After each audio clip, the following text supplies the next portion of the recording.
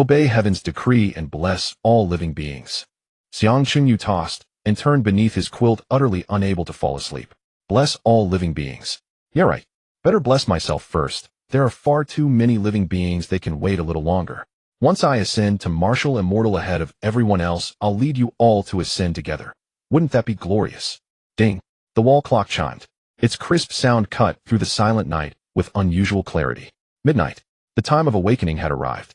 According to the iron law of the human race on the endless continent, upon reaching the age of 18 every year on the first night of the 6th month, at midnight one must bathe in the silver radiance of the moon to awaken one's martial root and open the personal panel. Before the age of 70, there is only one chance each year. Miss it, and you will be forever cut off from the martial path. The bedroom door creaked open. Before Xiang Chunyu could react, his quilt was yanked away in one swift motion. The early summer night carried a faint chill. He wore only a pair of oversized shorts and shivered instantly.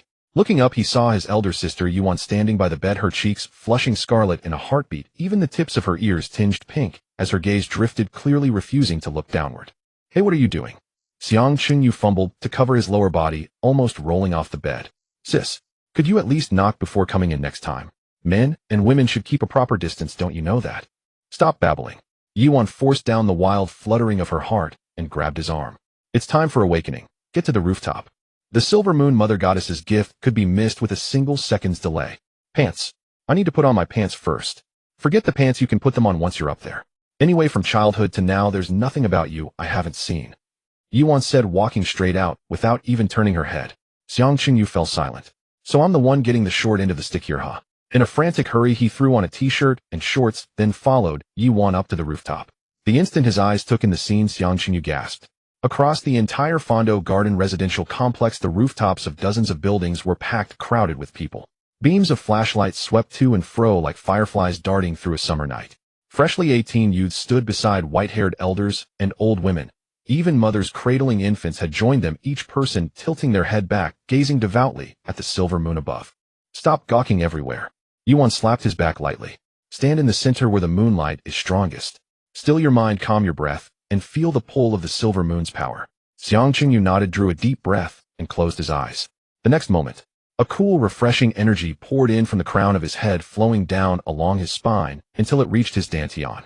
A soft, tearing sound seemed to echo within him. It felt as though something inside his body burst open. Xiang Chunyu's entire being shuddered, and the ground beneath his feet trembled faintly. A blinding golden pillar of light surged up from his crown, shooting straight into the night sky. The pillar was as thick as a water barrel, its golden brilliance dazzling as it illuminated half the complex. Whoa, a golden legend. Xiang Chunyu snapped his eyes open, so excited he bounced on the spot. The spiritual energy between heaven and earth surged toward him like sharks smelling blood. Centered upon his body, it formed a tornado-like vortex visible to the naked eye. Leaves, plastic bags, even socks and underwear hanging out to dry below were swept up, whirling through the sky. Feeling the raging current coursing within him, Xiang Chunyu burst into loud laughter. I can feel it. A warm stream is racing through my body. It's ignited. Ignited your head, maybe. A furious shout suddenly rang out from the rooftop of the neighboring building. Xiang Chunyu turned his head to look. On the rooftop of the third unit, next door, stood an elderly man with graying beard wearing a security guard uniform. Sweat streamed down his face as he clamped both hands over the slender golden pillar of light above his head, desperately trying to stabilize it. His pitiful vortex of spiritual energy was being battered crooked by Xiang Chunyu's tornado, on the verge of collapsing at any moment. Xiang brat, if you expand that damned vortex of yours any further this very instant, I'll come over and beat you until you're missing half your teeth. The security guard's eyes bulged, his beard quivering with rage. Sorry. Xiang Chunyu let out an awkward chuckle and hastily drew back the energy within his body. The golden vortex slowly dispersed, and all the objects flying through the air clattered down in a messy rain. Just as he breathed a sigh of relief, someone grabbed his ear. You're still laughing? Yuan twisted hard, making him bare his teeth in pain. Grandpa Qin is 70 years old. This year is his final chance. If you ruined it for him, when his martial master son comes back, he'll skin you alive. All right, I was wrong. Xiang Chunyu begged for mercy again and again. How was I supposed to know he'd still be so persistent at his age? Who doesn't want to take a gamble? Yuan released her grip, her tone easing. She turned and walked toward the neighboring rooftop, fished a crystal-clear core from her pocket, and tossed it over. Grandpa Qin, congratulations. You finally achieved what you wished for, and with a golden root bone at that. Grandpa Qin reached out and caught the core, then threw it into his own spiritual vortex. The golden radiance stabilized in an instant and slowly merged into his body. He gathered up the last trace of energy, sighed, and shook his head. Fulfilled what wish? At my age, what good is awakening a golden root bone? My blood and chi are already in decline. At most, I'll reach martial warrior at best. He looked at Yuan, then at Xiang Qingyu, a smile spreading over his face. You siblings both possess golden root bones. You are truly children of great fortune. In time, you are certain to achieve remarkable greatness. We'll take your auspicious words to heart. Yuan inclined her body slightly in respect. While the silver moon still shines strong, please accept the mother goddess's blessing. We won't disturb you further. With that, she turned back to their own rooftop. Xiang Qingyu was sitting cross-legged, palm on his abdomen, feeling the warm golden energy gently circulating within. His high school textbooks had described this before. It was the unique energy possessed by quasi-martialists before they began cultivating martial arts. Once they practiced martial techniques, this energy would transform into true qi, marking their official step into the realm of martial practitioners. Stop rubbing your belly like you're pregnant. Yuan kicked him lightly. Hurry up and open your personal panel to receive the mother goddess's blessing. If you're late, all the good stuff will be snatched by others. All right. Xiang Qingyu nodded and stood up. With a single thought, a pale blue semi-transparent panel appeared before his eyes. Name Xiang Qingyu. Age 18. Root bone gold. Realm quasi-martialist. Martial arts none. Martial skills none. Special skills none. Inventory silver moon, blessing 1. Just then, several rooftops to the east suddenly flared with an intense violet glow. Violet grade martial art. Plus my violet root bone. There is none above Tang's San. A conceited voice echoed across the night sky. What a joke. Making such a fuss over mere violet. Another voice rose, laced with amusement. Still, you could cultivate the violet movement technique, Luo Xianjuing, Spiral 9 Shadows. In the future, you'll have 9 clones delivering takeout orders. In Modu, you'll be the undisputed king of delivery orders. Laughter burst out all around. Before it even faded, several clusters of golden light suddenly exploded atop a rooftop to the west, brighter even than the pillar that had just erupted from Xiang Qingyu.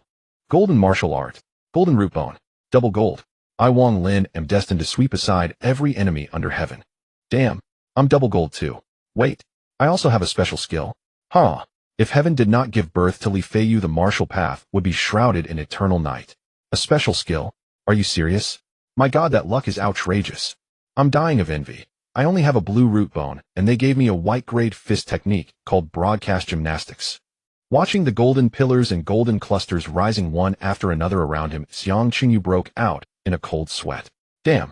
Ever since the human Yi Fan became the 999th great sun martial immortal 500 years ago, the fortune of the endless continent had surged as though a floodgate were thrown wide open.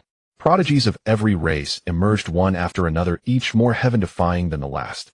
In the past, a single violet root bone would land one on the front page of the Human Federation with citywide parades and celebration. Now things had changed. Golden root bones were like cabbages by the roadside. Grab anywhere, and you'd get a handful. Just like the kids born after the year 2000 in his previous life, all of them growing up as if fed on pig fodder, their heights each more outrageous than the last. This competition was downright absurd. Xiang Qingyu drew in a deep breath and patted his chest. Steady. My name is Xiang Qingyu. Cheng, as in inheriting heaven, Yu, as in bestowing protection. Heaven's protection inherited. This is the destiny of a chosen child of heaven. If it's a competition, then I'll compete. Who's afraid? He turned his gaze to the glittering gift pack in the inventory section of his panel, his eyes sharpening. Time to reverse the grand situation. Open. With a single thought, the gift pack detonated. A radiant golden sphere of light shot up from his crown, rising high into the air and hanging there, its brilliance so vast it overshadowed even the silver moon above. It's golden too. In this life, I, Xiang Qingyu, will be second to none. Unable to wait, Xiang Qingyu tapped the golden sphere. Congratulations, you have obtained a golden grade martial art, Undying Golden Body. Undying Golden Body, supreme defensive divine art. Once cultivated, the physical body becomes indestructible. Golden Sha Gang Qi forms a protective barrier, naturally reflecting incoming force. Its defense is peerless, and it is hailed as one of the strongest protective arts in the world. Holy crap, I've struck gold. Xiang Qingyu trembled with excitement. Golden root bone from the start, now paired with a golden defensive divine art. If this isn't the destiny of heaven's chosen, then what is? He suddenly lifted his head, one hand stabbing toward the sky and the other pointing to the earth, and bellowed with all his strength. From this day forth across this continent, I am the myth. As his words fell, the entirety of Fondo Garden fell silent in an instant. Everyone on every rooftop turned toward him in unison, their bodies instinctively tensing. Several quick-witted ones even rushed to pull out small notebooks, scribbling down that line of pretentious brilliance. Amazing, brother. I'm keeping that line. Next time I awaken, I'm using it. That boast gets 99 points. I'm only deducting 1 so you don't get too arrogant. Another fierce one has emerged from Fondo Garden. Standing beside him, Yuan rolled her eyes dramatically and slapped the back of his head. You little brat, quite pleased with yourself, aren't you? She said irritably. Hurry up and check your panel. The Mother Goddess's blessing carries a tiny chance of including a special skill draw. Don't get so caught up showing off that you miss it. Hearing that, Xiang Changyu steadied his mind and opened his panel. His gaze swept over the special skill column. As expected, next to the formerly dull gray words special skill, none, a golden flashing draw button had appeared at some unknown time, flickering brightly. Xiang Qingyu's heart gave a violent thump. He hurriedly rubbed his palms together, his hands slick with sweat. Damn, it really exists. I knew it. I'm the child of destiny. How could I possibly not have a special skill? Beside him, Yuan had been standing calmly with her arms folded, but seeing his appearance, her expression tightened. She hurriedly stepped forward, grabbed his arm, and asked, Qingyu, you got it? Xiang Qingyu nodded heavily. Yes, there's a button. It's glowing. Hurry, make your oath. Yuan gave him a fierce shove, her expression incomparably solemn. Swear to the Silver Moon Mother Goddess. The more sincere your heart, the better the special skill you'll draw. Huh, I still have to swear. Xiang Qingyu froze for a moment, then reacted. Of course. Everyone did it this way. He hurriedly straightened his clothes, patted the dust off his body, then lifted his head to gaze at the bright silver moon hanging in the sky. Taking a deep breath and drawing on all his strength, he shouted, Silver Moon Mother Goddess above. This youngster bears the surname Xiang, and the given name Qingyu, taken from the meaning of following heaven's mandate and blessing all living beings. Today I hereby make this vow. When I ascend to the pinnacle of martial Tao, I shall lead all human clans of the world to share the grand Tao together. This glory I, Xiang Qingyu, shall never enjoy alone. In this life, I will trample the 3 races beneath my feet, unify the continent, and ensure the immortality of the human race. As his words faded, the entire Fondo Huayuan residential complex fell into a deathly silence in an instant. All those who had been cheering and celebrating turned their heads in unison to look at Xiang Qingyu. Even the silver moon in the sky seemed to sway slightly, as if laughing, whether at his overestimating himself and indulging in wild fantasies, or in appreciation of that foolish fearlessness unique to a newborn calf unafraid of tigers. After a full 3 seconds, someone finally snorted with laughter. Immediately after, uproarious laughter swept through the entire complex. This kid's ambitions aren't small. Led all humanity. Trample 3 races. I say he should first try trampling the breakfast stall at the estate gate. He's got spirit. Just a little too much of it. I'm dying of laughter. Next time I awaken, I'll shout like that too. Maybe if the Mother Goddess is amused, she'll grant me a special skill. Wait a minute. This kid is sly. Let him first climb to the peak of martial Tao, and only then come back to lead us. Xiang Qingyu's face flushed scarlet in an instant. He touched his nose, a little embarrassed. It did seem that he had bragged a bit too much. Ignore them. Yuan glared around at the crowd, then tugged at his sleeve. Draw it quickly. Don't waste time. Xiang Qingyu nodded, took a deep breath, and with a thought tapped that draw button. Buzz. The panel shook violently, bursting into a blinding silver radiance. The special skill column suddenly twisted, transforming into a bottomless black hole, slowly rotating. At that very moment, deep within Xiang Qingyu's mind, a colorless light cluster that had lain sealed for 18 years suddenly stirred. That light cluster turned into a streak of flowing brilliance, shot straight out of his mind, and plunged headfirst into the black hole on the panel. Xiang Qingyu was stunned. This thing. He suddenly remembered. Wasn't this what that scruffy old man calling himself Lu Daxia had stuffed into him back when he was lining up in the underworld to reincarnate? Back then the old man had grabbed his hand and muttered mysteriously, Boy, I see your bones are extraordinary. You are a Onsen Tinthasan martial prodigy. My legacy I now bequeath to you. Before Xiang Qingyu could react, the old man had kicked him straight into the reincarnation tunnel. He had thought it was only a dream, so there really had been something. After devouring that light cluster, the black hole on the panel spun faster and faster. Suddenly the black hole contracted violently, compressing into a light point no larger than a needle tip. The next second the light point exploded. A beam of 9-colored divine radiance erupted with a roar. Red, orange, yellow, green, cyan, blue, purple, black, and white. 9 colors intertwined, shooting straight into the heavens. The entire night sky above the magic capital was dyed in multicolored hues by this divine light. What the hell is that? 9-colored radiance. My God. What sort of heaven-defying prodigy has appeared? At most, all talents only manifest golden light. For it to be 9-colored, what level must that be? Haha, our race is on the rise. The human race shall be eternal. All those awakening in the magic capital raised their heads toward the direction of the divine rainbow light, their faces full of shock. Inside the Fondo Huayuan residential complex, everyone was dumbfounded. Their mouths hung so wide open that an egg could be stuffed inside. Those who had just been mocking Xiang Qingyo's foolishness now had their smiles frozen on their faces, uglier than crying. The nine-colored divine radiance lasted a full 10 seconds before slowly dissipating. The panel shuddered and returned to normal. Xiang Qingyu looked eagerly toward the special skill column. In the once blank space, 4 bold characters now stood out, followed by an exclamation mark exuding an overbearing aura. Special skill Pailai Xinjiang. Thunderclap Divine Palm. Xiang Qingyu hurriedly opened the details. In the next moment, his entire body froze in place. His mind went completely blank. Pailai Xinjiang unique skill components. The old man arrives. Pailai Xinjiang. The old man departs. The old man arrives ignores all spatial restrictions, allowing instantaneous arrival beside any designated allied unit. Pailai Xinjiang condenses a giant palm of golden gongqi, inflicting a forced knockup on a single target. The knockup distance is fixed at 108,000 li, and the target will inevitably suffer severe injuries. The old man departs ignores all restrictions, allowing instant return to the previous position. Usage requirement: when using the caster, must loudly shout the name of the move. Xiang Qingyo. Damn. A conceptual skill. No realm restrictions. No cooldown. No energy consumption.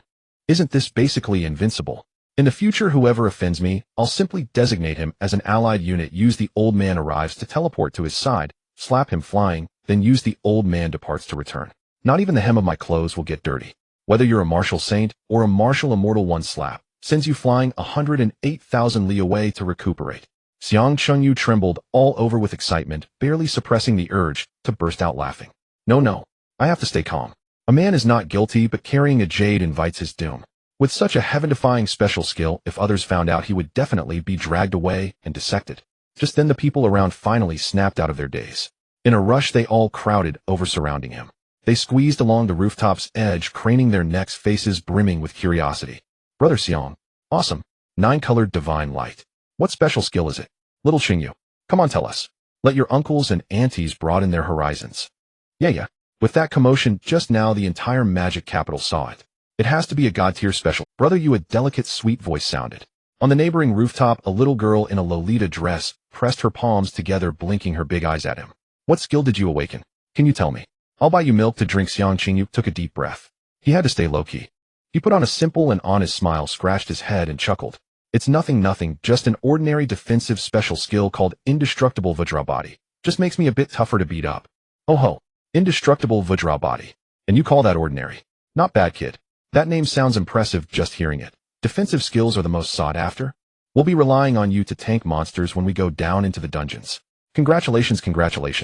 Fondo Huayuan has produced another great talent. When we head to the demonic beast forest in the future, you'll have to bring your uncles along. Everyone offered their congratulations. Though a little disappointed that it wasn't some offensive god-tier skill, Indestructible Golden Body still sounded formidable. At this moment, an ant downstairs shouted teasingly, Xiao Wan. Congratulations. Your little husband has awakened a special skill too. Now you two truly are a pair of double heroes. Yuan's face flushed all the way down to her neck in an instant. She shot the ant a fierce glare, yet did not dare to argue back. Their two families had been close friends for generations and had long since arranged a child betrothal for them. 15 years ago, their parents had gone out together to explore a secret realm, only to encounter a demonic beast tide and perish together. Back then, Yuan had been only 8, yet she grit her teeth and single-handedly raised Xiang Qingyu. Everyone in the complex knew this story. People often joked about them. Thank you, uncles and aunties. Yuan forced herself to remain calm and gave a slight bow. It's getting late. The two of us siblings will head down to rest now. Everyone should rest early, as well. We still have to go to the Martial Artists Association to register tomorrow. With that, before anyone could respond, she grabbed Xiang Qingyu's arm and turned hurrying toward the stairs. They jogged all the way home, shut the door, and locked it. Only then did Yuan let out a long breath. Leaning against the door, she patted her chest, her cheeks still rosy. Watching her like this, Xiang Qingyu couldn't help but want to laugh. What are you laughing at? Yuan glared at him, walked over, and sized him up from head to toe. Drop the act.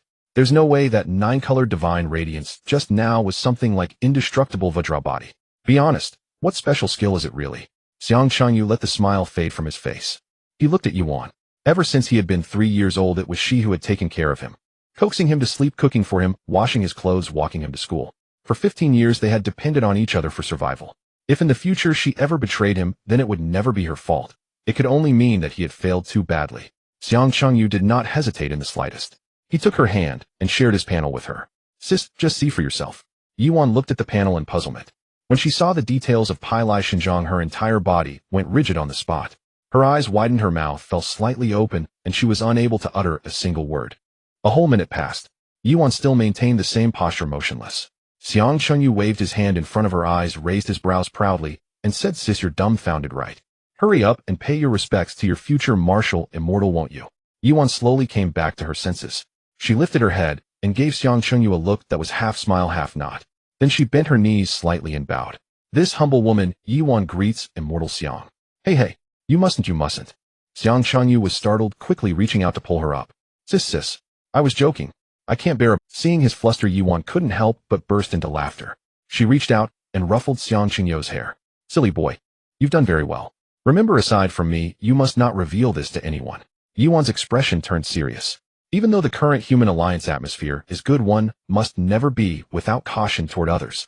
Xiang Chengyu nodded. Got it, sis. I won't tell anyone. That's my good boy. Yuan smiled. By the way, what was that golden martial art you just unlocked? Take it out and let me see. With a thought, Xiang Chengyu retrieved the book titled Undying Golden Body from the backpack section of his panel. A golden-colored ancient tome appeared in his hands, emanating a faint golden glow. Yuan took the ancient tome and flipped through a few pages. Suddenly, she snapped her head up, an expression of disbelief flooding her face. Chengyu, your luck is incredible. The martial technique I obtained is actually part of the same set as your undying golden body. As Yuan's voice fell, she stirred a thought. A pitch-black ancient tome exuding a chilling, sinister aura appeared in her hand. This was the blessing Mother Goddess bestowed upon me when I awakened 5 years ago. Yuan gently caressed the cover of the tome. Killing Fist of Golden Grade, an unrivaled killing Dao fist technique. My temperament is too gentle. I truly cannot bring myself to cultivate such a ruthless art. So I have kept it for you all this time. I never expected it would form a complete set with your indestructible golden body. Xiang Chengyu's eyes went utterly wide with shock. Killing Fist. Indestructible God. This was enough to become a legend on the continent. The indestructible golden body focused on defense, impenetrable by blade or spear, untouched by myriad arts. The Killing Fist specialized in offense, shattering all before it, every strike lethal. The two complemented each other, offense and defense fused into one, a perfect match.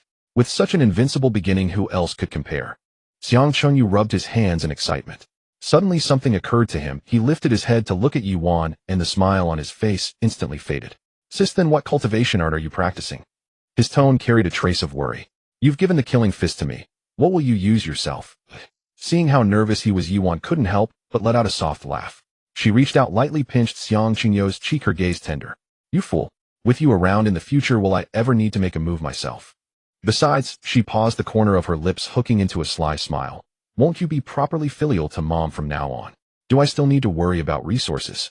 Xiang Chengyu's face darkened. Although still, it did sound rather reasonable. And it's not like I don't have a cultivation art of my own, Yuan added with a casual wave of her hand. She waved lightly, then took a cloth pouch from her backpack and stuffed it into Xiang Chengyu's hand. Stop worrying needlessly. These are the crystal cores I've saved up, 300 in total. Hurry and go cultivate. With your golden grade spiritual root, you'll be able to get started very quickly. Xiang Chengyu accepted the pouch, warmth welling in his heart. 300 first-tier crystal cores. At market price, each first-tier crystal core was worth 100 human alliance coins. 300 cores meant 30,000. This was the savings his sister had scraped together over 5 years by living frugally. On ordinary days, she couldn't even bear to buy basic white-grade martial arts, yet she reserved all good things for him. Looking at Yuan's exquisitely beautiful face, Xiang Chengyu felt a sudden impulse in his heart. He abruptly leaned over and planted a quick kiss on her cheek. A soft smack.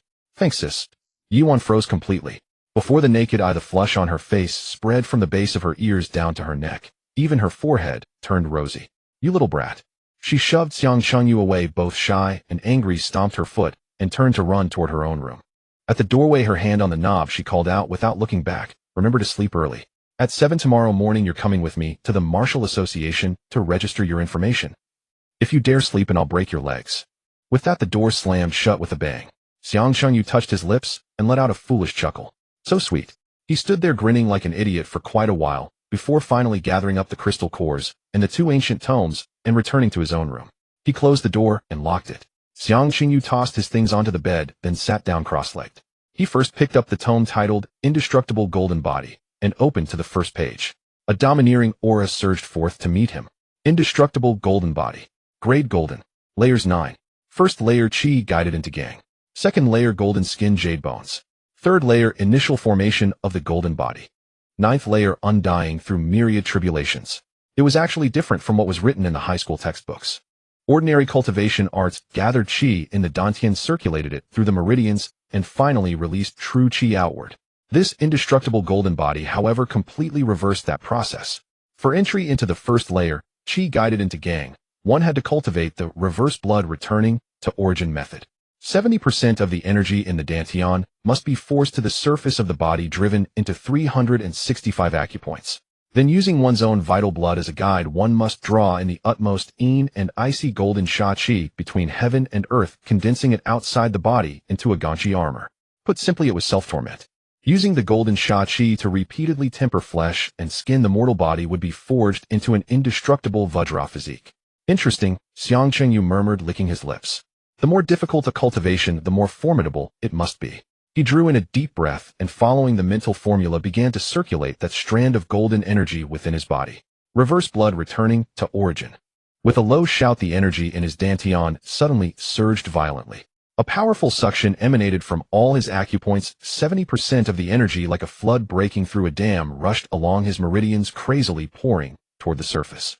A tearing sensation made Xiang Qingyu suck in a sharp breath. Pain, so much pain. It was as if countless needle points were piercing his meridians all at once. Gritting his teeth, he forced himself to endure the stabbing pain, guiding the energy bit by bit into each of the 365 acupoints. Each acupoint, once filled, sent back a wave of swelling ache. By the time all the acupoints were filled, Xiang Qingyu was drenched in sweat. His t-shirt was soaked through. Next, using vital blood as a guide, I must draw in golden sha qi. He bit the tip of his tongue, spitting out a mouthful of vital blood. In midair, the blood turned into a mist, instantly merging into the surrounding spiritual energy. A low hum reverberated, as though some hidden switch had been flicked. Threads of bone-chilling golden airflow streamed in through the window from every direction, flooding into the room. These golden currents were the golden sha qi of heaven and earth. They surged straight towards Xiang Qingyu, seeping through his 365 pores, slowly infiltrating the upper layers of his flesh. A fine, sharp, swelling soreness spread through his entire body in an instant. It felt like innumerable tiny files were grinding his flesh at once, and like countless ants were crawling in the seams of his bones. Itched, tingled, ached, burned. Every sensation intertwined, making one want to rip their own skin apart. Xiang Qingyu clenched his jaw, the muscles all over his body, taut veins bulging on his forehead. He locked down his consciousness, following the mental formula to guide the golden sha qi again and again as it scoured his body. This was the cultivation path of the indestructible golden body. To temper the ordinary mortal shell, to shed the innate filth of flesh and the frailty of carbon-based life. The golden sha qi, like the sharpest chisel, carved his body bit by bit. His skin and flesh tightened and condensed. The once thin and frail frame visibly became firm and resilient. The feeble impurities within his body were forced out by the sha qi, turning into wisps of black, turbid vapor that drifted away into the air. A foul, fishy stench gradually filled the room. Xiang Qingyu remained completely unaware. He was utterly immersed in cultivation. A faint golden membrane slowly formed around him. The membrane flickered softly, suffused with a cold, austere gleam, yet heavy as a mountain, and naturally exuding a domineering aura that looked down upon all things. Time slipped by. Outside the window, the night slowly receded. He did not know how long it had been before daylight finally broke. Xiang Qingyu's entire body suddenly shuddered. With a thunderous boom, a surge of overwhelming physical power erupted from within him. The golden halo around his body abruptly thickened. The once faint membrane became a distinct golden shield, fully enveloping him. Light flowed across its surface in iridescent currents, solid and unbreakable. Indestructible golden body, first layer. Qi guided into Gang, fully achieved. Xiang Qingyu slowly opened his eyes. Two sharp beams of golden light flashed across his gaze. He clenched his fists, feeling the surging power within his body, and couldn't help baring his teeth in a grin. Ecstasy. Absolute ecstasy. It felt like he could kill perhaps just a cow with a single punch, for now. The toughness of his physical body now far surpassed that of ordinary people. The protective gangshi automatically enveloped him. Common blades and swords likely couldn't even crack his chi shield. Moreover, it carried a built-in rebounding effect, already a nascent manifestation of tyrant body divine might. With a single thought, Xiang Chunyu withdrew the protective ganchi. He lowered his head to look at himself. A layer of black, oily grime coated his skin, emitting a pungent stench. Damn, I'm this filthy. Xiang Chunyu frowned and hurriedly jumped off the bed, rushing into the bathroom. He turned on the shower. Hot water cascaded down, washing away the filth and revealing the fair, firm skin beneath. The previously somewhat skinny frame now showed clear lines, abs, chest muscles, biceps. Everything he ought to have. A perfect inverted triangle physique. Not bad, Xiang Chunyu said to the mirror, striking a pose and arching his brows in satisfaction. Never again would anyone call him a skinny bamboo pole. After showering, he changed into clean clothes. Xiang Chunyu walked to the bedside and picked up the tome titled Killing Fist. Just as he was about to open it, Yuan's voice sounded from outside the door. Chunyu, get up. If you don't get up now, you'll be late. Here you come. Xiang Chunyu hurriedly stowed the 2 ancient books and the remaining crystal cores into his panel backpack, then opened the door. Yuan stood at the doorway in a fresh set of sportswear, her hair tied in a high ponytail, looking clean and crisp. Her cheeks were still slightly flushed, her gaze flitting everywhere except his face. How is your cultivation going? She cleared her throat, feigning nonchalance. Watch. Xiang Chunyu smiled faintly and moved his mind. A thin layer of golden protective qi instantly shrouded his entire body. Yuan's eyes lit up. So fast. She was utterly stunned. It's only been a few hours and you've already mastered the first layer. Back then it had taken her a full day just to get started with her own blue cultivation art. The golden cultivation art was far more difficult than the blue one, yet Xiang Chunyu had taken only a few hours to reach entry level. Such talent was downright monstrous. Of course. Xiang Chunyu lifted his chin proudly. Do you not see whose younger brother I am? I am the child of destiny, the future martial immortal. Please. Yuan rolled her eyes at him, though the corners of her lips could not help but curve up slightly. Hurry up and eat breakfast. After that we're going to the martial association. Got it. Xiang Chunyu trotted after Yuan toward the dining room. On the table were set soy milk, fried dough sticks, and tea eggs. They were all his favorites. Xiang Chunyu picked up a fried dough stick and took a big bite. Speaking around the mouthful, he mumbled, Sis, when we go register, do you think a white-bearded old man will suddenly jump out, drop to his knees with a thud, and cry as he begs to take me as his final disciple? What are you thinking? Yuan had just taken a sip of soy milk and nearly sprayed it out. She put the bowl down and wiped her mouth. According to the latest data from the Human Alliance, the total human population has exceeded 28 trillion and more than 50% have awakened. The probability of golden bone roots is 1%, and among those, only 1% awaken special talents. So geniuses like us number roughly 1/4 billion. Xiang Chunyu fell silent. Suddenly the fried dough stick in his mouth lost its savor. Sis, can you not crush my invincible Tao heart like that, he said with a long face. 1,400 million geniuses. What does that make me? Be content. At least you have a unique special talent. Yuan peeled a tea egg and handed it to him.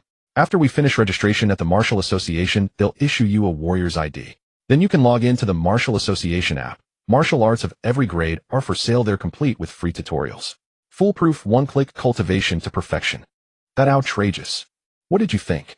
Yuan rolled her eyes. Look what era we live in. The whole Boeing Towmaster thing has long gone out of fashion. As long as you have money, you can buy anything. Xiang Chunyu grunted in acknowledgement and silently bit into the tea egg. A capitalist martial world. He shook his head and picked up a napkin to wipe his mouth clean. After breakfast, the two of them packed their things, locked the door, and went downstairs. They had barely stepped out of the apartment building when the scene before them gave them both a start. A long line snaked from the community gate all the way to the main road. Men and women, young and old, stood their documents in hand, craning their necks to peer ahead. The moment the two of them appeared, laughter erupted along the line. Yo, isn't this trample bit, bro? Impudence. It's first ascent, bro. He's going to ascend the martial peak first, then carry us all to an easy victory. First ascent, bro. Good morning. Little Qingyo, your uncles and aunties are all counting on you to ascend as a martial immortal and let us share in the grand Tao. Xiang Qingyo's face remained calm and his heart steady. He clasped his hands together in a martial salute. Honored elders and fellow villagers.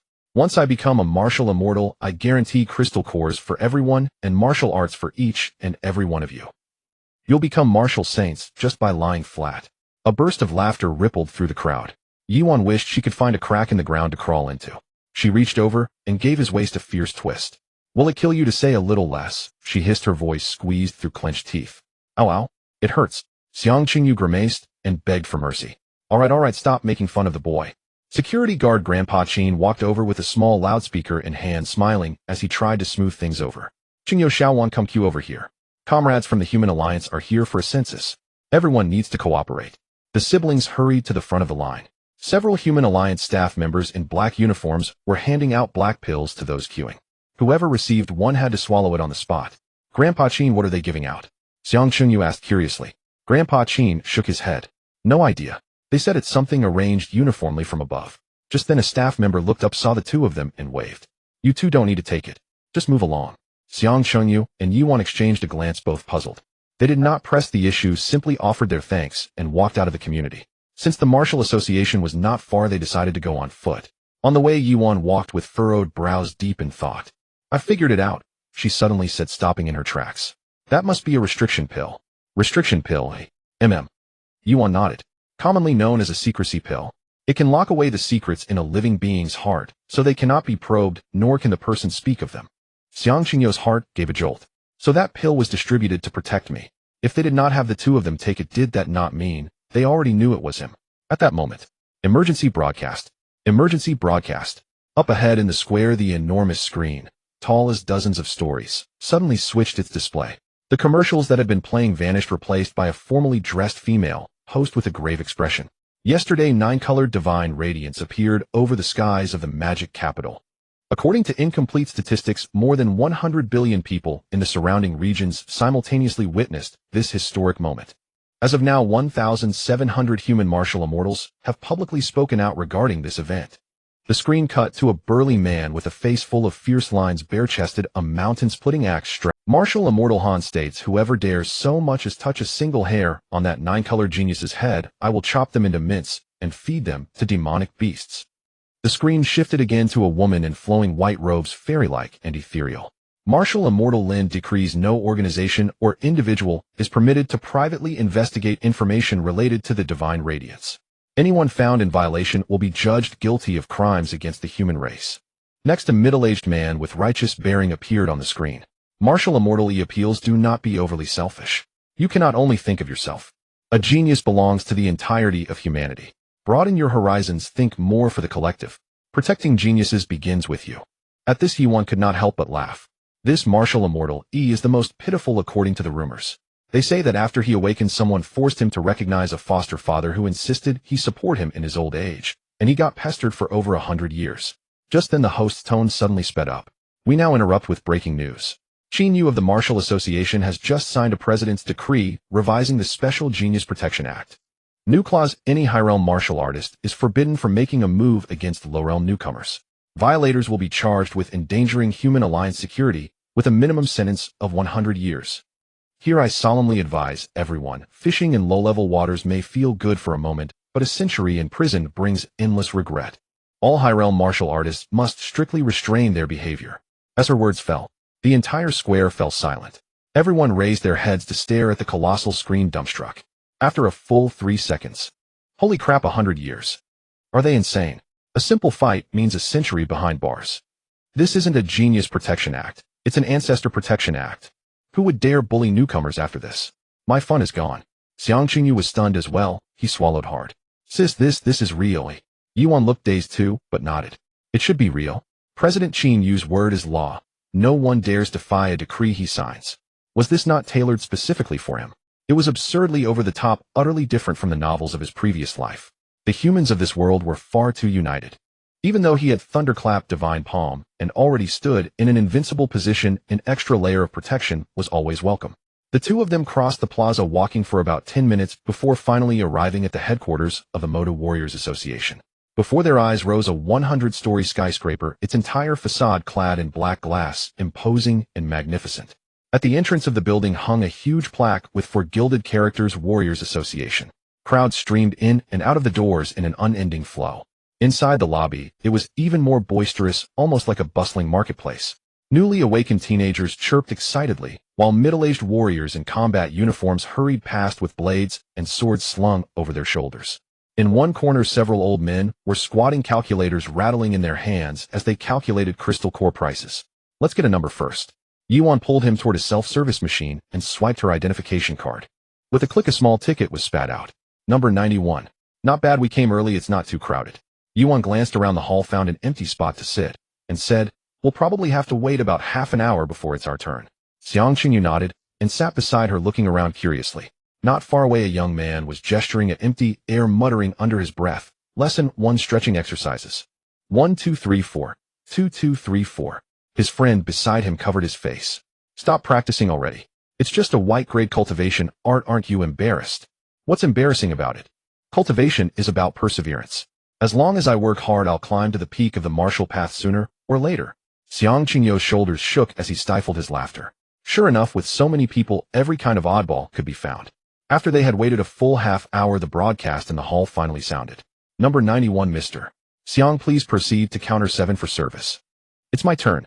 Xiang Chengyu sprang to his feet and strode quickly toward counter 7. Behind the counter sat a young woman in glasses, expressionless, looking like a seasoned veteran. Identification. Xiang Chengyu hurriedly handed over his documents. Place your hand on this crystal sphere and release your bone root chi. Xiang Chengyu did as instructed. The crystal sphere instantly flared with dazzling golden light. The young woman did not even lift her eyelids as she swiftly keyed information into her computer. Golden grade bone root, not bad. Have you cultivated any techniques? I have. Xiang Qingyu nodded, taking a deep breath, preparing to activate his indestructible golden body. Stop. The young woman suddenly raised her hand to cut him off. She deftly pulled open a drawer, took out a pair of black sunglasses, and put them on. All right, go ahead, she said evenly. You people with high-grade techniques, each one is flashier than the last, all pure light pollution. Yesterday, a great sun to Thagata palm nearly blinded my left eye, so I came prepared today. Xiang Qingyu was speechless. So even this job came with occupational hazards. The corner of his mouth twitched as he moved his thoughts. A thin layer of pale golden chi instantly shrouded his entire body, streams of light, flowing gently, faintly accompanied by the clanging of gold and iron. The young woman nodded, picked up the phone on the desk, and tapped it lightly against the chi barrier. Beep. True chi value 0. 99 Realm Warrior first tier, that's enough. She took off her sunglasses, picked up a steel seal, and stamped the warrior's card with a crisp thud. According to Article 10086 of the Human Federation Constitution, newly awakened individuals receive a martial arts starter package as a subsidy. With that, she handed over the warrior identification in a small gray cloth pouch. Xiang Chengyu accepted them, delight blooming in his heart. He had finally become an official warrior. He turned and walked to the lobby entrance where Yuan was waiting for him. All done. Xiang Qingyu proudly handed over his warrior card. Look, warrior first tier. And a newbie gift pack. Yuan glanced over it and smiled. Not bad. This pouch is a storage bag with about 1 cubic meter of space. Inside are your initial supplies. Stop staring at it, let's go home. Wait, sis.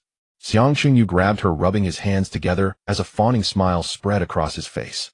I want to test a special ability. You go out of the city first, head to Blackstone Mountain, outside the walls, find a deserted spot, and message me. Why don't we just go together? Yuan looked at him in puzzlement. It's too much of a waste. Xiang Chengyu lowered his voice. One ride on the teleportation array costs 1,000 Federation credits. If I just teleport there myself, the money we save could buy 10 first-tier crystal cores. Yuan fell silent.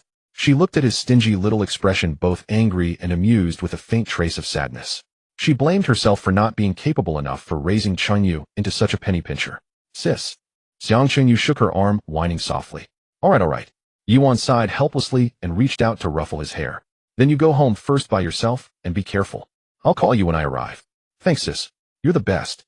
Overjoyed, Xiang Chengyu quickly pecked her on the cheek and then dashed off. You little brat. Watching his retreating back, Yuan, flushed with both embarrassment and anger, stamped her foot and turned toward the teleportation array on the plaza. Xiang Chengyu jogged all the way home, closed the door, and locked it. He hurriedly unfastened the gray storage bag and hung it at his waist. His interface backpack only had 50 slots and was usually reserved for valuables. Everyday items still had to go in the storage bag. With a thought, he opened the storage bag. Inside, several items were neatly arranged: 3 green-grade manuals, 10 first-tier crystal cores, and a black mobile phone. So this is a phone specifically for warriors. Xiang Qingyu picked it up and weighed it in his hand. It was heavy and cold to the touch, looking almost like a brick. It was said it could withstand a blow from a martial master, and you could use it to crack walnuts without any problem. He eagerly pressed the power button. A few seconds later, the screen lit up. He entered his warrior ID number and password to complete the binding. Finding the Warriors Association app, he tapped it open. As soon as the home page loaded, an advertisement suddenly popped up. He meant to tap skip, but his hand slipped, and the phone shook, the interface jerked, and jumped to another page. Ding. Marshall Dow Easy Loan has finished downloading. Credit limit up to 5 million, instant approval, and instant payout. Short on funds for cultivation. Easy Loan is here to help. Xiang Qingyu was speechless. So even shake-triggered ads had chased him all the way to the endless continent. His face darkened as he long pressed the icon and viciously tapped on install. You do not have this permission. Cancel details. Bewildered, he tapped details. Please advance to the martial immortal realm, then call customer service 12,315. The sky above the human race is far too dark, he cursed, grumbling as he switched to the background and reopened the Warriors Association app. As soon as he entered the home page again, the auction section at the top stunned him. Dragon Essence currently on sale, 0 last transaction price, 999999999. Phoenix Blood currently on sale, 0 last transaction price, 999999999. Sunlight Gold Essence currently on sale, 1 current bid, 8. Xiang Chengyu tried counting the zeros. By the third attempt he gave up. It was utterly outrageous. The numbers were longer than his phone number. He shook his head and tapped the second tab, the marketplace. The categories were comprehensive cultivation, arts, martial skills, peculiar techniques, divine, weapons, treasured artifacts, pills, oddities. Everything one could imagine. A green-grade cultivation art cost only 1,000 Federation credits, blue cost 10,000, purple 100,000, and gold 1 million. The prices were still relatively friendly. Except, Xiang Qingyu glanced at the 300 credits in his own wallet. Well, if he worked a 007 schedule every day for 2.5 years, he might just be able to afford a gold-grade martial art. He sighed and scrolled further down. The next two sections were the mission hall and the discussion forum. The mission hall was where official bodies and individuals posted commissions. The discussion forum was even livelier. Shocking. The evil repelling sword manual can be mastered without self-castration. Click to pay. Debunked. The 9-colored divine light is in the southern peninsula. I saw it with my own eyes. Congratulations. The Tianju Medical Group has released the Martial Immortal Advancement pill. Martial Immortal Advancement is just the brand name. On the first day of the new clause coming into effect, someone was sentenced to 100 years for stepping on a newbie's foot. Can any expert tell me exactly where in Modu the 9-colored divine light is? Waiting online, very urgent. Xiang Qingyu read with great interest. Just as he was about to tap the 5th post, it suddenly vanished. At that moment his phone rang. It was Yuan. Hello sis. I'm at Blackstone Mountain by the forest on the west side. No one's around. You can come. Got it. Be right there. Hanging up, Xiang Qingyu took a deep breath. With a thought whoosh, his entire body vanished from the room. At Blackstone Mountain beside the forest, Yuan was leaning against a tree, playing with her phone. Suddenly a shout exploded beside her. This old man has arrived. Xiang Chengyu appeared out of thin air, nearly slamming into the tree. Slow down. Yuan grabbed his arm to steady him and said helplessly, why are you shouting so loud? Afraid people won't know you're here? I'm just excited, Xiang Chengyu chuckled, glancing around. No one else, right? Relax, I've checked. Yuan pointed at the nearby trees. There are plenty of first-tier demon wolves in the woods. Perfect for your test. Great. Xiang Qingyu nodded, rubbing his hands, his eyes bright with excitement. At last he could test the power of the Thunderbolt Divine Palm. He walked to the edge of the forest, and at a glance spotted a gray demon wolf foraging. The demon wolf was over a meter long, fangs bared, its gaze ferocious. You'll do. Xiang Qingyu took a deep breath and thrust both palms forward. Thunderbolt Divine Palm. Boom. A massive golden palm of condensed chi materialized out of thin air, carrying a world-shattering momentum as it slammed down at the demon wolf. The demon wolf had no time to react and was struck directly by the giant palm. Whoosh! Like a cannonball, it was launched into the air and vanished at the horizon. Not even a death cry remained. Xiang Chengyu was dumbfounded. Yuan was equally speechless. The two of them stared at each other. After a full 3 seconds, Yuan swallowed hard. Where did it fly off to? No idea. Xiang Chengyu scratched his head. Probably the neighboring province by now. This power is insane. Yuan clicked her tongue. But why did it just fly off and disappear? We can't see what the serious injury looks like. I don't know either. Xiang Chengyu frowned. Cisco, catch another one, just injure it this time. All right. Yuan nodded, her figure flashing as she dashed into the forest. In less than a minute she returned, dragging back a demon wolf with a broken leg and tossing it to the ground. Give it a try. Xiang Qingyu looked at the howling wolf and shouted again, Thunderbolt Divine Palm. The golden giant palm descended once more. Whoosh! Yet again the demon wolf was sent flying. Still no visible damage to be seen. Something's off, Xiang Chengyu said, rubbing his chin. Sis, catch one more and beat it half to death. Got it. Yuan once again darted into the woods. This time she came back, carrying a demon wolf covered in blood. This should be about right. Xiang Qingyu nodded and aimed at the wolf. Thunderbolt Divine Palm. The golden giant palm slammed down onto the demon wolf. Splat. The wolf's body shattered into minced flesh, collapsing in a heap on the ground. This time it did not fly away. Xiang Qingyu's eyes lit up. I get it. I get it. He jumped up and down on the spot, laughing loudly. The damage of Thunderbolt Divine Palm is a fixed percentage. One strike always removes 50% of the target's full health. So if their health is above 50%, they get blasted away and grievously wounded. If the target's health is below 50%, one strike won't knock them back, it just kills them outright. Half-health execution, insanely strong. Watching how utterly delighted he was, Yuan couldn't help but let the corners of her mouth lift as well. Awesome or not, sis? Xiang Chunyu leaned close to her, practically wagging his tail to the sky. Yuan raised her thumb without hesitation. Awesome. Although you rattled off a whole bunch of stuff I didn't really understand, it sounded incredibly impressive. Xiang Chunyu fell silent for a moment. Fine. My silly older sister. Patiently he explained, for example, your maximum health is 100 points. No matter whether you're currently at 80 or down to only 10, this palm of mine will still cut off 50 points. Oh. Yuan suddenly understood. So if someone's below 50% of their own health once they're hit, death is inevitable, eh? Exactly. Xiang Qingyu slapped his thigh. If their health is above 50%, they'll be severely injured and knocked flying. Then, Yuan frowned slightly. Would martial techniques, defensive treasures, cultivation realm, or even different races affected? Hard to say. Xiang Qingyu scratched his head. The skill description says forced knockback and guaranteed heavy injury, so it probably isn't affected. We can test it later on stronger enemies. For now, it works great against first-rank demon wolves. His eyes spun as an idea struck, and he chuckled. Sis, since we're already here, we can't just leave empty-handed. Let's kill some demonic beasts and earn back that 1,000 yuan teleport fee of yours. That works. Yuan nodded. You just cultivated undying golden body. It's perfect to spar with first-rank demon wolves and get used to the feeling of battle. I'll watch from the side for you. Don't worry. Xiang Chunyu thumped his chest, then circulated his true qi. A pale golden protective qi instantly shrouded his entire body, looking utterly indestructible. He swaggered into the trees and immediately locked onto a demon wolf gnawing on a bone. The demon wolf lifted its head, bearing sharp fangs, as a low growl rumbled from its throat. Oh, guarding your food, are you? Xiang Chunyu crooked his finger at it in provocation. Enraged, the demon wolf lunged, its razor claws raking viciously toward his chest. Its claws scraped across the golden protective qi with a harsh screech. Not even a scratch was left behind. The demon wolf froze in confusion, then pounced again, clawing and biting at Xiang Chunyu in a frenzy. Its teeth were nearly shattered with the repeated bites, yet it still couldn't break his defense.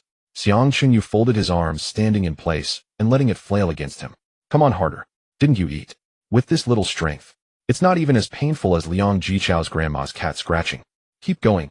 Put in a bit more effort. Maybe you'll actually scratch through it. The more the demon wolf attacked, the more frantic it became. Its eyes reddened as it ravaged him in a wild frenzy. In less than 5 minutes, its claws had worn blunt, 2 teeth had broken, and it lay on the ground panting heavily. Xiang Chunyu shook his head. No good, far too weak. He raised his fist and slammed it down toward the demon wolf's head. Boom. The demon wolf's head exploded, outright red and white matter splattering across the ground. Xiang Chunyu withdrew his qi barrier and squatted down to search the corpse. He rummaged for quite a while, yet found nothing. Where's the crystal core? He looked up at Yuan. Why is there no core? It's not that easy to drop one. Yuan walked over and kicked the demon wolf's corpse. If one crystal core appears out of 10 first-rank demonic beasts, that's already quite good. The odds are very low. True. Xiang Qingyu nodded. He straightened and brushed the dust from his hands. Otherwise, prices would have collapsed long ago. A first-rank crystal core costs 100 yuan, second rank 1,000, third rank 10,000, and each rank above that multiplies by 10. If the drop rate were high as 7th rank, Qinxing Martial King would earn 100 million just by killing a single 7th rank demonic beast. Killing 100 would mean 10 billion. Wouldn't that let everyone buy dragon essence and phoenix blood? It's not that simple. Yuan chuckled. The higher the rank of the demonic beast, the fewer there are, and the harder they are to kill. And even if you manage to slay one, a crystal core isn't guaranteed. On top of that, daily cultivation consumes an enormous amount of resources. Many martial artists can't accumulate much wealth in their entire lives. That's true. Xiang Qingyu sighed softly. Suddenly his eyes lit up. Sis, I've got a great idea. What idea? You're at 9th level martial master. We should go hunt second-rank demonic beasts. Xiang Qingyu said excitedly. You knock them down below half health, and I'll use Thunderclap Divine Palm to finish them off. Our farming speed will skyrocket. Yuan's eyes brightened as well. Right? Moreover, a single second-rank crystal core could sell for 1,000 yuan, perfectly covering the teleport fee. If they were lucky enough to get to, their round-trip travel costs would be paid. But she quickly furrowed her brows again. No, it's too dangerous. Second-rank demonic beasts are much stronger than first-rank ones. What if you get hurt? Come on, sis, relax. Xiang Qingyu patted his chest. I've got Lao Fu Lai Yi and Lao Fu Chu Yi. If there's danger, I'll instantly teleport away. There's no way I'll get hurt. He grabbed Yuan's arm and shook it playfully. Sis, let's try it. I promise nothing will happen. Once we farm 2 second-rank crystal cores, we'll go home. Looking into his expectant eyes, Yuan let out a helpless sigh. All right, but promise me this: you follow my commands completely and don't run off on your own. The moment there's danger, you teleport away immediately. Understood? Got it. I promise I'll obey. Xiang Chunyu was overjoyed. Let's go. Yuan turned around and led the way deeper into the forest. The farther they went, the denser the trees grew and the dimmer the light became. A faint stench of blood and rot lingered in the air. Occasionally, distant roars of demonic beasts echoed through the woods. Following behind, Yuan, Xiang Chunyu carefully scanned their surroundings. His undying golden body remained active, golden protective chi enveloping him to prevent ambushes. After walking for roughly 10 minutes, Yuan suddenly halted and made a gesture for silence. There's a second-rank black bear ahead. She lowered her voice. Its hide is thick and its flesh tough with extremely high defense. I'll go in first to wear down its condition. You get ready. Understood. Xiang Chunyu nodded and clenched his fists. Yuan drew in a deep breath, her figure blurred, and shot forward. Her speed was astonishing, like a trailing afterimage. At some point, a dagger had appeared in her hand. Cold light flashed as she drove it viciously toward the black bear's eye. The black bear roared in fury, swinging a massive paw toward Yuan. Yuan dodged nimbly, her dagger carving a gash across its body. Black blood instantly spilled out. The black bear was fully enraged, lumbering after Yuan in a wild barrage of swats. Relying on her agile footwork, Yuan circled the beast, her dagger again and again, tracing lines of blood across its hide. In less than half an hour, the black bear's body was covered in wounds, bleeding profusely. Its breathing had grown weak and ragged. That's about enough, Yuan shouted, withdrawing to a safe distance. The black bear's health had already dropped below half. Watch me, Xiang Chunyu shouted, thrusting both palms forward. Thunderclap, divine palm. A colossal golden palm of protective chi manifested in the air and slammed down onto the black bear. Crack. The black bear didn't even manage a scream. Its massive body collapsed to the ground, lifeless. That was amazing, an instant kill. He rushed over, crouching beside the corpse to search. Reaching into the black bear's skull, his fingers touched something. He pulled it out and glanced down. A black crystal core the size of a pigeon egg lay in his palm, emanating a faint glow. We got a crystal core. Xiang Chunyu held it aloft, shouting in excitement. Sis, look, a second-rank crystal core. 1,000 yuan in the bag. Yuan walked over and looked at the core in his hand, smiling as well. Not bad at all. First one, and it drops. This efficiency is insane. Xiang Chunyu happily tucked the core into his storage pouch. At this rate, farming 3 to 5 in a single day is no problem. We'll be rich by then. Don't celebrate too early. Yuan poured a basin of cold water on his enthusiasm. Second-rank demonic beasts aren't cabbages. There aren't that many for you to slaughter. And deeper in the forest, there are third-rank and even fourth-rank demonic beasts. Running into those would be trouble. Yeah, I know. Xiang Chunyu waved his hand. We'll just farm around here and won't go farther in. The two continued forward. Before long, they encountered another second-rank demonic beast, a leopard. Yuan engaged it, tangling with it for over 10 minutes and beating it down to half health. Thunderclap, divine palm. Xiang Chunyu struck with a single palm. The leopard died on the spot. Unfortunately, no crystal core dropped this time. No big deal, let's keep going. Xiang Chunyu didn't mind in the slightest. The two grew more and more in sync. Yuan handled the damage, suppressing each beast's health below half. Xiang Chunyu was responsible for the finishing blow, instantly killing and then harvesting the corpses. Their efficiency was astonishing. By evening, after nearly 10 hours, they had slain 23 second-rank demonic beasts. They had obtained 4 second-rank crystal cores in total. 4,000 yuan. Xiang Chunyu stared at the cores in his storage pouch, grinning so widely his mouth couldn't close. After subtracting the round-trip teleport fee, we still have 2,000. That's enough to buy 21st-rank crystal cores. Look at you, so pleased. Yuan laughed and shook her head. It's getting dark, let's head back. The forest isn't safe at night. Just one more kill, Xiang Chunyu said, still unsatisfied. As soon as the words left his mouth, a rustling sound suddenly came from a nearby patch of grass. Both of them instantly grew alert.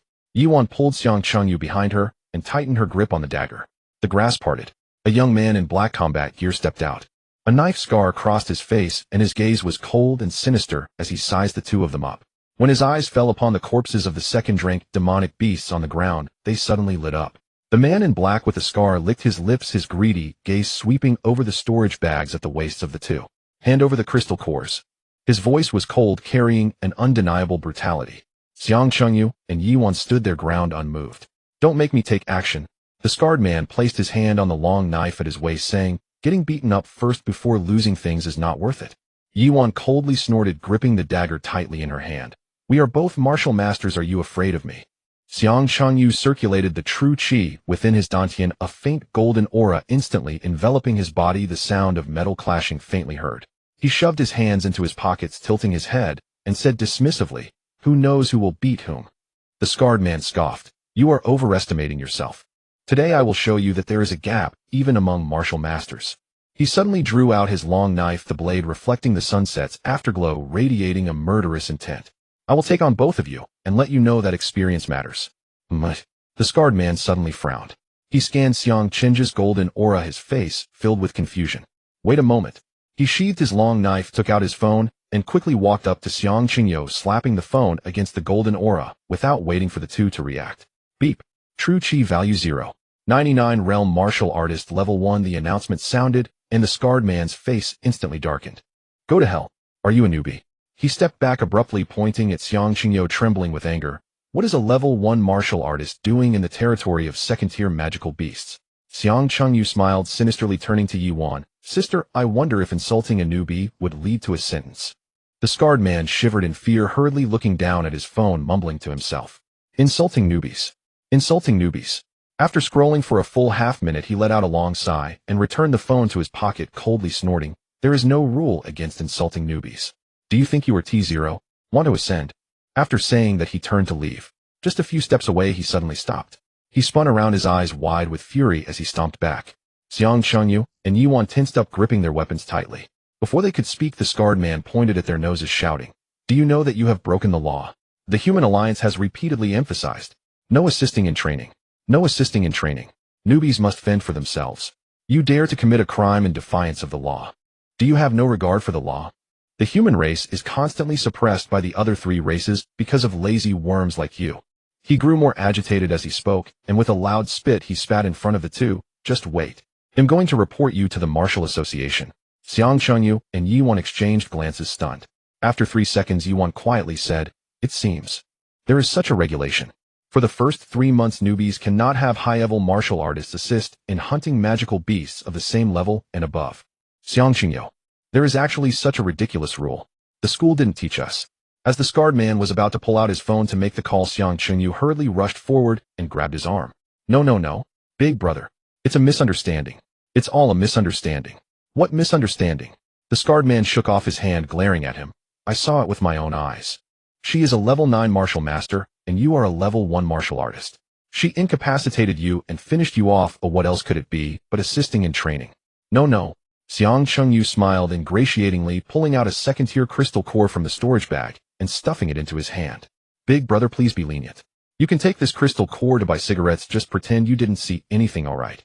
The scarred man looked at the crystal core in his hand, his face darkening further. He suddenly smashed the crystal core back into Xiang Qing's arms, pointing at his nose and cursing, "Oh, get lost. Are you humiliating me? The laws of the Alliance cannot be measured by money. No assisting in training for newbies is a matter of the human race's future for generations. If everyone assists in training, then everyone will be a mere decoration. When the next wave of magical beasts comes, who will defend the city? Who will protect the elderly, women, and children?" He was spitting as he spoke, spraying Xiang Qing's face. Xiang Chengyu wiped his face and nodded repeatedly. Yes. Big brother, you are right. I will deeply reflect on my mistakes. Today is my first time out. I didn't understand the rules, and I won't dare to do it again in the future. I will definitely be self-reliant, work hard, and contribute to the beautiful future of the human race." The scarred man stared at him for a long time, and seeing his sincere attitude in admitting his mistake, his expression softened a bit. "Considering that you are a newbie, he'll let this go this time. If I see you assisting in training again, I will directly report you at 12,333. Thank you, big brother. Thank you, big brother." Xiang Chengyu nodded vigorously. "All right." The scarred man looked up at the sky. "It's getting dark. You two should head back to the city, right?" Yes. "Perfect. I'm heading back too. Let's go together." The scarred man patted the long knife at his waist. "You two look inexperienced. Blackstone Mountain is not safe at night. They'll protect you." Xiang Qing's heart sank. This is bad. He originally planned to let Yuan take the teleportation array back by herself, while he used Old Man's departure to teleport home directly, saving $1,000 on teleportation fees. But now with the scarred big brother wanting to go together, how could he teleport? He couldn't just disappear in front of him, right? What's wrong? Don't wanna. The scarred man frowned. No. Xiang Changyu quickly forced a smile. How could I not want to? Thank you so much, big brother. With you around, we can rest assured. But inside he was bleeding. $1,000. 10 first-tier crystal cores. Just like that gone. Let's go. The scarred man waved his hand, leading the way north. The nearest teleportation array is to the north. Walk faster, or you will miss the last bus. Xiang Chengyu lowered his head, following behind. Yuan secretly pinched him, trying hard to suppress her laughter, her shoulders shaking. Along the way, the scarred man switched to education mode. Kid, let me tell you, you can't be so arrogant outside in the future. When you encounter someone of a higher level, you must be low-key. In the realm of humans, at most you'll just get beaten up. If you go to the territories of other races, they might just kill you on the spot. Last time I met a reckless youth who ate dumplings without vinegar in the Ling race territory, disrespecting local customs. As a result, a Ling race martial master hung him from a street lamp and beat him for 3 days and nights. In the end, the human alliance intervened to negotiate and managed to save him. Xiang Qingyu nodded repeatedly. Yes, big brother is right. By the way, what is your name? Xiang Qingyu, and you, big brother. My name is Wang Hu, and everyone calls me Brother Hu. If you encounter any trouble in Blackstone Mountain in the future, just mention my name. Wang Hu proudly patted his chest. As long as you mention my name, they will go easier on you when you get hit. Thank you, Brother Hu. The three chatted as they walked, and before they knew it, they reached the teleportation array. Many martial artists were lining up to return to the city in front of the teleportation array. Alright, this is where I stop. Wang Hu halted. I'm going to the East District and you two are going to the West District. It's not on the way. Okay, Brother Hu. Xiang Qingyu nodded. Thank you so much today. What for? Wang Hu waved his hand. We are all fellow humans. It's only natural to help each other. Remember, don't assist in training in the future. Got it. I guarantee I won't. Wang Hu nodded in satisfaction and turned to queue up. Xiang Chengyu watched his departing figure, letting out a sigh of relief. Big brother is nice, but he talks too much. He's a complete chatterbox. Yuan chuckled. Who told you to be so arrogant earlier? You got schooled, didn't you? It's already good that he didn't report us. How was I supposed to know there was such a ridiculous rule? Xiang Qingyu pouted. $1,000. My $1,000 are gone. Alright, stop being upset. Yuan tugged at his arm. Hurry up and queue. If we delay, there really won't be any transport left. The two waited in line for 10 minutes, and finally boarded the teleportation array. With a flash of white light, they instantly appeared in the West District Teleportation Hall. Back home, it was already past 8 in the evening. You rest first, I'll go cook. Yuan changed her shoes and walked into the kitchen. Xiang Qingyu nodded and slumped on the sofa. He rubbed his sore legs, having run around all day, utterly exhausted. After resting for a bit, he took out the pitch-black killing fist from his backpack. The cover had 2 blood-red characters exuding a chilling, murderous intent, as if they were going to leap off the page. He took a deep breath and opened to the first page. A bone-chilling killing intent rushed toward him, making him shudder. Killing fist, grade golden supreme killing art, gathering killing intent to condense the golden killing fist aura. The fist aura crushes all with 3 consecutive moves, each strike deadly, born for slaughtering strong enemies. Note, often used in conjunction with the Indestructible Golden Body to form a terrifying combat power that combines offense and defense. First move, killing heart. Second move, killing god. Third move, killing absolute. Xiang Chengyu became increasingly alarmed as he read. This killing fist is indeed domineering. It completely abandons defense, striking at the enemy's vital points with every move, relentless and unyielding. Every punch condenses all killing intent, using killing to stop killing, using violence to restrain violence. Moreover, it pairs perfectly with the Indestructible Golden Body. The Indestructible Golden Body absorbs damage, while the killing fist delivers output. While others can't harm me, I can kill them with a single punch. Perfect. Xiang Chengyu became more and more excited as he read, unable to resist following the mental mantra to circulate the true qi within his body. Streams of golden true qi flowed through his meridians, surging into his fists. A cold, killing intent slowly emanated from him. The temperature in the living room dropped several degrees instantly. In the kitchen, Yuan shivered, poking her head out. Qingyu, did you turn on the air conditioning? Xiang Chengyu hurriedly withdrew his true qi, scratching his head. No, maybe it's because the window is not closed. Oh. Yuan nodded, retracting back into the kitchen. Dinner will be ready soon, just wait a bit. After about 10 minutes, Yuan came out of the kitchen with the last bowl of rib soup. Wash your hands and come eat. Xiang Chengyu sprang up from the sofa, almost hitting the corner of the table with too much force. Always so eager since childhood. Yuan gave him a sidelong glance and pushed a full bowl of rice towards him. The table had 3 dishes: braised ribs, garlic water, spinach, and rib soup. For the 2 of them, it was more than enough. He picked up a piece of rib and stuffed it into his mouth, cheeks puffed like a hamster, mumbling, "Sis, your cooking is getting better and better. Slow down, no one is competing with you." Yuan did not touch her chopsticks. She sat across from him, resting her chin on her hand and watching him eat, her gaze reminiscent of when he brought home perfect scores in exams as a child. "Why aren't you eating, sis?" "I've been in the kitchen for too long. I'm a bit tired. I'll rest a bit before eating." Yuan picked up her chopsticks, thought for a moment, and then set them down. I need to tell you something. For these 3 months, you should just focus on your cultivation at home. Don't worry about the resources, I will handle it. Xiang Qingyu paused in his chewing of the ribs. He looked up at Yuan. The light fell on her face, softening her brows and eyes. This woman had almost played every important female role in his life. She was his mother. After losing his parents at the age of 3 and being weak as a child, she fed him spoon by spoon until he grew up. At that time, he had not awakened his memories and did not remember how the neighborhood aunties would say every time they met your sister was only 8 years old back, then carrying you and going door to door begging for rice porridge, and in the heavy snow of winter, she would rather not eat and fed you all. She was his sister. Always standing in front of him when the neighbor's kids mocked him for being without parents, she would rush up to fight 3 of them, returning with a bruised face, claiming she had fallen. She was his confidant. All his worries, secrets, bragging, and foolish acts were all contained in her ears. She was also his lover. From the moment he was born, their parents had arranged a marriage pact. Later, when he awakened, he would sometimes wonder if it weren't for this marriage pact, would Yuan still treat him this way? The conclusion was yes, she would still treat him the same with or without the marriage pact. Her world was very small. Small enough to only contain herself. For 15 years, she had no social life, did not go shopping, did not dress up. Apart from the martial arts app, her phone was filled with various books, becoming a mother, letting children win at the starting line, a good mother is better than a good teacher, nonviolent communication for parents, the secrets of adolescence. Her gaze was always fixed on herself like stars revolving around the sun, endlessly and unchanging. She seemed to never feel tired and had never said, "I'm tired." The only time he saw her cry was when he was 8 and had a high fever. She squatted in the hospital corridor all night, and the next day her eyes were swollen like walnuts, yet she smiled and told him it was okay, that he would be fine once the fever subsided. His nose felt a bit sour. It couldn't go on like this. What are you daydreaming about? Yuan waved her hand in front of his eyes. Xiang Qingyu snapped back to reality and blinked rapidly. He grinned. Sis, this rib is so delicious, I'm totally lost in it. Smooth talker.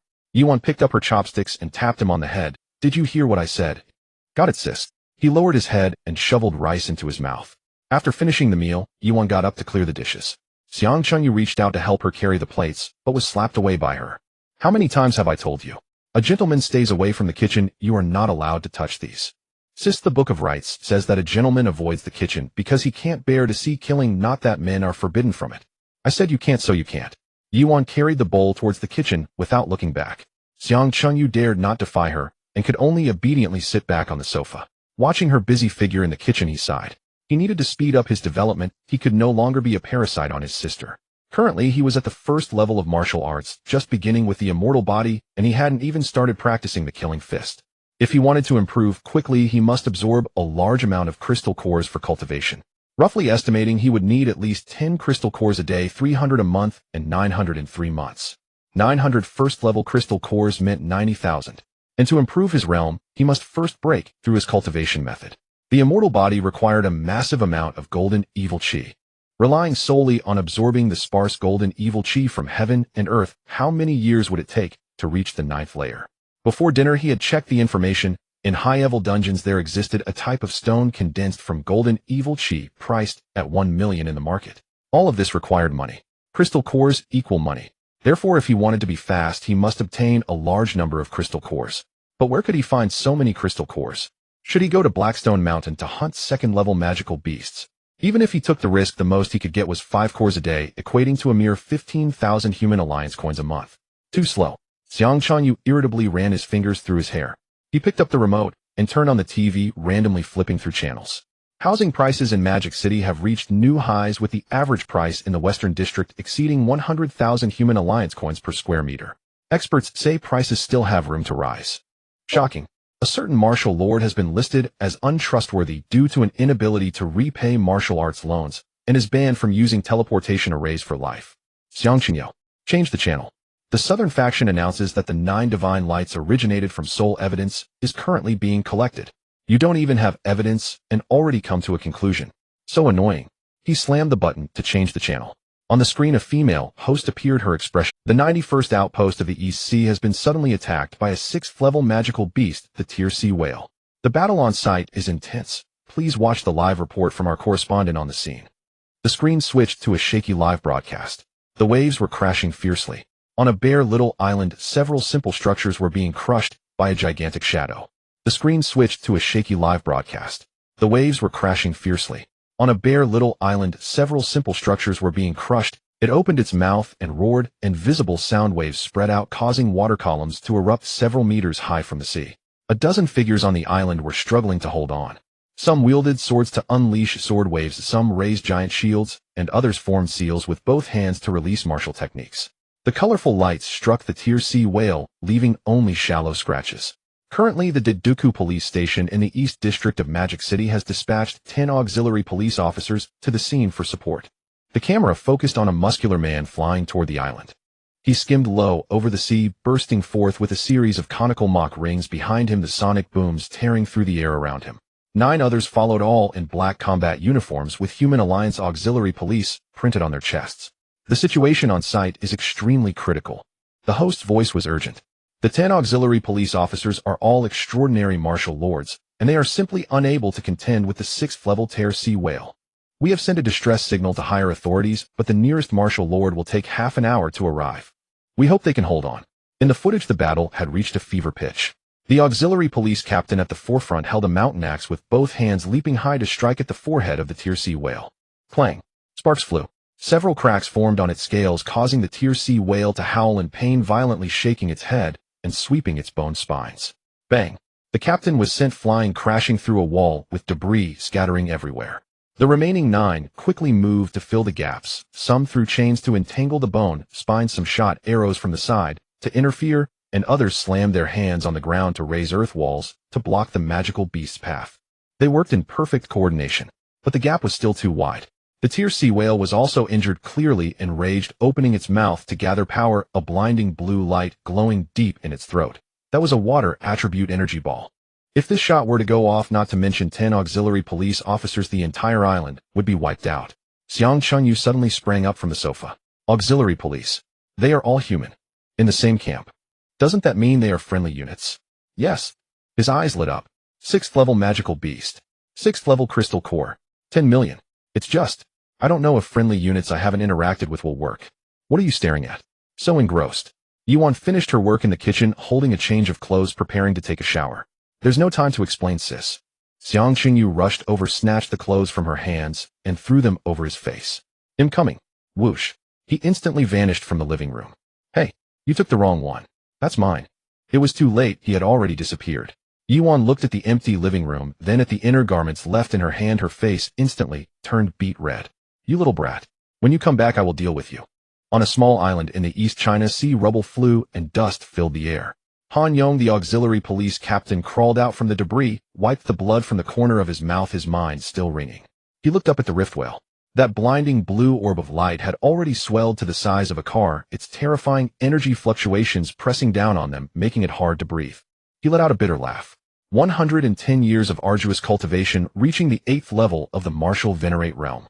It seemed today would be his end. Brothers, he roared, gripping his battle axe. Hold it off. Hold on for just 20 more minutes. Reinforcements are coming. Behind him, 9 auxiliary police officers, battered and wounded, stood their ground without a single step back. They raised their weapons in unison, their eyes filled with resolve. Let's fight to the death. Just then a loud shout exploded from midair. This old master has arrived. Everyone looked up as one. A figure materialized in the very center of the battlefield, robes, fluttering, presence overwhelming. Except, was there a piece of cloth covering his face? Han Yong rubbed his eyes vigorously. He wasn't mistaken. The edge of that pink fabric had a delicate lace trim. In this moment it seemed utterly bizarre. Am I seeing things? A young officer murmured to himself. Is that great hero wearing a pink pair of underwear on his face? It seems so. Another officer swallowed hard, and it has a bow on it. Xiang Chengyu landed, the sea breeze carrying a salty, fishy scent washing over him. He set his hands on his hips, his face covered by the underwear, slowly turning towards the rift whale, the motion as deliberate as a slow-motion scene in a movie. Watch closely. His voice was a bit muffled through the cloth, but his momentum was undiminished. This palm strike will be magnificent. The rift whale was clearly enraged by this strange human who had appeared so abruptly. A roar erupted from its throat, and the blue energy sphere it had been charging in its mouth shot towards Xiang Chengyu with world-shattering force. The blue light trailed a comet's tail, ionizing the air along its path with a crackling sound. Everyone gasped. Han Yong's heart stopped. He was about to rush forward to block it when he saw a disdainful smile curl at the corner of Xiang Chenji's mouth. He slowly pushed his palms forward. A gale rose from nowhere, lifting rocks for 100 meters in every direction into the air. The ground beneath his feet for 10 meters around sank, abruptly cracking into a spiderweb pattern. Thundering palms. Boom. In the void, a giant golden palm of pure energy condensed out of thin air. It was taller than a 10-story building. A golden light pervaded the area for a kilometer. The 5 fingers were like mountain ranges spanning the sky, the lines on the palm clearly visible, as if an ancient giant had awakened from slumber and brought its palm down through time and space. For the first time, a look of terror appeared in the rift whale's eyes. But it was too late. The giant palm slammed down. Boom. The earth trembled violently, as if struck by a magnitude 12 earthquake.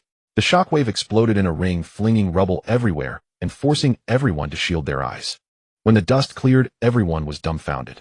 The once invincible rift whale, its massive body smashed into the ground like a swatted fly, creating a huge crater 10 meters deep. Its blue scales shattered inch by inch, black blood spurted like a fountain, and 6 thick bone spikes snapped off at the root. One of them spun a dozen times in the air before thudding into the stone just 3 inches from Han Yong's foot. Han Yong looked down at the bone spike thicker than his own thigh. Then he looked up at the rift whale lying in a crushed, pulpy mess at the bottom of the crater, not even twitching. The entire battlefield was dead silent. Gulp. Someone swallowed, the sound unnaturally clear in the quiet air. 10 martial venerates plus over a dozen soldiers from the outpost had fought for 40 minutes just to barely wound this 6th-rank magical beast. And then, this mysterious man in the pink underwear had turned it into mincemeat with a single slap. What kind of godly strength was this? A martial lord? No. A peak martial lord couldn't kill a 6th-rank rift whale with one slap. Could he be a martial king?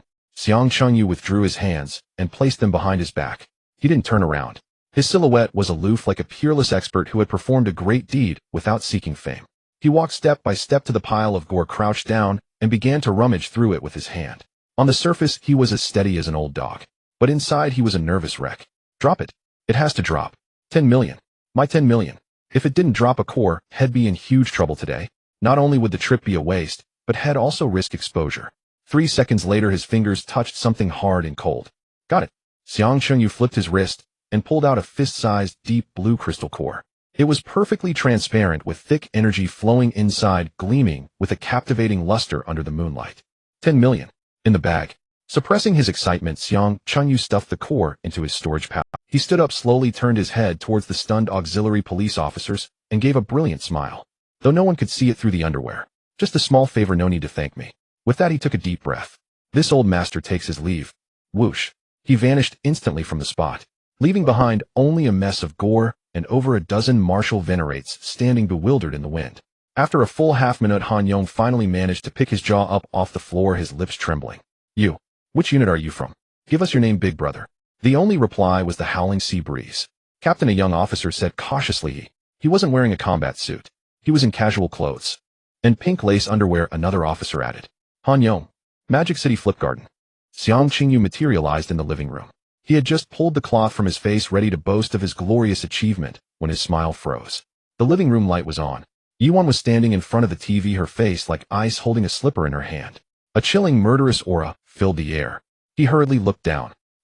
The face-covering gear in his own hand. Pink lasso, trimmed, a bit cute. And a bit sexy. Xiang Qing's mind raced. With the reaction speed of a chosen one, he made the optimal judgment. He presented it with both hands, his expression sincere. Sis, here you go. Yuan gritted her teeth and snatched the underwear. Her voice was icy. The lace hero is back. What lace hero? Yuan pointed at the TV. Xiang Qingyu followed her finger. On the screen, breaking news. Breaking. Crisis on the East China Sea small island resolved. A mysterious masked hero killed a 6th-rank rift whale with a single palm strike, rescuing 15 soldiers and 10 auxiliary police officers. The image on screen was exactly how he had appeared. Hands on hips, face covered by a little pink pair of underwear, exuding a domineering aura, as he shouted, "This palm strike will be magnificent." Below, scrolling comments flew by, too dense and fast to read clearly. What is that on the hero's face? Looks like pink lace underwear. Pink lace were God. I hereby declare you my idol. Lace hero. The eternal goat. Is this a new limited edition helmet skin? I suspect someone at this big shot's home is mad at him. So why is he wearing underwear on his face? He probably grabbed the first thing he could find while running fast. I have a feeling this hero is about to be socially dead, already socially dead, thanks. Xiang Qingyu stood frozen. It was over. Socially dead. Completely and utterly socially dead. The entire internet knew there was a lunatic wearing pink lace underwear who killed a 6th-rank magical beast with one palm strike. He slowly turned to look at Yuan on the verge of tears. Sis, What do I do? Yuan looked at his pitiful face, held it in for a long moment, and finally couldn't help but burst out laughing. How should I know? She said, wiping tears of laughter from her eyes. Anyway, it's not like I'm the lace hero. Sis. Xiang Qingyu pounced on her, pulling her arm and shaking it, whining, save me, sis. I don't want to be the lace hero. It's too embarrassing. All right, Yuan ruffled his hair. Don't worry, no one knows. Your face was covered and you teleported away. No one can trace it back to you. Really? Xiang Qingju's eyes lit up. Of course, really. Yuan nodded. But you can't be so rash from now on. If you dare use my things to cover your face again, it'll really break your legs. I know. Xiang Qingyu nodded hastily, then suddenly remembered something. He quickly pulled out the 6th rank crystal core and presented it to Yuan like a treasure. Sis, look. A 6th rank core? 10 million. We're rich. The core glowed with a deep blue light under the lamp, its energy so dense it seemed ready to spill over. Yuan looked at the core, then at Xiang Qingju's excited face, her eyes so tender they could melt.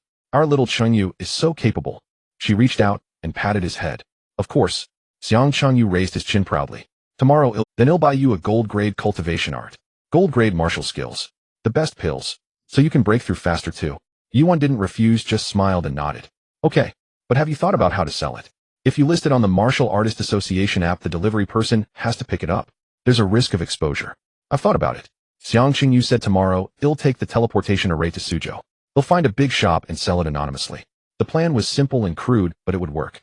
With the Human Alliance's 28 trillion population, more things happen every day than there are stars in the sky. A masked man killing a 6th rank beast was a nobody no one would care about. Yuan nodded. But it's better to be cautious. They'll go with you tomorrow. Sis. No arguing. Yuan glared at him. You've never left my side since you were little. I want rest easy. Fine. Xiang Qingyu pouted, but his heart felt warm. All right. Yuan stood up. I'm going to take a shower. You go wash up too. Get some rest early tonight. We have to get up early tomorrow. With that, she turned and walked towards the bathroom. Xiang Qingyu watched her back, and a sentence suddenly jumped out of his throat. Sis, want to join me? Yuan's steps halted. She spun around, her gaze dangerous. What did you say? Nothing. Xiang Qingyu bolted. I'm going to wash up. Reaching his room door, he suddenly stopped and made a face. Oh, by the way, sis. The little underwear. Smells nice. With that bang, he slammed the door shut and locked it. Yuan stood frozen, her face instantly turning crimson from her ears to her neck, as if she were steaming. Xiang Qingyu, you're dead. She gritted her teeth, walked to the door, and knocked softly, her voice unusually gentle. Ayu, open the door. Your sister has something to tell you. From inside the room came Xiang Qingju's righteous voice. Ayu isn't here. A vein bulged on Yuan's forehead. You little pervert. Open the door. The little pervert isn't here either. Yuan stamped her foot in anger, but couldn't help laughing. She leaned against the door, listening to Xiang Qingyu humming a tune, inside a gentle smile curling at the corners of her mouth. It was good. He had grown up. From now on, she no longer had to bear everything alone. The next day, as the sky began to lighten, the sound of a key turning came from the lock of the bedroom door. Yuan pushed the door open and tiptoed inside. She was still wearing her pajamas, her hair casually tied back with a few strands falling by her ears. On the bed, Xiang Qingyu was sprawled out, a shiny, unclear liquid at the corner of his mouth, his face bearing an indescribable, enigmatic smile. Unaware of what dream he was lost in, Yuan curled her lips into a mischievous smile. She quietly crept to the side of the bed and picked up the pillow behind her, taking a deep breath, aiming precision guidance press. Xiang Qingyu suddenly awoke from his dream, flailing his arms and legs like a waterlogged duck. Little brat. Yuan increased her strength, gritting her teeth. You've become more and more daring. In being killed, he desperately pushed the pillow off his face, mumbling, Sister, I was wrong. He'll never dare again. Yuan pressed down hard, her tone fierce. Now you realize your mistake. Weren't you quite tough last night? I was wrong. Truly wrong. Xiang Qingyu kicked the bedboard loudly. If you keep this up, someone's going to die. Murdering my husband will lead to being submerged in a pig cage. Still dare to talk nonsense. Yuan pressed harder. Call mom, and he'll let you go. Xiang Qingyu. The air fell silent for 3 seconds. His face turned red, squeezing out 2 words from between his teeth. Mom. Yuan was jolted as if struck by electricity, her body tingling from the tailbone to the crown of her head, her hand involuntarily releasing its grip. Her cheeks flushed red as her gaze wandered. You know how to recognize the situation. Hurry and get up, or you'll miss the teleportation array. After speaking, she turned and ran out her steps. Xiang Qingyu gasped for breath, touching his flushed face, muttering to himself, it was clearly you who made me call, so why be shy about it? But that mom just now sounded rather smooth when I said it. He shook his head, trying to dispel the scattered thoughts, and got up in a tumble. 10 minutes later, the two sat at the dining table eating breakfast. Soy milk and fried dough sticks, just like before. Xiang Chunyu nibbled on the fried dough stick, stealing glances at Yuan. Her ears were still red, her head down as she drank soy milk, not daring to look up. Xiang Chunyu secretly laughed in his heart. It seems like I can use this trick on my sister in the future. After finishing breakfast, the two tidied up and went out. Upon reaching the teleportation array hall, they waited in line for half an hour. When it was their turn, the ticket-selling aunt had a blank expression. Sioux City, 5,000 each. Xiang Qing's fingers trembled as he took out the money. 10,000 just to take a teleportation array. In his past life, even the business class of high-speed trains didn't cost this much. The aunt took the money and tossed out 2 azure round cards. The two took the cards and walked into the teleportation array, a bright light flashing. A wave of intense dizziness hit them 10 times worse than a short-distance teleportation. Xiang Chunyu nearly threw up. By the time he steadied himself, they had already arrived at the Sioux City teleportation array hall. Stepping out of the hall, Xiang Chunyu was instantly stunned. It was completely different from the Magic City. The Magic City was by the sea, constantly threatened by sea beasts with towering steel skyscrapers everywhere, rooftops lined with cannons and defenses, and the air always carried a faint fishy smell. But Sioux City, small bridges and flowing water, white walls and black tiles. Willows lined the roadside, their branches swaying in the wind. The air was fresh, carrying a hint of floral fragrance. Wow! Xiang Chunyu exclaimed, this place is so comfortable. Let's go, we have business to attend to. Yuan tugged at him. The two walked straight towards the nearby Wanbao City. This was the largest chain store of the Human Alliance, found in every city with guaranteed credibility. As they entered the door, there was a bustling crowd inside. A salesperson saw the two and quickly approached. Hello, selling things. Xiang Chunyu said. Okay, this way please. The salesperson led the two to the first floor counter. Behind the counter sat a middle-aged man wearing glasses, his expression blank. What do you have?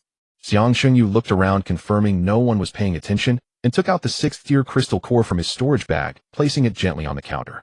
A deep blue light instantly illuminated, and the energy fluctuations spread out. The middle-aged man lifted his eyelids. He picked up the crystal core, weighed it casually, and scanned it with a device. 6th-tier crystal core in good condition. His tone was flat, as if holding a cabbage in his hand. Market price is 10 million. Do you want to sell? Sell. Xiang Chunyu nodded, took out his phone, and opened the payment code. The middle-aged man took out the scanner, and with a beep the message appeared. Green bubble, received 10 million. 00 yuan. Looking at the long string of zeros on his phone, Xiang Qing's heart raced. 10 million. He had never seen so much money in both of his lives. Does the gentleman have any other needs? The middle-aged man adjusted his glasses. We have exclusive secret techniques on the 2nd floor, and various rare treasures on the 3rd floor, all of which cannot be bought outside. Xiang Qing's eyes lit up, just about to ask. No need, thank you. Yuan interjected, pulling him out. Once outside Wanbao City, Xiang Chunyu curiously asked, Sister, why not take a look? What if there are good things? Good things are not meant for us. Yuan shook her head. The truly powerful exclusive secret techniques have long been kept by the strong. How could they be sold? Those so-called exclusives are mostly trash. If they can't get anyone to buy the rights in the mall, they bring them to the store to sell as a one-time buyout. The techniques in the mall are the real deal, cheap, and come with free tutorials. Xiang Chunyu thought for a moment and found it reasonable. Just like his indestructible golden body, it would never be sold for any price. Yuan's killing fist, no matter how hard it was, she had always kept it for him. Moreover, the mall techniques have a huge advantage. Yuan continued, many people learn them. Various geniuses constantly improve and develop new uses, iterating and updating all the time. 99% of the techniques now have effects that far exceed the original version. So that's how it is. Xiang Chunyu realized. Let's go. Yuan tugged at his arm. Let's go back and buy resources in the mall. We won't go out for these 3 months, and we'll practice diligently at home. Once you break through to a martial master, we'll go out and explore. All right. Xiang Chunyu nodded vigorously. The first pot of gold was in hand. He could finally practice in peace. The two no longer lingered and quickly headed to the teleportation array. Another wave of dizziness hit. Back in the Magic City, they ran all the way home, closed the door, and locked it. Xiang Chunyu collapsed on the sofa, pulling out his phone, grinning from ear to ear. Sister, they'll transfer you the money. He opened Green Bubble and found Yuan's avatar. His fingers flew across the screen. Ding. Green Bubble received 6 million. 00 yuan. Yuan was taken aback. Why transfer 6 million? Your 2 precious secret techniques cost 2 million. Xiang Chunyu counted on his fingers. The remaining 8 million is just right for each of us to have half. Yuan looked at him, feeling warm inside. She smiled and did not decline. Okay, then I'll accept it. Sister, let's be generous this time. Xiang Chunyu slapped his thigh. What crystal core? Let it roll aside. Let's go straight for the pills to practice. You're fickle, easily bored. Yuan raised her hand and tapped his head. Yesterday you were still treating the crystal core as a treasure. That was because I had no money. Xiang Chengyu scratched his head. Now that I have money, of course I want to use the best. The two simultaneously opened the Martial Alliance app and entered the mall. Xiang Chengyu first searched for the Golden Sha Stone. Golden Sha Stone contains rich Golden Sha energy produced in high-level caves. Price, 100,000 yuan piece. So expensive. Xiang Chengyu clicked his tongue, but still clicked to purchase without hesitation. 1 million disappeared in an instant. But it was okay. He still had 3 million. Next he clicked on the pill category and set it to first-tier pills. Solidifying Origin Pill Exclusive Cultivation Pill for Warriors contains pure energy absorption speed, is twice that of the same tier Crystal Core. Price 200 yuan pill. Xiang Chengyu calculated. 3 months 10 pills a day totaling 900 pills. If the pills absorb energy twice as fast, that would be 1,800 pills. 1,800,200,360,000 yuan. 360,000. A small matter. He directly placed an order for 1,800 pills. After the purchase, there were still 264,000 left. Let's keep this first. Xiang Chengyu nodded. We can use it when needed later. He turned to Yuan. Sister, have you made your purchase? Yuan nodded. I chose the 9 Nether Mystic Eyes technique, which has been in the top 3 of the female warrior popularity list for years with a 99 approval rating. For martial skills, I chose the matching 1000 Miles Cold Star. Then I bought 2,000 second-tier returning origin pills. How much is a returning origin pill? Xiang Chengyu curiously asked. 2,000 each. Yuan said 2,000 pills cost 4 million. Xiang Chengyu. Good heavens. The 6 million he had just transferred was completely spent by Yuan. She was even more extravagant than he was. But it was okay if they ever ran short of money. He could always cover it up with a slap. All right, the items will arrive soon. Yuan put down her phone and stretched, revealing her slender waist. From today onwards, we'll officially enter closed-door training. All right. Xiang Chengyu clenched his fists, his gaze firm. 3 months. He must practice the Indestructible Golden Body to the second layer. He also has to master the Killing Fist. Half an hour later, the doorbell rang. Xiang Chengyu dashed to open the door. Outside stood a delivery person struggling to carry 2 large boxes, his face flushed and veins bulging on his forehead. Your delivery. Delivery exclusive to the Martial Artists Association, please sign. Xiang Chengyu quickly signed and reached out to help. No need. The delivery person bent down, carried the 2 boxes into the living room, and when he set them down, the floor trembled with 3 jolts.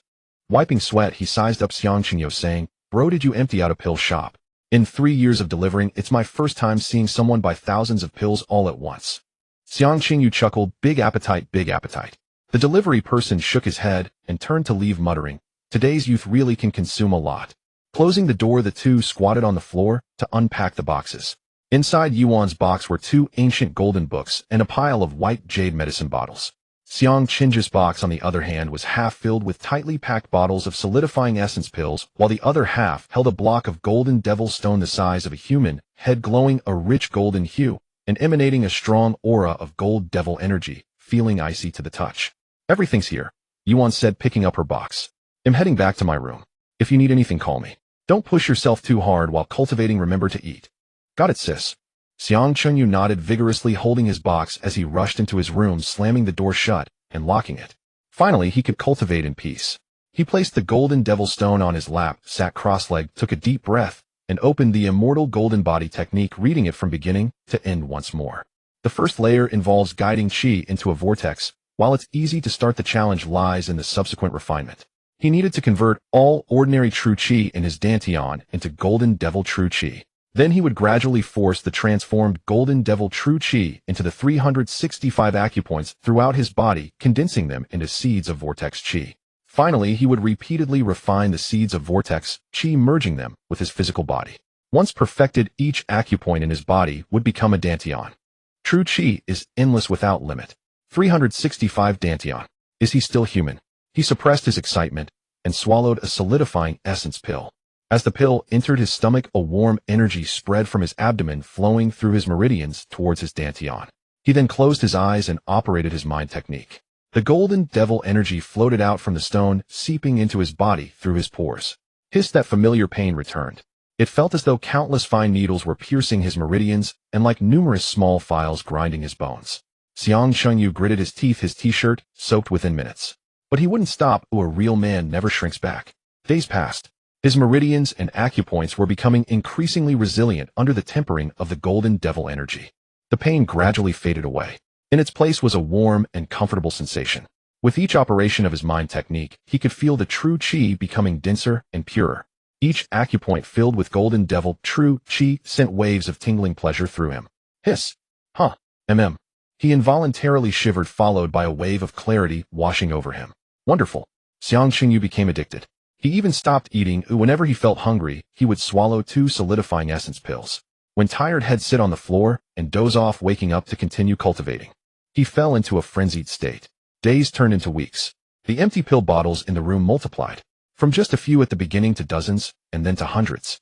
Unaware of it all, Xiang Qingyu was completely immersed in the joy of cultivation. That morning the outside was pitch black. Xiang Qingyu suddenly opened his eyes. A flash of golden light passed through his eyes. He could feel that all the true chi in his dantian had been completely transformed into golden devil true chi. All 365 acupoints in his body were also filled with golden devil true chi, swollen and full. Only the final step remained. No madness, no survival. Saying this, he grabbed several pill bottles, emptied 50 solidifying essence pills into his mouth all at once. The pills melted upon entering. A torrent of energy exploded within him. Break for me. Xiang Qingyu shouted, putting all his strength into operating the immortal golden body technique. Boom. The golden devil true chi within him erupted like a volcano. His entire lotus pores spewed forth golden light. He was like a small sun, illuminating the entire room as if it were daytime. Even Yi Wan in the next room was awakened by this energy fluctuation. A chilling aura surrounded her, her hair frosted over, as she sat up looking curiously at Xiang Qingju's door. What's that kid doing? Inside Xiang Qingju's room, the golden light lasted a full 10 seconds before slowly dissipating. He let out a long breath of turbid air. The turbid air, now golden, condensed into a true vortex in the air, lingering and refusing to disperse. The first layer of the immortal golden body was completed. Xiang Qingyu looked down, clenched his fist, feeling the surging true chi within him at least 10 times stronger than before his breakthrough. He took out his phone and tapped it against his arm. Beep. True chi value 10. 99 Realm Martial Master First Layer 1 month and 19 days. From Martial Artist First Layer to Martial Master First Layer. Who else? Xiang Qingyu laughed maniacally toward the sky. The Hong Shitsi online literature has not deceived me. Indeed, traversers are the children of destiny. What genius, what monster, all are younger brothers in front of me. Strike while the iron is hot. Keep grinding. Launch an assault on Martial Master Second Layer. He, full of vigor, reached for the pill bottles beside him. He tipped them over. Empty. He picked up the second one. Shook it. Empty. The third, fourth, fifth. All the bottles were empty. Xiang Qingyu was dumbfounded. He looked around. The floor, bed, and table were filled with densely packed empty pill bottles resembling a white forest. 1,800 solidifying essence pills. In 14 days, all gone. Am I really able to eat this much? He swallowed hard, unable to believe it. He had heard that some people consumed 3 entire pill shops in a day of cultivation, but he didn't believe it.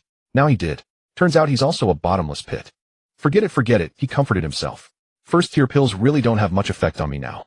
Anyway, there's still the Golden Devil Stone. I'll continue practicing. He picked up the Immortal Golden Body Manual and flipped to the second layer.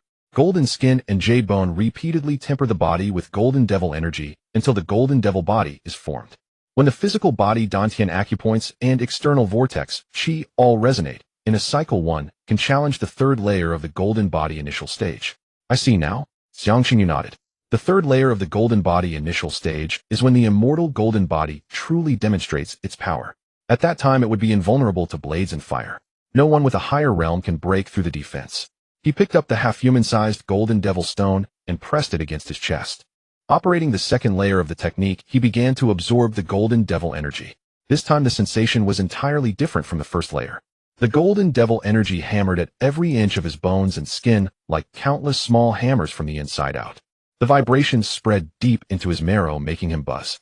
As the vibrations continued, it even felt somewhat pleasurable, like a massage. Xiang Qingyu became increasingly exhilarated. Absorb more. Break through quickly. He increased the intensity of his technique's operation. The speed at which the Golden Devil energy surged and increased tenfold. Like a flood breaking through a dam, it rushed wildly into his body. Xiang Qingyu only felt a surge of heat throughout his body. Then crack. A crisp sound.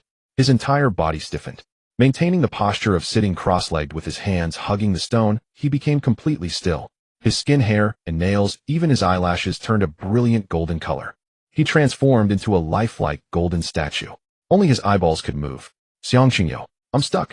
The Golden Devil energy absorbed too quickly, freezing him in place. Sis, help. He screamed frantically in his mind, but there was no response from outside. Xiang Chengyu was on the verge of tears. My dear sister, come and see me. Now he couldn't move, or he could only maintain this position stuck on the bed. He didn't know how long he would be like this. If Yuan didn't come in for a week, would he starve to death here? No, wait. He was now a martial master at the first layer. He could survive a month without food or water. But, maintaining this position for a month, wouldn't he suffocate? Sis. Real sister. Mom. Help. Yuan sat cross-legged on the bed surrounded by a faint blue chill. The 9 Nether Mystic Ice technique was exceptionally suitable for her. Her meridians were relatively gentle, making her highly compatible with ice attribute energy, and her cultivation efficiency exceeded expectations. The first layer condensing qi into ice had already been completed, and the second layer was nearing perfection. She formed hand seals guiding the last wisp of true qi within her dantian to circulate slowly as the mystic ice true qi flowed along her meridians, causing a layer of crystalline frost flowers to bloom upon her skin. Suddenly, her heart jolted. A wave of inexplicable panic swept over her, as if something important was slipping away from her. Not good. Qingyu. Yuan opened her eyes wide without even having time to sort her true qi. She rolled out of bed. She rushed to the door of Xiang Qingju's room and raised her hand to knock. Qingyu, open the door. No one responded.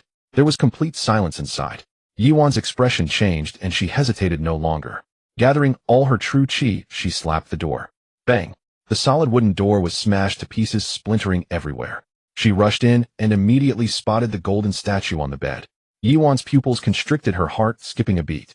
She hurried over to the bedside, reaching out to check Xiang Qingju's breath. Warm. He was still alive. She let out a long sigh of relief, her legs going weak as she nearly collapsed to the floor.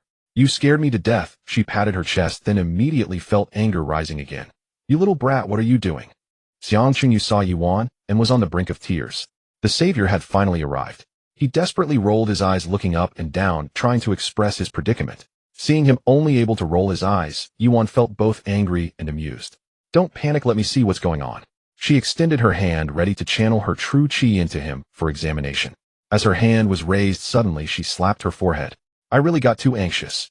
She took out her phone and opened the Martial Association app for him. In the search bar, she typed what to do if too much Jinsha energy is absorbed and the body turns to stone. The search results popped up with the top post reading poster help. What to do if too much Jinsha energy has made me stiff. Waiting online quite urgent. Post 1, just relax, what else can be done? Let's prepare a banquet, I'll bring 50. Post 2, how many tables and chairs do you need? They'll get ready. Poster, please provide an address. Post 3, where will it be? They'll teleport over to join the feast, bringing my own bowls and chopsticks. Post 4, excessive Jinsha energy is a common cultivation accident. Use the most yin and cold true qi to flow from the Ren Mai Xuanji point into the governing vessel, reversing through one cycle to neutralize the excess Jinsha. The above content is copied from the Martial Association Emergency Handbook, page 38. Can you guys who are preparing for a feast save the person first? Post 5 replied to Post 4, you talk too much. Is the poster dead? If not, just say something. Poster replied to Post 5. Here, Post 6, let's disperse, he didn't die, so the feast is off. Yuan. Her face turned as dark as a pot bottom, and she swiped to directly select most liked. The correct answer popped up. Yuan glanced at it, her cheeks blushing slightly. She secretly peered at Xiang Qingyu, her gaze wandering. Wait here, I'll go to the kitchen and get something. After saying that, she turned and ran. Xiang Qingyu. What was she going to get from the kitchen? Not long after, footsteps approached. Yuan returned, holding a kitchen knife in one hand and a hammer in the other. The cold light gleamed. Xiang Qingyu. He stared wide-eyed, nearly popping out of his sockets. Sister, what are you doing?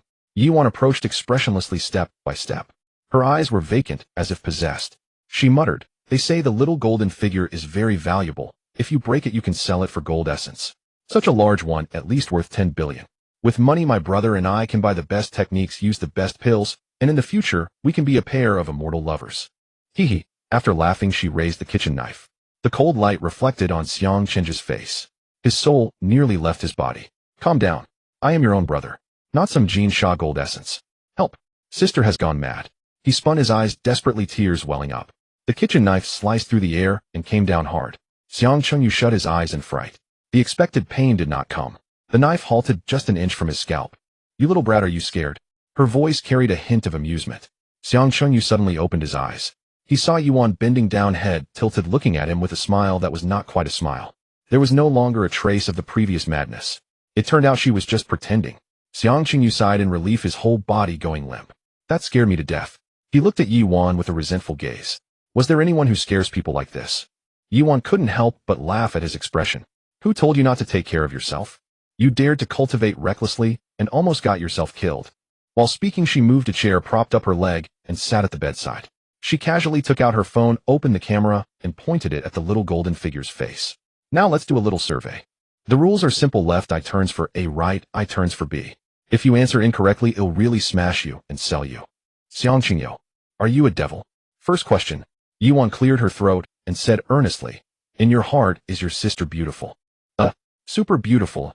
He immediately turned his eyes left. My. Yuan's expression turned cold. B. Unrivaled beauty on the continent. Xiangqingyu quickly turned his eyes right, spinning them so fast he nearly strained a muscle. You have some sense. Yuan nodded in satisfaction. Second question. If in the future a rich beauty with a father who is a martial immortal and a mother who is a martial sage cries and begs to marry you, who would you choose? Sister B. Triplet. Xiangqing's eyes spun madly to the left, spinning like a top. He was afraid that if he turned slowly, the kitchen knife would fall. Not bad, not bad. Yuan laughed so hard that her eyes curved. Last question. Who calls the shots at home in the future?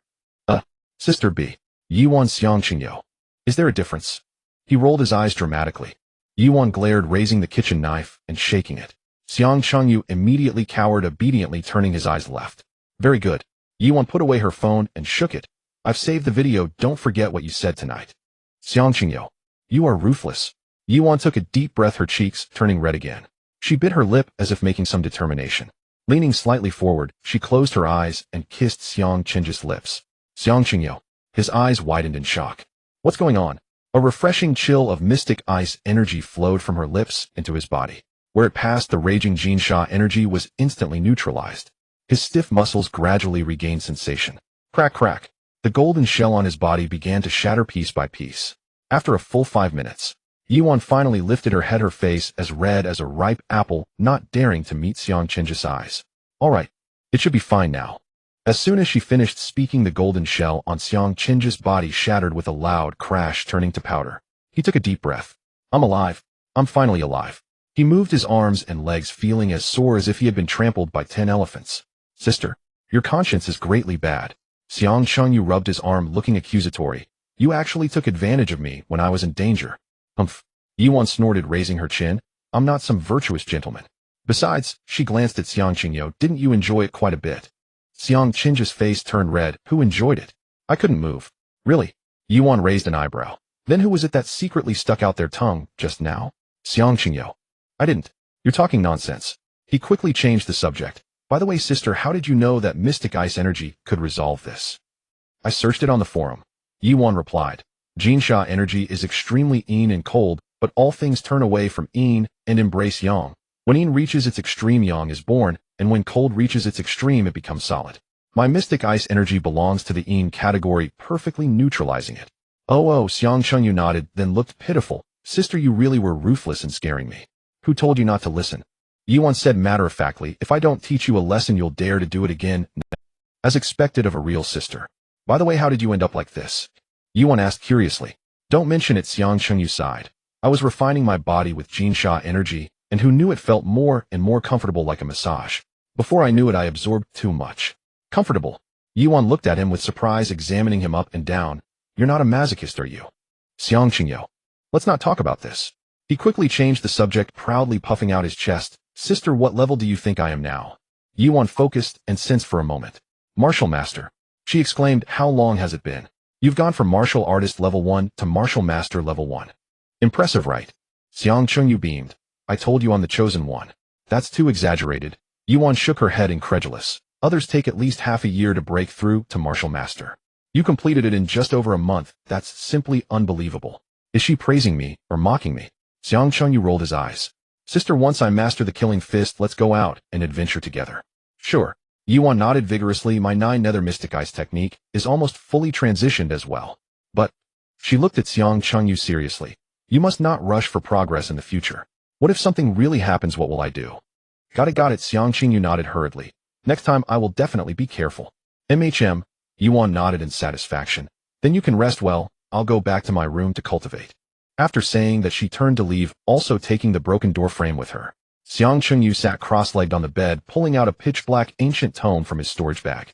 The cover bore 2 blood-red characters, killing fist glinting with a cold light.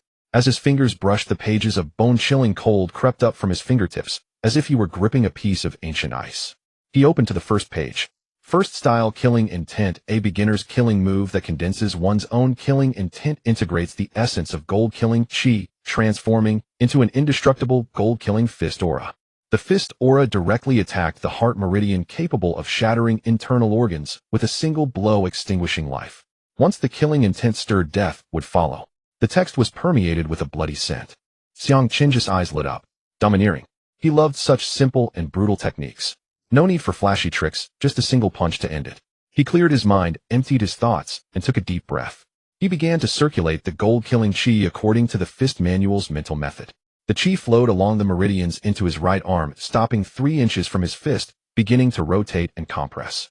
The temperature in the room dropped sharply, and a thin layer of ice began to form on the water in the cup on the table at a visible rate. The posters on the wall rustled in the airflow. This step was called condensing aura into fist, compressing the gold-killing chi into fist aura and detonating it with killing intent, blasting it out. It compressed for 3 seconds. Puff, the chi dispersed into a cloud of golden mist, drifting away from his fingers like a silent fart. Xiang Qinyu frowned. Try again. On the second attempt, the chi began to tremble as soon as it gathered at the tip of his fist, shaking like a sieve, and after 5 seconds it dispersed with a puff.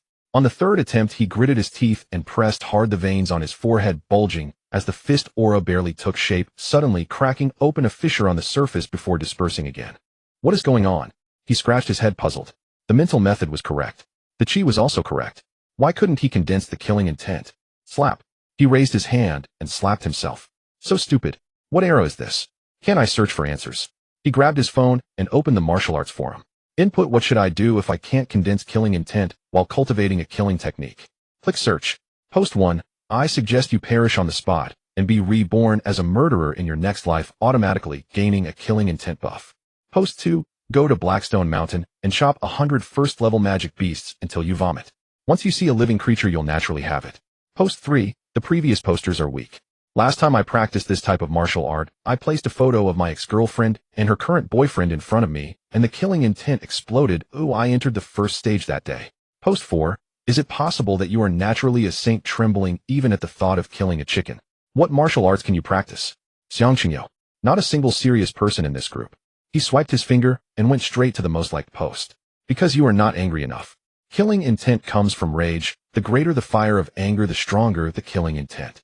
Friendly reminder: this type of martial art is extremely powerful, and practicing it indoors is strictly prohibited. Violators will compensate for all public and private losses. I see now. Xiang Chunyu suddenly understood. His sister had protected him too well. For 15 years, he had never suffered a single grievance. Every day was filled with good food and drink, and aside from the neighbor Liang Jichao's cat scratching him once, there was nothing worth getting angry about. He was as cheerful and optimistic as a fool. Where would the rage come from? Let's go. To the rooftop. He tucked his phone away and dashed out of the room. He climbed quietly to the top floor, afraid of startling Yuan. The night wind howled, tousling his hair. Xiang Qinyu found a flat spot and sat cross-legged. Taking a deep breath, he began to brew his anger. First, he thought of Liang Jichao's cat that scratched him and ran away, which he chased through 3 alleys but couldn't catch. A bit angry, but not enough. Scarface, tiger brother. Last time he was schooled, all the way costing him $1,000 in teleportation fees. Well, he had good intentions, so he couldn't really be angry. Then he thought of the shameless South Bank crowd. They claimed everything was theirs, even daring to snatch the 9-colored divine light. He was indeed angry, but they were too far away, so it wasn't very relatable. This won't do.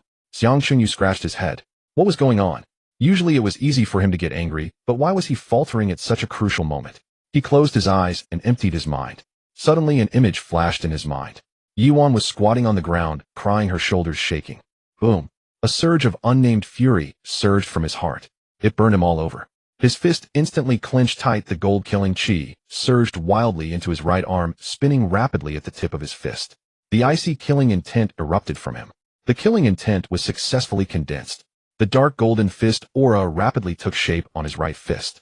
The clothes drying on the rooftop were blown away, and the clothes rack creaked and shook. Yes, this is it. Keep thinking. Yuan was covered in blood, lying on the ground, her white dress stained red, smiling weakly at him. Her lips moved, wanting to call his name, but no sound came out. The killing intent surged. The The gold-killing fist aura instantly doubled in size, its dark golden light dazzling, and the air around it was compressed, producing a low buzzing sound. Think harder. Yuan lay in his arms, her breath faint, the light in her pupils dimming inch by inch. She raised her hand trying to grasp something, but couldn't lift it, her eyes slowly closing. Her hand slipped from his. Die, die, die. Xiang Chengyu roared in his heart. They all deserve to die. Everyone must die. The hatred in his heart surged, as if it would burst from his chest. The gold-killing fist aura suddenly expanded to half his height, its dark golden light illuminating the entire neighborhood. Blood-red patterns emerged on the surface of the fist aura, carrying a rich, bloody scent, as if it had just been pulled from a mountain of corpses. The surrounding space slightly distorted. It worked. Xiang Chengyu suddenly opened his eyes. A glint of crimson flashed in his gaze. He stood up facing the pitch-black night sky, and with all his strength threw a punch. Killing intent. The dark golden fist aura shot out, accompanied by a sharp whistling sound like a cannonball firing into the sky. Bang! Above the turnover garden, a massive dark golden shockwave exploded. The shockwave spread in a circular pattern, illuminating half the night sky. The roof tiles flew off, crashing down with a clatter. The alarms of electric bikes below went off in an instant. Woof, woof, woof. All the dogs in the neighborhood started barking madly. The lights in every household began to turn on one after another. A magical beast is attacking the city. A deafening roar came from the security booth. Xiang Chengyu had not yet recovered from the shock of that punch when he heard the sound of pounding footsteps coming from below. Very fast. He turned to look down the stairs. There stood Grandpa Qin, wearing only flowery shorts, barefoot, holding a half-percent high bronze shield, his hair frizzed like a bird's nest, screaming as he charged up to the rooftop. Don't be afraid, everyone. The old man is here. A mere magical beast dares to invade my turnover garden. Watch as I smash it with my shield. The old man rushed up to the rooftop in just a few steps. Just as he was about to raise his shield and charge forward, his steps halted abruptly. He looked at Xiang Qingyo, who was standing there with his fist still raised. Before him stood Xiang Qingyo, his entire right sleeve missing, the remnants of his clothing clinging to his shoulder, white smoke hissing from his clenched fist. Old man Qin looked up, observing the dark golden waves of energy still swirling in the sky. Before him stood Xiang Qingyo, his entire right sleeve missing, the remnants of his clothing clinging to his shoulder, white smoke hissing from his clenched fist. Old man Qin looked up. The air fell silent in an instant. Old man Qin's roar abruptly ceased. His face darkened, blackening from the neck to the top of his head. Xiang Qingyo. That shout shook the entire neighborhood with a tremor. You little brat. Why are you making such a ruckus in the middle of the night instead of sleeping? I thought the monsters were attacking the city. I rushed out without even putting on my shoes. Look at these tiles. Look, my shield. It has been passed down for 3 generations. It was almost blessed today. Old man Qin grew increasingly enraged, slamming the shield down onto the ground. The impact made the earth tremor. He pointed at Xiang Qingyo's nose and started to scold him. From the time he was 3, when he stole peaches from the neighborhood and got stuck in the peach tree, crying, to when he was 5 and accidentally activated the fire hydrant, flooding half the basement. Then there was the time at 10 when he used firecrackers to blow up the toilet, splattering Liang Jichao's grandmother. All the trivial matters were dragged out for scrutiny. His scolding was fierce and full of energy. Xiang Qingyu lowered his head, retracting his neck, allowing old man Qin to berate him, yet inside, he was overjoyed. It worked. The desire to kill had truly awakened. If that punch's power had landed on a person, even a peak martial artist might not withstand it. Old man Qin scolded for a full half hour. He became parched and breathless. He pointed at Xiang Qingyo's nose and concluded, tomorrow. Fix all the broken tiles. Not a single piece can be missing. If you dare practice at night again, I will tell your sister. I will tell her all about your mischief. No, no, no. Old man Qin. I was wrong. Xiang Qingyu quickly raised his head, looking very agreeable. I will fix it first thing tomorrow. I promise it will be done. I won't dare again. Really, you better mean that. Old man Qin snorted, picking up the shield and turning to go downstairs. As he reached the stairwell, he turned back to glare at him. Hurry back to sleep. If you make another noise, I will really tell your sister. Got it, got it. Xiang Qingyu nodded repeatedly. Watching old man Qin's figure disappear at the stairway, he immediately leaped up, clenching his fists in excitement as he spun around in place. Incredible. Truly incredible. The desire to kill has awakened. I too have become someone capable of dealing damage now. The indestructible body can take hits, the killing fist delivers damage, and the thunderous palm is the ultimate move. Within the same tier, who can stand against me? He hummed happily as he went downstairs to his room. Just as he reached the door, he spotted Yuan standing in the living room, wearing a coat, looking at him with confusion. What just happened? There was such a commotion. Nothing, nothing. Xiang Chengyu hurriedly waved his hand. Old man Qin said he saw a mouse and was trying to catch it. A mouse? Yuan raised an eyebrow. What kind of mouse could make such a big noise and even set off the electric bike? A big mouse. An exceptionally large mouse. As big as a dog. Xiang Qingyu fabricated. Yuan stared at him for a long time, making him feel uneasy. All right, hurry and sleep. Yuan finally stopped pressing for answers, yawning. We need to train tomorrow. Sure thing, sis. Xiang Qingyu breathed a sigh of relief and dashed back to his room. Closing the door, he leaned against it, patting his chest. That was close. I almost slipped up. If Yuan found out he was practicing punches on the rooftop in the middle of the night and had blown off tiles, she would definitely beat him up. He sat down by the bed and resumed practicing the killing fist technique. The dark golden fist energy instantly coalesced around his fist. The cold, killing intent enveloped the entire room. Perfect. Xiang Qingyu nodded in satisfaction. Tomorrow morning before Old Man Qin wakes up, I will practice on the rooftop. I aim to master the killing intent as quickly as possible. Then I can learn the second killing move. At that time my strength will rise another level. Lying in bed he tossed, and turned unable to sleep. Suddenly he recalled the image of Yuan in his mind. A pang struck his heart, and he quickly shook his head. It was fake, just a training material. He turned over, and closed his eyes, plotting in his mind.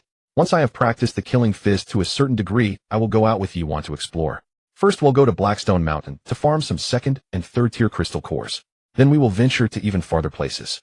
I want to see just how vast the endless continent is. I've heard that outside there are countless races along with 3 super clans standing alongside the human race. I want to see for myself why they believe they can compare with the frighteningly powerful human race. And I must earn more money. I want to buy my sister the best techniques, the best pills, and beautiful clothes. So she won't have to work so hard anymore. As he thought this, Xiang Qingyu gradually drifted off to sleep. In his dreams he exploded a 7th tier monster with a single punch. Yuan stood beside him smiling and applauding. Old Man Qin, wearing floral shorts, shouted 666 from the side. The next morning, bright and early, Xiang Qingyu sprang up from bed like a carp leaping from the water. The excitement of having awakened the desire to kill still coursed through him, filling him with boundless energy. He hastily threw on some clothes and dashed to the door, instinctively reaching to pull it open. It was empty. The entire door had been shattered by Yuan's palm the day before, leaving only the door frame. He nearly stumbled, taking 2 unsteady steps before regaining his balance. Almost forgot my door is gone. He scratched his head and walked out of his room. Just as he passed through the living room, he heard Yuan's voice from the kitchen. Where are you going? Xiang Qingyu froze in place, his neck stiffly, turning to face her. I'm not going anywhere, sis. If you're not going anywhere, then what are you doing? Yuan emerged from the kitchen, holding a pot, her gaze sharp. You're acting all suspicious. You must be up to no good. No way. Xiang Qingyu chuckled, awkwardly rubbing his hands as he walked into the kitchen. I just came to help you out. The kitchen was filled with a chilling aura. Yuan stood at the stove, surrounded by a faint blue chill. Ever since she began practicing the 9 nether mystic ice technique, she radiated a cooling buff, causing the temperature around her to drop by 10 C. Eggs were frying in the pan, and a thin layer of white frost had formed around the edges. As the eggs cracked into the pan, they sizzled 1/2, instantly freezing into icy fragments. Xiang Qingyu watched with his eyes twitching. Sis, can you actually eat this? Shut up. As long as there's something to eat, that's good enough. Yuan shot him an annoyed glance, waving her hand as a gust of chill struck the pan. The ice fragments melted instantly, and the eggs were fried to a golden hue. Xiang Qingyu quietly leaned in, trying to steal a kiss. Just as his lips approached, there was a loud bang. A layer of faint blue ice armor appeared out of nowhere, bouncing him away. He landed on his backside, his lips numb and losing sensation, struggling to speak. Sis. What is this? Yuan chuckled, her eyes crinkling. See if you dare to bully me again. She lifted her chin. This is the ice armor from the 2nd layer of the 9 nether mystic ice technique. From now on, if you get too close to me, it will activate automatically. Can't get close. Xiang Qingyu's eyes widened. Then how am I supposed to? Supposed to what? Yuan scooped the fried eggs onto a plate, carrying it toward the dining area, casting a cold glance back at him. Nothing. Xiang Qingyu obediently shut his mouth, rubbing his rear as he got up, his face filled. On the dining table were soy milk, fried dough sticks, and a fried egg. Xiang Qingyu sat down, picked up a fried dough stick, and took a bite. He pulled out his phone and habitually opened the Martial Arts Association forum. The top post on the homepage was clearly first reveal. Masked Hero Power Ranking. Lace Hero only ranked 7th. Continuously updated submissions. Welcome. Xiang Qingyu nearly spat out his soy milk. What the heck? He quickly clicked on it. The main post was a meticulously arranged ranking image. First place, Northeast Flower Print Underpants Hero. Achievement: wearing only a pair of floral underpants, he charged into a 7th rank beast tide, tore apart 6 with his bare hands, and never changed his pants throughout. Second place, Straw Hat Pot Lid Hero. Achievement: wearing a straw hat, he flipped a 6th rank magical beast with a frying pan, while shouting, "Ma, lend me your pot lid for a moment." 3rd place, red scarf Grandpa Superman. Achievement: at a primary school gate, a grandpa wearing a red scarf swatted away a 4th rank magical beast with a broom, scolding, "Don't block the kids from leaving school." 4th place, flip-flop or God. Achievement: an elementary school student wearing flip-flops unarmed used a slipper to slap down a 3rd rank magical beast. 5th place, sack over head bro. Achievement: with a sack over his head, he robbed 3 Beast King dens. No one knows what he looks like, they only heard from inside the sack handed over. 6th place, true Long John's hero. Achievement: wearing a pair of red long johns, he used 2 drying poles as twin swords. His swordsmanship, so exquisite, it was unbelievable. After the fight, he even helped passers-by collect their hanging laundry. 7th place, pink lace hero. Achievement: with a pink lace panty covering his face, he killed a 6th rank rift whale with his bare hands. His strength was extremely high, but his outfit was too outrageous, causing his overall score to be deducted. 8th place, Xiang Qinji's face turned green. His fingers trembling, he scrolled down to the comments section. 7th place, with his strength to kill a 6th rank magical beast, he should at least be in the top 3, right? Are the judges blind? Upstairs, strength is strength, aesthetics are aesthetics. Pink lace: how do you expect the judges to give a high score? Let me tell you, the masked hero ranking isn't just about achievements, it's also about style. Flower underpants are classic tough guy style. Pot lid is the commoner chivalrous style. Red scarf is nostalgic. Flip-flop kid is the rebellious elementary schooler. Sack is mysticism, and long johns are performance art. Pink lace: what the hell is that? Teenage girl fantasy style. Ha ha, teenage girl fantasy style, I'm dying. Maybe it's a crossdresser. Or maybe he was forced by his wife. Suggestion: lace hero should switch to black stockings next time, might make it into the top 3. Upstairs, you're not right. Xiang Chengyu was so angry, he nearly crushed his phone. Just then a new hot post was pushed up. Bombshell. Lace hero suspected to be the 9-colored genius of Modu. The poster's ID was Deductive Master Old Wong, and the post was a lengthy 3,000 words with core arguments as follows. First, lace hero's battle location was in the East Sea, which belongs to Modus Waters. The 9-colored divine light was also in Modu. Second, although lace hero had his face covered, he looked young with the build of a youth. As is well known, the 9-colored divine light appeared coinciding with the annual Awakening Day. Third, being so young and able to kill a 6th rank magical beast with one palm strike, it doesn't seem like normal cultivation. He must have an extraordinary special ability. The 9-colored divine light also represents extraordinary quality. Fourth, in conclusion, lace hero is likely that 9-colored genius. The comments below had already exploded. Perfect logic. I believe it. So the 9-colored genius is not only incredibly powerful, but also likes to wear pink lace panties. I don't understand the world of geniuses. From now on, call him the 9-colored lace war god. Wang Xiaoxing. This is the Human Federation General Security Bureau. Please report to the security branch in your city voluntarily. Xiang Qinji's hand shook, and his phone nearly fell into the soy milk. It's over. Someone had actually connected these two things. He looked up at Yiwan, his face filled with panic. Sis, what do I do? They guessed him the 9-colored genius. Yiwan picked up the phone and glanced at the post. Her expression was calm, without a trace of panic. Don't panic. She took a sip of soy milk and said slowly, your face wasn't revealed, you teleported away, leaving no trace. Even if they guess, they have no evidence. Xiang Chengyu just breathed a sigh of relief. Yiwan added another sentence, but next time you use the thunderclap divine palm, you need to change your mask gear. My underwear, no more using it. Xiang Chengyu nodded. All right. Then what? A mask? A scarf? Or a balaclava? Yiwan put down her chopsticks, rested her chin on her hand, and thought. Her eyes lit up. Next time, use stockings. Xiang Chengyu. He spat out a mouthful of soy milk. Stockings? Yeah. Yiwan said matter-of-factly, stockings are thin, breathable, and make your face look smaller. Black ones, no one will recognize you with them on. No, absolutely not. Xiang Chengyu shook his head like a rattledrum. I'd rather use a sack than stockings. A sack is too cumbersome. Yiwan shook her head. Stockings are so convenient, you can just stuff them in your pocket and go. Still no. Xiang Chengyu was firm. If word gets out, how can I show my face? 9-colored lace war god is bad enough, add stocking war god, and he'll never be able to hold my head up. Use the ones I've worn. Really? Xiang Qinji's eyes lit up like light bulbs. Yiwan smiled and nodded. After breakfast, Xiang Chengyu pocketed his wallet and went out. He had promised Grandpa Qin yesterday to fix the tiles, and he dared not delay that. If Grandpa Qin actually told Yiwan, he'd be in big trouble. Arriving at the building materials market, the boss greeted him warmly. Young man, what do you need? Building a house or renovating? We have cement, sand, tiles, everything. Big quantity, big discount. Buying tiles, Xiang Chengyu said. How many?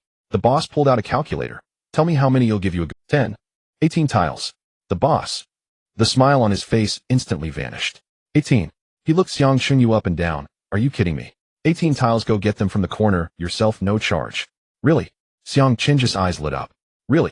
The boss waved his hand, a look of disdain on his face. Take them away quickly, don't hold up my business. Xiang Chunyu cheerfully carried 18 tiles and headed home. Back at the neighborhood, Grandpa Chin was already waiting downstairs. In his hand was a small notebook and a pen. Here, Grandpa Chin said with a straight face, are the tiles enough? If not, go get more. Enough. Xiang Chunyu nodded repeatedly. Go on up. Grandpa Chin followed him to the rooftop. They'll supervise you fixing them. Not one missing, not one crooked, it's all got to be perfect. Xiang Chunyu. No choice, he had to honestly climb up and fix the tiles. Grandpa Chin brought a small stool and sat nearby, cracking sunflower seeds while directing. A bit to the left. It's crooked. That one's no good, swap it. Spread the cement evenly, or it'll leak when it rains. Xiang Chunyu was busy and sweating profusely. He worked for a full hour, finally replacing all the broken tiles. Grandpa Chin stood up and carefully inspected everything. He nodded. Not bad. He closed his little notebook. They'll let you off this time. Next time you dare to practice wildly in the middle of the night, they'll not only tell your sister, but also deduct your community behavior points. Got it. Xiang Chunyu nodded repeatedly. I want dare again. Grandpa Chin snorted, picked up his stool, and went downstairs. Xiang Chunyu breathed a sigh of relief and collapsed onto the roof. Exhausted. Fixing tiles was more tiring than practicing boxing. After resting for a while, he stood up. He looked around. Grandpa Chin was gone. Yuan was tidying up in the kitchen. A good time to practice killing intent again. He took a deep breath and closed his eyes. This time, he didn't think of the image of Yuan getting hurt. Instead, he recalled the feeling of anger from yesterday. The killing intent slowly coalesced. On his fist, a dark gold fist aura gradually took shape. It was more condensed and stable than yesterday. The surrounding air rippled slightly, but didn't blow anything away. Not bad. Xiang Chunyu nodded in satisfaction. He could already control the range of the killing intent. He lightly punched towards the distant sky. The dark gold fist aura shot through the air, flying for several hundred meters before slowly dissipating. Its power hadn't diminished at all. Instead, it was more focused. Perfect. Just then, footsteps sounded behind him. Xiang Chunyu turned around. Yuan was standing there holding a bottle of water. Not bad practice. She walked over and handed the water to Xiang Chunyu, making rapid progress. Of course. Xiang Chunyu raised his chin proudly. Look whose brother it is. Yuan smiled and looked into the distance. My 9 nether profound ice art has been converted, and the 1,000-mile cold star technique is almost mastered. She said softly. In 3 days we'll set out for Blackstone Mountain. Xiang Chinji's eyes lit up. Really? Awesome. He had long wanted to go out and explore. Having been cooped up at home for so long, he could finally go out and see the world. Yuan watched his excited expression, a tender smile curling at the corners of her mouth. All right, let's go down. The two went downstairs together. Back in his room, Xiang Chunyu packed his things. He prepared his luggage for the departure in 3 days. Just then Yuan pushed the door frame and walked in. In her hand was a black plastic bag. Here, she handed the bag to Xiang Chunyu. What's this? Xiang Chunyu took it and opened it. Inside were neatly stacked pairs of black stockings. Various thicknesses, various styles. But they were all new. Xiang Chunyu. His face instantly darkened. No. He pushed the bag back. I only want the ones you're wearing. Today is the day of departure. Xiang Chunyu stands in the living room, hands behind his back with a long face, as if someone owes him 8 million. He immediately straightens his back, his expression becoming even more sour. Yuan walks out, her black, over-thinny stockings hugging her slender straight legs with the hem of her skirt just covering the tops of her thighs. She feels uncomfortable all over, constantly tugging at the hem of her skirt, her feet rubbing against the ground, her ears turning as red as if they could bleed. Xiang Chinji's eyes suddenly shine like searchlights. His expression shifts from gloomy to sunny, then to extremely bright. He dashes over, tightly hugging Yuan's arm, his head rubbing against her shoulder. Sister, you are so good. Sigh. Yuan sighs, reaching out to ruffle his hair. I really can't do anything with you. You have the temper of a child, ignoring me for 2 days. Sister, Xiang Chunyu shakes her arm, his voice drawn out. Yuan feels an inexplicable sense of guilt rise in her heart. Why do I feel like a kidnapper? She quickly shakes her head, pushing away the chaotic thoughts. Let's go. Depart. All right. Xiang Chunyu picks up 2 large backpacks and puts them into the storage bag. Endless continent. You're king my ass. Yuan slaps the back of his head, cutting off the rest of his sentence. Keep it low. Afraid others don't know who you are. Xiang Chunyu covers the back of his head and chuckles obediently, following Yuan out. The two just reach the entrance of the community.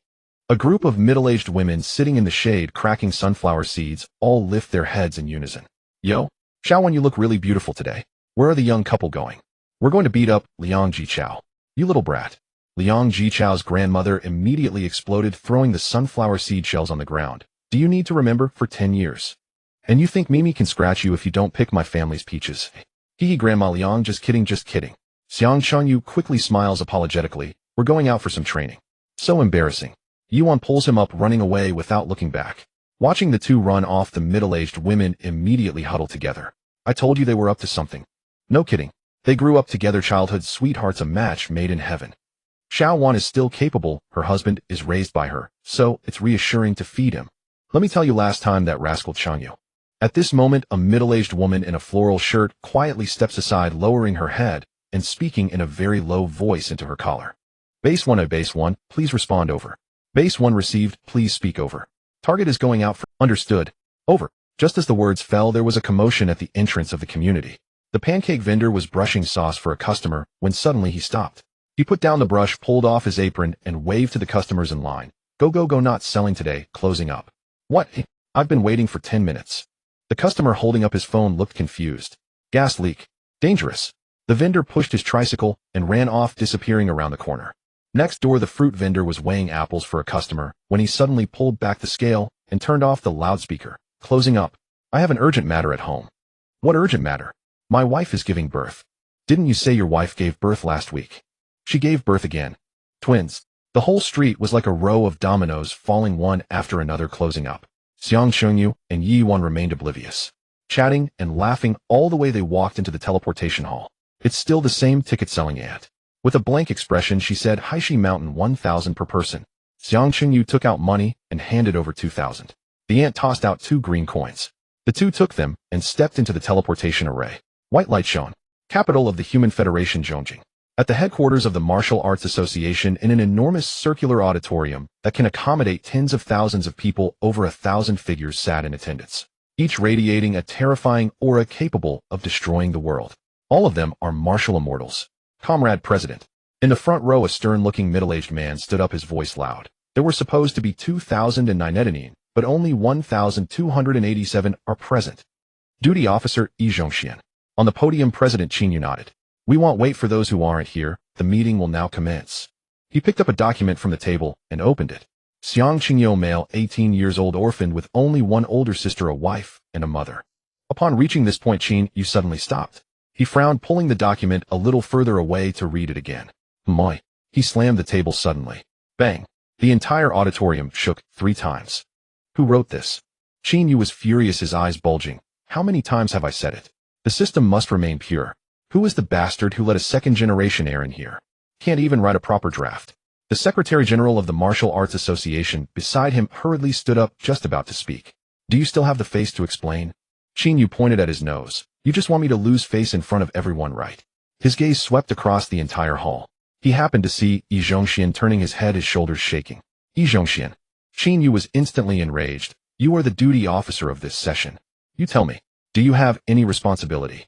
Yi Zhongxian quickly turned his head, trying hard to hold back his laughter with a serious expression. Report, President. The draft was correct. Correct. Qin Yu widened his eyes. What do you mean by one older sister, a wife, and a mother? Ha! The entire hall couldn't hold back any longer, bursting into laughter. Qin Yu. The Secretary-General quickly leaned over, explaining in a low voice. President, it really is correct. These 3 identities are all the same person, named Yi Yuan, 5 years older than Xiang Qingyo, who raised him since childhood. Qin Yu. He coughed lightly, feeling a bit embarrassed. Today's young people really know how to have fun. He cleared his throat and picked up the document, pretending as if nothing had happened. All right, let's continue the meeting. Xiang Qingyo, the awakener of the 9-colored divine light, is crucial for our human race. Today we received a report from the Security Bureau that this kid has already gone out for training. As soon as he finished speaking, the room exploded. It was as noisy as a vegetable market. A muscular martial immortal stood up with a bang, shouting like thunder. What's there to discuss? Let's set a 3 at a time. 24-hour round-the-clock protection. Anyone who dares to lay a finger on him, I'll crush their skull. I oppose. A young martial immortal in white with an arrogant expression stood up. Don't forget Jiang Wudao. His voice was cold. It's your pampering that has led to this. Treating a genius like he's made of glass, afraid he'll break. What's the result? He didn't even survive the martial saint tribulation. I also oppose. Another old martial immortal nodded. Geniuses need to be tempered. A flower in a greenhouse can never grow into a towering tree, right? Moreover, this kind of destined child is born with immense luck. I'm not exaggerating. If you go over and slap him, he definitely won't die. Someone will come out of nowhere to save him. Nonsense. Of course you can't kill him. I will definitely go save him. You see, this is luck. Shut your mouth. Who are you cursing? What's wrong with cursing you? Without saying a word, the arrogant youth took off his shoes and threw them over. The muscular man dodged sideways, pulling off a stinky sock and throwing it back. The meeting room immediately turned chaotic. People on both sides with differing opinions were spitting at each other, throwing shoes and benches. Thousands of martial immortals were tangled together. Energy waves radiated out, causing the protective shield of the entire auditorium to hum. Qin Yu sat at the podium, covering his forehead, shaking his head. There was no longer any dignity of a martial immortal left. It was simply embarrassing to watch. Yi Zhongxian, seeing this, quickly gathered all his true energy and shouted. Silence. His voice echoed like thunder in the auditorium. After a long struggle, the meeting finally quieted down. The ground was littered with shoes, socks, and broken pieces of benches. Qin Yu stood up. Since everyone's opinions are divided, as per tradition, we will vote to decide. Those in favor of protection, raise your hand. A clamorous wave of hands was raised. Those opposed, raise your hand. Another wave of hands went up. Yi Zhongxian counted quickly and announced loudly. In favor 643, opposed 644. The opposition is valid. Everyone in the hall nodded. Even though they had just argued fiercely, once the voting results came out, no one had any objections. This is the tradition of the Human Federation. The minority must obey the majority. Qin Yu nodded. That's it. However, although it won't be round-the-clock protection, we can't completely neglect it. Does anyone have dragon essence? Bring one to accelerate the genius. Everyone looked at each other, all shaking their heads. Dragon essence is too rare. If they can't use it themselves, they usually trade it away. Just then a martial immortal stood up. We don't have it, but someone does. I heard that the Dragon Clan in the West recently acquired a Millennium Dragon Essence. Qin Yu's eyes lit up. He turned to the Secretary General, his tone flat. Notify the Dragon Clan to deliver the Dragon Essence to the Martial Arts Association headquarters within 3 days. Otherwise, he paused, his gaze turning cold. Send an army to annihilate their entire clan. Understood, the Secretary General nodded. He suddenly remembered something and added, President, let me say one more thing. Qin Yu might not die, but the supporting characters might not be so lucky. Everyone should pay attention to that little girl who is a trinity. Don't let her get into any danger. Nowadays these young people are all very impulsive. For their beloved they would destroy the world without a second thought. He shivered. It's very frightening. The white light dissipated. Qin Yu and Yi Wan stepped out of the teleportation hall. A wave of noise hit them. The square was teeming with people and shouts were rising and falling. Don't miss out as you walk by. Tier 3 armor-piercing talismans specifically for those shameless bandits. Tier 3 materials from magical beasts. Freshly available. It's warm inside. Buying crystal cores. High prices for Tier 1, Tier 2 crystal cores. No cheating. Numerous warriors squatted on the ground, laying out a piece of cloth displaying pills, weapons, herbs, and even various roasted beast meats. Haishi Mountain is far from the city, and the Martial Alliance Mall does not provide delivery to the wild. These second-hand vendors purchase in bulk from the mall, marking it up by 5 to 10%, selling to warriors looking to save on teleportation tickets. With thin profits and high sales, they earned a fortune. Qin Yu looked on with curiosity. Last time he came to Haishi Mountain, he was too eager to test his skills and hardly paid attention. This is the true world of warriors. He pulled Yi Wan along, eagerly scanning each stall. Return essence pills are being sold cheaply. Bulk buys get better prices. Hearing the words return essence pills, the two stopped in their tracks, exchanging glances. Yi Wan stuck out her tongue. It seems we forgot to buy blood medicine and blue medicine. Qin Yu looked at her adorable expression, feeling a stir in his heart. He unconsciously moved closer. Bang! The ice armor automatically activated. He was once again sent flying. Sitting on the ground, he smiled awkwardly. Sister, I just wanted to say something to you. Yi Wan shot him a glare. Do you need to get this close to talk? Serves you right. Let's go and buy some supplies. She reached out and pulled Qin Yu along. The two arrived at the stall where the shouting had come from. The vendor was a middle-aged man with a face full of flesh, shirtless, with a tiger tattooed on his chest. Boss, what's the price for Tier 2 return essence pills and return chi pills? Qin Yu asked. The middle-aged man did not look up, saying, they're all 1050 coins each. Qin Yu nodded. Not bad, just 5% more than the mall. Is there a discount for newcomers? The middle-aged man lifted his head, his expression stern. No, buy if you want. Qin Yu, are you even human? It's everyone's duty to help new. Did you not see the Martial Alliance's promotional slogan? Oh, get lost. 100 pieces each. All right, father. The middle-aged man immediately did a 360-degree turn.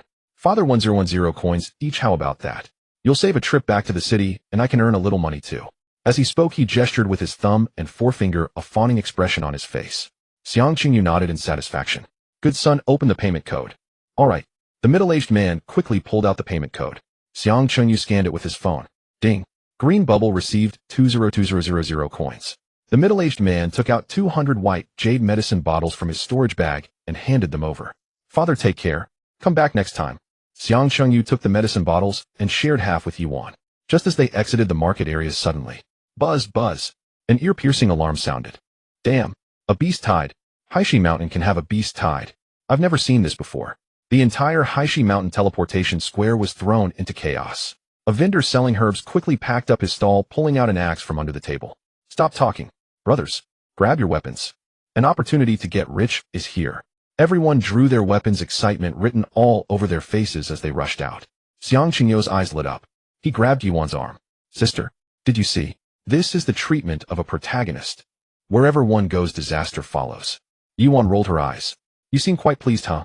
Then her entire body filled with battle intent. Let's go. Let's hunt monsters. The two rushed out with the crowd toward the square. On the distant horizon, a black mass of magical beasts was charging towards them, stretching endlessly. They were all Tier 1 and Tier 2 magical beasts. A squad of soldiers stationed at the teleportation hall was shouting into a megaphone, "New warriors retreat." High-level martial artists stepped forward. Everyone stay calm. Everyone open the Martial Alliance app. Accept defensive tasks in the task hall. The two quickly took out their phones. They opened the Martial Alliance app. The pinned task in the task hall was the Haishi defense task. Task description: the Haishi Mountain teleportation array is under attack by a beast tide. Kill magical beasts to receive tier-matching crystal core rewards from the left ear. Friendly reminder: cheaters will be placed on the trust blacklist. Xiang Qingyu gasped. Sister, we're going. Killing just 10 magical beasts usually doesn't even guarantee a single crystal core drop, but now killing just one guarantees one. Quick, accept the task. The two clicked to accept simultaneously. Everyone prepare. The captain of the station troops drew his long knife and shouted, "Ready. Wait, leave the beasts alive." A shout suddenly came from the back.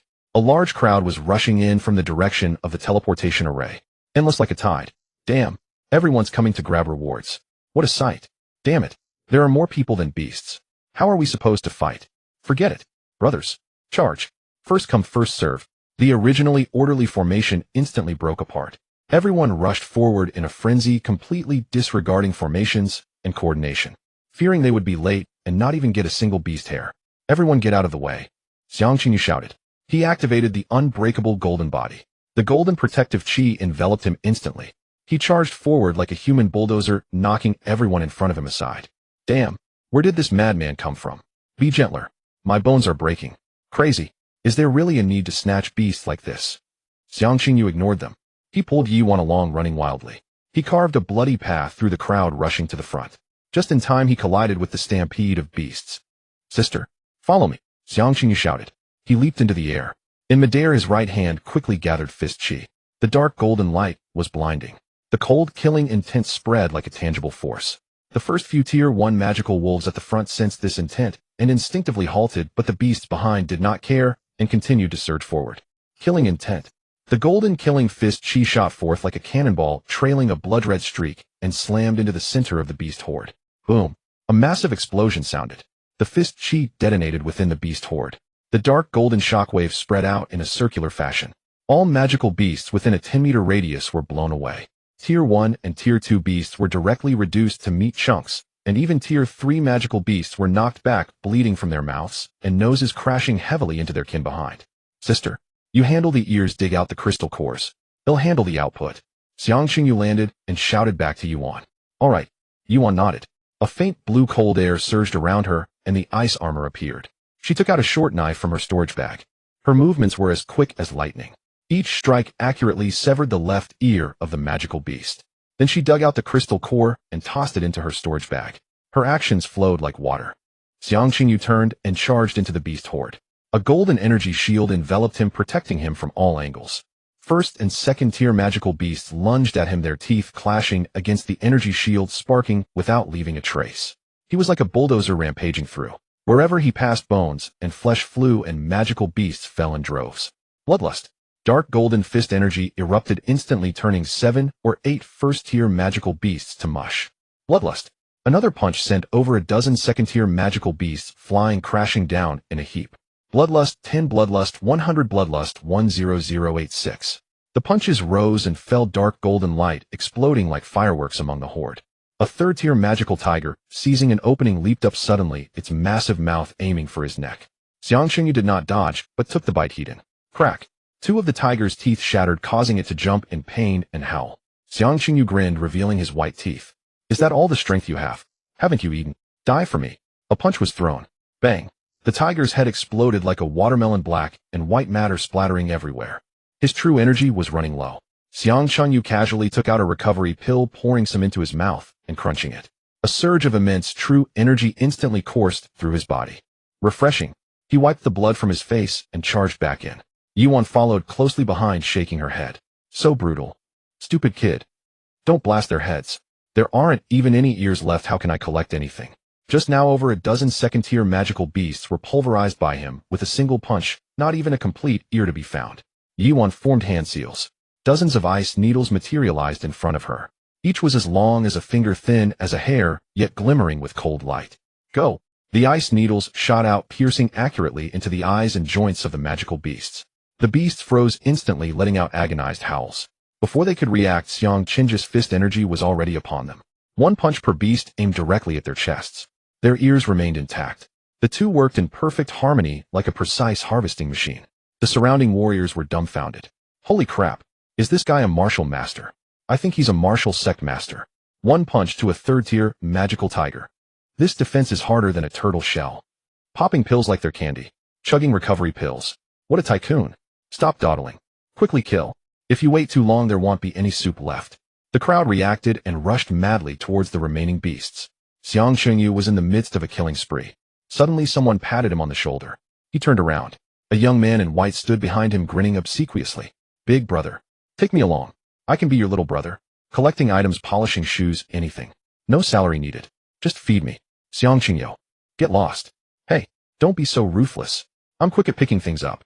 Faster than your companions. Xiang Qingyu ignored him and continued charging forward, leaving a trail of corpses in his wake. After half an hour of killing, the beast tide was completely shattered. Yuan approached, carrying 3 bulging bags.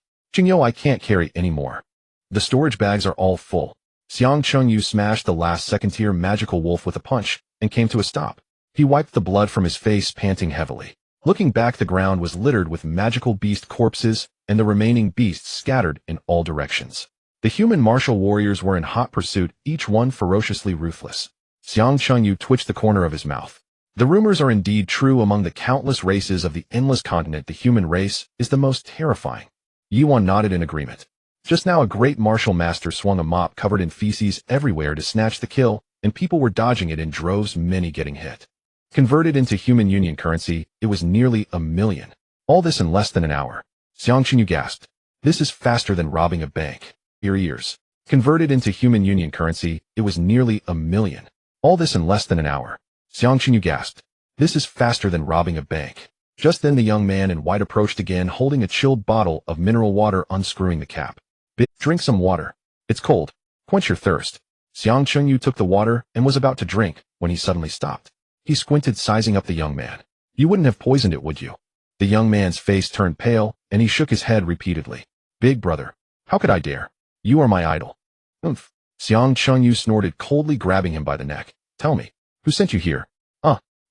The young man's face turned beet red, his tongue sticking out as he desperately kicked his legs. Enough. Yuan hurriedly pulled Xiang Qingyu away. If you're choking him, how can he answer? Xiang Qingyu awkwardly smiled and released his grip. Come clean. Otherwise I'll throw you to feed the magical beasts. The young man covered his neck, coughing violently, tears streaming down his face. He took a long time to recover. Big brother, I am not a bad person. My name is Han Feiyu. I just want to ask you for a favor. Xiang Qingyu frowned. Not interested. I won't help. Goodbye. After saying that, he dragged Yuan away. Hey, big brother, don't go. Han Feiyu panicked and chased after them, blocking their path. Let me finish. It's a good thing. I found a third-tier underground cave in the Despair Forest that no one has entered yet. I don't have enough strength, so I want to ask you to team up and split the loot evenly. Xiang Qingyu and Yuan exchanged glances. He raised an eyebrow. Why me? For a third-tier cave, can't you just find a few great martial masters? I'm only a second-tier martial master. Big brother, you're being modest. Han Feiyu said excitedly. I saw your strength just now. Fighting above your level is as easy as drinking water one punch for each third-tier magical beast. That demeanor, that style, you're simply the future star of the human race. Stop. Xiang Chengyu raised his hand to interrupt. Flattering me won't work, I'm not going. He pulled Yuan and continued walking forward. Big brother. Han Feiyu was anxious. Every cave can only be cleared once, and the third-tier cave has rare items. Aren't you tempted? Xiang Chengyu suddenly halted. Of course he knew the importance of rare items. It was related to personal martial arts potential. In the Endless Continent, all races had their panels. When promoting to a fourth-tier martial sect master, if you use the corresponding rare item for the promotion, not only will your combat power surge, but you will also unlock an additional talent. If you promote without it, you'll have nothing. It's akin to the difference between a vocational college and a top-tier university. The disparity is incomparable. Many people remain stuck at the 6th-tier Tianyuan martial lord for their entire lives simply because they didn't use rare items for promotion when they were young, lacking the combat power to overcome the Morningstar tribulation. Yuan shot Xiang Chengyu a glance, then her expression turned serious as she took his hand. Chengyu, don't listen to his nonsense. We don't know each other. How do we know this isn't a trap? Let's go home. Stop. Han Feiyu shouted loudly. He gritted his teeth as if having made a resolution. Fine. I'll show you. Is that okay? As soon as he finished speaking, golden light burst forth from above his head, dazzling and blinding. Gold Han Feiyu, gold 9 suns divine art, gold solitary 9 swords, gold soaring ascension steps, blue pride of the sun, white great martial master 6th flare. The golden light shot up into the sky, nearly blinding several passing martial warriors nearby, who, holy crap, which idiot is displaying their title here? Blinding me. What a jerk. Don't you know that showing titles hurts people's eyes? Xiang Chengyu and Yuan quickly covered their eyes. All right. Put it away quickly. It's too glaring. Han Feiyu reluctantly turned off the title display. Now do you believe me? I even showed my underwear. I can't be fooling you. Xiang Chengyu rubbed his eyes. All right, we'll go. He smiled broadly and patted Han Feiyu's shoulder. Brother Han, your special skill is still blue quality, not bad. Han Feiyu pouted, looking displeased. Scumbag. Just now you ignored me, and now you see my special skill and suddenly want to be buddies. What about your panels? Let me see. Xiang Chengyu and Yuan exchanged glances. Xiang Chengyu shrugged, looking helpless. Don't mention it. Our panels are malfunctioning and the title display button is missing. Han Feiyu. Malfunctioning panels. Is that even a thing? He looked doubtful. Are you kidding me?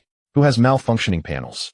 Really? Yuan nodded. It broke on Awakening Day, and the Martial Association people came to check, said it couldn't be fixed. Han Feiyu stared at them for a long time, unable to spot any flaws. All right then. Ultimately, he believed them. As long as you're strong enough, a malfunctioning panel won't affect combat. When do we set out? Xiang Chengyu asked. Let's go now. Han Feiyu said excitedly. The longer we wait, the more dreams we have. What if someone else finds it first? Then what are we waiting for? Let's go. Xiang Chengyu picked up the bag on the ground. First, let's head to the teleportation array. Hey, wait. Yuan stopped him. Let's exchange these ears first, or it'll be too troublesome to carry them around. The three of them returned to the Blackstone teleportation hall, carrying 3 large bags of ears. The station soldiers, without raising their heads, took the bags and dumped them out with a clatter, their fingers swiftly counting. First tier 120, second tier 5700, third tier 2300. A total of 9200 Human Alliance coins. Ding! Green bubble, 900 Human Alliance coins received. The notification sound for incoming money rang out on the phone. Xiang Chengyu pulled out his phone and smiled until his eyes squinted into slits. Han Feiyu leaned over, his face filled with envy. Big brother, you're amazing. Earning 92000 in an hour. Faster than robbing a bank. Of course. Xiang Chengyu tucked his phone back into his pocket and patted his shoulder. Hard work leads to wealth. Working people are the most glorious. Let's go, time to buy tickets. Han Feiyu excitedly took the lead and walked towards the ticket booth, where the ticket lady remained expressionless. Where to? To Xiangbei Province, the Forest of Despair. Han Feiyu took out his phone. How much for a ticket? 500000. Han Feiyu nodded and scanned the code to make the payment. The lady tossed a blue coin. Han Feiyu caught the coin. Xiang Chengyu and Yuan stood in place, not moving. Buy the ticket. The two exchanged glances, turned in unison, and stepped outside. Hey, where are you going? Han Feiyu panicked and sprinted after them. You're not going to make me pay for the tickets, are you? The two turned back at the same time and nodded. Their movements were perfectly synchronized. Han Feiyu. He widened his eyes in disbelief. This is too much. Didn't you just receive 9200? That's my betrothal money. I need to save it to marry my sister, Xiang Chengyu said matter-of-factly. Anyway, you're paying. Yuan quietly nodded beside him. Han Feiyu. He clutched his chest, feeling his heart bleed. Why did I have to team up with you two ancestors, eh? Alright. I'll pay. Is that okay? He gritted his teeth and turned to walk towards the ticket booth. Hee. Han brother, you're so generous. Xiang Chunyu chuckled triumphantly, pulling Yi-Wan along. Yi-Wan watched Han Feiyu's back, her expression thoughtful. Xiang Chunyu turned back and gave her a reassuring look. Han Feiyu painfully scanned the code again, paying another 1,000,000. The lady tossed out 2 coins. Han Feiyu took them and shoved them hard into the hands of the other 2. Take this.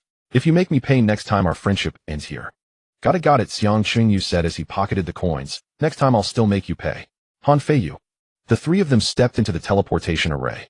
A burst of white light surged. A strong sense of dizziness hit them, as if their internal organs had been tossed into a washing machine, spinning countless times before being spat out. Outside the forest of despair, the 3 of them appeared in a dense forest. Towering ancient trees surrounded them, their branches and leaves blocking out the sky. Xiang Chunyu leaned against a nearby tree, bending over and dry heaving. Yi-Wan's face turned pale as she supported his arm, breathing slightly faster. Ha ha ha. Han Feiyu stood nearby, hands on his hips, laughing heartily. Are you two still dizzy? That's so pathetic. Xiang Chunyu raised his head and glared at him fiercely. What's so funny? If you've never taken such a long teleportation array, it's not okay. I understand. Han Feiyu said with a gloating expression. From Magic City to Xiangbei Province, it's a whopping 12 million kilometers. He pulled out a crumpled piece of paper from his storage bag and unfolded it. The entrance to the underground cave is in the valley 10 miles ahead. Oh, let's set off. Xiang Chunyu leaned in to take a look. The paper was filled with crooked lines that looked like worms crawling. There were also several crooked stick figures holding swords. The arrows pointed in all directions. Did you draw this? Xiang Chunyu twitched the corner of his mouth. Yes. Han Feiyu said proudly. I drew it 3 times. There's no way we can go wrong. Xiang Chunyu. Yuan. Alright then. Xiang Chunyu sighed. If we go the wrong way, I'll sell you to a brothel as a duck. Don't worry. There's absolutely no mistake. Han Feiyu patted his chest and guaranteed. He flipped the paper over for a glance, then took the lead, walking to the left. Xiang Chunyu and Yi-Wan followed behind. They walked for less than 10 minutes. Han Feiyu stopped, scratching his head. Wait a minute. It should be the right side, right? He turned the paper back and took another look. Oh, I held it upside down. Xiang Chunyu. He lifted his foot to kick him. Can you be a bit more reliable? Oh no, this was just a mistake. Han Feiyu dodged and chuckled. This time there's definitely no mistake. Follow me. He took the lead and walked to the right again. After another 20 minutes, a valley entrance appeared ahead. We're here. Han Feiyu exclaimed excitedly. He quickly ran over. Just as he reached the entrance, he abruptly stopped. Not right. Someone has been here. His expression changed. I set markers at the entrance, and now someone has disturbed them. Xiang Chunyu and Yi-Wan quickly walked over. Indeed, there were obvious human footprints on the grass. Let's go. Hurry and check the entrance to the underground cave. Han Feiyu's expression turned serious as he led the way into the valley.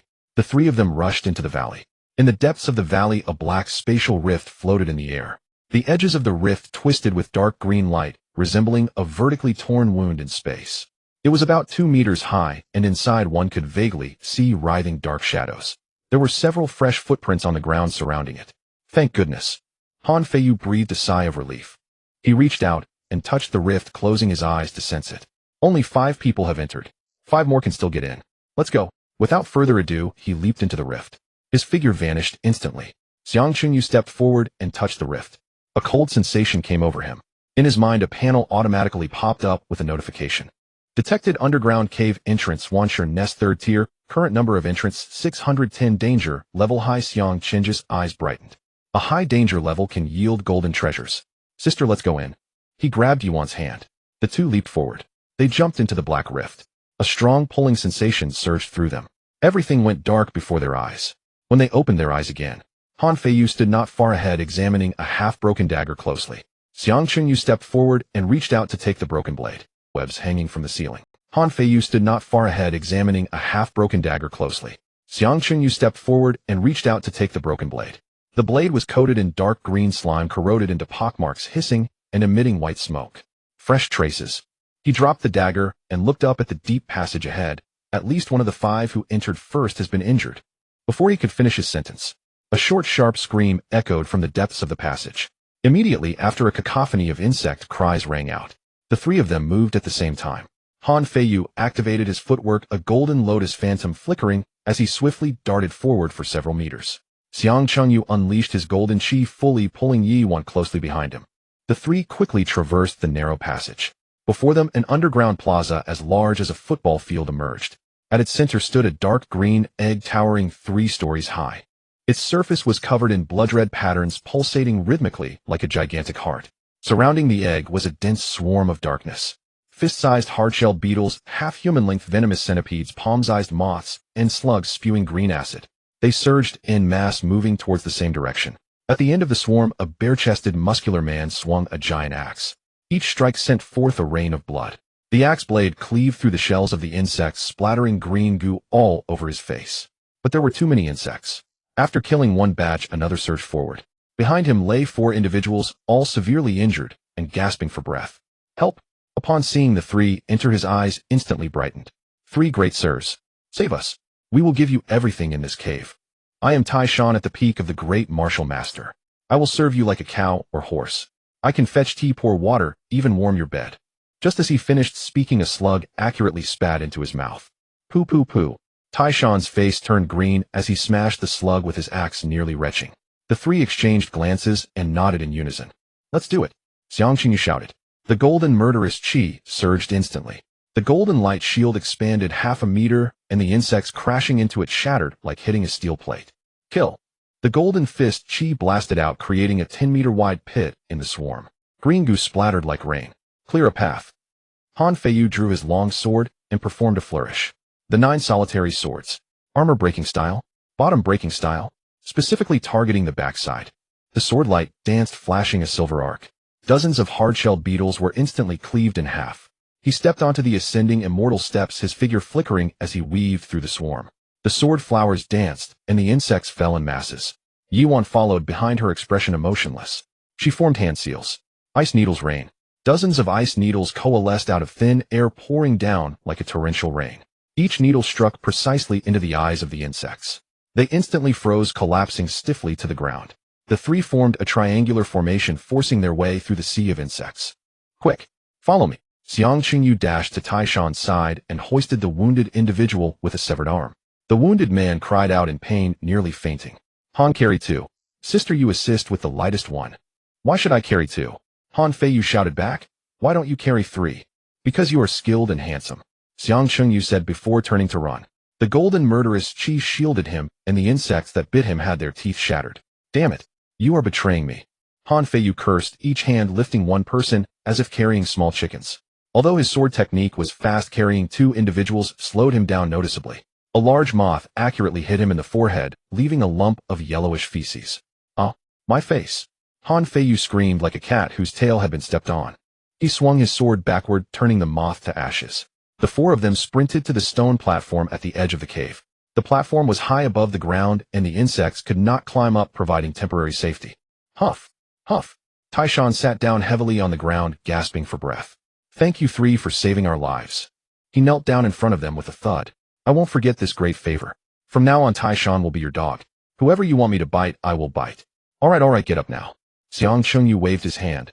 No need for such formalities. Yiwan took out healing medicine and began to bandage the several wounded. Frost circled around her fingertips, applied to the wounds, instantly stopping the bleeding.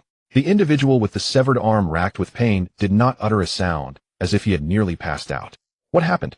Xiang Qingyu asked. How did you attract so many insects? Don't mention it. Tai Shan sighed. We came in as a team of 5, originally planning to pick up some leftovers. Who knew that as soon as we arrived at this plaza, we accidentally crushed a small egg. This is the mother insect's egg.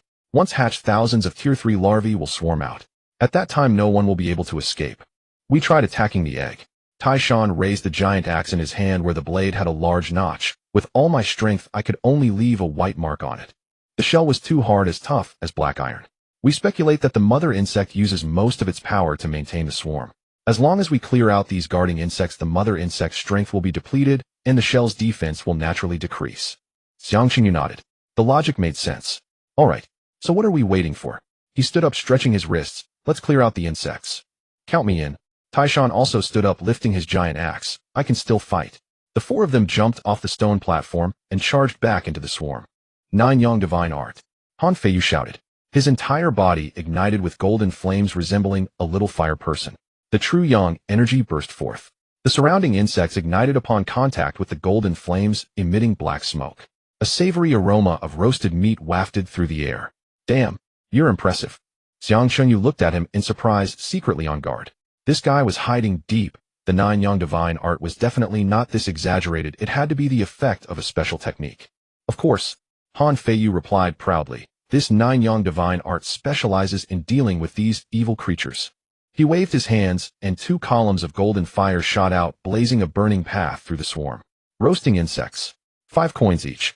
Buy 10 get 1 free. If it's not delicious, it's on the house. Can you be serious for once? Xiang Qin's corner of the mouth twitched. We are in a fight. So what if we are? Fighting should also be fun. Han Feiyu said, spraying another pillar of fire. A few moths were turned to ashes, and several charred wings floated down. Xiang Chunyu ignored him, channeling the indestructible golden body. His entire being transformed into a golden Iron Man rushing into the heart of the insect swarm. Kill!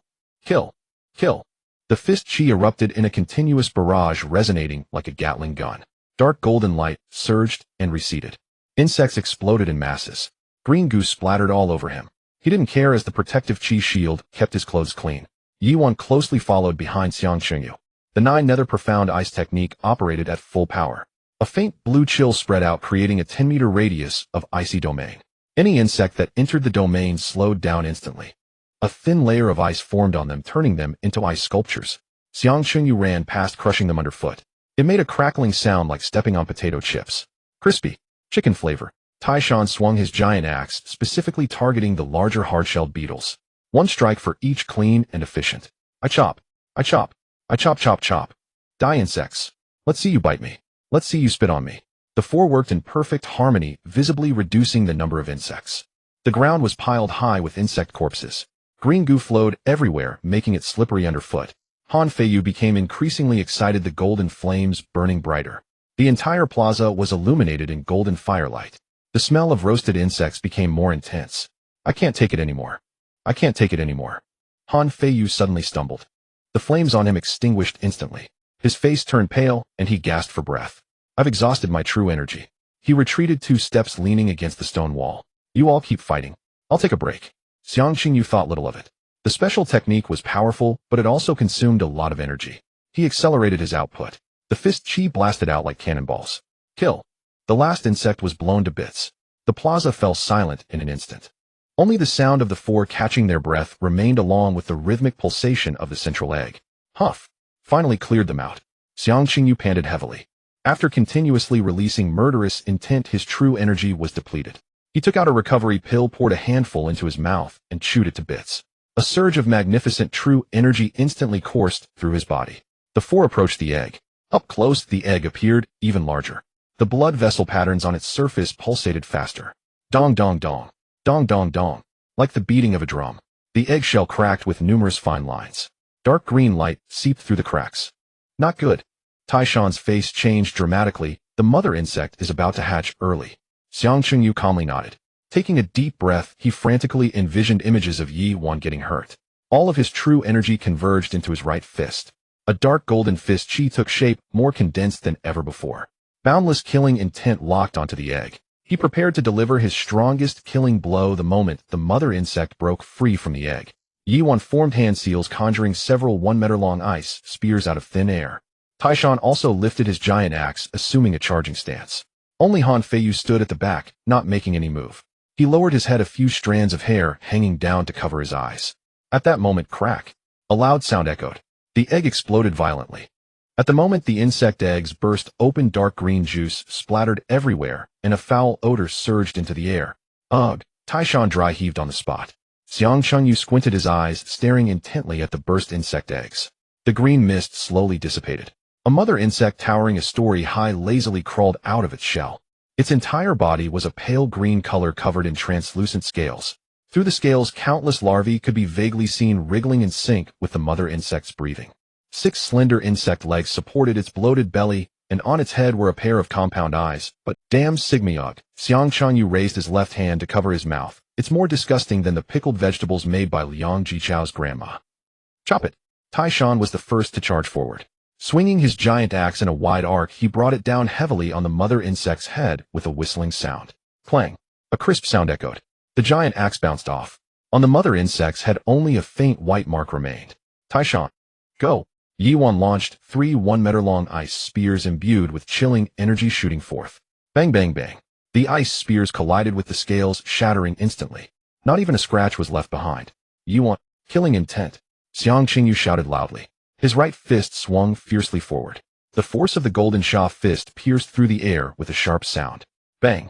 It struck solidly against the mother insect's belly. The massive body of the mother insect was sent flying crashing heavily to the ground. Dust rose into the air. Awesome, big brother. Han Feiyu, standing in the back, quickly jumped out to applaud. Be careful. Taishan suddenly shouted. The 387th rule of the Human Alliance Combat Manual states that if there's smoke, there's no harm. If there's smoke, everything is definitely fine. Just as his words fell, the smoke cleared. The mother insect lazily stood up, shaking off the dust from its belly. Unharmed, it swept its compound eyes across the 4 of them. Locking onto Yuan, its figure flickered. A residual shadow was left in place. The speed was lightning fast, completely incongruous with its size. An insect leg carrying a gust of wind struck directly at Yuan's face. Watch out! Xiang Chengyu darted forward, blocking in front of Yuan. His arms crossed protectively over his chest. Bang! A tremendous force hit. Xiang Chengyu flew backward like a kite, with a broken string crashing heavily against the stone wall. Chengyu, Yuan's face changed dramatically as she rushed over. Don't worry, Han Feiyu waved his hand. If there's smoke, there's no harm, big brother will definitely be fine. The dust cleared. Xiang Chengyu was embedded into the stone wall, his body forming a Tai character shape. He pulled himself out from the wall, dusting off the grime on his body. The golden Sha Qi shield was covered in spiderweb-like cracks. The force is decent. He moved his shoulder, stronger than the 18th technician's strength. Yuan ran over, inspecting him up and down. Are you injured? No, Xiang Chengyu shook his head, reaching out to pull her beside him. Stay behind the shield, and don't run around. The golden Sha Qi expanded once more, protecting the 2 of them inside. You 3, hurry up and attack. Xiang Chengyu shouted. He'll hold it off. After saying that, he charged toward the mother insect. An insect leg came crashing down. Xiang Chengyu did not dodge or evade. He took the hit squarely. The golden Sha shield shook slightly. Is that all? Xiang Chengyu grinned. A punch was thrown out. The mother insect was forced back 2 steps. Killing intent. 10-inch, killing intent. 100-inch. Xiang Chengyu, like a mad dog, exchanged blows with the mother insect. Both human and insect were engaged in a turn-based battle. The entire cave trembled. The mother insect was driven back step by step. Cracks began to appear in the scales on its body. Damn, big brother has gone mad. Han Feiyu's eyes widened. Don't just stand there. Charge. Taishan roared, charging forward with the giant axe. He brought it down heavily on the mother insect's leg. Behind, Yuan formed seals with her hands. Countless ice needles shot toward the mother insect's compound eyes like a torrential rain. Han Feiyu drew his long sword and charged forward as well. Duga 9 swords. Armor-breaking style. The sword light flashed. A deep mark was left on the mother insect's scales. The force surrounded the mother insect. It gradually faltered. More and more wounds appeared on its body. Dark green blood flowed all over the ground. It was clear it was on the verge of collapse. Suddenly, the mother insect raised its head, letting out a piercing shriek. The sound wave spread like a tide, covering the entire cave. Taishan was the first to be unable to withstand it.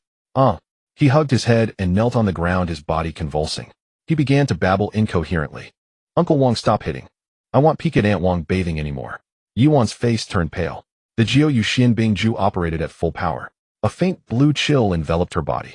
At the same time, a strand of cold air was sent to protect Xiang Qingju's mind. Xiang Chengyu felt a sharp pain in his head, but soon returned to normal. He turned to look. Only Han Feiyu remained unfazed, standing in place, without even furrowing his brows. Xiang Qingju's heart sank. Just then Han Feiyu moved. His figure flickered. He instantly appeared above the mother insect. Golden flames erupted around him. Duga 9 swords. Qi breaking style. The long sword, engulfed in blazing flames, stabbed fiercely into the top of the mother insect's head. Whoosh. The long sword penetrated without a handle. The mother insect's shriek abruptly ceased. Its massive body swayed and then collapsed to the ground. Dark green blood gushed from the wound. A glowing green insect-shaped essence floated out from the mother insect's body, radiating a strange light. It's a rare object. Taishan instantly regained consciousness, his eyes wide. Han Feiyu flickered, reaching out to grab the essence. He turned around. The flattering smile on his face vanished without a trace. In its place was a face twisted with malice and triumph. Thank you all for your help. He weighed the essence in his hand, laughing heartily. This rare object belongs to me now. Don't blame me. If one doesn't act for oneself, heaven punishes them. If you want to blame someone, blame your stupidity. Did you really think I would willingly be a lackey? Yuan shook her head. I guessed right, you truly are a petty person. Petty person, Han Feiyu snorted. In the martial arts world, the strong are revered. The weak are prey for the strong. Understand. This rare object will allow me to ascend to martial sovereign, drastically increasing my combat strength. With it, I will surely become a martial immortal in the future. You all, just stepping stones on my path to the summit. He boasted proudly, turning to leave. Bang! A loud crash echoed. The mother insect's corpse suddenly exploded, spewing forth a large number of white larvae. Han Feiyu was the closest. Dozens of larvae burrowed into his clothes. What is this? Han Feiyu's expression changed as he reached down to swat. Looking down, he saw something wriggling beneath his skin. It bulged into small lumps, crawling towards his heart through the blood vessels. Han Feiyu let out a piercing scream. He rolled and crawled backward, desperately slapping his body. Get off! Get off! Don't burrow into me! Don't burrow into me! But it was useless. More larvae crawled over, burrowing into his flesh. His entire body was covered in countless bulging lumps. It looked incredibly terrifying. Big brother, save me! Han Feiyu rolled and crawled to Xiang Chenji's feet. Big brother, I was wrong. I truly know I was wrong. I shouldn't have been greedy. I shouldn't have deceived you all. But I am your little brother. I'm begging you. There's no saving you now. Yuan glanced at him, her tone flat. The larvae have already burrowed into your heart. Even if a martial immortal descends, they can't save you. Han Feiyu trembled all over. He raised his head. Seeing Xiang Chenyu gathering a dark golden fist power in his hand, his eyes filled with fear. He cried, tears and snot streaming down his face. Big brother. No, I don't want to die. I still have my mother to take care of. She's still waiting for me to come home. Xiang Chenyu lowered his head to look at him, gently shaking his head. What are you rushing for? Killing intent. The fist power was unleashed. There wasn't a deafening crash. In an instant, Han Feiyu, along with all the larvae in his body, turned into a puddle of meat paste. The emerald green essence floated up from the meat paste, slowly landing in Xiang Chenji's hand. He remained silent for a moment. I warned him not to rush. Yuan, you didn't warn him. I was about to warn him. As the emerald green essence core touched his hand, the panel in Xiang Chenji's mind trembled violently. Artifact Third Order Queen Essence Core Quality Gold Effect inherits the Queen's Swarm Will. Upon activation, it can sense the mental fluctuations of all living beings within a 100-meter radius, granting significant immunity to mental interference and illusions. When actively released, it can simulate the Queen's screech, causing a brief mental shock to targets within range. Hidden trait: the Queen infused part of her life essence into the core before death. When the host suffers a fatal wound, the core will automatically release a swarm guardian, negating this death and restoring a small amount of status. This trait activates only once, after which the core degrades into an ordinary third-order crystal. Usage restriction: can only be fused during advancement to the fourth order. Xiang Chenji's eyes lit up. A good find. Mental immunity and a death-negating charm. It was practically tailor-made for Yuan. He turned and handed the core to her. Sis, this is for you. Yuan took it with a puzzled expression. The moment her fingers touched the core, the panel's prompt appeared simultaneously. After reading it, her eyes curved into crescents. She reached out and ruffled Xiang Chenji's hair. Good, Qingyo, mommy accepts this. Xiang Chenji's face instantly darkened like a storm cloud, and he was left speechless for a long moment. He turned his head to look at Tieshan, who was shrinking back with his neck tucked in.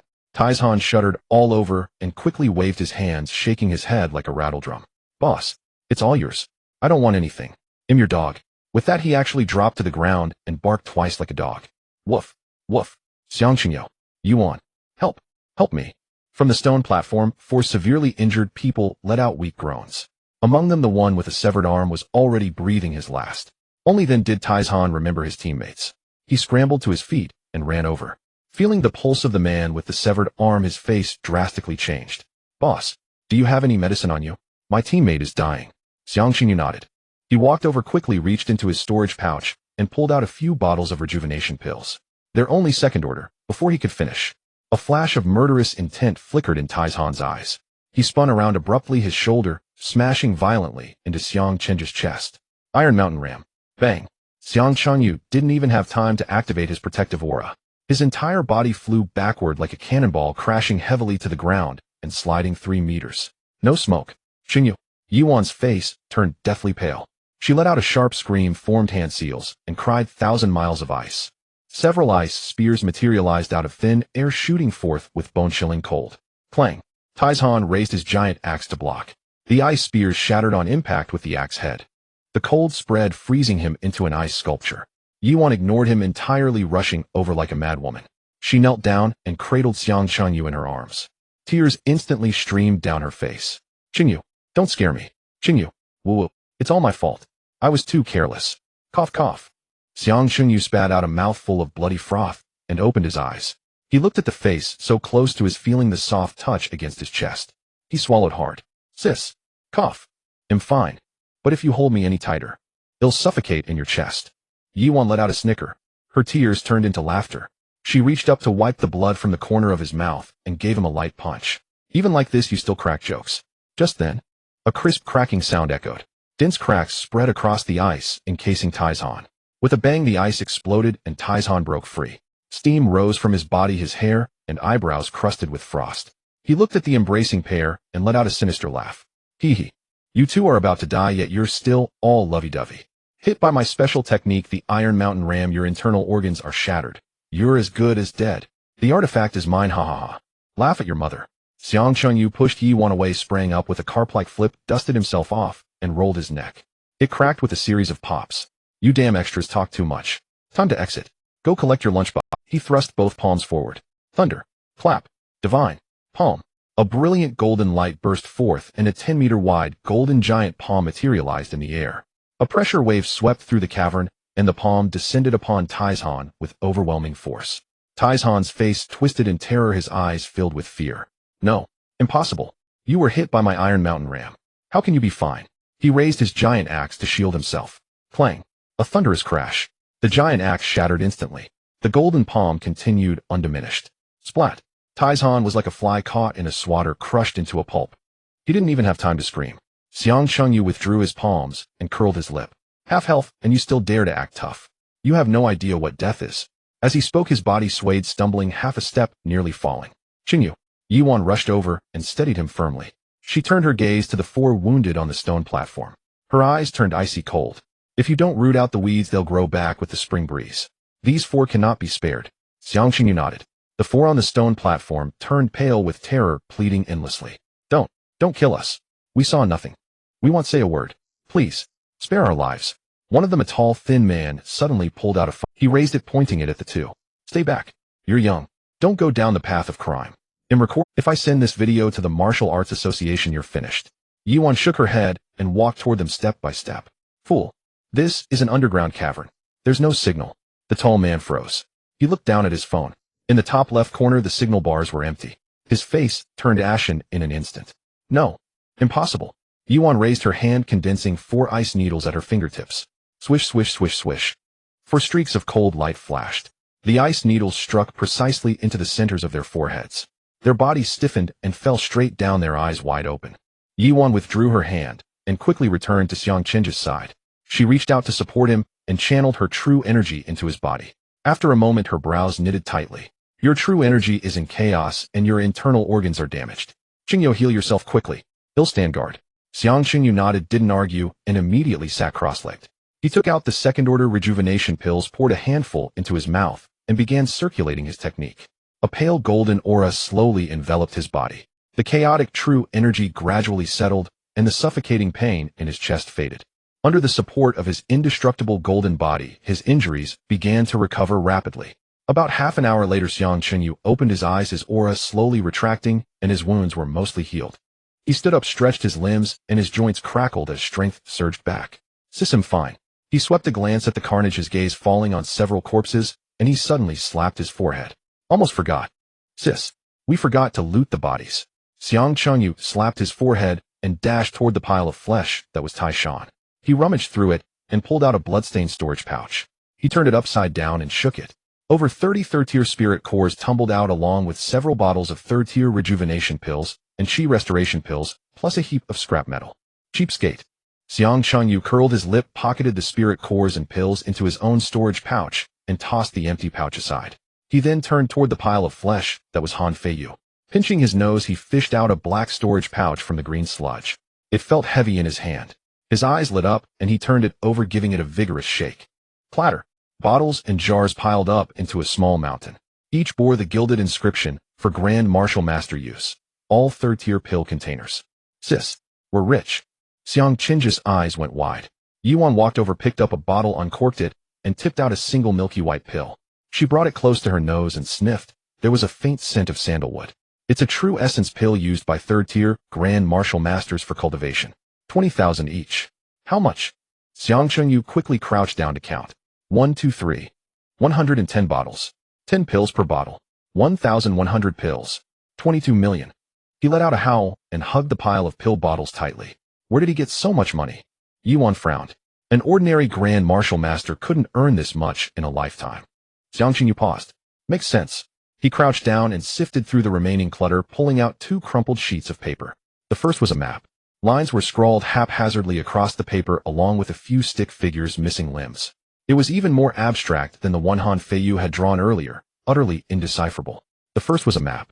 Lines were scrawled haphazardly across the paper along with a few stick figures missing limbs. It was even more abstract than the one Han Feiyu had drawn earlier. Sis, look, this guy had a wife. Yuan leaned in. It was a marriage contract with the groom listed as Han Feiyu and the bride as Lu Ruyan. That's none of our business. Throw it away. Yuan turned to Xiang Chengyu and saw him staring blankly at the document. She raised her hand and smacked the back of his head. What are you thinking? Nothing. Xiang Chengyu snapped out of it and chuckled. Sis, let's keep it. Might come in handy later, right? As he spoke, he folded the 2 sheets and stuffed them into his pocket. Yuan frowned, her gaze turning dangerous. You little rascal, you're not thinking of taking over his fiancée, are you? No, absolutely not. Xiang Chengyu quickly raised his hand in a vow. He'll always love only my sis. Other women are just unkempt brutes in my eyes. You'd better mean it. Yuan folded her arms. Lu Ruyan, just the name sounds like trouble. Yen, frivolous. Ruyan, even more frivolous. Seeing his sister about to launch into a rant, Xiang Chengyu quickly changed the subject. There are 4 more storage pouches to check. With that, he bolted. He picked up the pouches from the 4 injured men and opened them one by one. After emptying them, he spat. Damn, all broke. The 4 pouches combined yielded only a dozen or so third-tier spirit cores, the rest being a mess of junk. Xiang Chengyu angrily tossed the empty pouches to the ground. Just then Yuan walked over, bent down, and picked up several phones from the ground. She used the deceased's fingerprints to unlock the screens. A sly smile curled at the corner of her mouth as she pulled out her own phone and opened her payment QR code. She scanned the code with each of the 4 phones in turn. Ding. Green bubble received 930000. Ding. Green bubble received 570000. Ding. Green bubble received 850000. Ding. Green bubble received 180000. 4 notification tones sounded in succession. Xiang Chengyu. His mouth hung open wide enough to hold an egg. Sis, you're a genius. I never thought of that. Humph. Yuan raised her chin smugly. Watch and learn. Green bubble can transfer money offline without internet, and only the account holder can see the transaction history. Awesome. Xiang Chengyu gave her a thumbs up. Alright, we've cleaned everything out. Yuan pocketed the phones. The underground chamber is about to collapse. Let's get out of here. Throw away the storage pouches. Don't take them out and cause trouble. Got it. Xiang Chengyu nodded and started to walk away. His gaze swept over the 4 corpses. He saw their wide-open eyes. Suddenly, he slapped his thigh. Wait, sis. I've got an idea. What idea? Xiang Chengyu pointed at the bodies, his eyes gleaming. Let's take these 4 corpses out too, and the phones. I have a big plan. Yuan didn't understand, but she nodded anyway. She bent down and lifted 2 of the bodies. Xiang Chengyu hoisted the other 2. They quickly retraced their steps. They dashed into the black crack. A flash of white light. The 2 appeared in the valley. Xiang Chengyu threw the corpses to the ground. He picked up one of the phones and turned it on. Then he propped up a corpse in front of the front-facing camera. He reached out and moved the corpse's head. Shook it. Blinked its eyes. Opened its mouth. A smooth sequence of motions. Ding. Martial arts peaceful loan received 5 million. Awesome. Yuan, she stared, utterly stunned, forgetting all ladylike decorum. In 23 years of life, she had never seen such an outrageous operation. Learned. She snapped out of it and rolled up her sleeves. Good brother, I wanted to. Alright sis, we'll split it half and half. The 2 divided the work. One manipulated the heads, the other operated the phones. They fiddled with the corpses and transferred the money into their own green bubble accounts. Ding. Green bubble received 10 million. Ding. Green bubble received 10 million. 2 notification tones rang out. Yuan looked at the balance on her phone and was thrilled. She lunged at Xiang Chengyu, grabbed his face, and planted a kiss on his cheek. Chengyu, you're so clever. Xiang Chengyu touched his kissed cheek and grinned foolishly. Of course. Don't get too cocky. Yuan shot him a playful glare. Quick, burn the bodies and phones. Leave no trace. Okay. The 2 gathered a pile of dry wood. They stacked the 4 corpses and phones on top. Lit the fire. A blazing fire roared up. Soon everything was reduced to ashes. Xiang Chunyu punched the pile, scattering the bone dust which the mountain wind caught and dispersed into the dense forest. Perfect, not a trace left. Yuan nodded, took out her phone, and opened the map app. Let's go to the nearest. Let's find a hotel to stay in for the night, then head back to Modu tomorrow. Okay. The two walked side by side out of the valley. The setting sun dyed half the sky crimson. Sis, today we're going to splurge. How do you want to splurge? Yuan turned to look at him tenderly. Xiang Qingyu chuckled. Tonight we're staying in the presidential suite and ordering a table full of delicious food. Lobster, abalone, king crab. All you think about is food. Yuan rolled her eyes at him, but a smile tugged at her lips. Let's go. My treat. Yeah. Xiang Qingyu cheered, took Yuan's hand, and dashed swiftly. 2 hours later, the two of them walked to the city gate of Xiangqing, trailing the sunset. The 100-meter-high dark green city wall pierced the clouds covered in defensive runes. There was a high-ranking guard standing every 10 meters, and every few hundred meters there was a rune cannon, its mouth wider than the shaft of an amusement park ride. At the city gate people came and went in a steady stream. Warriors with massive swords, strangers draped in black cloaks, and uniformed members of the Alliance Patrol. The Forest of Despair spans 3 provinces with hundreds of millions entering daily to hunt monsters and seek treasures. Xiangqing, as one of the most critical outposts in a major city of the Alliance, is far more prosperous than the magic capital. Xiang Chunyu stared wide-eyed. Wow, this is what a city should look like. Sister, we might as well not go back to the magic. Compared to this, the magic capital is just a rural urban fringe. Yuan nodded, a hint of surprise flashing in her eyes. It was also her first time in Xiangqing. Sister, how about we don't go back to the magic capital? Xiang Chunyu turned, his eyes sparkling. Let's stay here for a while, training while exploring the Forest of Despair. We can return after breaking through to the 4th rank martial master. Yuan thought for a moment. There was indeed nothing worth missing in the magic capital. Furthermore, Xiangqing offers more resources and opportunities. Okay. Yay. Xiang Chunyu cheered, grabbing Yuan's hand as they squeezed through the city gate. Once inside, the wide and smooth streets were flanked by towering buildings bustling with shops and the sounds of vendors shouting their wares. 6th grade crystal core recycling. High prices paid. Selling 4th grade recovery pills. 100,000 per bottle. Fake ones returned tenfold. Day tour to the Forest of Despair. Led by a martial lord. Guaranteed safety. Xiang Chunyu looked around excitedly, as if he were an old lady entering a grand garden. Let's find a hotel to stay at first. Yuan tugged at him. They followed the navigation to a grand 5-star hotel. Upon entering, they were greeted by a dazzling lobby with crystal chandeliers and marble floors, not a speck of dust to be found. The receptionist, dressed in professional attire, greeted them with a sweet smile. Hello, how can I assist you? What, like a presidential suite? Xiang Chunyu waved his hand, grandly, feeling wealthy. Having earned over 30 million today, he felt the need to splurge. The receptionist maintained her smile, glancing at the two. I'm sorry, sir, but the presidential suites are fully booked. We only have one large double room left. She winked discreetly at Xiang Chunyu. Xiang Chunyu looked puzzled. Did you get sand in your eyes? The receptionist's smile froze for half a second before she exchanged it for a more obvious signal, raising her eyebrows. Ignoring her, Xiang Chunyu turned to Yuan. Sister, what should we do? Let's just stay here, Yuan yawned. I'm tired from today and don't feel like running around anymore. All right. Xiang Chunyu took out his identification and handed it over. The receptionist quickly processed the paperwork and handed them the room key. As she did, she made a motion of counting money and winked at Xiang Chunyu. Xiang Chunyu was left bewildered. What did that mean? Did she think he had too little money? Without overthinking, he took the key and pulled Yuan toward the elevator. Just as they walked a couple of steps, a man's voice came from behind. Is there a presidential suite available? The receptionist immediately switched to a flattering smile. Yes, sir. Please wait a moment, I'll take care of it right away. Xiang Chunyu. Yuan halted her steps, slowly turning her head. She looked at Xiang Chunyu with a strange expression. Xiang Chunyu froze, quickly shaking his head and waving his hands. Sister, I don't know anything. I really didn't collude with her. I don't know why she lied to us. Yuan remained silent, just watching him. Xiang Chunyu felt a chill run down his spine. Really? I swear. All right, let's go. Yuan turned and entered the elevator. Xiang Chunyu let out a sigh of relief and hurriedly followed her in. Inside the elevator, the atmosphere was awkward. Neither Xiang Chunyu nor Yuan dared to speak. Ding. The elevator doors opened. The two arrived at their room, swiped the key, and stepped inside. It was indeed a large double room. And there was only one bed. I'm going to take a shower.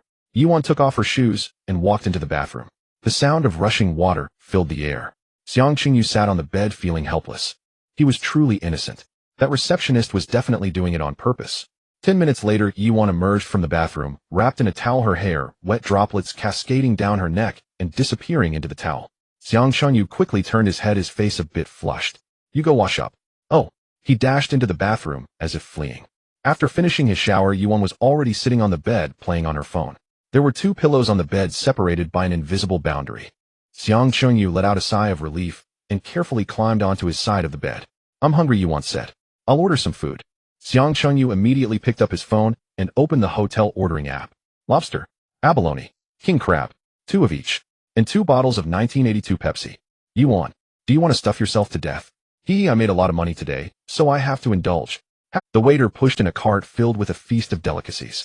The 2 of them devoured the food, leaving nothing. They quickly polished off every last bit. After the waiter cleared the tableware and left the room, fell silent once more. Xiang Chengyu burped contentedly. Picking up his phone, he said, Sister, let's buy some things. What are we buying? Martial arts techniques. Xiang Chengyu exclaimed, we still don't have a proper martial arts technique for movement. We rely entirely on running in a fight, which is just embarrassing. Moreover, if we had a movement technique last time, we wouldn't have been ambushed by that brat Taizhan. Yuan nodded. That makes sense. The 2 opened the Martial Arts Association app and entered the store. They searched for movement techniques, instantly getting thousands of results ranging from white to gold quality. Let's buy the best, Xiang Chengyu declared, waving his hand. Starting with gold quality. After browsing for a long time, they finally both set their sights on the best-selling Zhongyi Ascending to Immortality Step. Price 1 million. Zhongyi Ascending to Immortality Step quality gold type movement step technique effect moves gracefully, like an immortal, allowing for rapid advancement and traversing great distances in an instant. The technique is agile and mysterious, self-concealing, allowing for ease of retreat and evasion, making it exceptional for dodging attacks, soaring through mountains and rivers, traversing the heavens and earth at will. This is it. Xiang Chenji's eyes lit up. It looks impressive. Let's check the reviews first. Yuan clicked on the review section. Scrolling down, a user commented, user short legs can't run fast, it's stylish. Every time I start moving, golden lotus flowers bloom under my feet, 1 for each step, with a 100 return rate. User my grandma often slaps. Zhao Zilong, don't just talk about the advantages. What about the downsides? This technique has a fatal flaw. The lotus shadow takes 3 seconds to disappear. Last time I was chased by 3 enemies for 30 miles, and they didn't even need to look at me, they just followed the lotus footprints to catch up. User behind scenes cook conclusion, full marks for show off, 0 for escape. Suitable for picking up girls, not for life-threatening situations. Xiang Qingyo. Yuan. The 2 exchanged glances. Should we choose another one? Don't. Xiang Chengyu exclaimed, his eyes brightening. It's all about being stylish. And look, it's a girl attract. Yuan rolled her eyes at him. Who do you want to attract? No one, no one. Xiang Chengyu hastily waved his hands. I just think being stylish is a lifelong endeavor. Besides, when do we ever need to run away in a fight? It's always the others who run. As long as we can chase the enemy, that's enough. Yuan pondered. That seemed to be true. Alright, let's buy this one. Great. The 2 immediately made the payment. Ding. Payment successful. 1 million deducted. The order for ascending to immortality has been Xiang Qingyu put down his phone and rubbed his hands. He'll buy 2 more pieces of golden Sha stones for cultivating the indestructible body. He tapped his finger and placed the order. Ding. Payment successful. 2 million deducted. I'll take 2,000 second-tier Guiyuan pills. Ding. Payment successful. A series of payment notifications rang out. After purchasing the Ascending to Immortality, Yuan pulled up her phone's accounting app, quickly calculated, and looked up. We currently have 69 million in cash left. We have 47 third-tier crystal cores, 57 second-tier ones, and 120 first-tier ones. We also have 1,100 third-tier Jinyuan pills and 1,500 second-tier Guiyuan pills left. The most important thing is the soul essence of the Empress Mother. The golden treasures in the shop are permanently out of stock, available, but not in the market. Xiang Qingyu leaned over to take a look. He smacked his lips. Making money is really not easy. It comes quickly, but it also goes quickly. Yuan rolled her eyes at him. Who was it just now that waved their hand and spent millions without blinking? Who was it that insisted on staying in the presidential suite and eating lobster and abalone? Xiang Qingyu. That was just a sudden windfall. By the way, sis, do you want to buy a weapon? An ice element long sword or spear? There are many golden quality ones. Yuan thought for a moment and shook her head. Forget it. Low-tier weapons will be outdated soon. It's a waste of money. Let's talk about it after breaking through to the 4th tier innate martial artist. Once you reach the martial artist rank, you truly step into the extraordinary realm. You can extend your lifespan by 100 years, fly through the air, and split mountains and rivers with ease. Xiang Qingji's eyes lit up. Flying through the air? Then I won't have to run on 2 legs anymore. Exactly, Yuan nodded. I'm already at the threshold of a 3rd-tier great martial master, and I can break through in 3 days at most. You should hurry and strive to break through to the 4th tier with me. Don't worry. Xiang Qingyu patted his chest. With this batch of golden Sha stones and pills, I can reach Great Martial Master in 3 months at most. Knock, knock, knock. The door was knocked on. Hello? Delivery from the Martial Association shop. Coming. Xiang Chunyu jumped out of bed and ran to open the door. At the door stood a delivery person in uniform pushing a box half his height. Hello, your order, please sign for it. Thank you. After signing, Xiang Chunyu took the box, closed the door, and dragged it to the bedside. Let's open it. He excitedly tore open the cardboard box. Inside were neatly arranged pill bottles, 2 golden Sha stones, and 2 small paper boxes containing manuals. Xiang Chunyu reached in to rummage around. His finger brushed against a stiff card. He pulled it out to take a look. It was a poorly made card, colorful and looking quite cheap. It read, "Congratulations on becoming the 999,999th lucky user of the Martial Association shop. You have received an exclusive lottery opportunity. Scan the QR code below to participate. Prizes include Dragon Essence, Shengsheng Zao Hua pills, 8th tier crystal cores, and other rare treasures. Guaranteed high tier items as well." Yuan leaned over to take a look, her expression serious. Qingyo, don't believe it. It's definitely a scam. If you scan it, all the money in your phone will be transferred out. I know, Xiang Qingyu nodded, his face full of disdain. Do they think they can trick me with such cheap tricks? Do they take me for a 3-year-old? People nowadays are getting more and more unscrupulous. The shop's delivery even shows scam ads. I want to file a complaint. While saying this, he picked up his phone, ready to dial 12315. At that moment, ding. The Martial Association app suddenly popped up, a red notification box that filled the entire screen. Congratulations to user Manchi Wangba Waming Zue Chong for becoming the 999,999th lucky user of the shop. You have received an exclusive lottery opportunity. Xiang Qingyo. He paused, turned to look at Yuan. Sis. It seems to be real. Yuan was also stunned. She leaned in and stared at the screen for a long time. Don't get too excited. Ask customer service. Right. Xiang Qingyu quickly opened the customer service interface. He typed, "Did you guys hold a lucky user lottery?" Customer service replied immediately, "Yes, dear.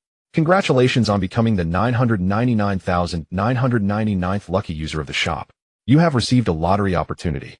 The prizes are real and valid." Xiang Qingyu asked again, "There won't be any deposit or handling fees, right?" Customer service, "Absolutely not, dear.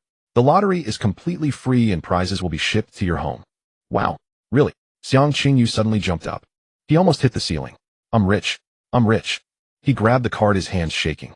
He opened the Martial Association app and aimed at the QR code to scan. Ding! A dazzling golden wheel appeared, occupying the entire screen.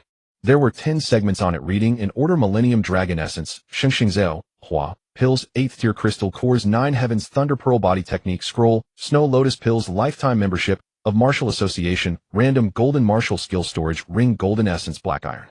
In the center was a red pointer. Wow, Dragon Essence. Xiang Qing's eyes turned red. That was Dragon Essence. The essence of the legendary divine dragon. Millennium Dragon Essence is a 7th tier external treasure. Treasures are divided into 2 categories. One is the source treasure used when upgrading and merging. The other is external treasures, which can be used directly without merging. These further divide into consumable and functional types.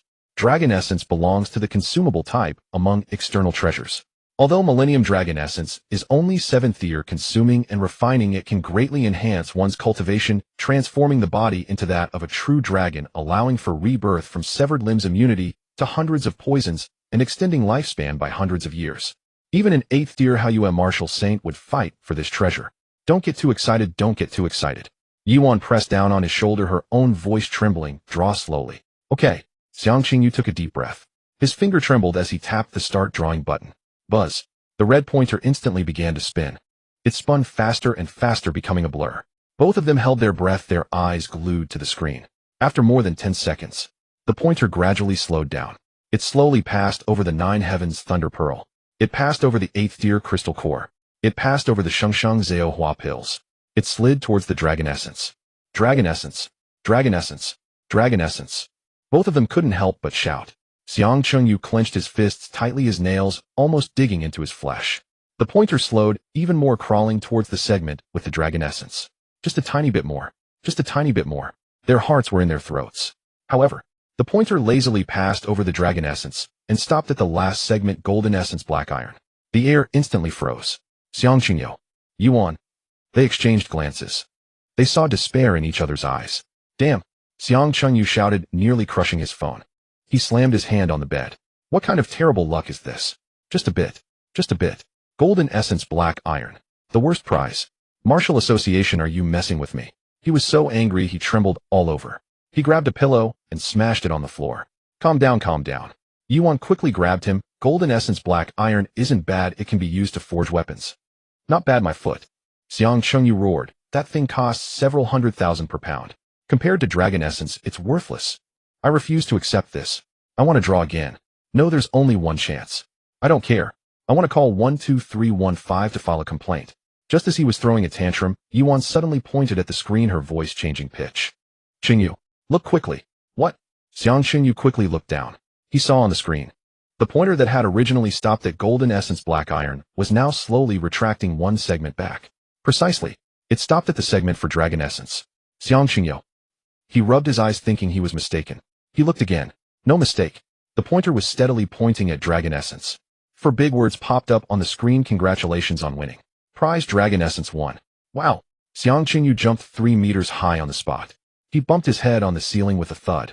Holding his head, he grimaced in pain, but his face was beaming with, we won. We won. Sis. We won Dragon Essence. We really won. Yuan was also so excited that she trembled all over, snatching the phone. She confirmed it several times. It's real. It really is Dragon Essence. Hurry, hurry, let's claim the prize. Right. Let's claim the prize. Xiang Qingyu took the phone, his fingers trembling as he tapped the claim prize button. Xiang Qingyu quickly input the hotel address and room number. He clicked confirm. 1 hour. Xiang Qingyu threw his phone onto the bed and spun around 3 times. His butt felt like it was nailed down, jumping up after sitting for just 3 seconds. He ran to the window and peered down through the curtains. No one was there. He dashed back to the bed and sat down. Not 10 seconds later, he jumped up again, pacing back and forth several times. Yuan couldn't sit still either.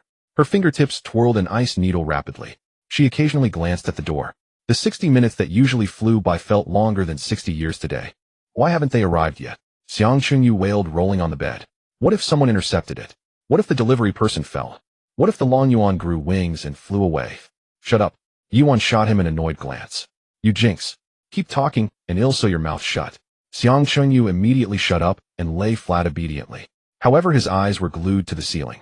He began counting in his mind. 1, 2, 3, 59, 60. Bang, bang, bang. The knock on the door came right on time. They're here. Xiang Qingyu sprang up and rushed to open the door. The outside was completely empty. The corridor was quiet. Only a palm-sized purple wooden box lay on the ground at the door, intricately engraved with dragon patterns, emitting a faint golden glow. Where's the person? Xiang Qingyu scratched his head, bent down to pick up the wooden box, closed the door, and walked back into the room. Sis, I didn't see anyone, just this box. Yuan immediately leaned over. The two of them stared at the wooden box for a while. Let's open it and take a look. Xiang Qingyu took a deep breath. His finger hooked the lid. With a gentle lift, a surge of overwhelming heat washed over him. Inside the box lay a dragon essence the size of a fist, quietly resting. It was dark red all over, with golden dragon patterns swirling on the surface. A hint of dragon might emanated from it, making it hard for both of them to breathe. Xiang Qingyu cautiously picked up the dragon essence. It felt warm and soft in his hand, like a blob of jelly. The panel popped up instantly. Rare item, Tier 7 Millennium Dragon Essence, grade gold. Effect: after swallowing and refining it, enhances the foundation, greatly increases cultivation, transforms the body into a half-dragon form, grants immense strength, revives severed limbs, is immune to all poisons, and extends lifespan by 500 years. Both of them were stunned. 500 years of lifespan. Xiang Qingyu swallowed hard. This thing is too powerful. Quick, eat it. They'll protect you. Yuan urged. No way. Xiang Qingyu shook his head and handed the dragon essence to Yuan. Sis, let's eat it together. What nonsense. Yuan immediately waved her hand. This is Millennium Dragon Essence. A Tier 7 rare item. Many people would fight for it and still not get it. You eat it, and you'll quickly enhance your cultivation. I'm almost at the Great Martial Master level. Ooh, I don't need such a good thing. What do you mean you don't need it? Xiang Qingyu furrowed his brows. Do you not know how terrifying Tier 7 energy is? If I eat it alone, I can absorb at most half, the rest will just remain in my body to be slowly digested. That would be a waste of time, slowing down our progress. In the future, we will have even better resources. Oh, what's most important now is to convert resources into immediate combat power. Yuan bit her lip, hesitating. Xiang Qingyu looked at her and suddenly smiled, his tone light. Sis, if you don't eat it, then I might just eat it myself. Once my cultivation skyrockets, the first thing I'll do is to cut off the one I love. Those who can't keep up will eventually be discarded. You little brat. You jerk. Yuan's fury erupted instantly. She lunged forward, grabbing his neck and pinning him on the bed. Have I raised you for nothing? You heartless one. Cut off the one you love. I'll cut you first. As she spoke, her eyes turned red and tears welled up in her eyes. Xiang Chunyu looked at her and gently wiped away the tears at the corner of her eyes, speaking softly, Sis, are you going to eat it or not? Yuan bit her lip. Xiang Chunyu looked at her and gently wiped away the tears at the corner of her eyes, speaking softly, Sis, are you going to eat it or not? Yuan bit her lip. Is that so scary? Xiang Chunyu shrank his neck, pretending to be frightened. Yuan couldn't help but chuckle. Just like when we were kids. I used to tie you to my back, carrying you around to pick up trash every day. She wore a happy expression, reaching out to ruffle his hair. You were still obedient back, then every time I carried you, you would hum a tune to cheer me up. Xiang Chunyu gazed at her tearful smile. His heart skipped a beat, and he couldn't help but lean in closer. Hey! Yuan quickly covered his mouth. Don't mess around. Get up quickly, split the dragon essence, and then go into seclusion. Xiang Chunyu looked unwilling, his lips nudging against her palm, mumbling indistinctly. Be good, get up. The two of them sat up again. Yuan picked up the dragon essence, examining it closely, squeezing it gently. It felt soft, nothing like the legendary treasure that could transform one's body. She tilted her head to look at Xiang Chunyu, a troubled expression on her face. Chunyu, how do we split this? Should we cut it with a knife? Wouldn't that affect its effectiveness? Xiang Chunyu thought for a moment and suddenly grinned. Got it. Sis, let's do this. He took the dragon essence from Yuan's hand, opened his mouth wide, and stuffed it inside. The dragon essence was too large to fit. He bit down on half, the other half sticking out, dark red light leaking from the gap in his lips, turning his chin bright red. Sis, come. Open your mouth and bite the outside half. He puffed out his cheeks, speaking indistinctly. Yuan's face instantly turned beet red, burning from her ears to her neck, almost smoking. You little brat, you've always been like this. When sharing candy, you bite one half, and I bite the other half. When sharing popsicles, you bite one half, and I bite the other half. Now you want to do the same with the dragon essence. You're trying to achieve your desire in various ways, aren't you? Sis, trust me. This absolutely won't waste any energy. Xiang Chunyu's eyes widened, trying hard to look sincere. Yuan, feeling helpless, closed her eyes, blushing as she leaned her mouth toward him. Their breaths intertwined, the distance closing in. Yuan's eyelashes trembled violently and beads of sweat appeared on her nose. Xiang Chinja's heart raced faster. Crack! Yuan opened her mouth and precisely bit off the outer half of the dragon essence. At this moment, Xiang Chunyu smirked. He pulled her slim waist and suddenly drew her into his embrace, tilting his head to kiss her. Yuan's eyes widened instantly. Her whole body froze. The half of the dragon essence in her mouth nearly fell to the ground. Xiang Chunyu held her tightly. He gently pried open her teeth with his tongue, passing the dragon essence energy from his mouth to hers, warm energy flowing between their lips, with a faint hint of dragon saliva fragrance. The room was quiet, only the sound of their kissing remained. 10 minutes later, Yuan suddenly came back to her senses. She pushed him away, her face filled with shame and anger. Pop! Their lips parted. A crystalline thread slid down from the point of connection, glimmering under the light. Xiang Chunyu smacked his lips, looking nostalgic. Sis, let's do it again. Just now the energy hasn't been fully transferred yet. Get lost. Yuan's face flushed. She raised her hand to wipe her mouth. Just as she was about to scold him, suddenly the dragon essence in her body erupted. A surge of scorching energy swept through her entire being. Her expression changed. Not good. The dragon essence is agitated. Xiang Chunyu felt it too. The energy within him was also roiling. He felt hot all over, as if thrown into a furnace. Quickly circulate your true qi to refine it. The two of them dared not delay, immediately sitting back to back in a meditative posture, simultaneously activating their techniques. Boom. Half of the dragon origin exploded within his dantian, a scorching torrent surging through his limbs and bones. The energy of the dragon origin rampaged recklessly in every direction. Wherever it passed, his meridians swelled like balloons stretched to their limit, on the verge of bursting at any moment. Xiang Chunyu dared not be distracted, channeling all his power into the second layer of the indestructible golden body, golden skin and jade bones. The golden murderous qi in his dantian reversed its flow, wrapping around the dragon origin energy and furiously burrowing into his flesh and bones. The familiar sensation of a masseur's touch returned, but this time with the influx of dragon origin energy, the blissful massage instantly transformed into sheer torture. Veins bulged on Xiang Chinja's forehead, cold sweat dripping from his chin onto the floor, evaporating instantly. He recalled the embarrassing incident of turning himself into a little golden man last time and cursed inwardly. This damned technique never fails to torment him. With a thought, 2 newly purchased golden murder stones appeared in his palms. He activated the technique and clenched his fists fiercely. Crack! The stones were crushed into powder.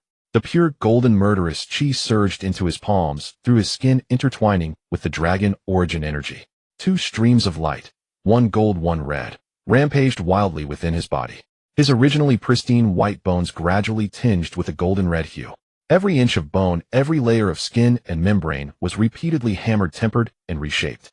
Black impurities seeped through his pores, forming a hard crust that emitted a pungent stench. Yuan stood behind him, trembling as well. Pale blue icy mist wrapped around the dragon origin energy flowing around her body. Within the mist, golden dragon patterns flickered faintly. The two stood back to back, each enduring the baptism of the dragon origin. Time slipped by second by second. In the room, golden red and blue lights intertwined. The dragon's might grew ever stronger. 3 days and 3 nights passed. Xiang Chengyu remained motionless. Suddenly a deafening roar echoed within his body. All the golden murderous chi and dragon origin energy simultaneously converged into his bones. Boom. The second layer of the indestructible golden body, golden skin, and jade bones was now fully mastered. His bones had completely turned to goldened, as hard as mystic iron and as heavy as 1,000 June. His skin shimmered with a faint metallic luster, impervious to blades and fire. At the same time, the bottleneck in his cultivation shattered with a sound. Martial Master, second layer, third layer, fourth layer.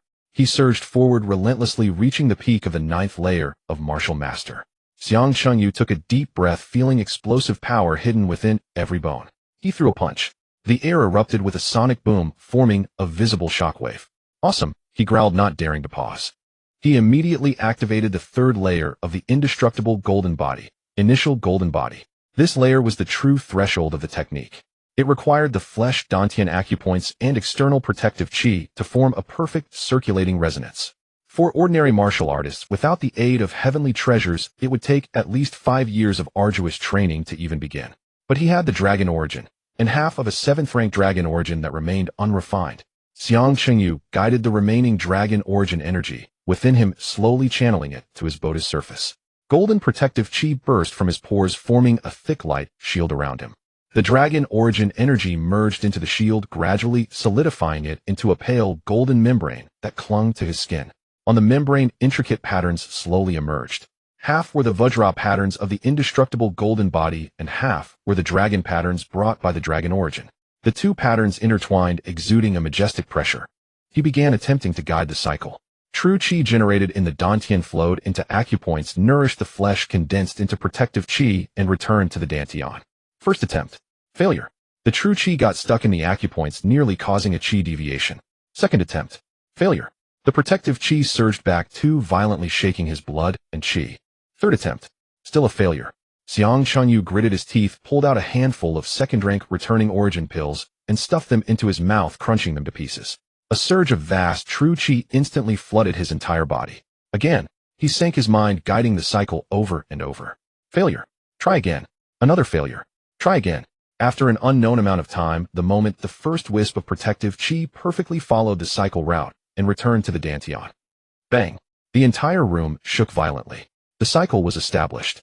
His flesh Dantian acupoints and external protective chi formed a perfect closed loop. The protective chi circulated rapidly within the cycle, growing faster and stronger, and the frequencies of the 4 parts gradually synchronized. At a certain moment, all the energy within him pulsed simultaneously, humming as it achieved resonance. His flesh Dantian acupoints and protective chi shield merged into a single entity. The true chi flowed without any obstruction, as obedient as an extension of his will. The 3rd layer of the indestructible golden body, initial golden body, was now achieved. Boom. At that moment, all the remaining dragon origin energy within him erupted at once. A golden pillar of light shot into the sky. It blasted a 2-meter-wide hole straight through the hotel ceiling. Rubble rained down. Xiang Chengju's cultivation level surged once again. The peak of Martial Master shattered. 3rd rank, Great Martial Master, 1st layer, 2nd layer, 3rd layer, 4th layer. The dragon origin energy, as if inexhaustible, frantically scoured his meridians. His meridians, already widened several times by the golden murderous chi and dragon origin, offered no resistance. Great Martial Master, 5th layer, 6th layer, 7th layer, 8th layer, 9th layer. His cultivation soared relentlessly, finally halting at the peak of the 9th layer of Great Martial Master. He was only 1 step away from the 4th rank innate martial ancestor. Xiang Chengyu quickly suppressed the remaining dragon origin energy within him. The 4th rank innate martial ancestor was the dividing line between the mundane and the transcendent. Breaking through required not only sufficient energy, but also the fusion of a primordial artifact to unlock a new talent and complete the transformation from the acquired to the innate state. Advancing without it was possible, but it would severely diminish combat power and limit future martial prospects. Where can I find a primordial artifact? He scratched his head. The queen's essence he had given to his sister earlier, though a gold-grade primordial artifact, was a spiritual-type item. But the indestructible golden body he cultivated was a pure body-tempering technique. Forget it, Xiang Chunyu shook his head. Haste makes waste. I'll take my time finding a primordial artifact. He dispersed his technique and opened his eyes. A faint dragon's might mixed with golden murderous chi emanated from him. At this moment Xiang Qinji's aura had transformed dramatically. His former roguishness had faded, replaced by a steely coldness and the majesty of a dragon. A single glance from him carried an oppressive weight. He stretched lazily and a series of crisp cracks sounded from his bones. Half a month. Finally done. He turned to look at Yuan beside him. She was still in seclusion, shrouded in thick ice. Within the mist, golden dragon patterns flickered faintly. Her cultivation had already risen to the 6th layer of Great Martial Master and was steadily increasing. My sister absorbed slowly, Xiang Qingyu nodded.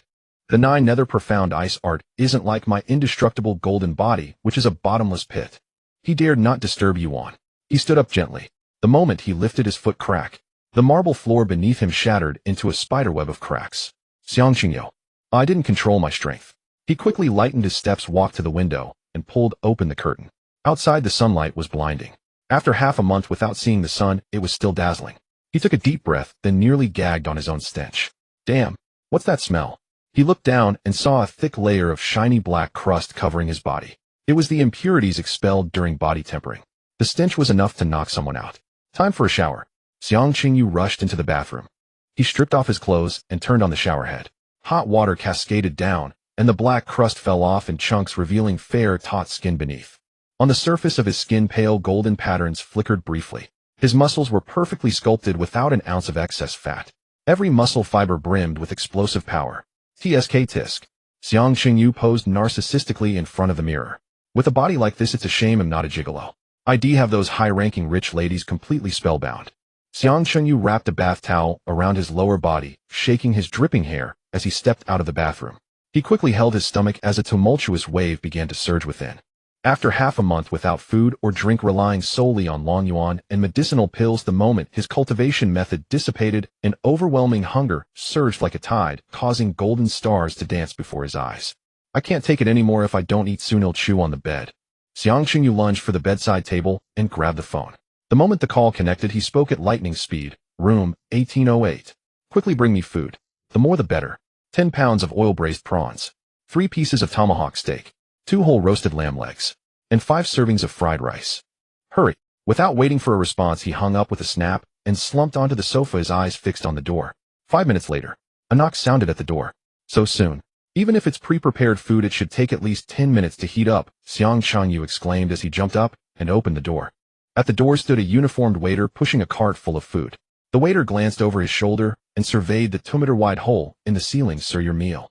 If you need to change rooms or require a dedicated training room, please inform the front desk at any time. Xiang Changyu scratched his head awkwardly and took the tray. Thanks. By the way, how did you make the food so quickly? It can't be pre-prepared, right? The waiter paused slightly. Sir, our Xiangqing International Hotel never uses pre-prepared food. It's quick because our chefs are all masters who have mastered the fire palm.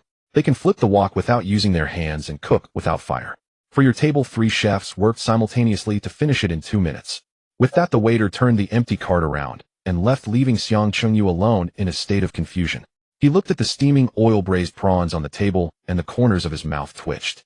Skeptical, he picked up his chopsticks and was about to take a bite of a large prawn when a familiar voice suddenly came from behind him. You little rascal, sneaking to eat prawns, huh? Xiang Qinji's hand trembled, and the prawn fell back onto the plate with a thud. He turned to see Yuan standing behind him, wearing a look of caught you sneaking a snack. Sister, you're awake. Xiang Qinji's eyes lit up as he quickly urged her to sit down. How's your cultivation? What realm have you reached? Yuan picked up her chopsticks, snagged the prawn that had just fallen, peeled it, and stuffed it into her mouth, mumbling. I'm at the 9th level of Great Martial Master. Wait, I'll find a training room to prepare, and then I can break through to the 4th rank of Martial Sovereign. Just as Xiang Qingyu was about to congratulate her, he suddenly remembered something, and his expression turned sheepish. He put down his chopsticks, twisted the hem of his shirt, and looked at her with a pitiful expression. Sister, it seems I've gotten into trouble. Trouble. Yiwan continued cutting her steak nonchalantly, without even lifting her head. Haven't you been in seclusion? What trouble could you possibly have? Xiang Chengyu remained silently pointing to the ceiling above. Yiwan followed his finger and looked up. The knife and fork in her hand clattered onto the plate. Her eyes widened, and her mouth formed an O, staring blankly for 3 seconds before jumping up. Xiang Chengyu, did you do this? Xiang Chengyu shrank his neck and nodded. When I broke through to Great Martial Master, I lost control of my energy. Oh no, oh no. Yiwan anxiously paced in circles, grabbing her hair with both hands. This is Xiangqing, not Magic City. Do you know how high the housing prices are in Xiangqing? Where are we going to get the money to pay for this? Sister, how about we just run away? Xiang Chengyu cautiously suggested. You leave the hotel first, and wait for me outside the city. Then he'll use a special skill to teleport over, and they won't even notice. Run away, I. Yiwan's eyes widened as she reached out and hit him on the head. Since when did I teach you this? A man should act with purpose. If you break someone else's things, just compensate them. If we don't have enough money, well, just go earn it. Xiang Chengyu covered his head, feeling wronged. I understand, sister. That's good enough. Yiwan sat back down, handed him the chopsticks, and said, eat quickly. After you finish, ask how much we owe. If we don't have enough money, it'll make you wash dishes here to repay the debt. Xiang Chengyu. He silently picked up his chopsticks, chewing on the prawn, while thinking that he still had over 16 million in savings, which should be enough to cover it right. The two finished the table full of food in just 10 minutes. Let's go pay the bill. Yiwan wiped her mouth and stood up first. The two took the elevator down and arrived at the hotel lobby. At the front desk sat a young girl in a pink uniform, her high ponytail and large eyes giving her a sweet and cute appearance. Xiang Chengyu stepped forward, cleared his throat, and said, Hello, I would like to inquire about the compensation for the damages in room 1808. The girl looked up, and the moment she saw Xiang Chengyu, her eyes lit up and a sly smile appeared on her lips before she quickly returned to her professional smile. Hello, sir. For room 1808, the ceiling repair fee is 3 million, the wall repair fee is 2 million, the furniture depreciation fee is 5 million, and the electrical repairs fee is 5 million. Additionally, due to your damage to the room, it will be uninhabitable for the next month, resulting in a loss of 5 million, totaling 20 million. Xiang Chengju's smile instantly froze on his face. He rubbed his ears, thinking he must have misheard. How much? 20 million. Are you planning to rob me? 5 million for the loss of business as well. This is extortion. Sir, please don't be unreasonable. The girl said, her smile fading as she looked at him expressionlessly. Would you like to pay via scan code or cash? Otherwise, I'll call the police. It's you. Xiang Chengyu finally recognized her. When I stayed here before, you wanted a tip, but I didn't give it. This is revenge. Exactly, I'm getting my revenge on you. The girl crossed her arms, raising her chin with pride. I was kind enough to help you, and you played dumb. You wouldn't even give me a tip. I've never seen such a stingy man in my life. Where's your manager? Xiang Chengyu slammed his hand on the table in anger, asking for tips from guests without permission and maliciously raising compensation amounts. I want to file a complaint against you. You don't need to shout, it's useless.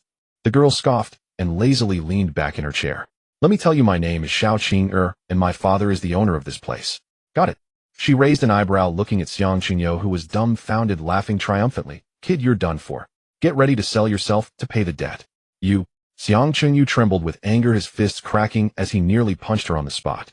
Yiwan hurriedly stepped in and grabbed him. Miss Xiao, my brother isn't being very sensible. Oh, please don't take it to heart. We can negotiate about the compensation.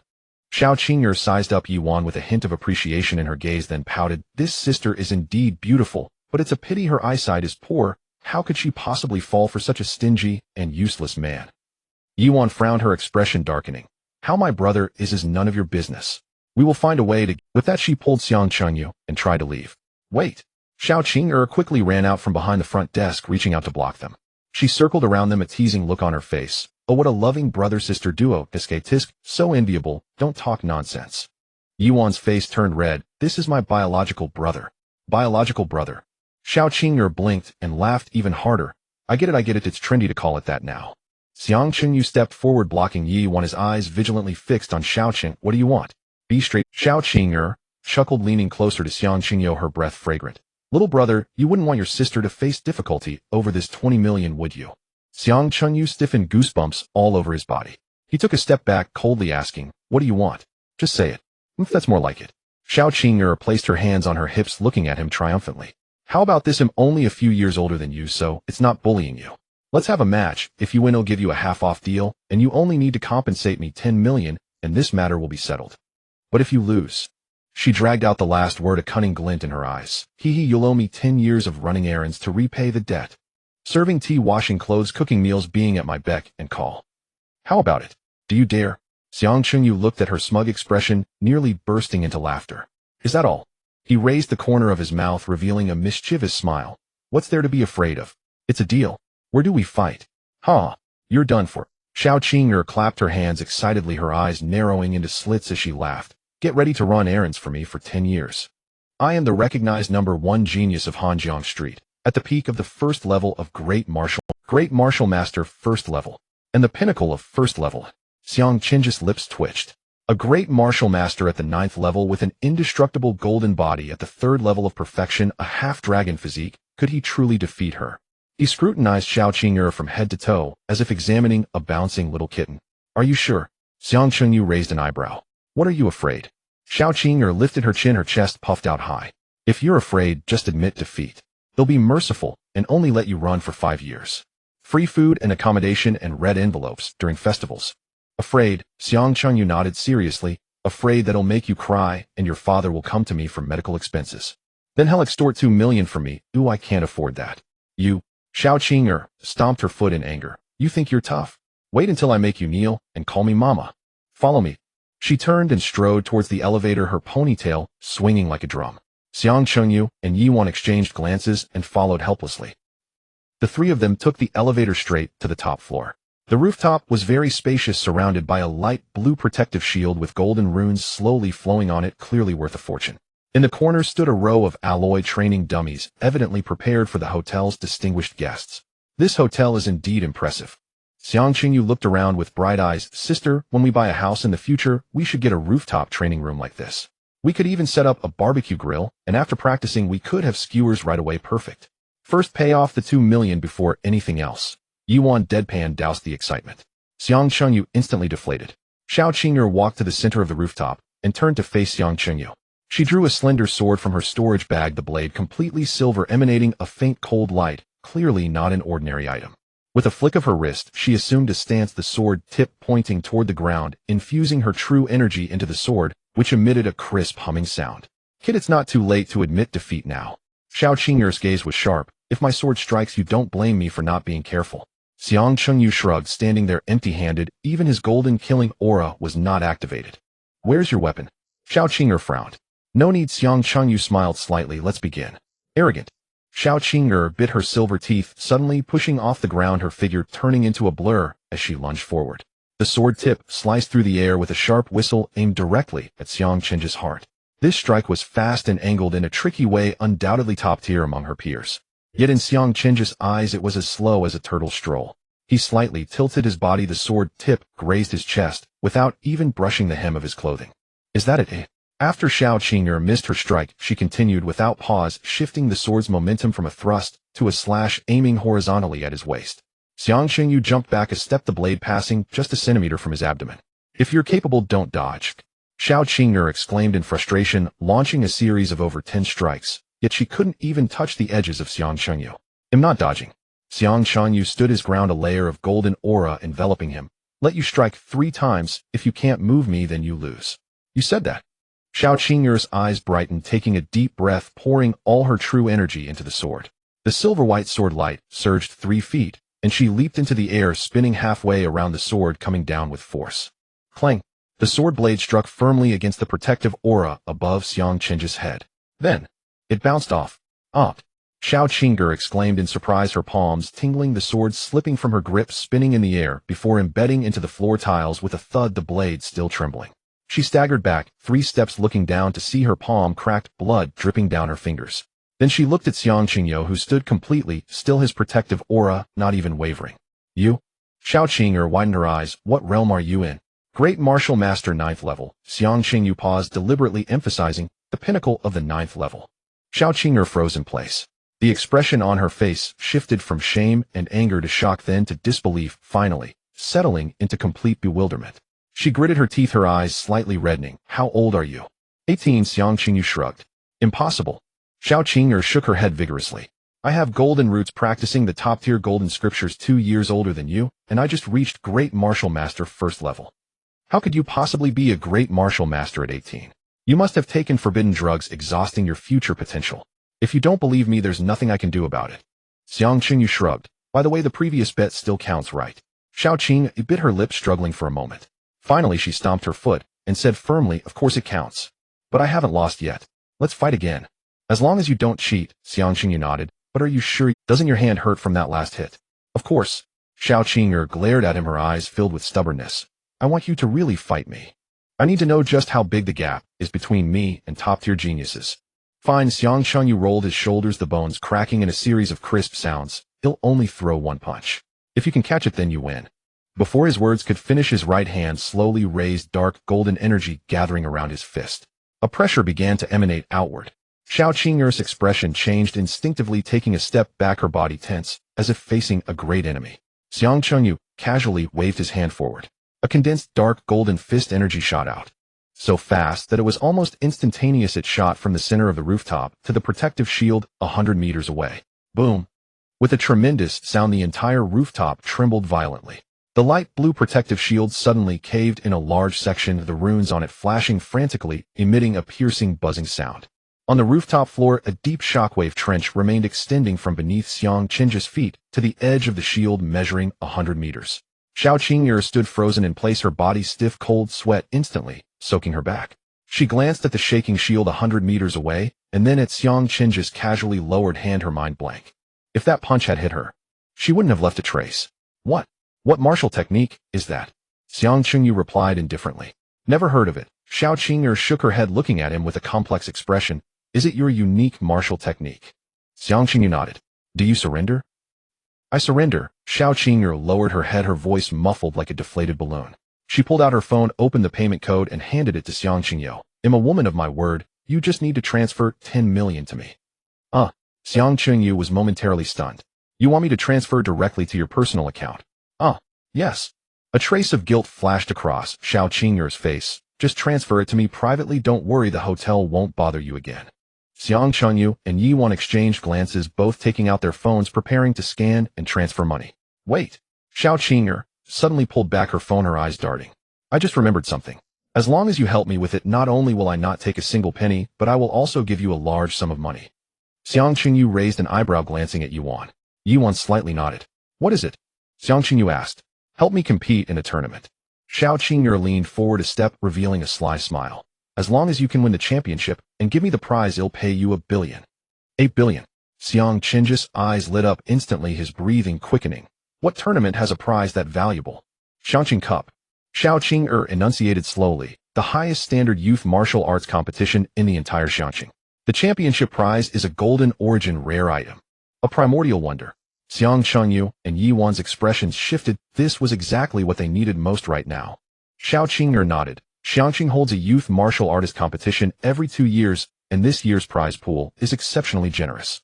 The champions of both the individual and team events, besides a cash prize of 100 million, will each receive a third-grade golden primordial wonder. What are the entry requirements? Yi Wan was the first to calm down, cutting straight to the chase. As long as you're under 25 and above the third-grade Great Martial Master level, and you can register for both events simultaneously. The team event requires a minimum of 2 people and a maximum of 3, Xiao Qing'er explained. Last year the team champions were all peak Great Martial Masters. I'm not strong enough on my own, but I can fund and find people to form a team. Both of you are at the 9th level peak of Great Martial Master. If the 3 of us team up, we have a good chance. Aren't you the #1 genius of Hanjiang Street? Xiang Qingyu raised an eyebrow in mockery. Why do you need to be carried? Xiao Qing'er's face flushed, and she retorted stubbornly. That's just within the street. Besides, with my golden root bone and golden cultivation art, I'm already top tier among my peers. It's just that you met me. Xiang Qingyu finished her sentence with a smug grin. Xiao Qing'er shot him a glare, but didn't refute it. The fact was plain to see. Her once proud strength couldn't even withstand a single punch from Xiang Qingyu, so there was no point in being stubborn. Tell us your plan. Yi Wan clapped her hands, interrupting their bickering. He'll pay you 100 million to hire you. Xiao Qing'er declared, thumping her chest with an air of wealth. No matter the final result, that 100 million will be transferred to your accounts first. If we win the team championship, give me the prize, and I'll add another 900 million to make it a full billion. Xiang Qing's mind was already calculating furiously. 1 billion. With that money, he wouldn't lack resources for cultivation for a long time. But then a thought struck him, and he frowned. What attribute is the champion's primordial wonder? The team event's prize is the origin water spirit, Xiao Qing'er said. It probably won't suit you, but the individual champion's prize is called the Nine Yang Sacred Flame. Nine Yang Sacred Flame. What are its effects? Xiang Qing's eyes lit up instantly. I'm not sure, I didn't inquire about it. Xiao Qing'er shook her head. Actually, even if we don't win the championship, the top 3 all receive primordial wonders, just of different grades. The champion gets gold, the runner-up at least purple, and with luck it might also be gold, depending on this year's sponsor. Xiang Chunyu stroked his chin, lost in thought. A few seconds later, he suddenly looked up. I need to confirm one thing. Can the prizes for the team and individual events be stacked? Yes, of course. Xiao Qing'er nodded emphatically. There was a formidable person in the last competition who did just that, sweeping both championships and taking home 2 golden primordial wonders. So, are you in? She leaned in eagerly, her eyes fixed on Xiang Qingyu, practically wagging an invisible tail. Xiang Qingyu looked at Yuan. Yuan gave a slight nod. All right. The 3 of us will team up for the team event, and each will register individually for the solo event. Deal. Xiang Qingyu slapped his thigh. I'm in. But let me be clear up front, I'm only responsible for winning the championship. I won't handle anything else. No problem. Xiao Qing'er jumped up in excitement, her eyes crinkling into slits with joy. Leave everything else to me. They'll cover the registration fees, room and board, and I'll prepare the best pills and weapons for the competition. You just focus on beating people up. Oh, and one more thing. She suddenly dropped her smile, her expression turning serious. This Xiangqing Cup has a few tough contenders. The most formidable is the mayor's son, Zhao Tianlei. He's also a 9th level great martial master, and he's already fused with a primordial wonder with 1 foot in the 4th grade martial ancestor realm. Zhao Tianlei. Xiang Qingyu raised an eyebrow. Sounds impressive. Impressive is an understatement, Xiao Qing'er scoffed. He's recognized as Xiangqing's #1 genius, arrogant beyond measure, and he walks like he owns the place. He's set his sights on both championships and has declared he'll break the legs of anyone who dares compete with him. Perfect, Xiang Qingyu grinned, revealing stark white teeth. I love taking down these so-called #1 geniuses. Xiao Qing'er shuddered and instinctively stepped back. She suddenly felt a pang of sympathy for Zhao Tianlei. Bad luck running into a monster like this. There are 2 more. Xiao Qing'er steadied herself and continued. Lin Hao, the son of the Martial Arts Association branch president, is also a 9th level great martial master. He practices the Indestructible Diamond Body, and his defense is almost as good as yours, very troublesome. And Lin Hao's sister Lin Wanqing, who practices poison arts. Her methods are vicious and many have fallen to her. Whatever you do, don't touch her things. Got it? Xiang Qingyu nodded, not taking it to heart. In the face of absolute power, any scheme or trick was nothing but a paper tiger. No matter what indestructible diamond body or poison arts, one punch would shatter them all. When does the competition start? Yuan asked. The preliminary selections have already begun and the official matches start in 7 days, Xiao Qing'er said. We'll go straight into the qualifiers. He'll register you now. With that, she turned and ran toward the elevator, only to stop after 2 steps and turn back, shaking her fist at Xiang Qingyu. Make sure you prepare well. If you don't win the championship, it'll still make you pay back those 20 million. No sooner had she spoken than she darted into the elevator, the door clanging shut, disappearing from their sight. The rooftop fell silent. Let's go, Yuan turned first. We have 7 days, let's go back and prepare. The 2 walked side by side toward the elevator.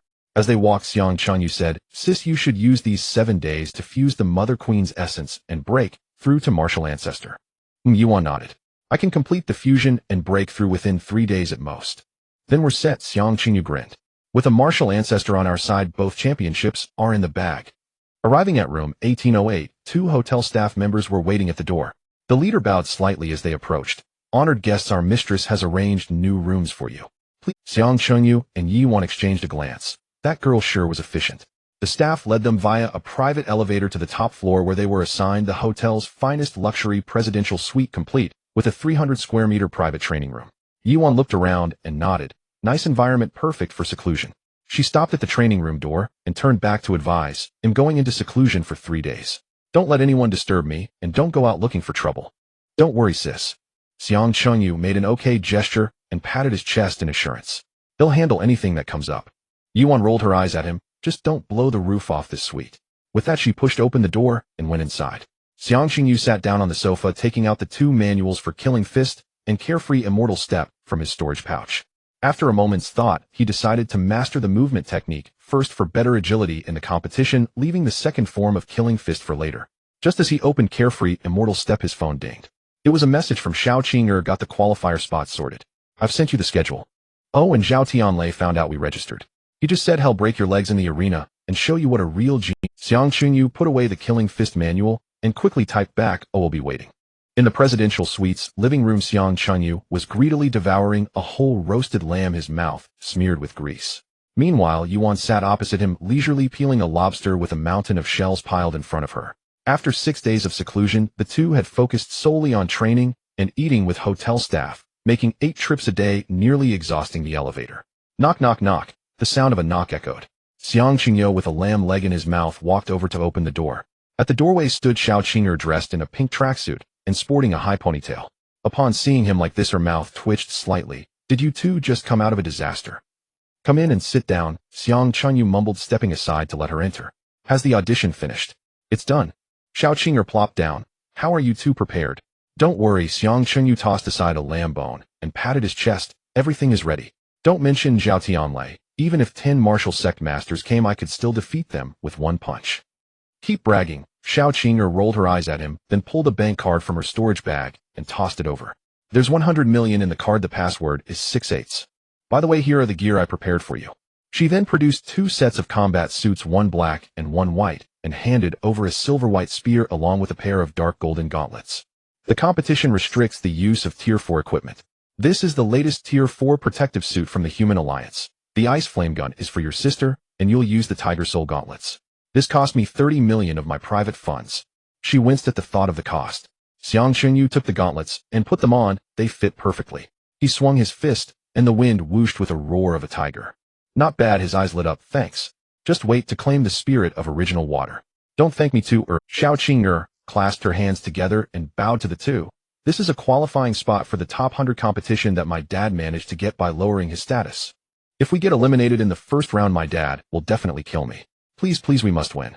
"Don't worry." Yuan wiped her hands, picking up the ice flame gun and twirling it. "We won't lose." "That's good to hear." Xiao Qinger sighed in relief. "The team competition is tomorrow morning, and the individual competition is in the afternoon. Don't forget, I'll come to pick you up at 7 tomorrow morning."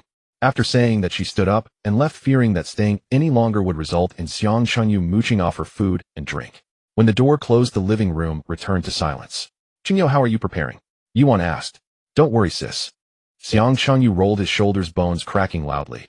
"I have already grasped the Zongi Ascending Immortal Step and mastered the second form of the Killing Fist. This move is simply overpowered. It will definitely drop your jaw." "Oh." Yuan raised an eyebrow. "A mere grand martial artist can still surprise me, a congenital martial sect master." "Sis, you're being too arrogant." Xiang Chunyu protested with an indignant expression. "When I unleash my Killing God move, you might not be able to handle it. Wait until you break through to Tier 4 before you say that." Yuan shook her head, smugly removing her jacket as she walked towards the bathroom. "All right, get some rest early tonight to recharge your energy."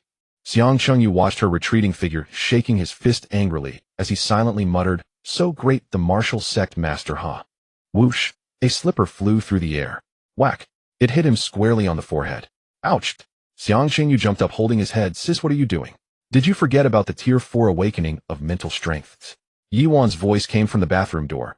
"I can see all your sneaky antics clearly behind you." Xiang Chunyu smiled, awkwardly rubbing his forehead. "Sis, I was just joking." "Hee hee." Yuan sneered coldly. "I'm not joking with you. You little brat, you don't think your sister is a magnanimous person, do you? Previously, when you accepted Han Feiyu's broken marriage certificate and flirted with Xiao Qinger a few days ago, I didn't pick a fight with you because I couldn't beat you. Now you better behave, or watch your skin." "Sis, it's a misunderstanding." Xiang Chunyu waved his hands quickly. "I was with Xiao Qing. No need to explain." Yuan waved her hand, interrupting him. "Anyway, I have plenty of means to keep you in line." The bathroom door clicked shut, locking. Xiang Chunyu sat down with a pitiful expression, rubbing his still painful forehead, muttering softly, "Why so fierce?" After a few seconds, he leaned towards the bathroom door. "Sis, can I sleep with you tonight? I'm afraid of the dark." Inside, there was silence for 3 seconds. Yuan's voice came through. "What do you think?" "Xiang Qingyo." He silently returned to the sofa, curling up with a pillow. "Sleeping on the sofa is fine." The next morning, Xiao Qinger arrived promptly to knock on the door. The three of them drove to the Xiangqing Sports Arena, where they could see a sea of people and colorful flags fluttering throughout the square from a distance. As soon as Xiang Chunyu got out of the car, he was overwhelmed by the spectacle, his scalp tingling. The arena erupted with a roar, the cheers audible from several blocks away. On the giant electronic screen in the square, the list of contestants and real-time odds scrolled by, with the lower left corner displaying the audience count 125864457. Holy cow, over 10 million spectators. Xiang Qing's eyes widened. Of course, Xiao Qing'er rolled her eyes at him. The Xiangqing Cup is the largest event in the 3 nearby provinces. The 3 approached the entrance and showed their contestant passes. The staff handed them 3 numbered badges. Xiang Qingyu took a look and saw he had number 91. Turning to see Yi Wan had number 90, and Xiao Qing'er had number 92. Contestants, please follow me. The staff guided them through the long corridor into the arena. An exhilarating BGM played, making everyone's hearts race. Xiang Qingyu gazed at the grand scene before him, feeling his blood boil. This is where I belong. A real man should stand on such a stage and make a name for himself. Those old veterans always talk about being low-key and hiding one's talents to develop. No, a true man should fight to the end, like the rising sun crushing everything in its path with brilliance. Who dares to stand in my way, I'll blast them with a punch. The staff seated the 3 at the contestants' table. On stage, the host grabbed the microphone, passionately proclaiming, "Good morning to all our guests present and to the viewers on screen. After 7 days and nights of fierce competition, with 200 million contestants being narrowed down, today marks the official commencement of the 199th Xiangqing Cup Top 100 competition." The audience erupted into thunderous applause. Before the competition begins, let me remind everyone. For those who haven't placed their bets on contestants, now's the time to scan the QR code on the big screen to make your wagers. The highest odds are 1 in 100. The next billionaire could be you. Xiang Qing's eyes sparkled as he grabbed Yuan's arm. Sis, hurry. Bet on us winning. Yuan pulled out her phone to scan the code. Bet on team or individual. Of course individual. Xiang Qingyu leaned closer to see the screen, his fingers sliding quickly as he saw his name marked with odds of 1-4. 5. 4. 5. That's so high. All in. Let's bet all our money. All in. Yuan raised an eyebrow. All. Xiang Qingyu nodded vigorously, his eyes flashing with a desire for wealth. Just leave 6 million for food, the rest 1 billion, let's bet it all on my win. Yuan glanced at her own odds of 1-4. 2, nodding. All right. I'll listen to you. The 2 of them quickly placed all the money from their cards into the bet. Xiao Qing'er watched in astonishment, reaching out to touch Xiang Qing's forehead. You 2 have gone crazy. If you lose, you'll be sleeping on the streets. You won't even have money for food. Don't worry, Xiang Qingyu patted her shoulder confidently. There's no way we will lose. You should bet a little too. Trust me, I guarantee you'll make a fortune. Forget it, Xiao Qing'er waved her hand, looking pained. I spent all the small fortune I extorted from the guests on your gear. Now my pockets are cleaner than my face. Fine. Xiang Qingyu waved his hand dismissively. If we win, I'll give you 5 million as pocket money. Truly. Xiao Qing'er's eyes instantly lit up. Of course. Xiang Qingyu nodded. But only if you don't hold us back. Don't worry. Xiao Qing'er patted her chest confidently. In the team match, I'll just shout 666. I absolutely won't rush in and feed them kills. As the 3 spoke, several nearby competitors suddenly whispered among themselves. Look, that's Xiao Qing'er, daughter of the martial King Xiao. Indeed. Rumor has it the martial King Xiao even swallowed his pride and personally called the tournament chairman to beg for 3 slots in the top 100 competition. They say she recruited 2 outsiders. No one knows how strong they really are. How strong could they possibly be? They're clearly just fillers. Young Master Zhao already declared he'd break Xiao Qing'er's legs and hurl her off the arena stage. Xiao Qing'er's face flushed deep crimson in an instant. She shot upright, hands planted firmly on her hips. You scoundrels, what nonsense are you spouting? Say it to my face if you've got the guts. The group flinched, straightened their spines instantly, and stared blankly upward at the ceiling, feigning utter innocence. All right. Yuan gently tugged her back into her seat. No need to get worked up. Let your performance speak for itself later. Xiao Qing'er sat down, huffing, muttering under her breath. Just wait. I'll make them pay dearly. I'm absolutely furious. At that moment, the host's voice suddenly rose, amplified across the entire gymnasium. Next, let us welcome, with thunderous applause, the undisputed top favorite of this tournament, Xiangqing City's acknowledged prodigy, Zhao Tianlei. The arena erupted instantly. Cheers and shrieks nearly shattered the roof. Countless female spectators leapt to their feet, waving glow sticks and fan banners, screaming Zhao Tianlei's name in frenzied unison. A young man in a white combat uniform strode onto the stage. Tall and broad-shouldered, with chiseled features and a haughty smirk curling at the corner of his lips, he casually waved toward the audience, sparking yet another wave of deafening screams. Who does he think he is? Xiao Qing'er sneered softly. Just because he's fused a mundane primordial artifact. What's so extraordinary about that? Wait till I make him sob uncontrollably. The host then introduced several other top contenders, including Lin Hao, son of the Martial Association's vice president, whose bulging muscles made him resemble a minotaur. When introducing Lin, watching the crowd noticeably fell silent. Clearly, this ruthless female poison master had left deep psychological scars on many. Enough. The host clapped his hands. Without further ado, I hereby declare the 199th Xiangqing Cup Top 100 competition officially open. First up is round 1 of the team event. Please welcome the first pair of teams to the arena. As the host's words echoed, 2 teams marched onto the stage. Above each competitor floated a glowing green health bar, a proprietary protective device of the tournament. Depletion meant automatic disqualification. At the referee's signal, the match began. Fists crashed flesh to flesh, chi clashed violently in bursts of light and sound. The crowd screamed wildly. Xiang Chunyu leaned back in his seat, utterly absorbed, occasionally offering sharp commentary. This one's no good, too slow. That one's worse. His punches are limp, like scratching an itch. What the hell? How did he lose that? Pathetic. Xiao Qing'er rolled her eyes beside him. If you're so capable, why don't you go up there? Patience, Xiang Qingyu grinned. Our turn is coming. Just watch how effortlessly we crush them. Hardly had he spoken when the host's voice boomed again. Next, Team 9. Red Team, the overlooking all under heaven squad. Zhao Tianlei, Lin Hao, and Lin Wanqing. Blue Team, the coupling into tag-along squad. Xiang Qingyu Yiwan and Xiao Qing'e. The entire arena fell silent for a full second, then erupted into uproarious laughter. Huh. Coupling into tag-along. Who came up with that name? Brilliantly absurd. Are they serious? Pitting them against young Master Zhao's team. This isn't competition, it's pure suicide. I'll bet 50 cents, 10 seconds max before it's over. Not a second more. Even the host couldn't suppress a chuckle as he lifted the microphone. It seems everyone's already decided the outcome of this bout. But tell me, do our blue team members have anything they'd like to say to the live audience? Staff handed the mic to Xiao Qing. Her face burned crimson as she bowed her head so low she seemed ready to vanish into the floor. Xiang Chunyu snatched the microphone and flashed a wide grin at the roaring crowd. 3 seconds, and it's over. Silence followed his words. Then laughter swelled even louder. Huh. Did he just say 3 seconds? Did I mishear? Uffed. More likely he'll be flattened in 3 seconds flat. Young Master Zhao, show him what real power looks like. Teach him humility. Zhao Tianlei, seated among the competitors, heard the taunt and curled his lip in icy derision. Competitors, please take your positions on stage. Xiang Qingyu stepped onto the arena first. Sister, just stand still and watch. This is my show. Yuan nodded and guided Xiao Qing'er to the edge of the stage. Ready. The referee raised his right hand. 3, 2, 1, go.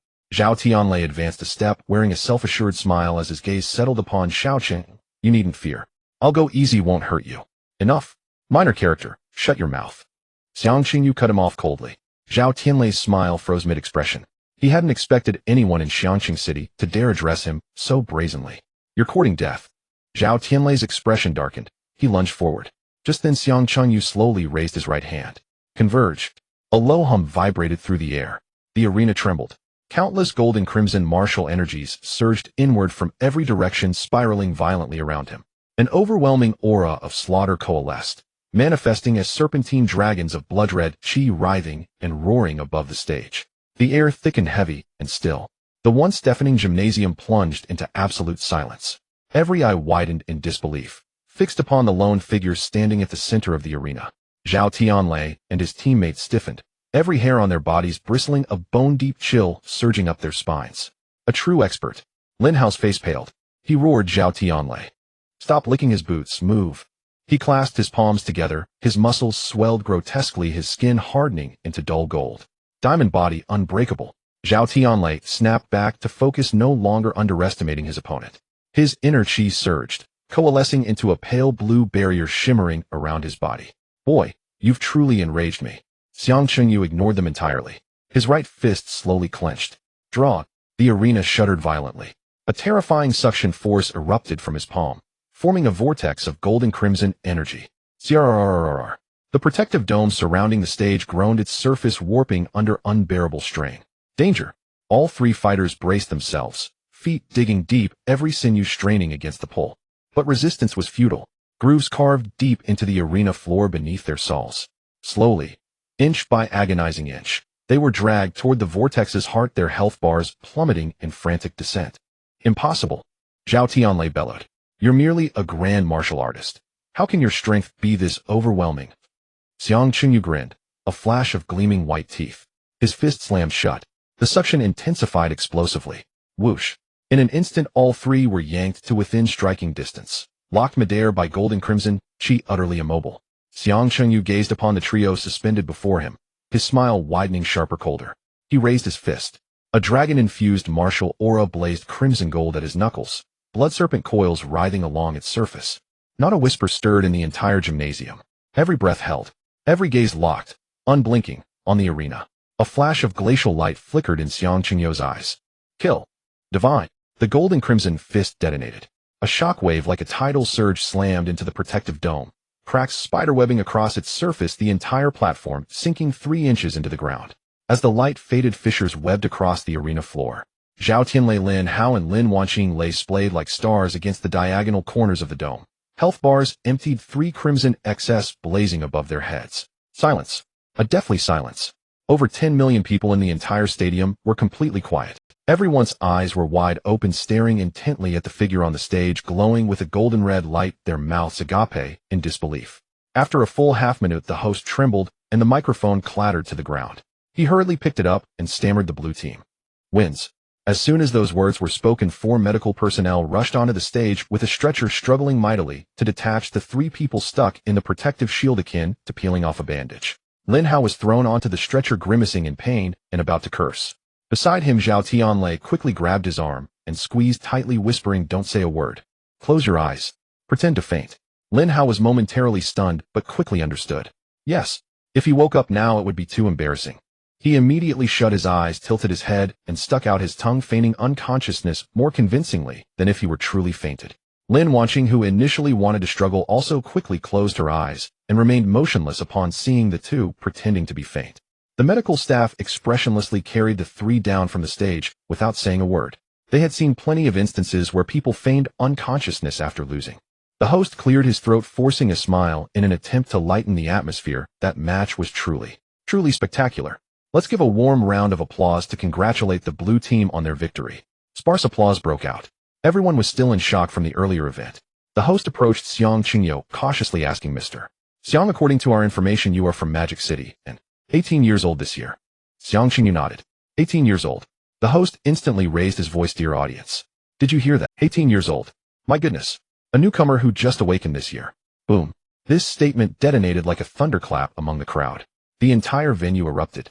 What the heck? An 18-year-old grandmaster at the 9th level. Is that even human? I was still at the 1st level at 18. He can already punch through Zhao Tianlei. Zhao Tianlei isn't even worth mentioning as Xiang Chenju's rival. He isn't even fit to carry his shoes. The female fans who had previously shouted the loudest for Zhao Tianlei were the first to defect. Countless support banners and glow sticks were thrown to the ground. A girl in a super short skirt jumped up first, shouting at the top of her lungs, "Xiang Chenyu, I love you. I want to bear your child. Little brother, you're so handsome. I want to sit on you. Hubby, look at me. I'll be your RBG." The cheers were 10 times more frenzied than when Zhao Tianlei first appeared.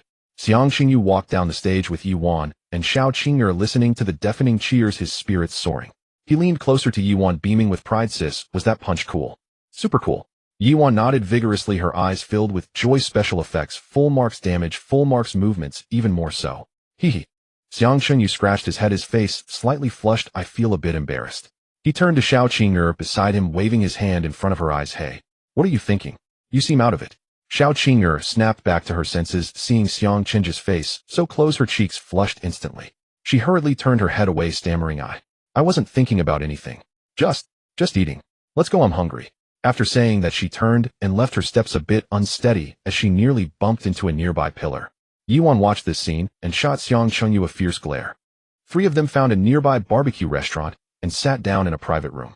Xiao Qing'er kept her head down, poking at the rice with her chopsticks, making the rice lumpy, while occasionally stealing glances at Xiang Chenyu.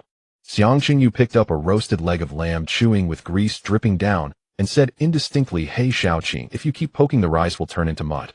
If you don't eat, I'll finish it all." Who's not eating?" Xiao Qing'er lifted her head, glared at him, and snatched a roasted chicken wing, taking a big bite, but ended up biting her tongue instead.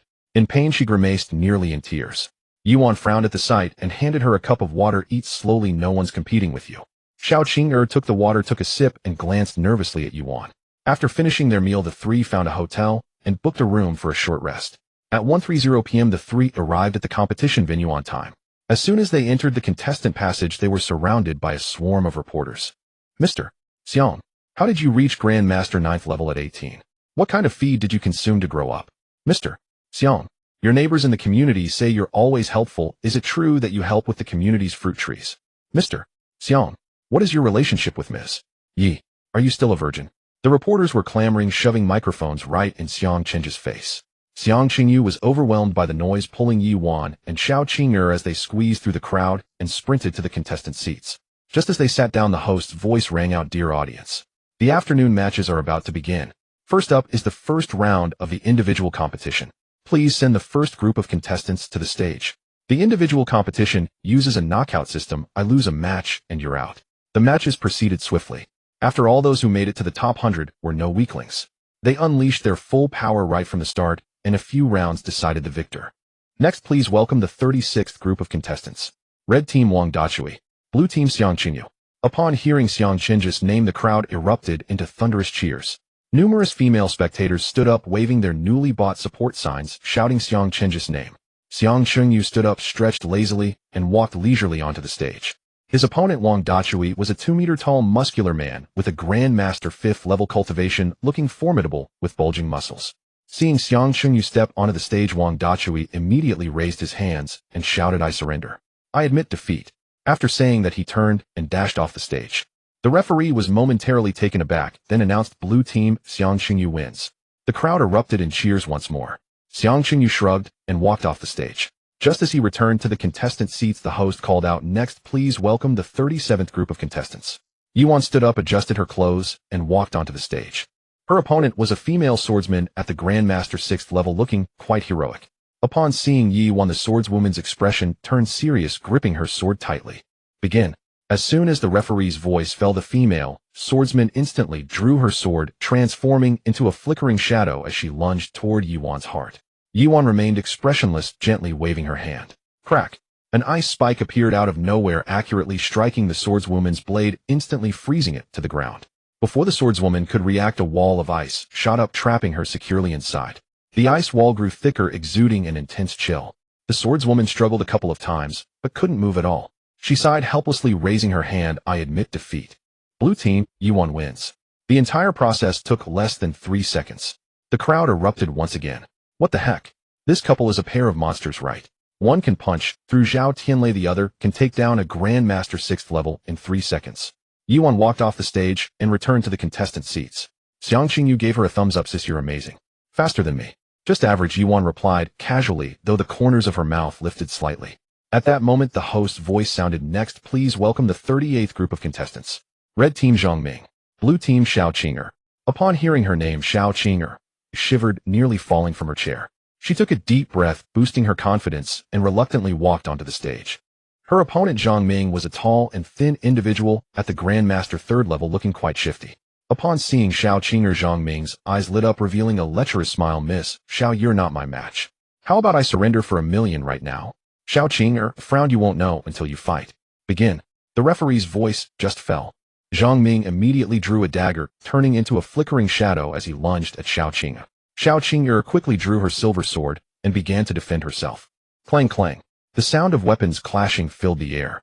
Initially, Xiao Qing'er was able to hold her own, but Zhang Ming's speed was too fast, and his moves were vicious and crafty. Before long, Xiao Qing'er found herself at a disadvantage. "Miss Xiao, don't struggle," Zhang Ming smirked. "Just admit defeat." Xiao Qing'er gritted her teeth, feeling anxious. If she lost, Xiang Qingyu would definitely laugh at her. No way. She absolutely cannot lose. Suddenly, she had an idea. She feigned slipping and fell to the ground with an ouch. Zhang Ming thought it was an opportunity and rushed over, reaching for her. At that moment, Xiao Qing'er suddenly raised her foot and stomped hard on Zhang Ming's instep. "Oh!" Zhang Ming let out a piercing scream, jumping up in pain. Before he could react, Xiao Qing'er delivered a punch to his eye. "Ow!" Zhang Ming covered his eye, crouching on the ground, tears streaming down from the pain. Taking advantage of the moment, Xiao Qing'er got up, kicked fiercely at his backside. Thud! Zhang Ming was sent flying off the stage, landing hard. The entire venue fell silent for a moment. Then laughter erupted, deafening. The referee stifled a laugh and announced, "Blue Team, Xiao Qing'er wins." Xiao Qing'er stood on the stage with her hands on her hips, laughing triumphantly. In her moment of pride, she slipped and nearly fell off the stage. Xiang Qingyu and Yuan below were laughing so hard they couldn't stand up. Xiao Qing'er blushed, glared at them, and angrily walked off the stage. "What are you laughing at?" She huffed. I won by my own skill." Yes, yes, yes, you won. Xiang Qingyu laughed until he was in tears, stepping on feet, poking eyes, kicking behinds. Truly the martial arts secret technique. Humph. Xiao Qing'er turned her head away, ignoring him. The first round of matches concluded. Xiang Qingyu Yi won, and Xiao Qing'er all advanced. Meanwhile, in a hospital, Zhao Tianlei lay in bed, watching the match video with rage trembling all over. He slammed his phone to the ground, shouting, Xiang Qingyu, I will not rest until I take you down. Who do you think you are to oppose me? You little brat, who do you think you're going to fight to the bitter end? A frigid voice sounded from the doorway. Zhao Tianlei's body stiffened as he slowly turned his head. Zhao Xiaohua, the mayor of Xiangqing City, stood at the entrance with his hands behind his back. Dressed in a black suit, his face was so gloomy it seemed ready to drip water. Dad? Why are you here? Zhao Tianlei scrambled off the bed, forcing a flattering smile. I was just talking nonsense, letting off some steam. Just talking nonsense. Zhao Xiaohua snorted coldly as he walked over and sat on the edge of the bed. If I had come a step later, would you have taken your men to block Xiang Qingyu? How could that be? Zhao Tianlei shook his head like a rattledrum. Dad, you've misunderstood. I wouldn't dare cause him trouble. I'm not blind. Anyone with a bit of insight can tell that his true chi carries the aura of a dragon's origin. He leaned in, lowering his voice. I've checked out Xiang Qingyu before. He's just from an ordinary family in Modu. There's no way he could have gotten his hands on something like a dragon's origin. The only explanation is that the Martial Arts Association provided it. He scratched his head awkwardly. With a genius like him being so valued by the association, if I dared play any tricks, President Qin would probably come at us with a blade himself and mince us into meat sauce. Even at my stupidest, I wouldn't do something that's suicidal. Zhao Xiaoguo's expression softened slightly as he reached out and ruffled his son's hair. Liar, that's what I like most about you. You're smart and perceptive, you know where to draw the line. Unlike those hot-headed fools who'll do anything when their blood's up.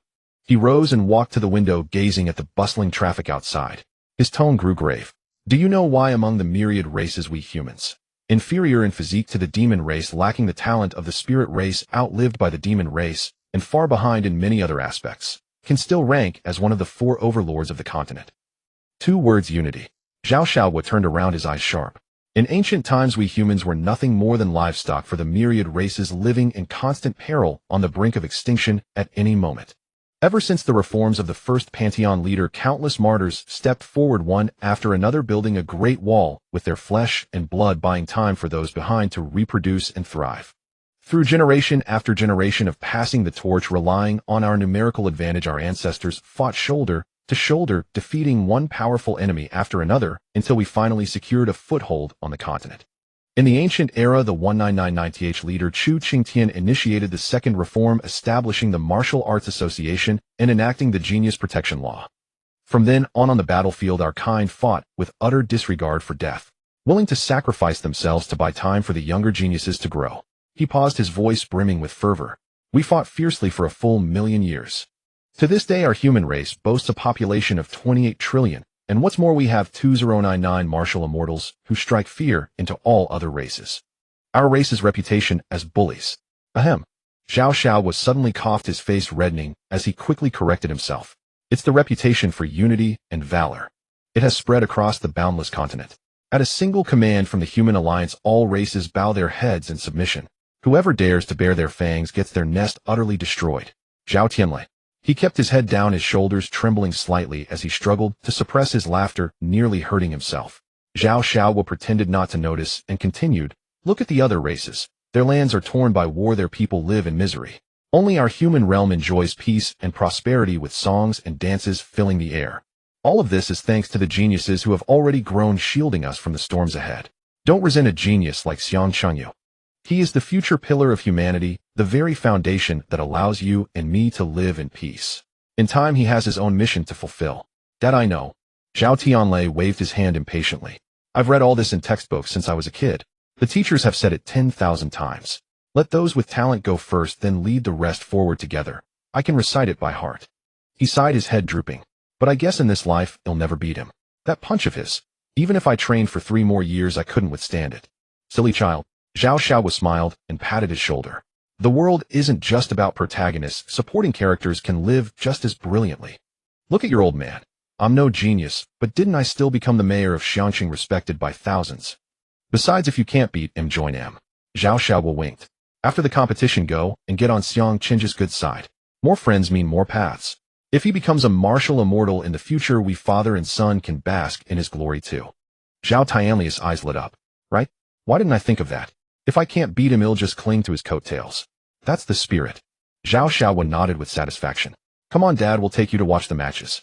Today's the semifinals. Perfect chance to see Xiang Qing's true strength. 3 days had passed in the blink of an eye. The Xiangqing Cup had reached its final stages. Over these 3 days, Xiang Chengyu had become the brightest star of the entire arena. Whenever he stepped onto the ring, his opponents would raise their hands and surrender without a second word. This meant Xiang Chengyu came to the arena every day, showed his face on stage, then stepped down to continue snacking. So bored, he was practically growing moss. Yuan was much the same, sweeping through her matches without a single opponent lasting 3 moves against her. Only Xiao Qing'er fought nerve-wracking battles, each time relying on all sorts of dirty tricks to eke out narrow victories. She stumbled all the way into the top 32, only to be knocked clean off the ring by a Grand Martial Master of the 7th rank, earning a glorious elimination. To this, Xiao Qing'er remarked, "It's not that I'm weak. It's that my opponent was too strong." Besides, as a Grand Martial Master of the 1st rank, making it into the top 32 is already pretty impressive, don't you think? Xiang Chengyu and Yuan graciously nodded in agreement. Right, you're the best. Today was the day of the individual semifinals. The stadium was packed to capacity, with tens of millions of spectators arriving early just to watch Xiang Qing's match. Next up, let's welcome the 2 contestants for this bout. The host's voice rang out with fervor. In the red corner from Xiangnan Province, the genius swordsman Lei Zhan, peak of the 9th rank, Grand Martial Master. A short, stocky young man stepped onto the ring. He wore a black form-fitting outfit, carried an ancient long sword on his back, and wore a stern expression exuding the aura of a true expert. In the blue corner from Modu, the undefeated legend Xiang Chengyu, peak of the 9th rank, Grand Martial Master. The entire venue erupted. Xiang Qingyu, go my husband. I love you. Go dear brother. Punch him out. The roar of female fans shook the stadium, making it tremble slightly. Xiang Chengyu stretched lazily and sauntered onto the ring. He yawned and waved at Lei Zhan. Buddy, how about just surrendering? Save me the trouble and save yourself a beating. It's easier for everyone. Lei Zhan's face darkened as he stared solemnly at Xiang Chengyu. Xiang Chengyu, don't be so arrogant. I'm nothing like those useless weaklings. Today I will defeat you before the eyes of the crowd and show the world what a true genius looks like. Oh, Xiang Chengyu raised an eyebrow, intrigued. Great. I love fighting strong opponents. I'm looking forward to experiencing your skills. The host stepped down and the referee walked to the center of the ring. Contestants, get ready. 3. Begin. The moment the referee's command fell, Lei Zhan drew his sword in an instant. Shing. A silvery white sword aura shot forth like a bolt of lightning, hurtling straight for Xiang Cheng's face. The sword aura was fierce, tearing through the air with a sharp whistle. Xiang Chengyu stood motionless as a faint golden protective barrier flickered to life around him. Clang. The sword aura struck the barrier with a resounding metallic clash. The barrier remained utterly still, not even a ripple forming on its surface. Not bad. Xiang Chengyu nodded. Much better than Zhao Tianli. Lei Zhan sheathed his sword, a hint of admiration in his eyes. Xiang Chengyu, you're truly formidable. I didn't expect your fist techniques to be ferocious and your protective divine art to be so remarkable. He paused, took a deep breath, and revealed a mysterious smile. All right, no more pretending. I'm a 4th rank martial ancestor. I'm coming clean. As the voice fell, a terrifying pressure erupted from Lei Zhan's body. Silver-white true essence surged into the sky, condensing into a giant cloud above his head. The entire arena trembled violently, and the protective barrier emitted a piercing groan, its surface covered with fine cracks. The venue fell into an instant silence. Everyone widened their eyes, incredulously staring at Lei Zhan on the stage. Martial sovereign. Wasn't he a Grand Martial Master at the 9th level? How did he suddenly become a martial sovereign? Cheating. This is cheating. Referee, disqualify him. Throw him out. The audience erupted in chaos, with curses filling the air. Countless water bottles and glow sticks were thrown onto the stage. The host was also stunned, holding the microphone near his mouth, unable to utter a word for a long time. The referee hurriedly ran onto the stage, pulling out a detection device and scanning Lei Zhan. The screen lit up, showing cultivation level 4th stage, 1st level martial sovereign. The referee's expression changed, shaking his head at the host. Clearing his throat, the host nervously picked up the microphone. According to the competition rules, as long as the contestant is under the age of 25 and has a cultivation level above the 3rd stage, they can participate in the competition. Contestant Lei Zhan is 24 years old, meeting the competition criteria, so the match continues. This is a conspiracy. It's absolutely a conspiracy. Refund. What the hell refund? I bet 2 million on Xiang Qingyu to win. The audience grew even more furious. In the contestant area, Xiao Qing suddenly stood up, kicking over the chair beside her. Damn it. This bastard has hidden so deeply. How despicable. Yuan also frowned, her expression grave. The difference between a martial sovereign and a grand martial master is like heaven and earth. One is innate, while the other is acquired. True essence crushes true chi, fundamentally overpowering. Even if Xiang Chunyu is extraordinary, he cannot defeat his opponent across such a major realm. On the stage, Lei Zhan looked at Xiang Qingyo, a smug smile curling at the corners of his mouth. Xiang Qingyo, didn't expect this, did you? I've been hiding my cultivation from the very beginning, just for this moment. As long as I defeat you, all the glory and the 9 yang sacred fire will be mine. Xiang Chengyu remained silent, standing in place with his eyes growing brighter. Within his pupils a frenzied flame flickered. A fighting spirit, even more violent than Lei Zhan's, erupted from his body, soaring into the sky, seemingly suppressing Lei Zhan's martial sovereign pressure. He moved his shoulders, a series of cracking sounds echoed like popping beans. Perfect. Xiang Qingyu grinned widely, revealing a set of pearly white teeth, his grin nearly reaching his ears, looking somewhat deranged. Finally, someone worth fighting. I thought this Xiangqing cup would be filled with a bunch of weaklings, leaving me to just show my face before going off to snack, getting so bored I could grow hair. He clenched his fists, the dark golden dragon, slaying fist energy, swirling wildly in his palm, emitting a howling roar. So you're an innate martial sovereign, huh? Perfect.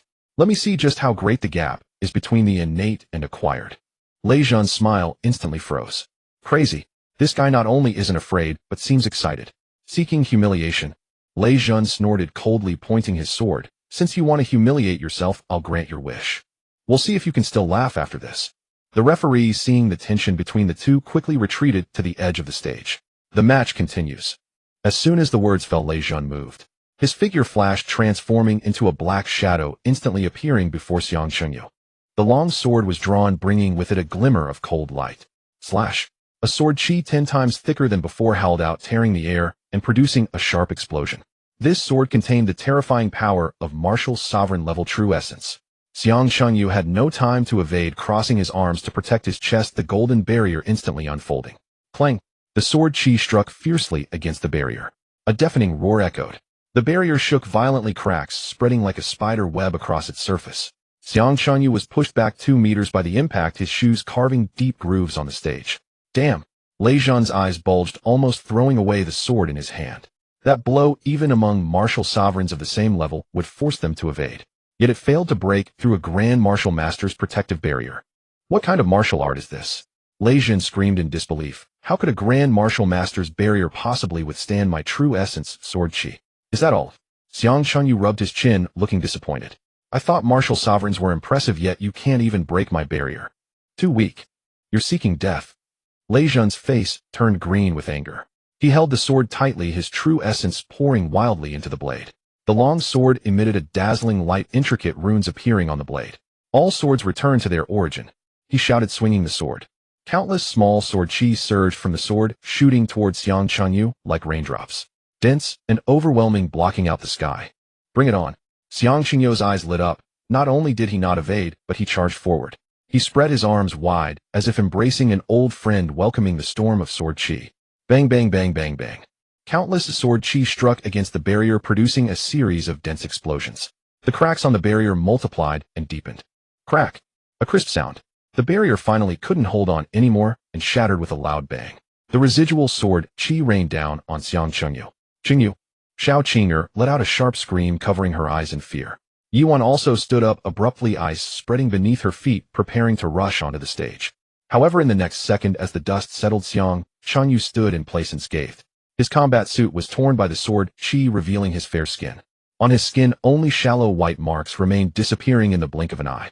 Half-dragon body. A physical body capable of withstanding true essence, sword chi. Damn! The entire venue fell silent once more. Everyone widened their eyes, doubting if they were seeing correct. Lei Zhan looked as if he had seen a ghost, pointing at Xiang Qingyu, his lips trembling. You. How could you be in scale? That was my true essence, sword chi. Even a 4th stage demon would be split in half. Is that all? Xiang Qingyu brushed off the dust from his clothes, grinning widely, revealing his white teeth. That didn't even tickle. Come on, hit me harder. Have you not eaten today? He shouted, charging. With his fists clenched, the dragon-slaying fist energy coalesced, accompanied by a howling wind striking towards Lei Zhan's face. Clang! The fist struck the sword. Lei Zhan felt a tremendous force surging through his arm, going numb, almost dropping the sword. He staggered back 3 steps, his face filled with disbelief. How could this grand martial master have strength greater than a martial sovereign? Come on. Xiang Qingyo, not willing to relent, charged forward again. His fist rained down on Lei Jun like a violent storm. First style of the killing fist, murderous intent. One punch after another, every blow striking true. Lei Jun could only passively defend, being forced back step by step. His sword chi struck Xiang Qingyo, leaving only shallow white marks. Yet each of Xiang Qingyo's punches caused his blood to surge and his true essence to tremble. Damn it! Damn it! Damn it! Lei Jun shouted in madness, his true essence operating at full capacity. Sword breaks mountains and rivers. He roared, holding the sword high. A massive sword chi, dozens of meters long, condensed with destructive power, fiercely slashed towards Xiang Qingyo. This sword was his ultimate blow. Even mid-stage martial sovereigns would not dare to take it heed. Good. Xiang Qingyo's eyes lit up. Instead of dodging, he charged forward. He took a deep breath, pushing his indestructible golden body to the extreme. His entire body transformed to a dark golden color, shimmering with a metallic sheen. Killing God. Break for me. He threw a punch towards the massive sword chi. Boom. The fist energy collided with the sword chi. A deafening sound shook the heavens. The entire arena suddenly sank, collapsing half a meter downward. The protective barrier shook violently, with cracks on the surface growing larger, threatening to shatter at any moment. Dust filled the air, obscuring the entire stage. The crowd fell silent. Everyone held their breath, staring intently at the stage. Xiao Qing'er's heart raced, her palms sweating. Yuan also clenched her fists tightly, her expression grave. After a few seconds, the dust slowly settled. Two figures appeared on the stage.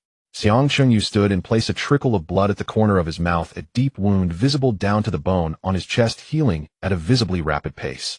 Meanwhile, Lei Jun knelt halfway on the ground, his long sword propping him up, gasping for breath, his face pale as paper. The blood bar above his head had dropped by more than half, leaving less than a third. Yet Xiang Qingyo's blood bar, surprisingly, still had more than half remaining. How is this possible? How is this possible? Lei Jun murmured, his gaze vacant. His all-out strike barely managed to scratch Xiang Qingyo, and he himself had consumed 70% of his true essence. What kind of monster are you? Lei Jun raised his head, looking at Xiang Qingyo, his eyes filled with fear and despair. Monster. Xiang Qingyu grinned, wiping the blood from the corner of his mouth. I'm not a monster. I'm your father. Xiang Qingyu charged forward once more. His fists whistled through the air, striking toward Lei Jun's face. Lei Jun bit down on his molars, barely managing to swing his sword to block. But his true essence was already exhausted, leaving him with barely the strength to hold his sword. Clang, clang, clang. After 3 punches, Lei Jun's arm swelled like a large bun, his palm cracked, and blood dripped down the blade. The health bar above his head dropped like a waterfall, leaving only a sliver of health in an instant. No, I cannot lose. Lei Jun's eyes turned crimson as he roared, igniting the last vestige of true essence within him. The 9-yang sacred fire is mine. He raised his long sword with all his might, a faint white light shimmering along the blade. But just as it reached halfway up, darkness suddenly enveloped his vision. Clang! The long sword slipped from his grasp and crashed to the ground. Lei Jun fell straight back, lying on the arena, gasping for breath, his chest heaving violently, utterly drained of strength to even move a finger. His health bar was completely zeroed out, illuminated by a blinding red cross. The referee dashed onto the stage, raising Xiang Qingyo's right hand high. I declare, the winner of this match is the blue team, Xiang Qingyo. Boom! The crowd erupted in an instant. Xiang Qingyo. Xiang Qingyo. Wow! A grand martial artist defeated a martial sect. I'll brag about this for the rest of my life. I struck it rich. I bet 500,000. 4 times the odds. That's a direct 2 million. Countless female spectators and gamblers fainted with excitement and were carried away by medical staff. Xiao Qing'er was the first to leap onto the stage, clinging to Xiang Qingyo's neck like a koala. Qingyo, you were amazing. You actually defeated a martial sect. I admire you so much. Cough, cough. Let go. In being choked, Xiang Qingyu was nearly rolling his eyes, reaching to pry her arms away. My wound. The wound has reopened. Yuan walked slowly onto the stage, handing over a pill, 4th grade recovery pill. Swallow it. Xiang Qingyu took the pill and swallowed it in one gulp. He crouched next to Lei Jun, patted his face. Buddy, do you surrender now? Lei Jun lay on the ground, his expression hollow, full of unwillingness. I won't accept it. I refuse. I am obviously a martial sect. How could I possibly lose to a grand martial artist like you? He clenched his fists, pounding the ground, tears streaming down his face. I regret it. I shouldn't have rushed to fuse with the blue source artifact. If it had been a golden one, I could definitely defeat you. Forget it. Xiang Qingyu smirked, standing up and brushing off his pants. Even if you were given a golden one, you still wouldn't be able to defeat me. Because your father will always be your father. After saying that, he turned around and waved to the audience. The cheers surged once again, ringing in their ears. Xiang Chengyu stood on the stage basking in the adoration of millions, a smug smile curling at the corners of his mouth. He glanced out of the corner of his eye at the backstage entrance. Zhao Xiaohua and his son Zhao Tianlei stood there like two wooden stakes. Zhao Tianlei swallowed hard, stiffly turning to look at his father. Dad, I think we need to seize the opportunity to cling onto his leg. Zhao Xiaohua nodded in agreement. You're right. Let's go now. If we delay, he might be taken by someone else. As Xiang Chengyu led Yuan and Xiao Qing'er off the stage, they heard someone calling from behind. Young hero Xiang. Wait. The three stopped and turned to look. Zhao Xiaohua and Zhao Tianlei hurried over with bright smiles, more enthusiastic than meeting their own father. Mayor Zhao. Xiang Chengyu raised an eyebrow. What's the matter? Hey, don't call me mayor. Zhao Xiaohua waved his hand, feigning displeasure. I'm just a servant to the people. You can call me old Zhao. If you don't mind, you can also call me brother Zhao. Zhao Tianlei stood beside him, his face as dark as a pot's bottom. Does this mean my dad wants to be sworn brothers with him? Then wouldn't I have to call him uncle? Xiang Qingyu glanced at Zhao Tianlei, suppressing a laugh, and said, All right then, brother Zhao. This young man is my nephew, right? Yes. Zhao Xiaohua slapped the back of his head. Can't you see? Hurry up and call him. Zhao Tianlei gritted his teeth, squeezing out three words through clenched teeth. Xiang. Uncle. Hey. Good. Xiang Qingyu grinned wide, his eyes nearly slits, patting his shoulder. Nephew Tianlei is quite the talent. Not bad, not bad. Zhao Tianlei was so angry he trembled all over, but dared not explode. Zhao Xiaohua laughed heartily. My son is unruly compared to young brother Xiang. He's far behind. So today I'll treat Tianxian Tower. We'll prepare a feast. I have something to discuss with you, my brother. Please do me the honor. Sure. Xiang Chengyu readily agreed. Just in time. I'm also hungry. The five of them arrived at Tianxian Tower and entered the most luxurious private room. After 3 rounds of drinks and 5 flavors of dishes, Zhao Xiaohua put down his chopsticks, wiped his mouth, and got straight to the point. Young brother Xiang, let me be frank. The personal finals this afternoon will be a duel between you and Miss Yi, right? Xiang Qingyu nodded. The champions will both receive golden source artifacts. Miss Yi is already a 4th grade martial sect. An extra artifact won't be of much use. Zhao Xiaohua rubbed his hands, his face filled with anticipation. I want to buy one for my son. I wonder if my brother would be willing to part with one. No problem. Xiang Chengyu replied immediately, then feigned confusion. But hasn't nephew Tianlei already fused with an artifact? Oh, don't mention it. Zhao Xiaohua sighed. Initially this kid was too eager for quick success, so he found a blue artifact on his own. Thankfully he hasn't broken through yet, so there's still a chance to refuse. Xiang Chengyu stroked his chin, remaining silent. Zhao Xiaohua, seeing this, hastily added, I can offer 10 billion. Additionally, I will provide a 4th grade cave information. What do you think of this price, my brother? Brother Zhao is generous. Xiang Chengju's eyes lit up, slapping his thigh. I'll take this deal. Joyful. Zhao Xiaohua was overjoyed, quickly raising his glass. I toast to my brother. The two clinked glasses and drank it all down. By the way, my brother, I need to clarify this information with you. Zhao Xiaohua put down his cup, his expression turning serious. The cave is located in the extreme northern wasteland, opening in 12 days, and it's a large-scale cave. News has already spread. Not only humans will go, but other races will also come, making it quite dangerous. Haha, thanks for the reminder, my brother. Xiang Chengyu waved his hand confidently. Danger is good. The more dangerous, the more treasures. My brother truly has exceptional courage. Zhao Xiaohua gave a thumbs up. Next, both host and guest enjoyed themselves. Xiang Chengyu and Zhao Xiaohua linked arms, calling each other brothers, chatting passionately. Zhao Tianlei sat beside them, his face dark, focusing on his food, saying not a word. After the meal, Zhao Xiaohua personally escorted the three to their hotel room door. He looked around, lowering his voice to Xiang Chengyu. Brother, I have one more request. After the meal, Zhao Xiaohua personally escorted the three to their hotel room door. He looked around, lowering his voice to Xiang Chengyu. Brother, I have one more request. Son along. Zhao Xiaohua's face was sincere. Our family's cultivation method requires a period of practice inside. I hope, my brother, that you will look after him. I thought it was something big. Xiang Chengyu waved his hand. It's a trivial matter. Count on me. They'll call you when we depart. Thank you so much, my brother. Zhao Xiaohua was excited, grasping his hand. Great kindness requires no thanks. In the future in Xianqing, if you need anything, just look for me. After saying that, he expressed his gratitude countless times and left with Zhao Tianlei. In the corridor, Zhao Tianlei could not help but complain. Dad, you're way too fawning, aren't you? Is it necessary? You little brat. Zhao Xiaohua slapped him on the head. Who am I doing this for? Do you think I want to lower myself to call an 18-year-old kid brother? Isn't it all for you? Zhao Xiaohua said, exasperated. Do you think Xiang Chengyu is just an ordinary genius? He can easily defeat a martial sect as a grand martial artist. His future achievements are limitless. Being able to connect with him is a blessing for our Zhao family. He paused, his tone softening. Once you obtain the golden artifact, strive to break through quickly. When you reach the cave, make sure to follow his lead, and don't act spoiled.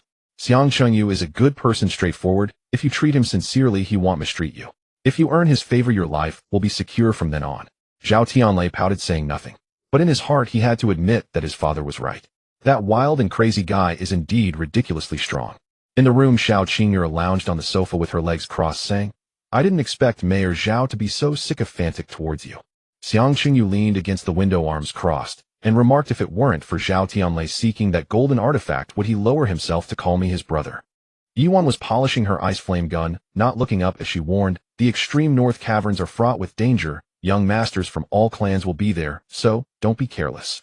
Don't worry, sister. Xiang Qingyu grinned, saying, as long as I'm here, no one can bully us. He suddenly recalled, by the way, there's the personal finals this afternoon. Who do you think will win between us? Yuan looked up, a dangerous smile curving her lips. What do you think? Perfect. Xiang Chengyu rubbed his hands together, excitement on his face. I've been wanting to fight you for a while. Let's see whose killer god is stronger, mine or your 1,000-mile cold star. Sounds good. Yuan set down her gun and stood up to stretch her wrists, but I won't go easy on you this afternoon. At 2 in the afternoon, the Xiangqing gymnasium was filled with a cacophony of voices 10 times more lively than in the morning. The host, microphone in hand, was passionately announcing, ladies and gentlemen, a historic moment is about to arrive. The highly anticipated peak showdown of the Xiangqing Cup, the sibling battle, is about to commence. On one side is the undefeated myth Xiang Qingyo, who has slain martial sect members. And on the other side is the Frost Queen Yuan. The audience erupted into chaos. Bro, who did you bet on? Isn't it obvious? Of course it's Xiang Qingyo. A grand martial master beating a martial sect member. Who else could it be? A nearby boy with glasses adjusted his specs and said smugly, you're in for a rough time. I bet on Yuan. Can't you see? They aren't siblings at all, they're a couple. In today's society, the sycophants are rampant, and the guy will definitely yield to the girl, you get it. At this statement, the surroundings fell silent, then erupted into a chorus of lamentations. Oh no, I'm done for. My 10 million. That's all my fortune. I even mortgaged my house to bet on Xiang Qingyu winning. Damn it. Why didn't I think of that? I'm finished, and my wife will definitely kill me. More and more people heard this, and their expressions turned grim. On stage, the host finished reading the advertisements and urgently called out, please welcome the 2 contestants. Xiang Chengyu and Yuan walked onto the stage one after the other. The audience erupted in deafening cheers. Xiang Qingyu, if you're a man, don't go easy on her. Xiang Qingyu, don't be a sycophant. Xiang Yi, never be a sycophant. There will be other women, but there's only one champion. The shouts were heart-wrenching, and many were seen crying on the spot. Xiang Chengyu remained silent, his lips twitching as he turned to Yuan, a serious expression on his face. Sister, I'm sorry. I can't go against the crowd's voice. I must win today. Yuan rolled her eyes, saying, you little brat, I've been holding back on you for a long time. Today I'll make you remember how it felt when I pinned you down as a child. The referee approached the 2 and raised his right hand. Both contestants prepare. 3, 2, 1, begin. As soon as the words left his mouth, a terrifying pressure erupted from Yuan.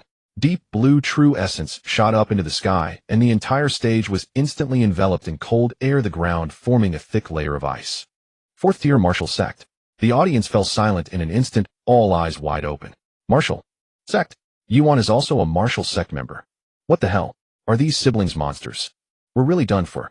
Look at the momentum Yuan has, as she must have fused with the golden artifact. The boy with glasses adjusted his specs, a smug smile on his face. This is a sure win. Huh.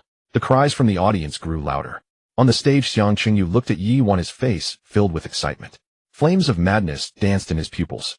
This is great. He grinned widely, his smile stretching from ear to ear. Finally, I can fight you with all my strength. Killer God. He roared, the golden red dragon killing fist blasting into the sky, a blood-red little dragon swirling around him, roaring. The entire stage trembled violently. Come at me. Yuan called out softly, waving her jade hand. 1,000-mile cold star. Countless ice spikes appeared out of thin air, shooting towards Xiang Qingyu like rain. Each ice spike contained the true essence of a martial sect level, incredibly sharp. Break. Xiang Qingyu punched out, the golden red fist wave exploding and shattering all the ice spikes into dust. He stepped forward, transforming into a shadow, charging at Yuan. His fist, accompanied by a howling wind, struck towards Yuan's face. Yuan did not flinch, summoning an ice wall with her fingertips. Clang.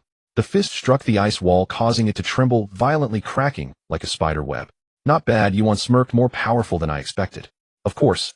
Xiang Qingyu replied proudly, I must win against you today. He charged again, unleashing the first form of the killing fist with all his might. His fists rained down upon Yuan like a storm. Yiwan's figure danced lightly like a fairy in the snow, effortlessly dodging all attacks. Occasionally, she would swing her hand to launch an ice spike, forcing Xiang Chenyu to scramble. The two were evenly matched, their golden-red fist waves crashing against her light blue, icy aura, creating loud booms. The audience watched with rapt attention, even forgetting to breathe. So thrilling. This is a peak showdown. Xiang Chenyu is actually able to hold his own against a golden martial sect member. This is unbelievable. I take back what I said earlier. Xiang Chenyu might not lose. On the stage, Xiang Chenju's fighting spirit surged, becoming increasingly frenzied. Sister, show me your true skills. Don't hold back. He shouted, otherwise you'll lose. As you wish. Yiwan's gaze sharpened as she fully activated her true essence. I seal for 1,000 miles. A terrifying chill erupted, instantly freezing the entire stage. Xiang Chenyu slipped and nearly fell. Countless ice spikes shot up from the ground, aiming for his limbs. Indestructible Golden Body. Xiang Chenyu roared, his skin turning a dark gold. The ice spikes shattered against the golden killing shield, hitting him and ringing like bells, all breaking apart. Killer God. He seized the opportunity and punched towards Yiwan. This punch gathered all of his true essence. The golden red dragon killing fist transformed into a giant blood dragon, bearing its fangs and claws as it lunged at Yiwan. So powerful. Yiwan's expression changed slightly, not daring to be careless. She formed seals with her hands. Ice dragon. A massive ice dragon appeared from thin air, rushing towards the blood dragon.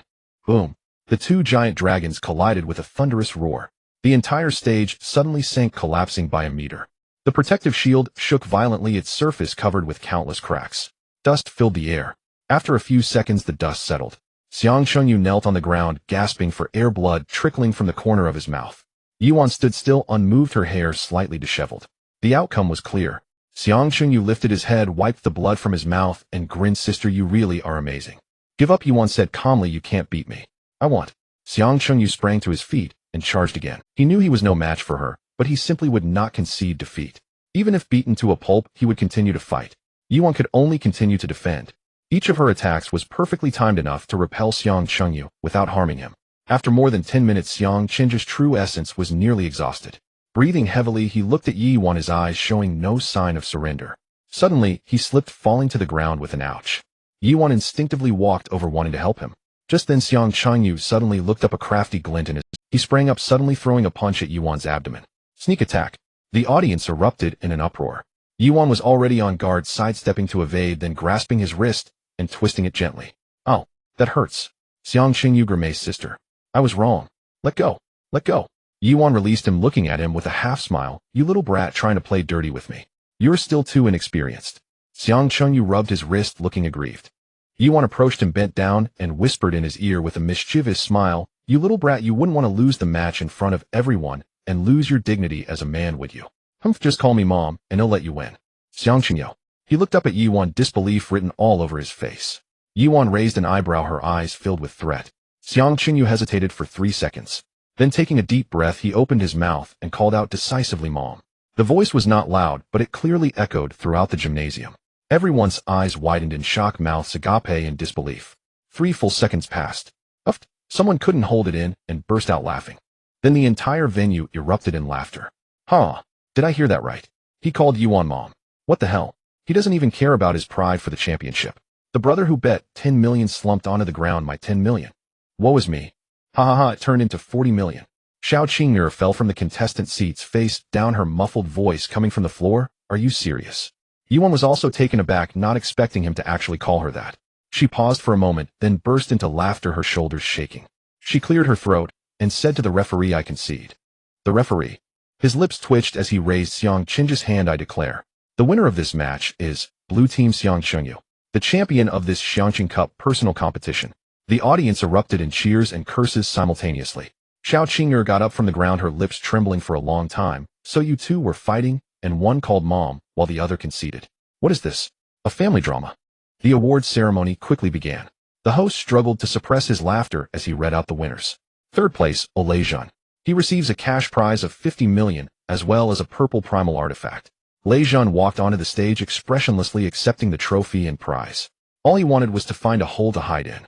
Losing to Xiang Chenyu was bad enough, but he had to witness such a spectacle. Second place, Yiwan. She receives a cash prize of 80 million, as well as the golden primal artifact Heart of Lava. Yuan walked onto the stage, accepted the prize, and waved to the audience. The gamblers in the audience shouted their gratitude to the goddess. Of course, excluding the boy with glasses. First place, Xiang Chengyu. He receives a cash prize of 100 million, as well as the highest prize of this competition, the golden primal artifact 9 Yang Sacred Fire. Xiang Chengyu ran onto the stage in high spirits, accepting the trophy and 9 Yang Sacred Fire. He raised the trophy high and shouted to the audience, "I won. I'm the champion. I'm the champion." The award ceremony had just concluded. Reporters like sharks catching the scent of blood surged forward in a frenzy. Microphones and cameras crowded every inch of his face. "Mr. Xiang, was calling Yuan Mom your own choice? Mr. Xiang, are you and Miss Yi siblings or lovers? Miss Yi, do you two always play like this?"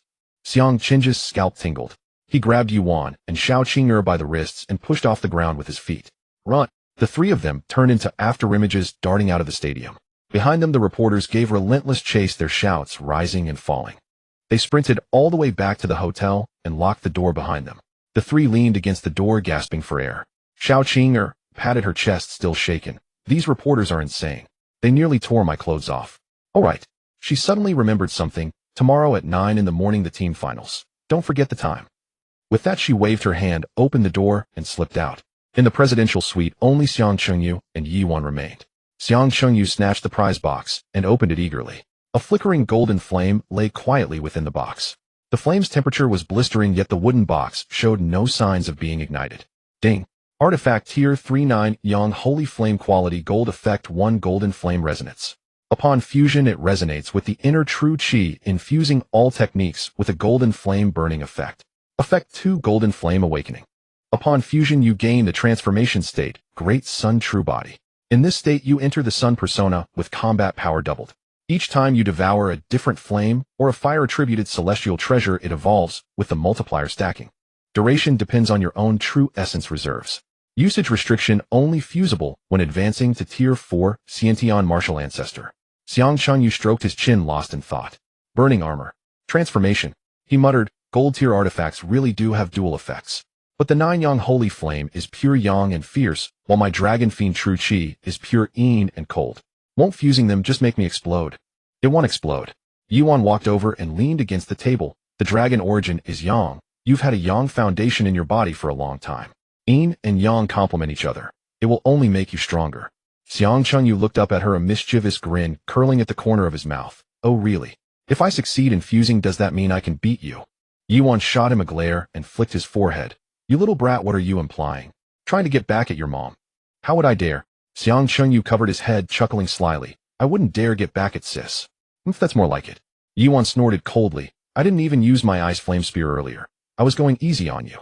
Xiang Chengyu pouted. "I didn't use the complete form of the Godslayer either. That suction deals soul damage, and I couldn't bear to use it on you." Yuan was taken aback. She really hadn't known that the Godslayer had soul attack effects. A wave of warmth suddenly surged in her heart. She reached out, patted Xiang Qing's head, and said softly, "Good Qingyo, you still care about your sis." Xiang Qingyo. He was utterly exasperated and slapped her hand away. "Keep your hands to yourself. I'm the champion." Yuan burst out laughing. Xiang Chengyu dropped the joking and said earnestly, "Sis, I won't be joining the team finals tomorrow. With you around, I know I'll be fine. I'm going into seclusion to break through." Yuan thought for a moment and nodded. "All right, focus on your seclusion. Leave everything outside to me. I can handle the competition alone. I trust you, sis." Xiang Chengyu grinned. "When I come out of seclusion, I'll give you a surprise." With that, he turned and walked into the training room, locking the door behind him. He sat cross-legged on a cushion. Xiang Chengyu took a deep breath to calm his mind. Breaking through to Xiantian required a precise sequence: first refine the technique, then break through the cultivation, and finally fuse the artifact. He took out the Indestructible Golden Body manual and flipped to the 4th layer. 4 large characters greeted his eyes: Indestructible Golden Body. The first 3 layers: Guiding Qi to form Protective Qi Golden Skin, and Jade Bones to refine the body, and Initial Golden Body to merge the Yuan. Built layer upon layer, step by step. The core of the 4th layer was the complete fusion of Qi body and protective Qi into an indivisible whole, achieving the leakless state of unity between heaven and man. Only at this point was the technique truly mastered, which was why the 4th layer was named directly after the technique itself. No weak points, no flaws, impervious to water and fire, hard to harm with blades. Xiang Chengyu murmured to himself, closing his eyes. The dragon fiend, true Qi within him, began to circulate slowly. At the same time, the dragon origin power surged from his dantian, merging into his limbs and bones. A faint golden dragon fiend protective shield emerged on his body's surface. Beneath his skin, his bones and tendons emitted crisp, crackling sounds. Qi coursed through the meridians. The body refined its bones and tendons, and protective qi surrounded the whole form. The three were originally distinct. Now, under Xiang Qinji's guidance, they began to merge slowly. The process was somewhat painful. Xiang Chengyu clenched his teeth, cold sweat beading on his forehead. He dared not let his focus waver even slightly. A failed fusion could either regress his technique or worse, lead to qi deviation. Time ticked by minute. After an unknown duration, a soft hum resonated from within Xiang Qinji's body. Qi body and protective qi had finally fused into one. The faint golden dragon fiend protective shield instantly deepened in color, turning into a dark gold. On the shield's surface, tiny dragon patterns swirled. Ding! Indestructible Golden Body has broken through to the fourth layer. Gain trait Dragon Fiend Protective Shield. Defense significantly enhanced. Gain trait Leakless True Body. Eliminates all weak points. Yin and Yang Qi circulate endlessly. Gain trait Force Counter Reflection. Automatically absorbs and reflects a portion of attack damage. The stronger the force, the fiercer the rebound. Gain trait Immovable as a Mountain. When both feet are on the ground, you enter a super armor state, immune to all knockbacks, controls, and mental attacks. Xiang Chengyu opened his eyes, a glint of sharp light flashing across his gaze. He clenched his fist. An unprecedented sense of power surged from within his body. So this is the feeling of the indestructible golden body at its peak. He casually swung his hand. A golden-red protective qi shot through the air, leaving a deep fist mark on the cold iron wall. Not bad. Xiang Chengyu nodded with satisfaction. Next, it was time to break through his cultivation. He closed his eyes again, guiding the remaining dragon origin power within his body to strike at the Xiantian barrier. The ninth layer Grand Martial Master and the Xiantian Martial Ancestor were worlds apart. One was post-heaven, the other pre-heaven. The transformation of true qi into true essence was a qualitative leap in life's very fabric. The dragon origin power was by nature the ultimate pure yang and fierce treasure of the world. Breaking through the Xiantian barrier was like crushing dry weeds and smashing rotten wood. Crack! A crisp sound like glass shattering. The Xiantian barrier broke on cue.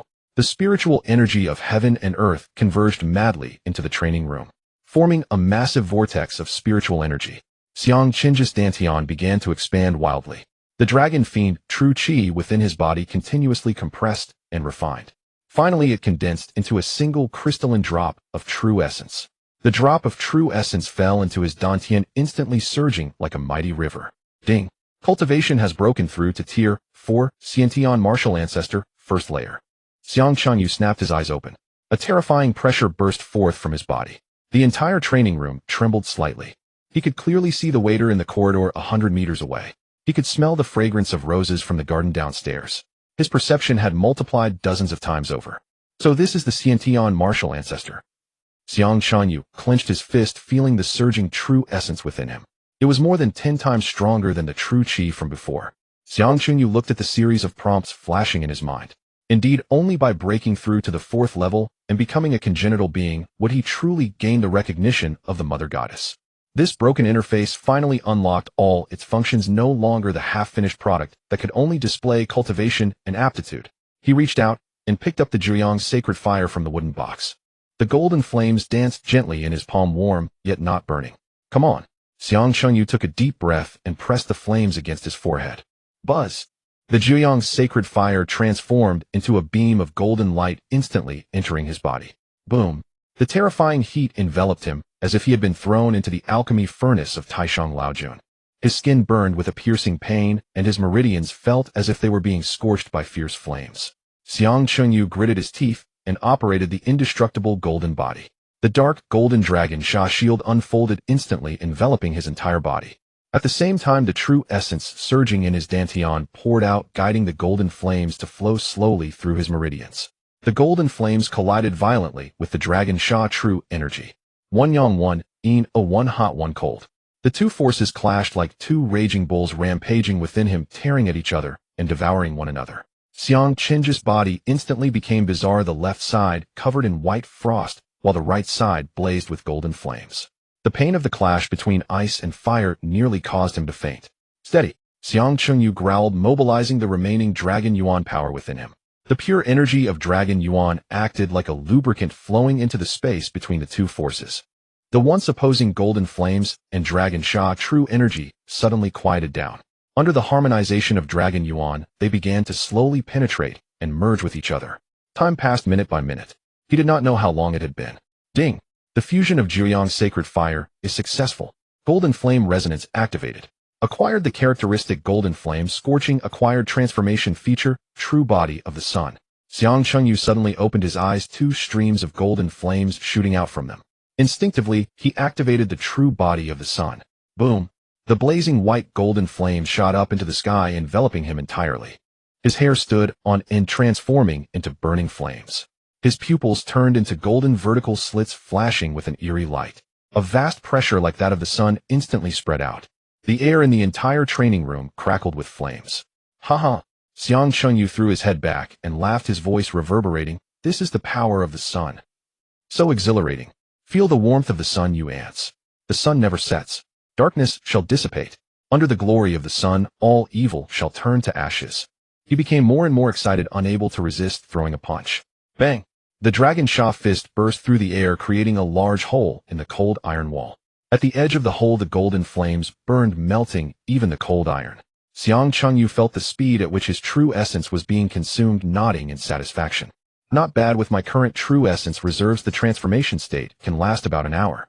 That's more than enough for a fierce battle. He focused his mind and canceled the true body of the sun. The golden flames on his body extinguished instantly. His hair returned to normal, and his pupils turned back to black. Xiang Chengyu stood frozen in place. In his mind, every single line of his earlier dramatic dialogue replayed clearly, along with the silly image of him punching through the wall. Xiang Chengyu. This is the sun's persona. Isn't this a side effect? This is definitely mental pollution. He covered his face, wishing he could find a crack in the ground to hide in. Forget it. After a long while, Xiang Chengyu comforted himself. Such an amazing ability, it's normal to have a few minor flaws. As long as I don't feel awkward, the awkwardness is on others. He opened the personal interface in his mind. Name Xiang Chengyu, age 18, lifespan 400, true chi value 199.9200, realm golden, 4th level, 1st layer of congenital martial master aptitude, golden cultivation technique, indestructible golden body, 4th layer martial skills, killing fist, 2nd style, soaring to immortality step, proficient special skills, thunder god palm. Unique item talent, Juyang's sacred fire, characteristics, congenital being Dragon Sha, shield no leak, true body recoil of chi, immovable as a mountain, golden flame, scorching true body of the sun. Luxurious. It's so luxurious. Xiang Chengyu stared wide-eyed, his mouth agape to the back of his head. 400 years of lifespan. Let's see. Breaking through to the 4th level adds 100 years plus an initial lifespan of 100 years, and with the Dragon Yuan consuming half and adding 200 years, it totals exactly 400 years. Not bad. I can live quite a while. True chi value of 1999, normal combat power for the 1st layer of martial master. The latter 200 is the combat power increase from fusing with the golden item. No wonder everyone wants golden items. They not only grant powerful characteristics, but also double combat power. Congenital being. Oh, every being that breaks through to the 4th level will possess this. He clicked on the details of this characteristic. Congenital being, breaking the shackles of heaven and earth, protected by the endless continents, possessing infinite potential for cultivation, gaining the ability for supersonic flight. Xiang Chengju's eyes lit up. He focused his mind, allowing true essence to flow into his feet. His body slowly floated up. Wow, I can really fly. Xiang Chengyu was so excited he could hardly contain himself. However, he lost balance, and with a bang his head hit the ceiling. Ouch! He held his head, falling from midair and landing on his bottom. Hiss! It hurts. Xiang Chengyu rubbed his backside, grimacing. Looks like I need to practice flying more. By the way, he suddenly remembered something. The Dragon Yuan hasn't been exhausted yet. He'll refine it all at once while in seclusion. He sat cross-legged again, operating his cultivation technique, guiding the remaining Dragon Yuan power into his Dantian. The Dragon Yuan energy surged like a rushing river, crazily flowing within him. Xiang Chengju's cultivation began to soar like a rocket. Ding! Cultivation broke through to the 2nd layer of congenital martial master. Ding! Cultivation broke through to the 3rd layer of congenital martial master. Ding!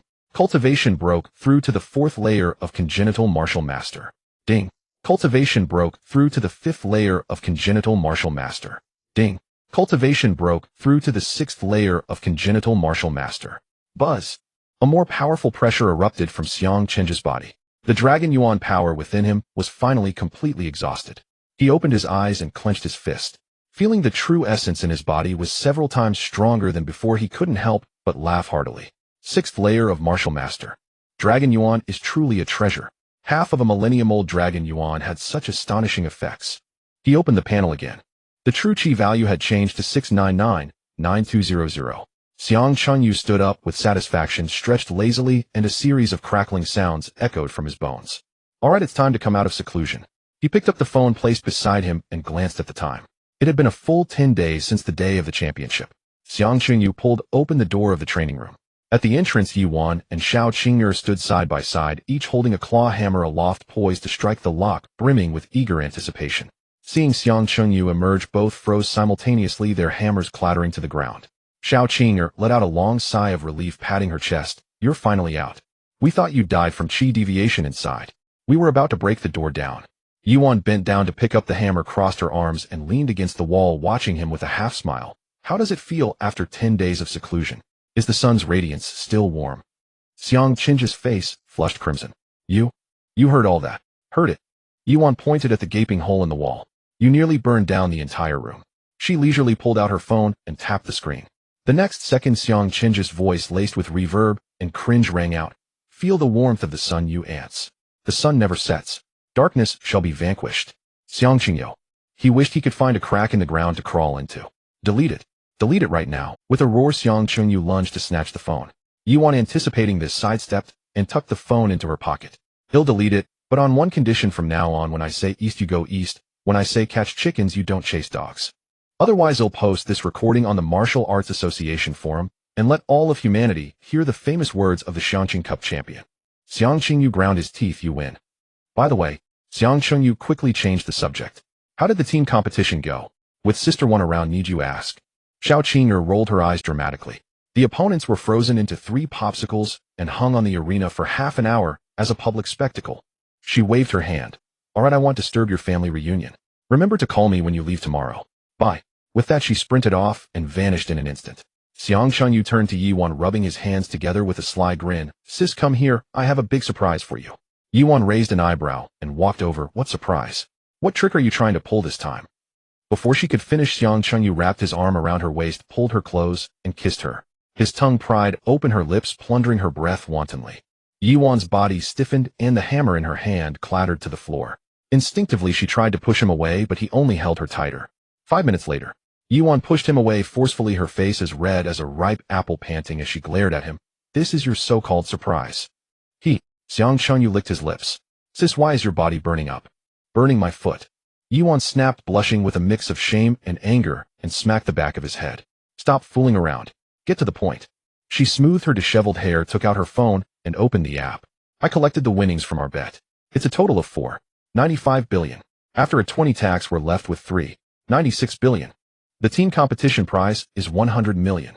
Xiao Qing'er also transferred her 900 million. The Heart of Magma was given to Zhao Xiaohua, and his 1 billion arrived yesterday. You also have 100 million from the individual competition prize. Altogether, our current savings are 582 billion. Wow, we're rich. Xiang Qing's eyes widened, and he hugged Yuan, spinning her around. We're billionaires. Yeah. Yuan wrapped her arms around his neck, her gaze a little dazed.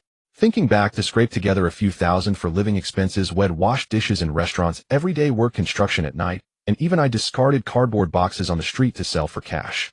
Xiang Chunyu set her down, a warmth spreading in his heart. Sis, after you awakened back, then why didn't you want to go out of the city to hunt monsters?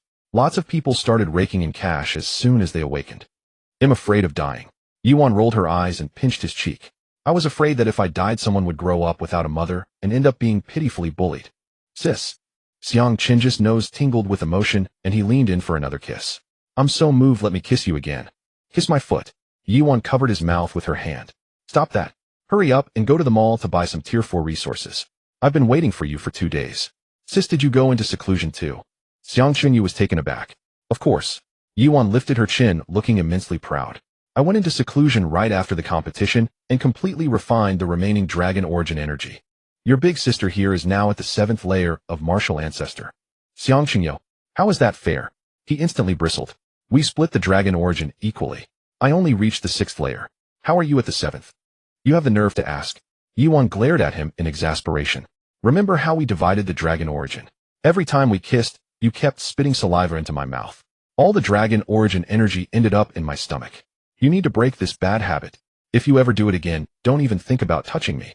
Xiang Qingyu gave an embarrassed chuckle. Sis, let's just check out what's good in the mall. We have to leave for the extreme northern wasteland tomorrow. Yuan snorted coldly, but ultimately dropped the matter. They sat on the sofa, pulled out their phones, and opened the Martial Arts Association Mall. Xiang Qingyu knew exactly what he wanted and typed "strange fire" into the search bar. He clicked search. The page loaded.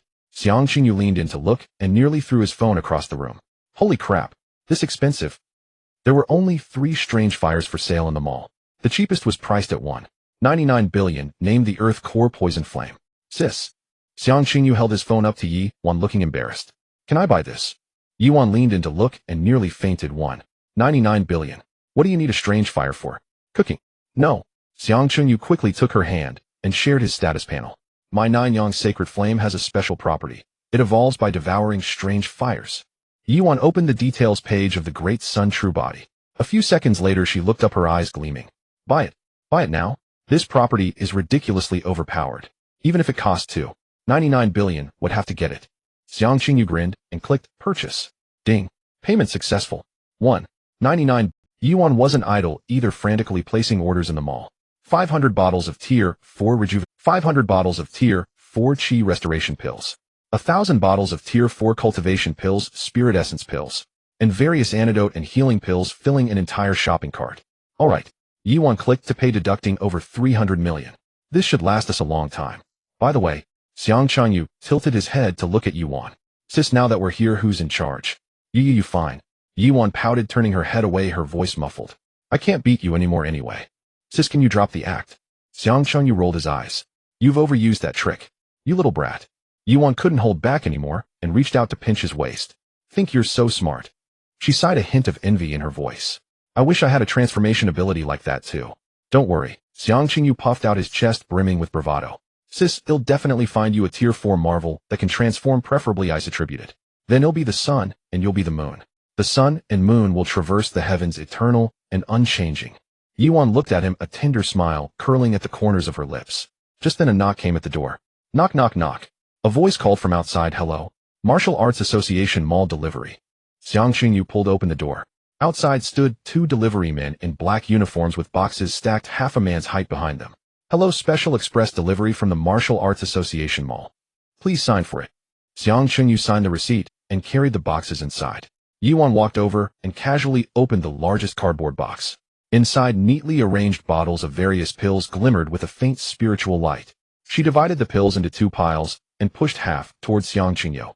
Take these, use them sparingly. Oh, by the way, she suddenly remembered something and pulled a palm-sized gray cloth pouch from her pocket. This is for you. What is it?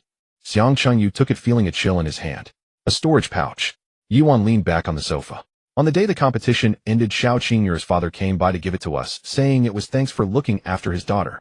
Xiang Qingyu infused a thread of true essence into it. A vast space instantly unfolded before his eyes.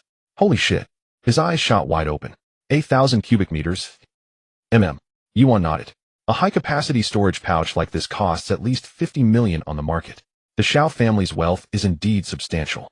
She paused and looked at Xiang Qingyu. We set out tomorrow.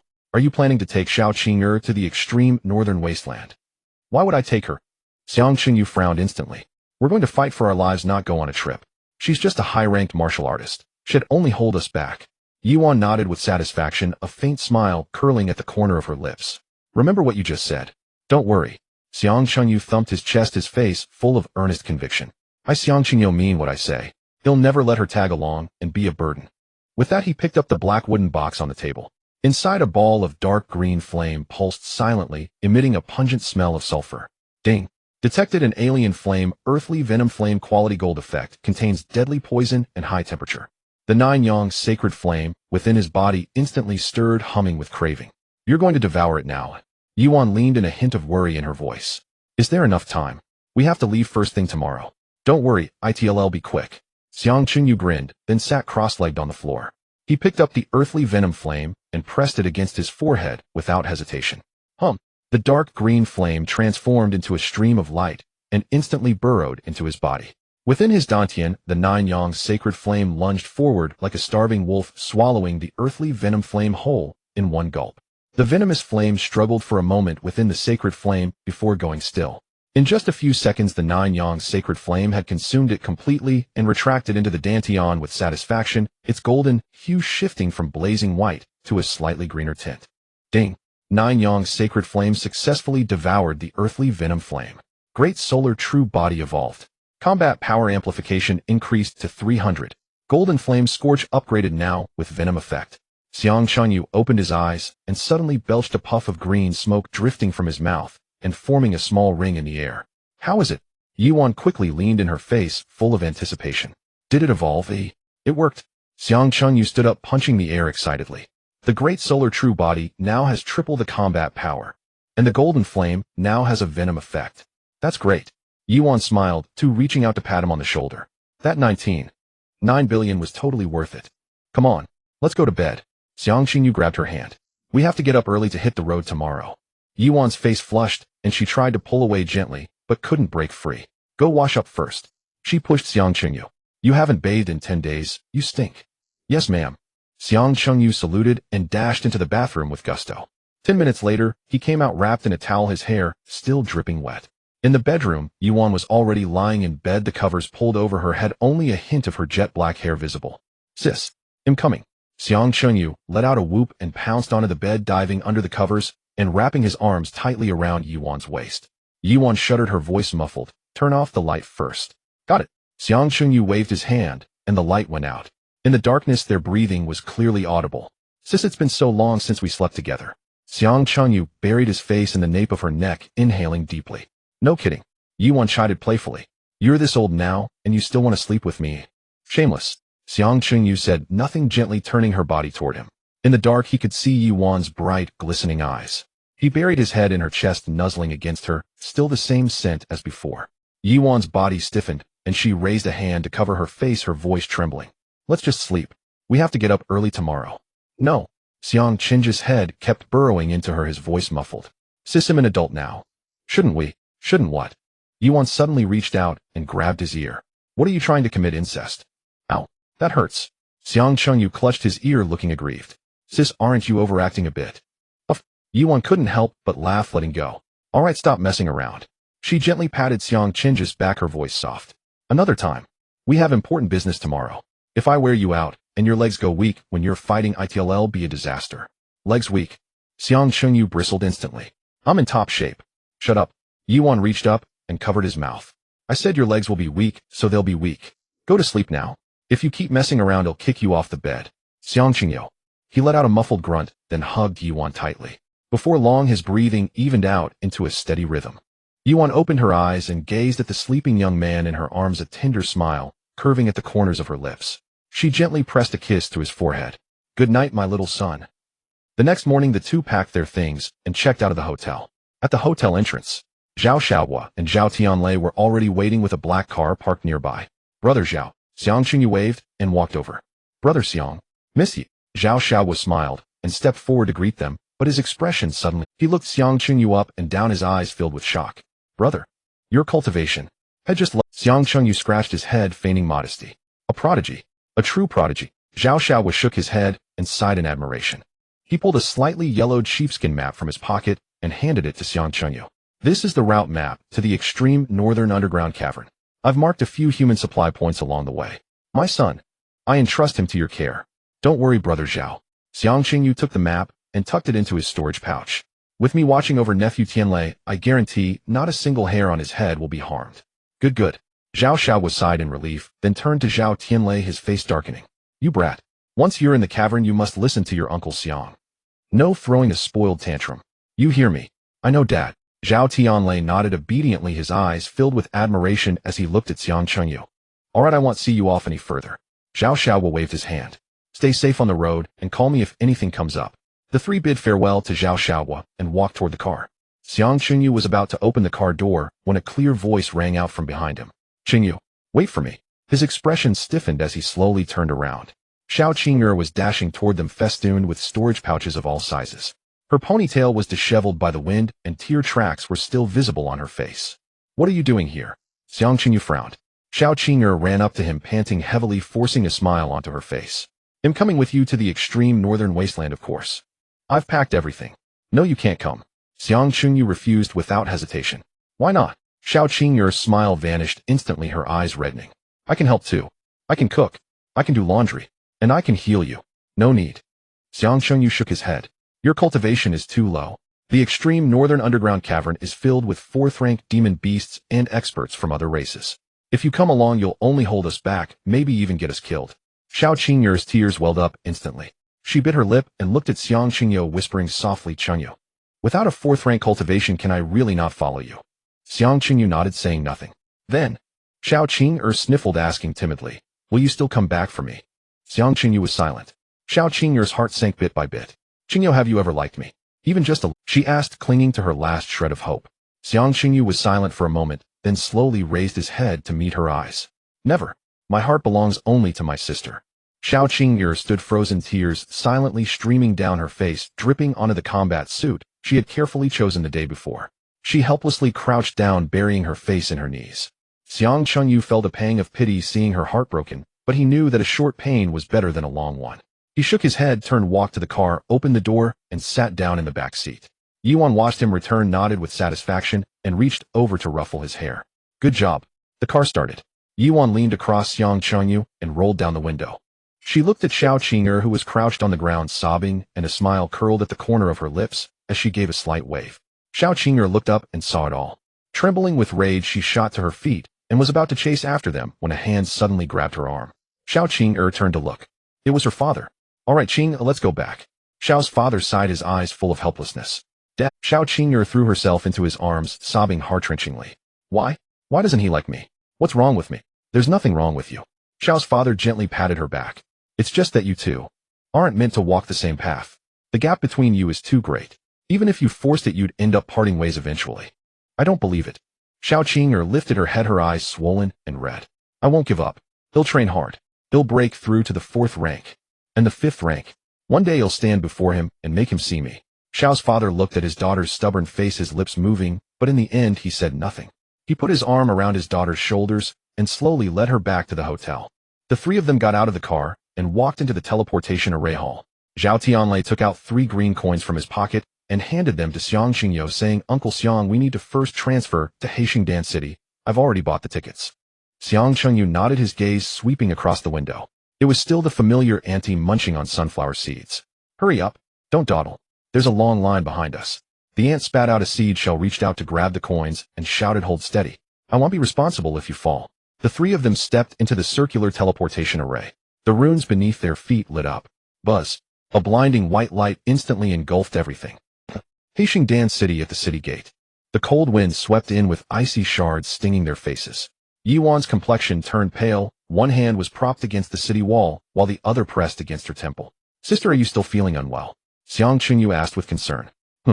A bit dizzy, Yuan replied weakly. It might be because the teleportation distance is too far. Cough, cough. Nearby Zhao Tianli's cough echoed. He spoke in a low voice. Uncle Xiang, why don't you stop worrying about Annie for now? How about you get off my back first? Xiang Qingyu looked down and realized he was sprawled on Zhao Tianli's back, his legs wrapped around his waist. He had felt dizzy after the teleportation and instinctively grabbed onto a person-shaped support, not letting go. He chuckled and jumped down from Zhao Tianli's back. Nephew Tianlei really knows how to be considerate. He cares for his uncle. Zhao Tianli's mouth twitched, but he didn't say anything.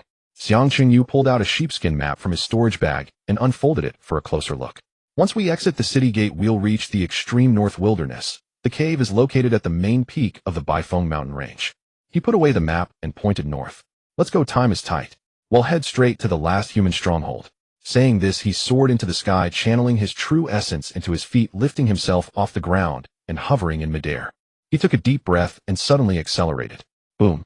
The sound of an explosion echoed as a cone of white mist erupted behind him, and he transformed into a blazing golden streak racing northward. Ha ha ha. Xiang Qingyu did a somersault in midair, spreading his arms wide and shouting into the howling wind. So refreshing, glug glug. He hadn't finished his sentence when a mouthful of cold wind rushed into his mouth. His face was instantly contorted by the wind, his mouth puffed up like a frog, unable to speak, only able to make glug glug sounds. Yuan and Zhao Tianlei followed, closely soaring into the sky. Seeing Xiang Qing's silly appearance, Yuan laughed so hard she almost fell from the air. She accelerated, caught up, and patted his head. Are you stupid or something? She pointed at the light blue shield around her body. Don't you know how to activate a true essence shield? Xiang Qingyo. He slapped his forehead. All right. How could I forget this? Quickly channel true essence and activate the dark golden dragon fiend shield. The cold wind was instantly blocked outside. He rubbed his face, which had gone numb from the wind, feeling embarrassed. It's my first time flying. Ew, I have no experience. With no experience, you're still flying so fast. Yuan shot him a glare. Slow down, don't crash into anyone. All three of them were flying for the first time, filled with excitement. After a while, they began to compete on who could fly faster and performed flips in midair. Xiang Qingyu had a brilliant idea and invented a new flying method. He shaped his dragon fiend shield into a streamlined form, instantly increasing his speed. He shot through the clouds like a golden bullet, leaving behind a long trail of golden flames. The three of them playfully flew northward. The sun gradually sank in the west, dyeing the sky a fiery red. In the distance, the undulating Baifeng mountain range finally came into view. The mountain peak was covered in pure white snow, shimmering in golden light under the setting sun. The number of flying light spots in the sky was increasing, all heading towards the Baifeng mountain range. The three of them lowered their altitude and landed at the foot of the main peak. Just as they touched down, they were stunned by the sight before them. At the foot of the mountain, there was a sea of people, tents piled against each other, extending as far as the eye could see. There must be over 100,000 people here, Xiang Qingyu roughly estimated as he scanned the crowd. Zhao Tianlei swallowed hard, his face turning pale. Uncle Xiang, I heard that this cave can only allow 10,000 people in total. Now with so many of our human race here, plus other races. Tomorrow won't it be a frenzy to grab the entrance? What are you afraid of? Xiang Qingyu patted his chest confidently. As long as you follow your Uncle Xiang, you are guaranteed to get in. Don't talk about 10,000 spots. Even if it's 1,000, we will have our 3 places. Yuan frowned, about to speak when a gentle voice came from the side. Hello, friends. The three turned to look. A young man with a scholarly appearance walked over, holding a folding fan and wearing a gentle smile. The young man cupped his hands. I wonder if you three have a team. My small team just happens to be short 3 people to form a group of 10. No. Xiang Qingyu waved his hand. We 3 are used to working alone. Oh, too many people can be troublesome. Chen Feng's smile remained unchanged. Friends, this cave is different from the past. Strong practitioners from various races have gathered. Working alone is too dangerous. Moreover, having more people is an advantage when grabbing the entrance. Xiang Qingyu remained unmoved. He wanted to persuade again when suddenly a loud voice echoed throughout the area. Everyone, quiet down. Everyone looked up at the same time. In midair, a purple figure floated. The man was dressed in an ancient robe, exuding an ethereal aura surrounded by a faint purple halo. His gaze swept across the crowd. The noisy crowd instantly fell silent. Fellow human compatriots. The purple man spoke, his voice clearly reaching everyone's ears. I am Jiang Mingyuan. I believe many people know me. He paused before continuing. This time the cave's opening is at the top of the main peak. Let us stick to tradition and first deal with the foreign nuisances together. Gather at 6 o'clock sharp tomorrow morning to head to the eastern side of the mountaintop. Before the entrance opens, no one is allowed to harm each other. First, let's clear the other races on the eastern side. Once the entrance opens, everyone can go their own way and rely on their own abilities. Once inside the cave, if you encounter fellow countrymen, help when you can. If there's a conflict, try to resolve it through discussion. We must uphold the principle of uniting against outsiders. Those who can come here are all elites of the human race. Losing even one is a huge loss for the human race. After finishing his speech, he slowly descended. The crowd erupted in thunderous applause. No doubt about it, what young Master Jiang said is right. Let's first deal with the outsiders. Everyone, don't be reckless, don't try to be heroes. We need to rely on our numbers to crush the opposition. Xiang Qingyu rubbed his chin and looked at Chen Feng beside him. Brother, who is this person? Chen Feng chuckled. Brother, you don't even know Jiang Mingyuan. He is a well-known moral gentleman online, the positive energy ambassador of the Martial Arts Association Forum, and a 3-time recipient of the Model Human title. Oh, a moral gentleman. Xiang Qingyu raised an eyebrow. Chen Feng looked at him with admiration. That's right. Young Master Jiang not only has great character, but also strong abilities. Following his lead is definitely the right choice. Friend, have you reconsidered? Join my team, and tomorrow follow young Master Jiang into the cave. You'll definitely get in. No thanks. Xiang Qingyu still shook his head. Thank you for your kindness, Brother Chen, but we are used to working alone. Seeing his resolute attitude, Chen Feng no longer persuaded him and cupped his hands. All right then, I wish the 3 of you good luck. See you at the top of the mountain tomorrow. After saying this, he turned and left. The 3 found a secluded spot. Zhao Tianlei took out some tools from his storage bag and began to set up a tent. Uncle Xiang, that Jiang Mingyuan seems pretty decent. Forget him. Xiang Qingyu lay on the grass, chewing on a blade of grass. Tomorrow you just need to follow behind me. I'll handle the rest. Only you can do it. Yuan shot him a glance, but the corners of her mouth slightly upturned. On the morning of the second day, as dawn broke, the white peak mountains buzzed with the sounds of 100,000 human warriors, all eager and ready for action at the foot of the main peak. Xiang Chunyu squatted on a piece of frozen rock, gnawing on a hard biscuit. "Sister, stay close to me later," he mumbled. "When we reach the summit, don't rush ahead. Oh, wait for my signal." Yuan, holding an ice flame spear, cast him a sidelong glance. "Are you planning to let them wear themselves out while you reap the benefits?" "What kind of talk is that?" Xiang Chunyu exploded, biscuit crumbs flying everywhere. "Am I that kind of person? This is called strategic maneuvering. It's about conserving our strength." Right. Zhao Tianlei hurriedly chimed in, nodding and bowing. "Uncle Xiang is brilliant. This is called waiting for the right moment to strike." In ancient times, Sun Bin surrounded Wei to save Zhao. Today, Uncle Xiang sits back and reaps the rewards. Yuan supported her forehead, shaking her head helplessly. These two, one daring to boast, the other eager to flatter. At precisely 6 o'clock, a purple figure rose into the air. Jiang Mingyuan, holding a long sword, addressed everyone. "Everyone, let's set off." As his voice faded, he transformed into a streak of purple light, soaring towards the summit, while 100,000 warriors took to the sky simultaneously. Red, orange, yellow, green, blue, and purple, colors of true essence, converged into a torrent, dyeing the entire eastern sky in vibrant hues. Xiang Qingyu and his companions blended into the middle of the main force, flying leisurely. He looked around like a country bumpkin heading to town for the market. "What the heck? What race are those winged beings over there?"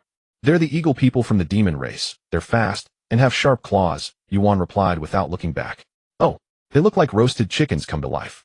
"What about those over there shrouded in black smoke?" "They're shadow guards from the demon race, skilled in ambush and mental attacks." "Oh, they look like coal come to life." "And what about the group with green skin over to the east? Each of them has a big cauliflower head." Yuan finally couldn't help but look back, giving him a wide-eyed glare. "Those are the tree spirits from the demon race, tough-skinned and with strong regenerative abilities. Those above level 4 can burrow into the earth to absorb energy, making prolonged battles particularly troublesome." "Troublesome?" Xiang Chunyu grinned, a flash of brilliant golden red light sparking from his right fist. "Then let's not engage in prolonged battles." The vast army of humanity soared past the halfway point of the mountain. A burly human shouted from midair, "All you scraps get lost. The east side belongs to us humans." Upon hearing this, the various races along the way scattered in fear. "Run! The mainland bullies are coming. The humans are here to take our territory. We can't afford to offend them. Quickly head to the west. Don't confront these madmen, heathen." Some smaller races fled faster than rabbits, leaving their tents behind. Only the tree spirits remained motionless on the eastern slope. The leading tree man leaned on his wooden staff, his bark-like face filled with anger. What do the humans mean by this?" His voice was hoarse, like two pieces of wood rubbing together. "This white peak mountain belongs to everyone. Why should you monopolize the east?" Jiang Mingyuan hovered in midair, speaking calmly. "Because we have the numbers. You either leave or die. You are too domineering." The tree man shouted angrily, "My demon race will never back down." As soon as he finished speaking, countless tree spirits raised their arms in unison. Countless thick roots broke through the ground, weaving into a giant thorny net on the slope. Other branches of the demon race stood at a distance, watching coldly, not one stepping forward to help. "Looking for death." Jiang Mingyuan snorted coldly, swinging his sword. Whoosh! 100-meter-long purple sword aura shot out instantly, severing dozens of roots. "Kill!" 100,000 warriors roared simultaneously as they dove down. The vanguards of the two races collided in an instant. Jiang Mingyuan was at the forefront with purple sword energy crisscrossing each strike, landing accurately on the joints of the tree spirits' bodies. Bark flew with chips scattered. But more tree spirits emerged from the ground, their roots growing wildly, transforming the entire eastern slope into a deadly jungle. The human warriors howled and charged into the throngs of tree spirits, wreaking havoc. Xiang Chunyu squatted behind a large stone, watching for a long time. "That's enough," he said, dusting off his pants as he stood up. "Sister Tianlei, stay close to me. Let's stretch our muscles." With that, he leaped into the battlefield. Boom! His right foot stomped heavily on the ground. The Dragon Sha true essence exploded. The thorns within a radius of several hundred meters were instantly turned to dust and burned to charcoal before they even hit the ground. "Killing God!" Xiang Chunyu growled, extending his right fist forward. Suck! A brilliant golden red vortex materialized out of thin air. A terrifying suction instantly enveloped the area within several hundred meters. Dozens of tree spirits were simultaneously lifted off the ground. They desperately thrust their roots into the earth, carving deep grooves in the frozen soil, yet they were slowly pulled toward the center of the vortex. "Goodbye, you broccoli." His right fist clenched tightly. The vortex roared and collapsed. Dozens of tree spirits were compressed into a small ball. "Goodbye, you broccoli." His right fist clenched tightly. The vortex roared and collapsed. Dozens of tree spirits were compressed into a small ball and then engulfed by golden flames, turning to ash in the air. The surrounding tree spirits were terrified and turned to flee. Monster. This human is a monster. Run. He's an arsonist. Xiang Qingyu chased after them, landing a punch on each. Wherever the dragon Sha fist passed, the tree spirits turned to charcoal. One foolish tree spirit swung a thick trunk, striking Xiang Qingyu hard on the back. Bang! There was a muffled sound. The tree spirit's arm was instantly broken. It stared at its bare shoulder in confusion. Xiang Qingyu slowly turned his head, looking innocent. You crashed into me, it has nothing to do with me. With that, he raised his hand and punched. The tree spirit exploded on the spot. Yuan and Zhao Tianlei followed behind, not needing to lift a finger. Any tree spirit that got close to Xiang Qingyu either turned to ash from the golden flames on the shield, or was shattered into wood chips from the recoil. Zhao Tianlei watched dumbfounded. Uncle Xiang is amazing, he shouted excitedly. Uncle Xiang is invincible. Uncle Xiang is the best in the world. In less than 10 minutes, the tree spirit race was completely crushed by the humans. The various creatures watching from a distance turned pale with fear. Retreat. Hurry up and retreat. The humans are still so ruthless, it's terrifying. The east is theirs. We're heading to the west. The various creatures scattered in a hurry, disappearing without a trace. The 100,000 warriors landed, firmly occupying the entire eastern slope. Xiang Qingyu brushed off his hands and walked over to Yuan. He proudly raised his chin. So sister, am I impressive, or what? Impressive, impressive. Yuan replied perfunctorily, but her gaze was fixed on the summit. Xiang Qingyu followed her gaze. His mouth twitched. At the summit of the White Peak, countless creatures stood densely packed. Demon race, dark race, spirit race, elf race, dwarf race. The numbers were beyond counting. A rough estimate revealed there were at least 10 million. Zhao Tianli's face turned pale. Uncle Xiang, 10 million people fighting for 1,000 spots. Won't we end up brain matter everywhere? What are you afraid of? Xiang Qingyu patted his shoulder. The more people the better, the more chaos the better. He looked up at the center of the summit. A gigantic space rift was slowly tearing the sky apart. The edges of the rift twisted with colorful auroras, each expansion accompanied by a thunderous rumble. The terrifying spatial pressure made it difficult for everyone to breathe. Sister, when the entrance opens, we'll go against the flow, Xiang Qingyu whispered. While others wait for the chaos to erupt before charging in, we will push through directly. They'll lead the way, you guys just follow closely, and whatever you do, don't fall behind. Yuan and Zhao Tianlei nodded in unison. Time passed second by second. The atmosphere at the summit grew increasingly tense. Everyone fixed their eyes on the space rift, weapons in hand, ready to strike. The entrance is opening. Suddenly someone in the crowd yelled. Xiang Qingyu quickly looked up. The space rift at the summit had completely torn into a giant light gate over 100 meters high. The colorful auroras at the edges slowly converged, and within the light gate the contours of a snowy wasteland became increasingly clear. Just then, ha ha ha. A maniacal laugh echoed throughout the venue. Xiang Qingyu threw his head back and howled. Boom! A blazing white golden flame erupted from within him. His hair stood upright, transforming into burning flames. His pupils became golden slits, shining with sunlight-like brilliance. The true body of the great sun. Threefold battle power. When the sun rises, it's your time to make way. Xiang Qingju's voice resonated, shaking the entire mountain. Go! He pushed off the ground, transforming into a streak of golden light, instantly crossing through the dense crowd. Yuan and Zhao Tianlei closely followed behind. Whoever blocks me, burn. Xiang Qingju's right fist erupted. Boom! 100-meter-wide blazing white golden-red fist aura carved a burning path at the summit. Any being that stood in front was instantly engulfed in golden flames, not even having time to scream. He expanded the dark golden dragon Sha shield, wrapping Yuan and Zhao Tianlei inside. The shield formed a streamlined shape. Boom! The sound of an explosion rang out. Xiang Qingyu with the two transformed into a golden meteor, charging straight towards the light gate. Beings along the way hurriedly dodged. Anyone daring to block would be turned to ashes. What the hell? Who is that? So fierce. I don't know. I've never seen. Where did this madman come from? Does he dare to charge ahead alone? Is he seeking death? Everyone was stunned. No one expected that someone would dare to be the first to break into the entrance in front of millions. By the time they reacted, whoosh. The golden meteor had already plunged headfirst into the light gate. The millions of beings atop the summit froze in place, staring at each other in bewilderment. Who went in? Just now. Did something golden fly past? I think I saw a person. Completely on fire. We haven't even started fighting yet. He already went in. Ding. Entering the cave, ice and fire, absolute treasure land, 4th stage. Current number of entrants, 310,000. Danger level, desperate situation. Xiang Chunyu turned off the panel and released the great sun true body. His feet landed on the frozen hard snow, making a crunching sound. He stroked his chin, a proud expression on his face. The feeling of being the first to enter is truly exhilarating. What the hell? Yuan slapped his back, annoyed. You nearly deafened me. And what kind of ridiculous line was? Xiang Qing's face flushed red. It was over. He had socially died again. He had clearly been very restrained just now, yet he still couldn't hold his tongue. Ahem. He cleared his throat, forcibly changing the subject. Forget that. Let's quickly see if there are any treasures around. Zhao Tianlei shrank his neck and glanced around. Snow fell in torrents, the mountains undulating. In the air, half was the biting cold and half was the scorching smell of sulfur. His face turned pale. Uncle Xiang. The danger level is desperate. What's there to panic about? Xiang Chunyu patted his shoulder. Stick with your Uncle Xiang, and you'll be safe as a hair on your head. Just then, owl. A beast's roar came from deep within the distant snow-capped mountains. Xiang Qing's eyes instantly sparkled. Did you hear that? He licked his lips, a hint of excitement flashing in his eyes. There's a big fellow. Let's go check it out. Wait. Uncle Xiang.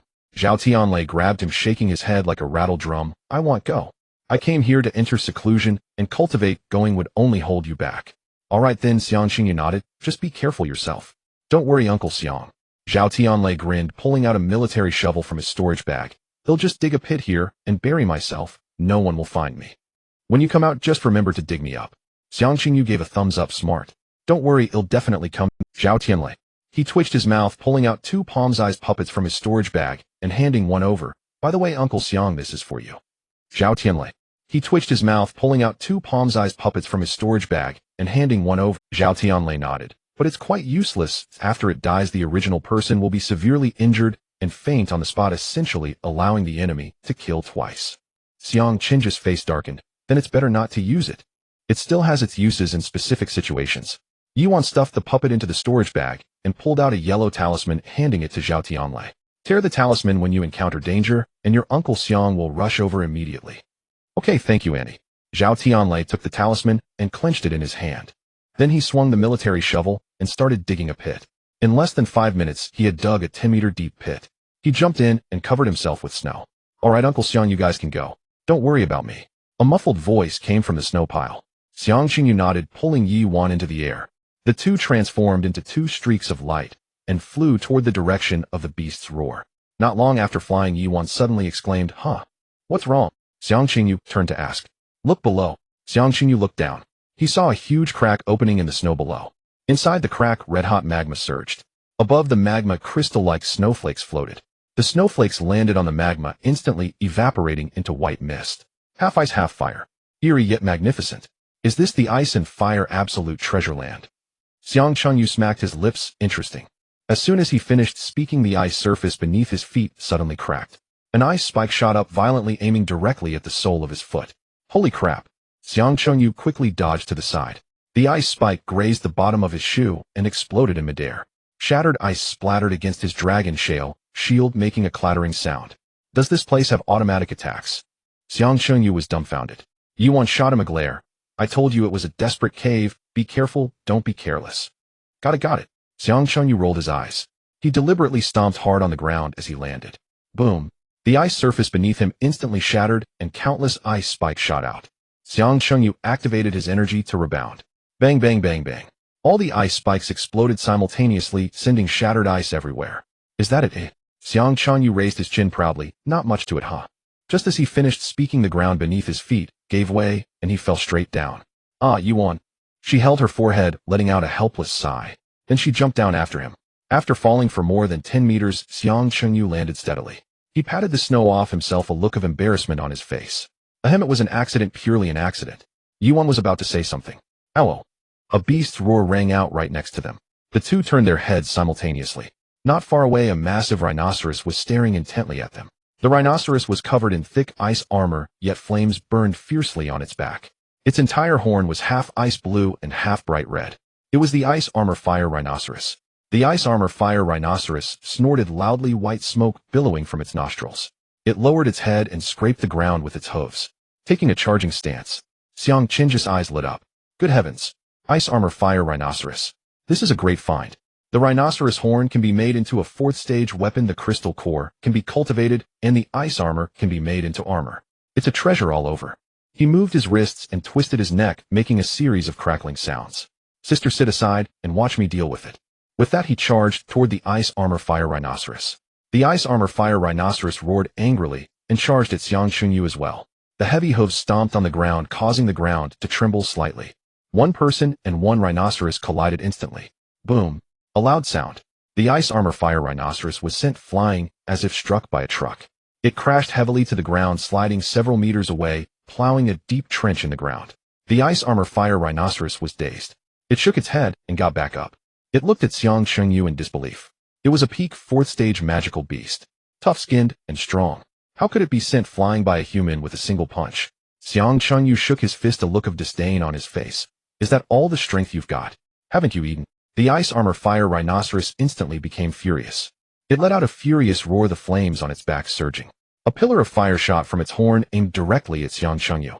Xiang Chunyu stood still, unmoving. The fire pillar slammed into the dragon shell shield. Boom! The flames engulfed his figure. Chunyu. Yuan's expression changed, wanting to rush over. Don't panic. When the flames dissipated, Xiang Chunyu stood there unscathed.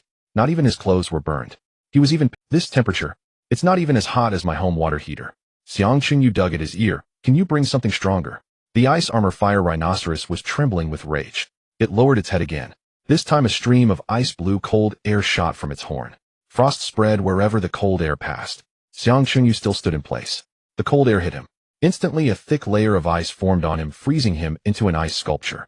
The ice armor fire rhinoceros let out a triumphant snort. Crack. A crisp sound. A crack appeared in the ice sculpture. Then boom. The ice shattered in an instant.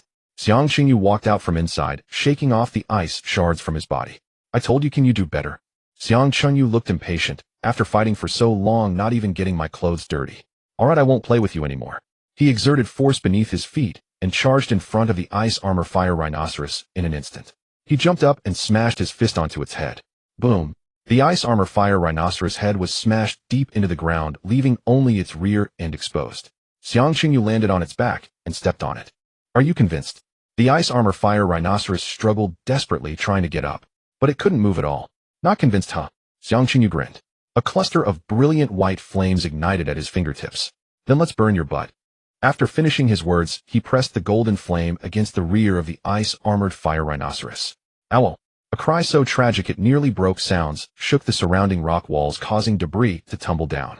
The ice-armored fire rhinoceros suddenly sprang up from the ground, its rear ablaze with golden flames. It spun in circles like a mad creature before crashing through the nearby rock wall. Amidst the flying debris, it collided with the opposite rock wall. Bang! A large dent formed in the wall. The ice-armored fire rhinoceros shook its head, its legs giving way, and fell straight to the ground. After twitching twice, it lay completely still. Xiang Chunyu walked over and kicked its belly. Dead. So weak against fire. He squatted down, took out a dagger, and skillfully began to dissect. In less than 3 minutes, he completely dismantled the ice-armored fire rhinoceros. He extracted a fist-sized fiery red crystal core from its head, which was still slightly warm. Not bad, not bad, a 4th-tier crystal core. Xiang Chunyu casually tossed it to Yuan's sister for you. From now on, you're in charge of storing our supplies. Yuan caught the crystal core, a slight smile curling at the corners of her mouth. At least you have a bit of conscience. Xiang Chunyu then chopped off the rhino horn and peeled off the armor. Not even sparing the rhino hide, he stuffed everything into Yuan's storage bag. Alright, done. He clapped his hands and stood up. A piercing chill suddenly surged from the hole the rhino had just created. Xiang Chunyu shivered violently. What the hell? Why is it so cold? He turned to Yuan with a doubtful expression. Sister, did you secretly turn on the air conditioning? Trying to freeze me to death? The two of them leaned in closer to look inside. The hole was pitch black and nothing could be seen. The two of them leaned in closer to look inside. The hole was pitch black and nothing could be seen. Only a continuous stream of cold air was escaping, making their hair stand on end. Xiang Chunyu and Yuan exchanged glances and nodded in unison. Let's go in and take a look. There must be great treasures in here. They entered the hole one after the other. The passage was short, and after walking a few steps they found themselves in a vast ice lake. The ice surface was smooth as a mirror, exuding a faint blue glow. The temperature was absurdly low. Even the breath they exhaled instantly turned into icy particles. Xiang Chunyu rubbed his hands together, quickly circulating his true essence to activate the Dragon Sha shield. The dark golden shield lit up, finally blocking out the cold air. I'm alive again. He let out a sigh of relief and turned to Yuan. Sister, why aren't you cold? Yuan proudly lifted her chin, a layer of blue aura emanating around her. Of course, the Nine Hells mystic ice art isn't just for show. This bit of cold air is like air conditioning to me. Let's go, we should check it out over there. She pointed to the opposite side of the ice lake. In a place like this, there must be good stuff hidden. With that, she lightly tapped her toes and gracefully flew towards the ice surface. Xiang Qingyu followed closely behind. Just as they reached the air above the ice lake, creak. The dragon Sha shield suddenly emitted a piercing sound. Xiang Qingyu looked down. The surface of the shield had developed numerous fine cracks. Moreover, the cracks were spreading at a visible rate. Not good. Xiang Qingju's expression changed, and he quickly retreated. Just as he stepped back to the shore, the shield shattered with a loud bang. A chilling air surged up instantly, making him jump 3 feet high. What the hell? Yuan also flew back, frowning. This ice surface is problematic. It can corrode true essence shields. Qingyo, why don't you wait here? I'll go take a look. I'm not afraid of this with my ice-based skills. No way. Xiang Qingyu shook his head. After pondering for a moment, a flash of inspiration struck him. Got it. Sister, you fly over first. Once you cross the ice lake, call out to me, and I'll use old man is coming to teleport over directly. Right? How did I forget about that? Yuan slapped her forehead. Clever. I'll go first, you wait here. With that, she flew towards the ice lake again. Her light blue ice armor enveloped her completely, and the cold air from the ice surface could not approach her at all. Soon she flew across the ice lake and landed on the opposite bank. As soon as she landed, her expression changed. The opposite bank was not land at all, but a surging sea of fire. Red-hot lava flowed across the ground, the temperature frighteningly high. The ice armor on her body melted visibly. Not good. Yuan quickly stepped back, pulling out a yellow talisman from her storage bag, and tore it apart fiercely. Old man is coming. A voice full of youthful bravado suddenly rang out midair. Xiang Qingyu instantly appeared before Yuan. He struck a cool pose as he landed. Sister, your Prince Charming is riding the colorful clouds to marry you, my foot. Yuan grabbed his arm and ducked behind him. Quick, activate the shield. Your sister's about to become a roasted pig. Received. Xiang Qingyu hurriedly activated the Dragon Sha shield, expanding it to wrap Yuan completely. The dark golden shield blocked out the scorching heat, and Yuan let out a sigh of relief, wiping the sweat from her forehead. Hee, sister, now that I'm in here, is it comfortable? Xiang Qingyu leaned closer, teasingly asking. Slap. Yuan smacked his forehead. Are you trying to be lewd, you brat? She glared at him and pointed at the fire sea ahead. Hurry, let's cross quickly. This terrain is so bizarre, half ice and half fire. There must be great treasures. No problem. Xiang Qingyu wrapped his arms around Yuan's waist and exerted force with his feet. The two transformed into a stream of golden light, flying close to the surface of the sea of fire. The Dragon Sha shield blocked all the heat waves, and in less than a minute they flew across the sea of fire. Upon landing, they found themselves in a ruined wasteland. Broken walls and charred traces were everywhere, with frozen ice blocks scattered around. In the center of the ruins stood a stone half the height of a person quietly. The stone was half ice blue and half fire red. The two colors were distinct, yet perfectly merged, radiating a faint glow. Ice fire divine gold. Xiang Qingju's eyes widened. This is a treasure. I have records about it in my immortal gold body scripture. Chill. Don't speak. Yuan suddenly grabbed him, pointing at the area beside the meteorite. Xiang Qingyu followed her gaze. Beside the meteorite lay a gigantic wolf. The wolf had 2 heads, one pure white, and the other. At this moment, it was soundly asleep with its eyes closed, drool pooling on the ground. Treasure chest, boss. Xiang Qingyu whispered. Sister, usually great treasures are guarded by fierce monsters. While it's asleep, let's sneak over and steal the stone without waking it up. Yuan nodded. The two held their breath, tiptoeing slowly toward the meteorite. 1 step, 2 steps, 3 steps. They were just about to reach the meteorite. Achoo! Xiang Qingyu suddenly sneezed. The 2 heads of the snow flame, 2-headed wolf, opened their eyes simultaneously.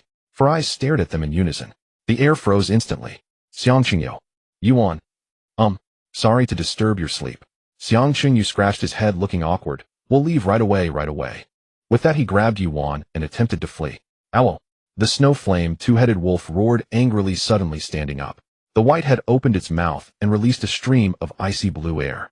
The red head opened its mouth and shot forth a column of crimson flames. 1 ice and 1 fire, they came rushing towards the two of them. Watch out. Xiang Qingyu swiftly shielded Yuan behind him and activated the Dragon Sha shield. Bang.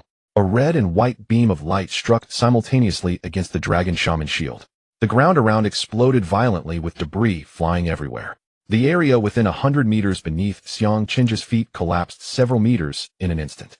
As the dust settled, the Dragon Shaman shield remained intact, still glowing with a dark golden hue, its surface adorned with flowing dragon patterns.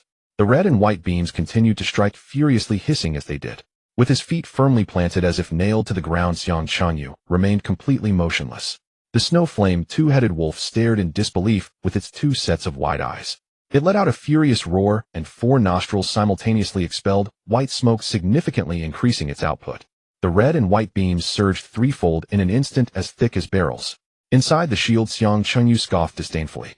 A beast is just a beast, relying solely on brute force, not even understanding elemental weaknesses. If it were to use its ice breath alone, I might not be able to withstand it. He turned to Yuan, saying, "Sister, you go out first, and watch how I deal with this foolish wolf. Be careful, you little rascal." Yuan nodded, her figure flashing as she exited the shield. She soared out of the pit, landing on a distant boulder, the ice flame spear already in her hand. Xiang Chanyu moved his wrist and twisted his neck, producing a series of crisp cracking sounds. "Foolish wolf, have you shot your load? It's my turn to counter. Counter shock. Go." The dragon shaman shield shook violently. The red and white beams that had struck the shield instantaneously split into 2 beams of the same color, reversing their direction and shooting towards the snow flame two-headed wolf. The two-headed wolf barely had time to react before it was hit by its own projectile. It screamed in agony as if struck by a cannonball and was sent flying dozens of meters away. It crashed heavily to the ground, creating a large pit. After struggling several times, it could not get back up.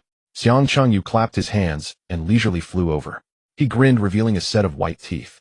"How's that? Eating what you shot out yourself must taste good, right?" Just as the words left his mouth, the snow flame two-headed wolf, originally lying on the ground, suddenly lifted its head.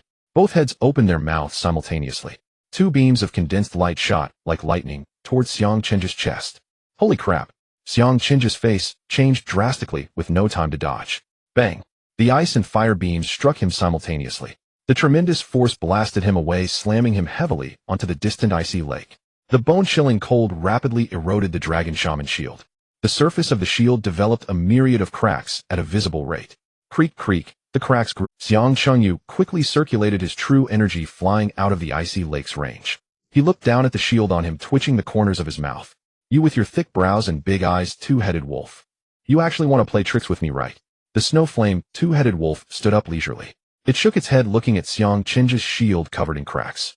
A hint of human-like delight flashed in its eyes, and it proudly snorted. Xiang Chanyu trembled angrily. "All right, you're forcing me to go all out." He took a deep breath and howled towards the sky. "Super Saiyan transformation. Cough, cough, sorry, wrong line." Xiang Chanyu cleared his throat, his expression turning serious. "True body of the sun. Activate." Boom. A blazing white gold flame erupted from within him. His hair stood on end, transforming into burning flames. His pupils turned into golden vertical slits, shimmering with an eerie light. Threefold combat power. The toxic flames mixed with golden green began to spread. A terrifying pressure instantly engulfed the entire ruins. The fury of the sun burns everything. "Kill!" he roared, transforming into a golden streak of light, darting straight towards the two-headed wolf. The snow flame two-headed wolf's eyes flashed with disdain. Its white-head mouth opened. A blue cold current beam instantly shot towards Xiang Chanyu. Not good. Xiang Chenji's face changed. He quickly landed, crossing his arms to shield his chest. Bang! The blue beam slammed solidly against the dragon shaman shield. The dark golden shield shook violently. The already cracked shield instantly developed dozens more cracks. The cold air seeped through the cracks, causing him to shudder. Seeing this, the snow flame two-headed wolf's red head snorted triumphantly. The white head increased its output again. The blue beam grew thicker and colder.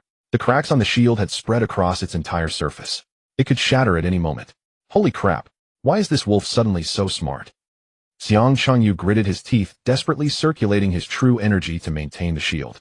It even knows to target my weakness. He quickly activated the counter shock. As the blue beam reversed, shooting an ice blue shockwave towards the two-headed wolf. The snow flame two-headed wolf was already prepared. Its white head opened, blasting out an ice wall. Bang!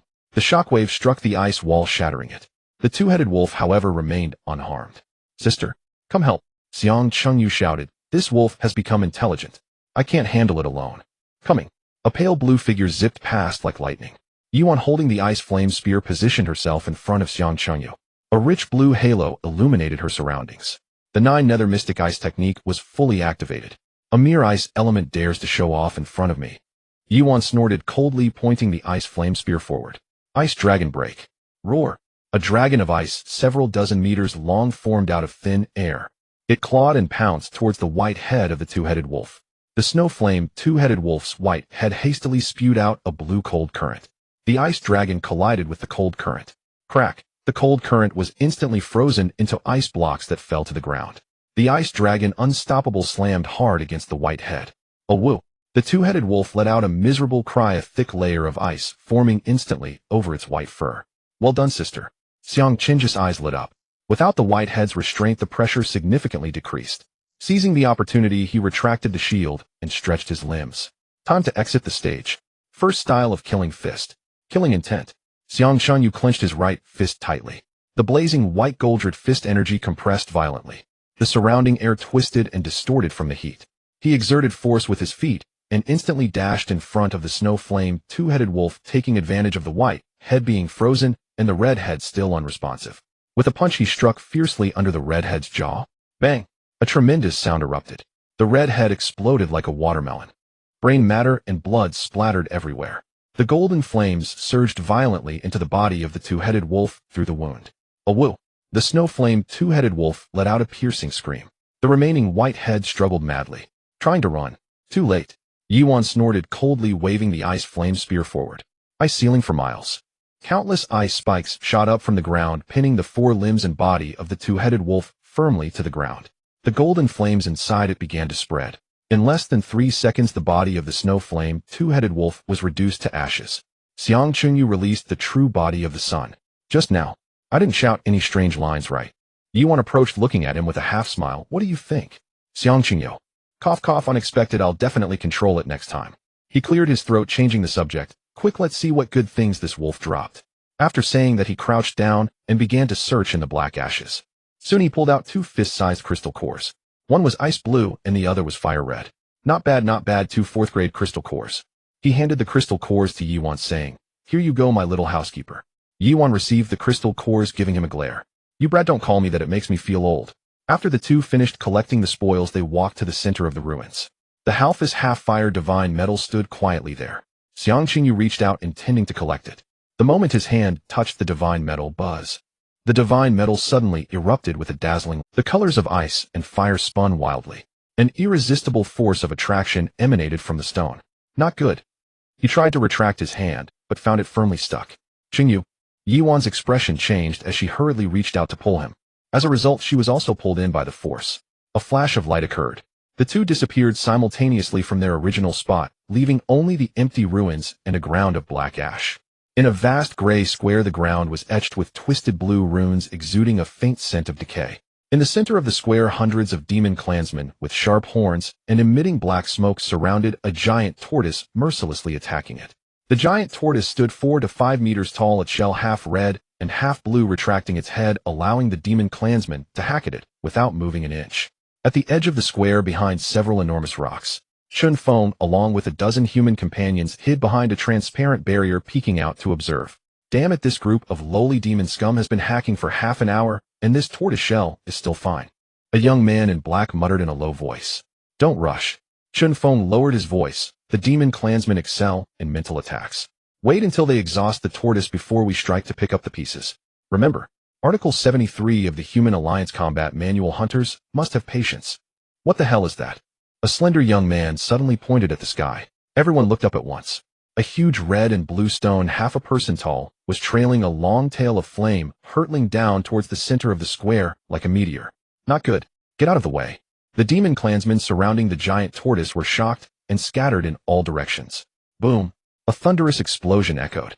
The giant stone crashed heavily in the center of the square. The ground violently shook and a pit several meters deep appeared in place. Dust and smoke billowed around. Taking advantage of the chaos, the giant tortoise, which had been retracting its head, suddenly stretched it out. It opened its massive mouth and bit down hard, crushing the head of a nearby demon. Then it lifted its stout limbs, stomping down twice to crush 2 demons that couldn't escape in time. The demon clansmen howled in rage. Damn tortoise! How dare it counterattack? It must be cooked today. A group of demons charged back and frantically hacking at the tortoise shell. In the pit, the red and blue stone wobbled.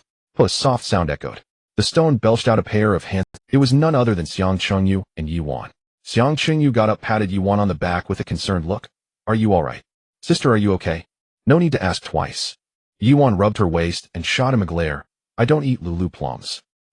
As long as you're fine. Xiang Chengyu nodded. In the next moment, a thunderbolt flashed through his mind. Lulu plums.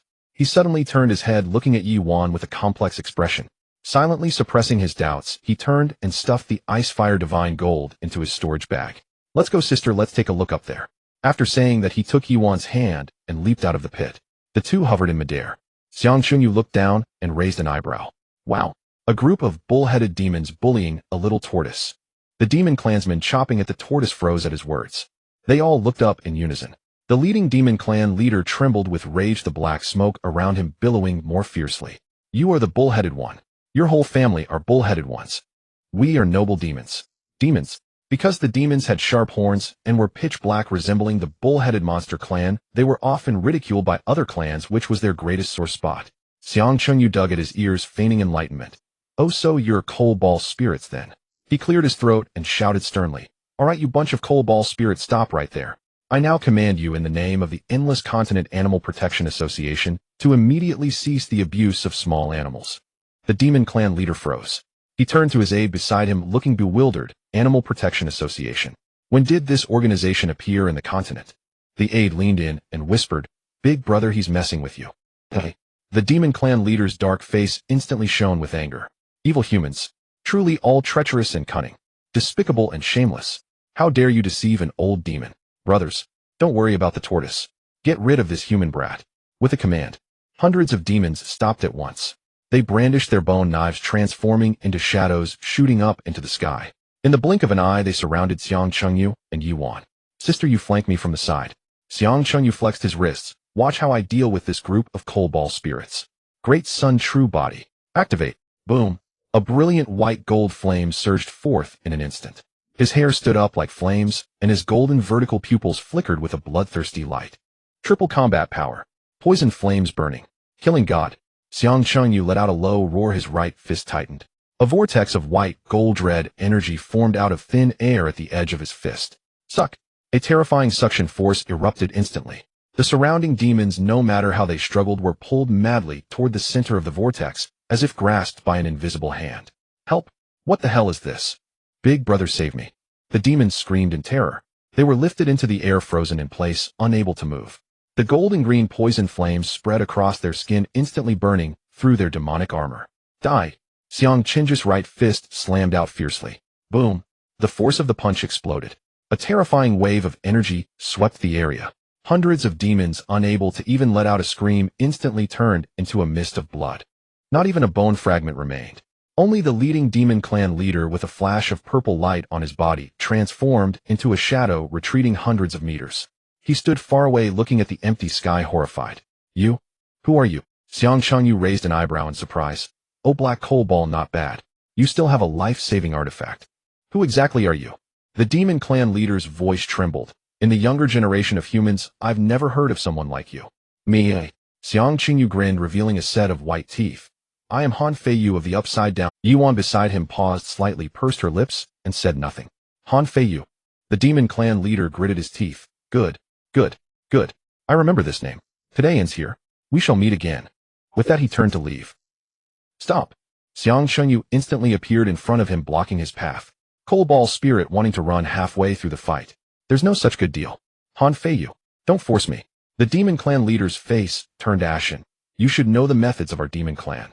If this goes on, both sides will suffer losses, and it benefits no one. That tortoise is still watching the show.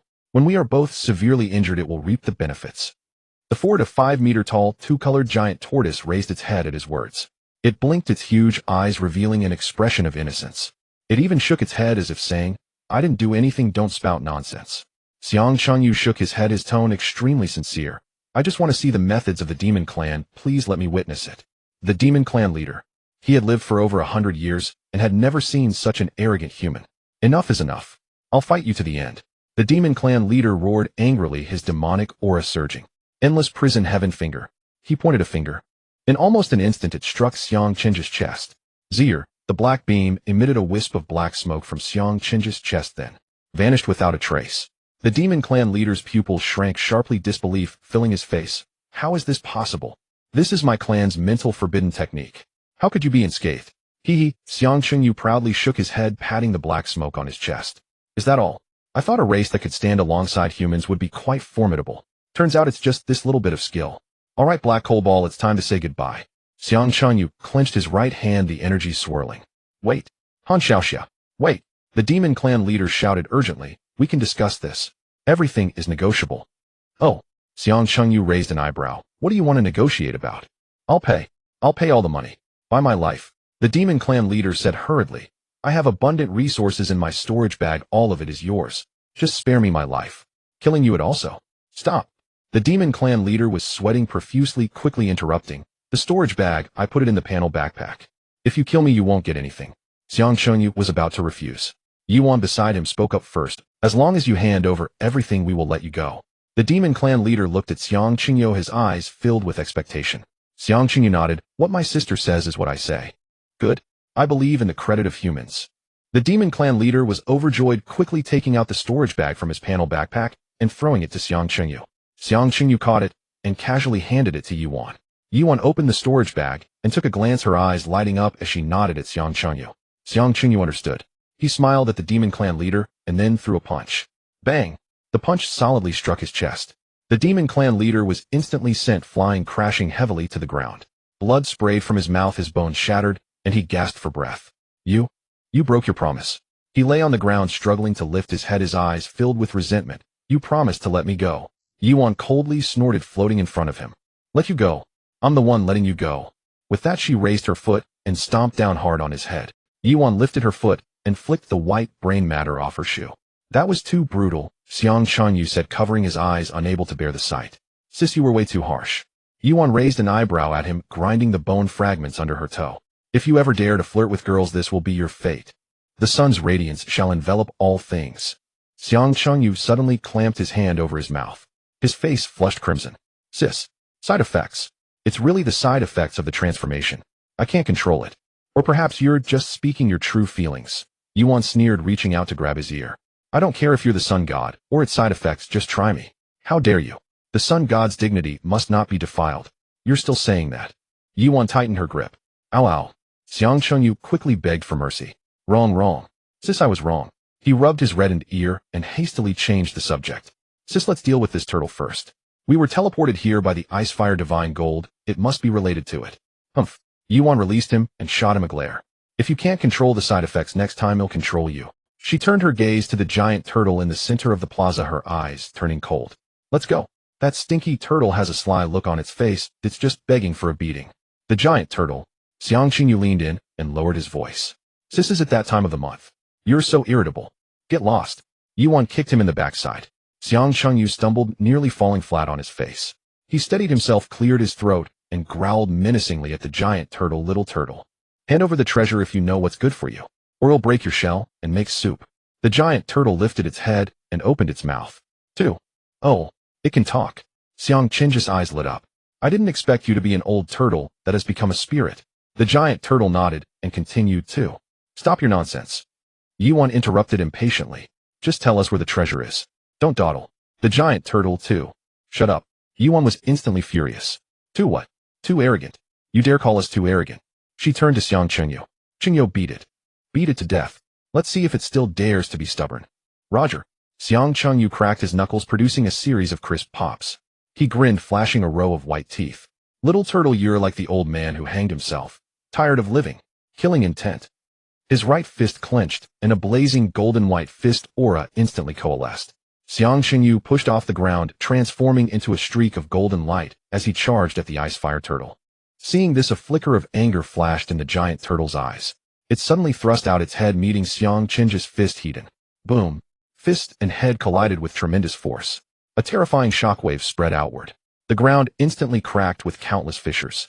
Both the man and the turtle were sent flying backward. Xiang Chengyu did a somersault in midair and landed steadily. He shook his numb fist, his eyes growing brighter. Oh, not bad. I love opponents who fight fist to fist. Come. Again. A faint phantom of a golden lotus flickered beneath his feet. The carefree ascending immortal step was activated. He appeared instantly before the giant turtle. Killing intent X2. Both fists struck out simultaneously. Two terrifying dragon-slaying fist auras accompanied by a howling wind smashed fiercely toward the giant turtle's head. Seeing this, the giant turtle quickly retracted its head into its shell. Boom. Boom. The two fists landed solidly on the shell. Thud. A thunderous sound rang out. The giant turtle's massive body sank several meters into the ground. A huge crater was smashed into the earth. 2 shallow white marks appeared on the shell. Roar! The giant turtle bellowed in pain. It suddenly lifted its front limbs, which came crashing down towards Xiang Chunyu like 2 small mountains. Boom! The giant claws struck the dragon-slaying barrier. The barrier shook violently, rippling with circles of energy, but it remained intact. A cold smirk curled at the corner of Xiang Chenji's mouth. Energy countershock. Activate. The barrier trembled. A powerful counterforce traveled back through the giant claws into the turtle's body. Roar! The giant turtle screamed in agony and stumbled backward. Before it could regain its balance, Xiang Chunyu had already leaped into the air. Another fist slammed into the shell. Boom! The giant turtle was driven into the ground again. It was now completely enraged. It burst out of the pit, extended its head, and charged at Xiang Chunyu. Xiang Chunyu did not dodge. He threw a punch to meet it. Boom! Another heating collision. Both man and turtle were sent flying backward once more. And so it continued. One punch, one headbutt. They fought until the sky grew dark and the earth dimmed. The surrounding ground was riddled with holes. A crater over 1 kilometer wide and 100 meters deep gradually took shape. The residual shockwaves from the battle overturned the entire gray plaza. At the edge of the crater, Chen Feng and his group had long since run out from behind the boulder. They stood at the edge of the pit, all of them dumbfounded. Captain! The young man in black swallowed hard. That guy. Isn't he a monster in human skin? He's been trading blows fisto-head with a 4th-level Din boss-level beast for half an hour. Is he even human? Chen Feng wiped the cold sweat from his forehead and shook his head. I don't know either. But I've never heard the name Han Feiyu on the hero ranking. It's probably an alias the lean young man used. Who among the human race doesn't use a few aliases when traveling? With such monstrous combat power, he could at least rank in the top 10,000 of the hero ranking. Once his cultivation level is higher, his rank will climb even further. Too terrifying. The others nodded in agreement. At the center of the crater, Xiang Chunyu was panting heavily, his forehead covered in sweat beads.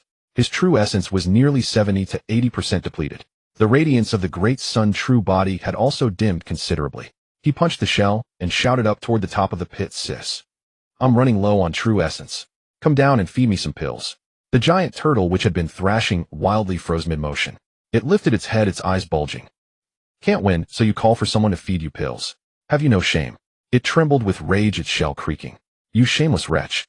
The giant turtle roared. Today Grandpa Turtle will fight you to the death. It charged at Xiang Qingyo, a red-blue dual-colored light surging over its head. Just then a light blue figure leaped down from the top of the pit. Yuan landed behind Xiang Qingyo, pulled a handful of 4th-grade Qi restoration pills from her storage pouch, and stuffed them directly into his mouth. Eat slowly, don't choke. Xiang Chunyu chewed the pills, and a surge of pure energy instantly flooded his body. His depleted true essence began to recover rapidly, at a visible rate. His aura trembled, and the light of the great sun true body blazed brilliantly once more. Xiang Qingyu grinned, revealing a row of stark white teeth. Little turtle, fighting isn't just about strength. It's about logistics. What can you do against me, all by God of Slaughter X2? Both fists struck out. 2 fist auras, even more massive than before, carrying a world-destroying might, smashed heavily into the turtle's shell. Crack! A crisp sound rang out. Deep fissures split open across the shell. Roar! The giant turtle let out a blood-curdling scream. Its massive body flew backward like a kite, with a broken string crashing heavily into the crater wall and forming a large cross-shaped dent. It struggled a few times, but couldn't get up. The cracks on its shell continued to spread. Xiang Qingyu sauntered over and stepped onto its shell. So little turtles still want to fight. The giant turtle lifted its head, gazed at Xiang Qingyu, its eyes filled with terror. It swallowed hard and cried out, Son, Grandpa, have mercy. I was wrong. I truly was wrong. Don't hit me anymore. If you hit my shell again, it will really break. Xiang Chunyu raised an eyebrow and stepped down on its shell. Now you know you're wrong. Wasn't it quite bold when you were fighting me just now? Just now I didn't recognize the great mountain. The giant turtle shrank its head, looking up with its 2 bucket-sized eyes, trying to please him. Great son, please show mercy and let me off this time. Another chance. Yuan's face turned cold as she raised her foot and kicked its head. Please spare me, Annie. The giant turtle, frightened, shrank completely into its shell. I am just a gatekeeper. You know nothing at all. A gatekeeper. Xiang Chunyu reached out and pulled Yuan back, squatting down to tap on the turtle shell. Then what did you want to say just now? From the crack in the turtle shell, a pitiful voice of the giant turtle came through. I wanted to say, Great son, I just said a word and this ant interrupted me, saying that I was insulting you all with arrogance. It grew more and more pitiful, even letting a few tears flow from the crack in the turtle shell. Xiang Qingyo, Yuan, The two exchanged a glance, both feeling a bit awkward. After all this time, it was just a misunderstanding. It intended to flatter, but ended up being seen as a provocation and got beaten up. Ahem. Xiang Chengyu cleared his throat and wiped the footprints off the turtle shell. That was a misunderstanding, purely a misunderstanding. Since you are a gatekeeper, what place is this? The giant turtle slowly poked its head out, sniffing. This is the entrance to the ancient Sun Temple. I am the Ice Fire Turtle, a descendant of the Temple Guardian Beast, the Turtle Prime Minister, and I have been guarding here for 1,000 years. The Sun Temple. Xiang Chenji's eyes brightened. What treasures are inside? There are many, many treasures. The Ice Fire Turtle quickly nodded, and then shook its head rapidly, but I have never been inside. There are many mechanisms inside the temple, and it is very dangerous. Since I was born, I have never seen anyone walk out of the temple alive. Xiang Chengyu and Yi Wan exchanged glances, both seeing the excitement in each other's eyes. Indeed, they had come to the right place. Just then, a voice came from the pit above. Xiaohan. Xiaohan, are you all right? Xiang Chengyu looked up. Chun Feng, along with a dozen teammates, was peering over the edge of the pit, carefully looking down. I'm fine. Xiang Chengyu waved his hand. You can come down. Chun Feng and the others quickly leaped down the pit. As soon as they landed, they saw the Ice Fire Turtle lying on the ground, barely alive, and everyone gasped and It made an outstanding contribution to the warming climate of the endless continent. They really won. Moreover, it was an overwhelming victory. This combat power is simply absurd. Chun Feng approached Xiang Chengyu respectfully and cupped his hands. Xiaohan, your skills are truly unparalleled. I admire you. Cut it out. Xiang Chengyu waved his hand. What's the situation outside? Chun Feng immediately stood up straight and reported, we have over 1,200 human warriors who came in, and the same number of demons, beasts, and spirits, plus scattered warriors from the other myriad races. Everyone is scrambling for resources outside, fighting fiercely. Xiang Chengyu nodded, looking at him curiously. I have been meaning to ask, why are so many people scrambling to come to this fourth-tier cave? Xiaohan, you may not know. Chun Feng quickly explained, this fourth-tier golden cave opens randomly in the extreme northern wilderness only once every few decades. Everyone is here for the fourth-tier golden treasures inside. There is also a legend that a deity fell here in ancient times. You all came for the legend. Xiang Chengyu raised an eyebrow. No. Chun Feng quickly waved his hands, shaking his head like a rattle drum. How could we small fries dare to think that? We just came to try our luck, and would be satisfied with an ordinary fourth-tier treasure. Xiaohan, you carry on, we won't disturb you. We are going outside to scavenge. After saying that, he turned and ran with his teammates, fearing that if they were a moment late, they would be captured by this killing god as cannon fodder. Watching them flee in panic, Xiang Chengyu chuckled softly. He turned to the Ice Fire Turtle. Where's the entrance? Little turtle, lead the way in front. Huh. The Ice Fire Turtle was taken aback, pointing at itself. Me. Who else? Xiang Chengyu tapped its shell. You are the guardian beast. If you don't lead the way, who will? If you dare to play tricks, I will dismantle your shell and make turtle soup. The Ice Fire Turtle shivered, quickly nodding. I wouldn't dare. I will lead the way right now. It struggled to stand up, its four short legs moving quickly as it crawled out of the big pit. Xiang Chengyu held Yuan's hand and followed behind. The three of them reached the center of the square. The Ice Fire Turtle stopped, turning its head and looking pitifully at Xiang Chengyu. Great son, please step back a bit. Xiang Chengyu pulled Yuan back a few steps. The Ice Fire Turtle took a deep breath, its belly swelling like a balloon. Puff! It suddenly opened its mouth, spitting out a 2-meter-tall small stone door. The stone door landed on the ground, entirely black, covered with fiery runes exuding an ancient and mysterious aura. A faint pressure emanated from the stone door.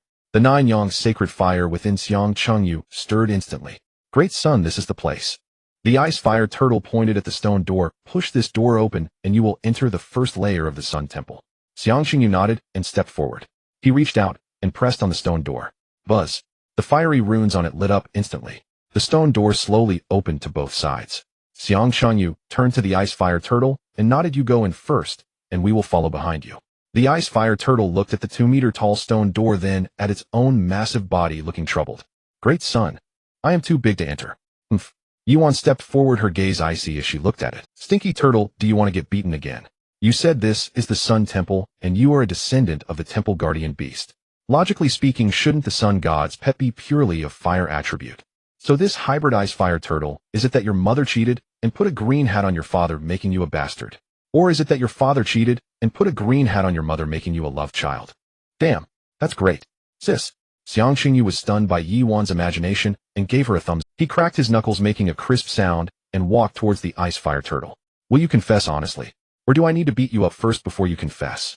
Inside the door was a narrow corridor that seemed to stretch endlessly. The two sides of the corridor were distinctly different. On the left side, fierce golden flames burned intensely, so hot that the very air shimmered. On the right side, chilling blue ice congealed with a bone-piercing cold that turned the exhaled warm breath into frost. The two extreme forces of ice and fire collided in the center of the corridor, forming a white energy boundary line. The ice-fire turtle shrank its neck, its four short legs moving quickly as it walked along the boundary line. It reminded softly, "Great son, dear lady, be sure to step precisely in the middle. Step on the wrong stone slab, and the left side will burn your heart, while the right will freeze you into an ice sculpture. Not even a god could save you." Xiang Qingyu nodded, following behind. Furrowing his brows, he examined both sides. "Wait a minute. Isn't this the sun god temple? How can there be ice here? I know this." The ice-fire turtle quickly turned back to take credit. "My mother told me. Back in the day, the sun god returned to the temple to recuperate, and the ice flame demon lord learned of it and launched a surprise attack. They battled fiercely, and in the end both perished here. There was such a good thing." Xiang Qingju's eyes lit up instantly as he shook Yuan's arm. "Sister, did you hear that? Buy one get one free. 2 deities. 2 treasures.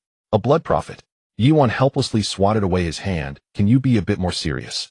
The sight of ancient deities fall is not so easy to navigate. One misstep, and we could both be done for. Rest assured." Xiang Qingyu patted his chest. "I've got this. And we still have the little turtle, right? If worst comes to worst, let it scout ahead." The ice-fire turtle walking in front was speechless and nearly fell flat on its face. The further they went, the more restless the 9 suns' sacred fire within Xiang Qingyu became. It felt as if something was resonating with his bloodline across layers of space. He could even sense a familiar warm power calling out to him. After walking for about half an hour, light finally, the 3 hurried out of the corridor. The scene before them drew sharp gasps from the 2. An endless sea of golden flames roared beneath their feet, waves of fire rising dozens of meters high. Above the sky, countless blue ice crystals floated down.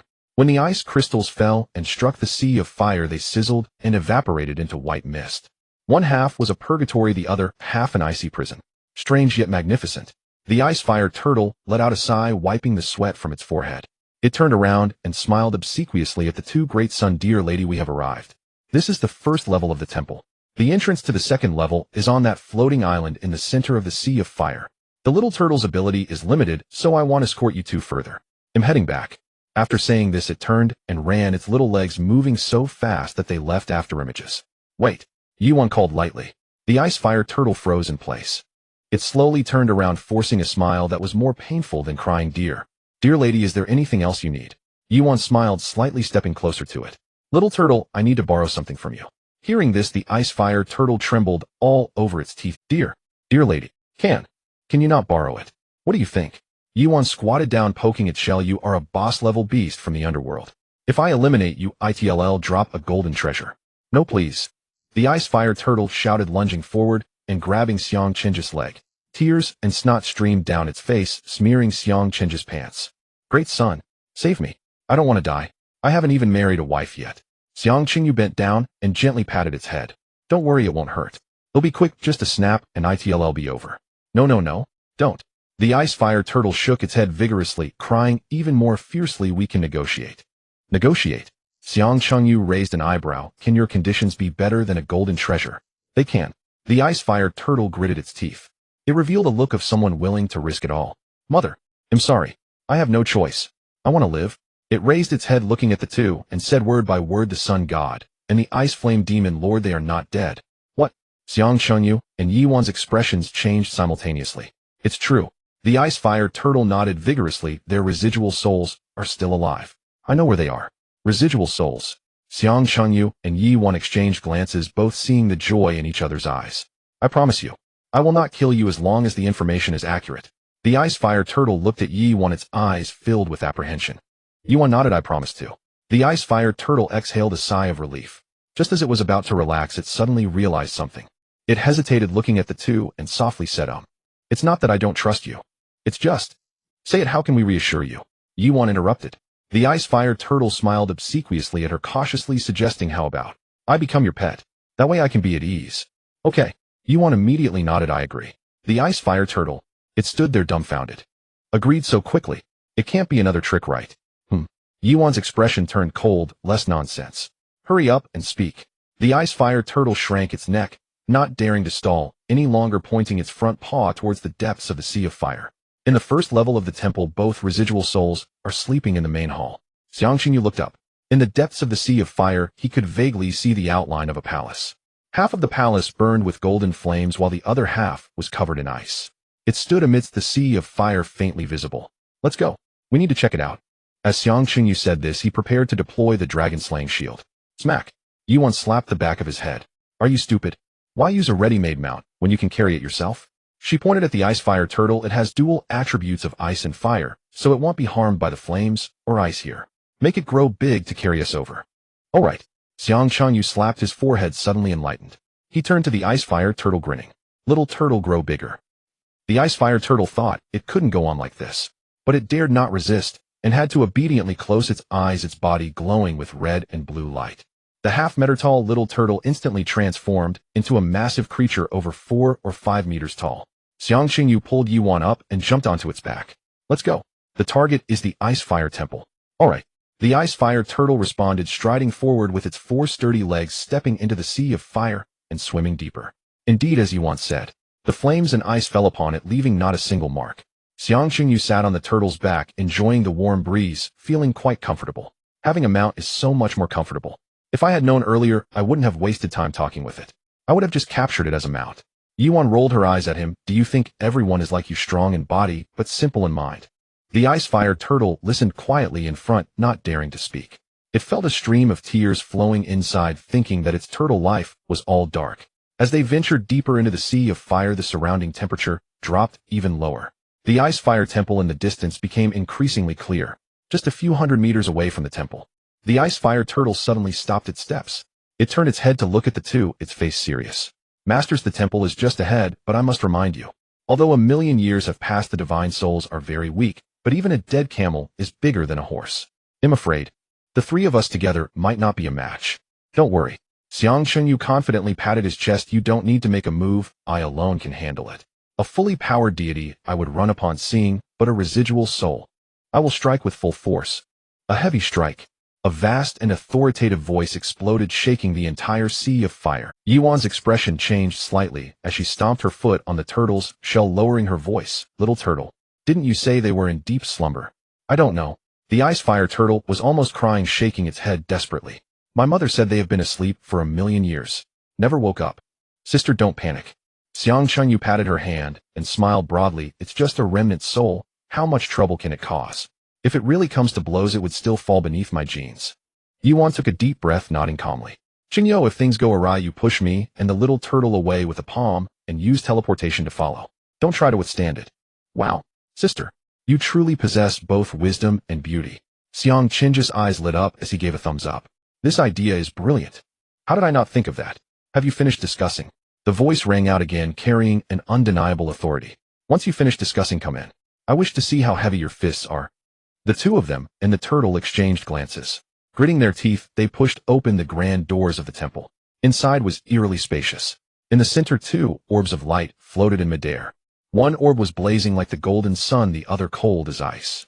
The radiant light was blinding, making it hard to open their eyes. A terrifying divine might surged like a tidal wave, solidifying the very air around them. Xiang Qingyu and Yuan were alright. Both had traits that resisted mental attacks and could barely stand. The ice-fire turtle, however, was in dire straits. With a thud, its entire body collapsed onto the ground, its shell nearly cracking under the pressure bubbles continuously emerging from its mouth. The blue orb sank slowly, its voice icy. 2 mere ants dare to scheme against the divine. Who just said they would strike hard against me? Xiang Qingyu scratched his head, looking innocent. Elder, we can't say it like that. What I said earlier was that I would strike hard against the remnant soul. Who knew you were awake? Impudent. The blue orb suddenly expanded, and cold air swept across the entire hall. You lowly human blood food. I am the Ice Flame Demon Lord. Call me by my divine name. Yes, Demon Lord. Xiang Qingyu nodded respectfully, then shifted the conversation. But I am not good at fist techniques. Can I switch to palm techniques? Ha ha ha. The golden orb nearby suddenly let out a strange laugh. Ice Flame, you have lived for millions of years and are actually looked down upon by a junior. The golden orb floated in front of Xiang Qingyu, its tone enticing. Human kid, commendable courage. Very good. As long as you worship me as your master, not only will I ensure your safety, but my divine inheritance will also belong to you in the future. Shut up, you hypocritical and cunning old crow. The Ice Flame Demon Lord was furious. If it weren't for your sneak attack back, then how would I have ended up in such a state? Hypocrisy goes both ways. The sun god scoffed, "Did you not also sneak into my temple while I was injured?" The two divine beings began to quarrel right on the spot. "You call me a stinky crow, and I call you an ice-faced fool." They were bickering incessantly. Xiang Chunyu secretly raised his head and whispered, "So. Gods quarrel just like the aunties at the village entrance." Yuan couldn't hold back and burst out laughing. "What are you laughing at?" The ice flame demon lord instantly turned its head, raging with fury. "Lowly ant, you can use any means you wish. Come on, give it your all. As long as you can injure even a hair on my divine form, I will ensure you do not die." "Really coming?" Xiang Chunyu stretched his wrist. "Come on." The ice flame demon lord snorted, its tone laced with disdain. "Then here I come. Stop wasting time. Hurry up." "All right." Xiang Chunyu grinned, a hint of madness flashing in his eyes. He suddenly raised both palms. Boom. The ground around them shattered violently, magma and ice bursting forth simultaneously. The entire temple shook violently as debris from the ceiling rained down like a storm. The divine might that had previously oppressed them was instantly swept away. Crackle. Bang. Divine palm. A gigantic golden palm, immense beyond measure, materialized out of thin air. Its fingers loomed like mountains, blotting out the sun with clear lines like ravines, exuding a dark golden glow. The terrifying pressure was as overwhelming as the sky collapsing, causing the very space of the temple to begin distorting. The blue orb of the ice flame demon lord trembled violently. The arrogance it had moments ago vanished without a trace. It felt the threat of death. This was simply not a power that a fourth-tier being could possess. This was the true power of a god. The ice flame demon lord was pinned down by the pressure of the giant palm, crashing to the ground. Its voice trembled, even its manner of address changed. "Human friend. Hurry, stop. It's all a misunderstanding. I was just joking with you earlier. Please don't take it seriously." Xiang Chunyu remained unfazed, slowly pushing his hands forward. The golden giant palm carrying the might to destroy the heavens and the earth slowly descended. Crack. The walls of the temple began to sprout countless cracks. Columns fractured, the roof collapsed, and debris flew everywhere. "Wait." The ice flame demon lord screamed, "Can we really not reach an agreement?" But Xiang Chunyu chuckled. "Demon lord, at this moment, are you not joking? Get out of here, you decrepit old die." The golden giant palm came crashing down. "No." The ice flame demon lord let out a heart-wrenching scream. The blue orb was instantly shattered, turning into a shower of blue ice shards that dispersed in the air, leaving not even a trace of a remnant soul. The entire temple fell silent, as if the pause button had been pressed. Xiang Chunyu floated in midair, brushing off the dust from his hands. The fight is over. On the ground, a diamond-shaped blue ice crystal lay quietly. Emitting a faint chill, Xiang Chunyu reached out and beckoned. The ice crystal flew into his hand. Ding. Obtained a rare item, Ice Soul Demon Heart. Yuan hurried over and hugged Xiang Chunju's arm tightly. "Brother, you were amazing." She was so excited that her cheeks turned red, her eyes sparkling with heart-shaped stars. "Hee, just a small feat." Xiang Chunyu scratched his head, his face turning red. "Master, master." The ice fire turtle scurried over on its short legs. Its turtle head, the size of a small car, rubbed against Xiang Chunju's leg vigorously. "Master, you are so fierce." That palm just now was simply stunning. That old ice flame demon lord was nothing before master. The ice fire turtle showered compliments, its little tail wagging like a windmill. Xiang Chunyu felt tickled from its rubbing and kicked it away. All right, stop the flattery." He turned to look at the golden orb in midair. The sun god swayed in the air, silently retreating several meters. It steadied its mind, suppressing its inner shock. "Good. Well done, young hero. This ice-faced fool has been arrogant for millions of years, and finally someone has put him in his place." Xiang Chunyu crossed his arms, a half-smile playing on his lips as he gazed at the golden orb floating in the air. "Should I address you as senior or as Lord Spirit?" The golden orb flickered slightly, sending a strand of golden thread quietly burrowing into the ground.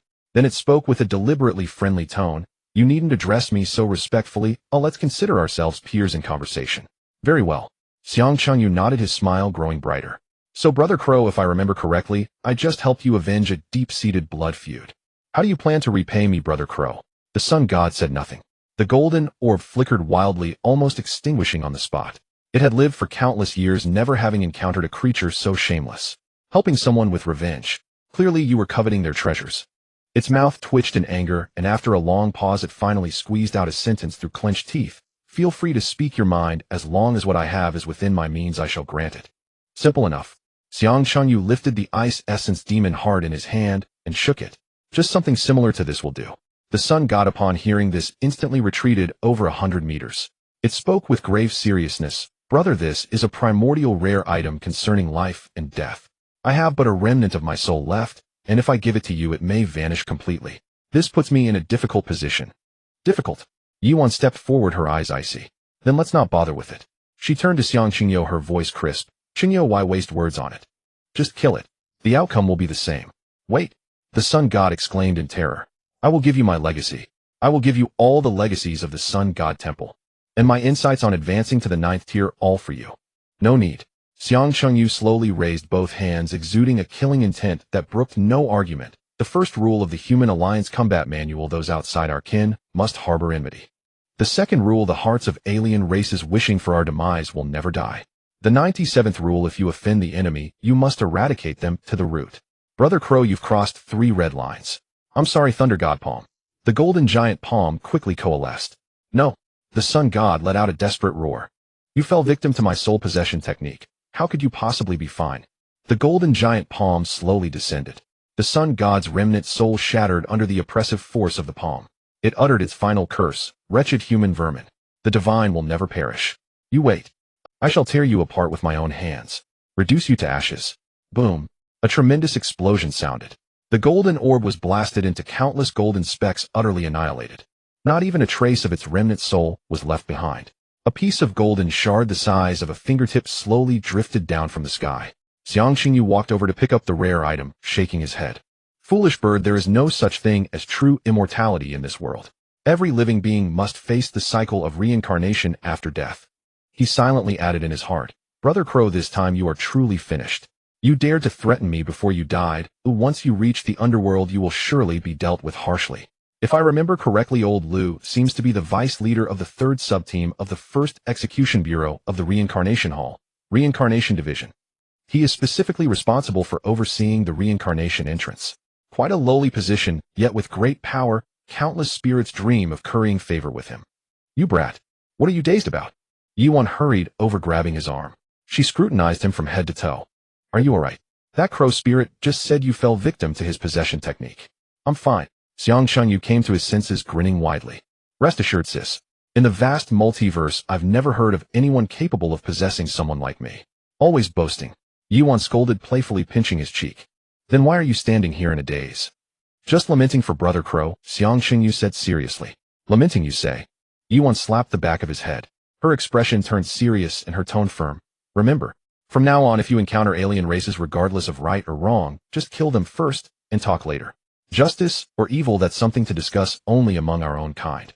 Xiang Qingyu rubbed the back of his head, nodding helplessly. Got it, sis. He couldn't very well say that he was mourning for Brother Crow's underworld career. After saying this, he took out the Ice Essence Demon Heart from his storage pouch. The blue diamond-shaped ice crystal emitted a faint chill in his hand. A panel popped up, automatically: rare item, 4th tier Ice Essence Demon Heart, quality gold, effect 1, Demon Heart enhancement. After fusion, all techniques will carry soul attacks. Effect 2, Ice Moon descends. After fusion, gain the transformation state, Ice Moon Queen, entering the Moon God persona during this state, with all martial techniques doubling in power. For every type of primordial cold energy or ice attribute treasure consumed, it will evolve once with multiplicative enhancements. Duration depends on the amount of true essence stored. Usage restriction: fusion possible only when promoting to 5th tier extraordinary martial sovereign. Here's sis. Xiang Qingyu handed the Ice Essence Demon Heart to Yuan. It's just right for you. You can even transform. Really? Yuan's eyes lit up as she quickly accepted it. She lowered her head to check the panel and became increasingly excited. After a few seconds, she suddenly lifted her head, wrapped her arms around Xiang Qingyu's neck, and gave him a hard kiss on the cheek. Thank you, my dear son. Xiang Qingyu. His face turned instantly dark. He wiped the saliva off his face. Sis, can we not play so strangely? What? You don't like it? Yuan raised an eyebrow. Next time you mention me, make sure to suppress that upturned corner of your mouth first. Ahem. Xiang Qingyu's face burned crimson. He quickly changed the subject. Sis, I haven't checked that rare item Brother Crow blew up yet. Let me study it first. After saying this, he picked up the golden shard. The panel popped up again. Rare item, 4th tier Burning Sun, Divine Bone, quality gold, effect 1, Divine Suppression. Effect 2, Undying Divine Bone. After fusion, your true essence will be refined into a higher quality, Great Sun power, fundamentally enhancing all martial techniques. Effect 2, Undying Divine Bone. After fusion, your true essence will be refined into a higher quality, Great Sun power, fundamentally enhancing all martial techniques, functionalities, and power. Usage restriction fusion possible only when promoting to 5th-tier extraordinary martial sovereign. Seems rather ordinary. Xiang Qinyu frowned. It completely does not match the quality one would expect from a divine explosion. Aside from gaining hostility from dark creatures. Could it be the enhancement of martial techniques, functionalities, and power from effect 2? Forget it, I can't be bothered to think, bit should be fine. He stuffed the burning sun divine bone into his storage pouch. Looking up, he surveyed his surroundings. The entire Icefire Temple had turned into a ruin with broken walls and debris everywhere. There wasn't even a single intact pillar to be found. What a pity. Xiang Qinyu sighed. Brother Crow's treasury must have been destroyed. Master! Master! The Icefire turtle hurried over its 4 short legs, moving quickly. It looked up at him, its face full of eagerness. The treasury hasn't been destroyed. The treasury is on the 2nd floor. My mother told me that the sun god hid all the treasures in a secret room on the 2nd floor of the temple. Xiang Qinju's eyes brightened, ready to speak. Yuan suddenly grabbed his arm, her tone excited. Let's go. Hurry to the 2nd floor. After we take the treasures, we'll return home to seclude ourselves immediately. I can't wait to try out the Ice Moon Queen. After saying this, she pulled Xiang Qinyu and ran outside. The Icefire turtle hurriedly followed its short legs, almost leaving a blur behind. As they ran, it shouted, Master, wait for me. I know where the secret room entrance is. The 3 of them, 2 humans and 1 turtle, hurriedly made their way toward the center of the Sea of Fire. Waves surged in the Sea of Fire, while the Icefire tortoise swung its 4 thick legs swiftly, leaving behind a long red and blue trail. A tortoise? Why are you swimming so fast? Master, my mother said there are several entrances to the Sun Temple. The Icefire tortoise replied anxiously without looking back. If we don't hurry, the treasures will be snatched away by others. That's right. That's right. Yuan reached out and patted its head. Knowing to think for your master, I will reward you with a 4th-tier crystal core later. Thank you, Auntie. The Icefire tortoise's tail wagged like a propeller as it swam even faster. Xiang Qinyu raised an eyebrow, curiously asking, Every day you mention your mother, where exactly has she gone? The Icefire tortoise suddenly froze in its movements. She's in the dimensional space inside my belly. It cautiously turned its head, eyes filled with vigilance. Master, could you please not take an interest in my mother? Her shell is what I keep for my life. Xiang Qinyu replied. He turned to Yuan with a speechless expression. Sister, look at how scared you made her. Nonsense. Yuan glared at him angrily. It was clearly you who made it cry out for help. What does it have to do with me? Isn't it all you're doing? Xiang Qinyu immediately retorted. You little brat. Are you still daring to talk back? Yuan was furious and stood up, about to pull his ear. A gentleman uses words, not fists. I am not a gentleman. Look out. Ouch. Sister, be gentle. Little tortoise, what are you laughing at? If you laugh again, I'll stew you. The Icefire tortoise quickly suppressed its laughter, burying its head low, but its shoulders shook incessantly. The 3 of them engaged in playful banter, and after an hour finally broke free from the Sea of Fire.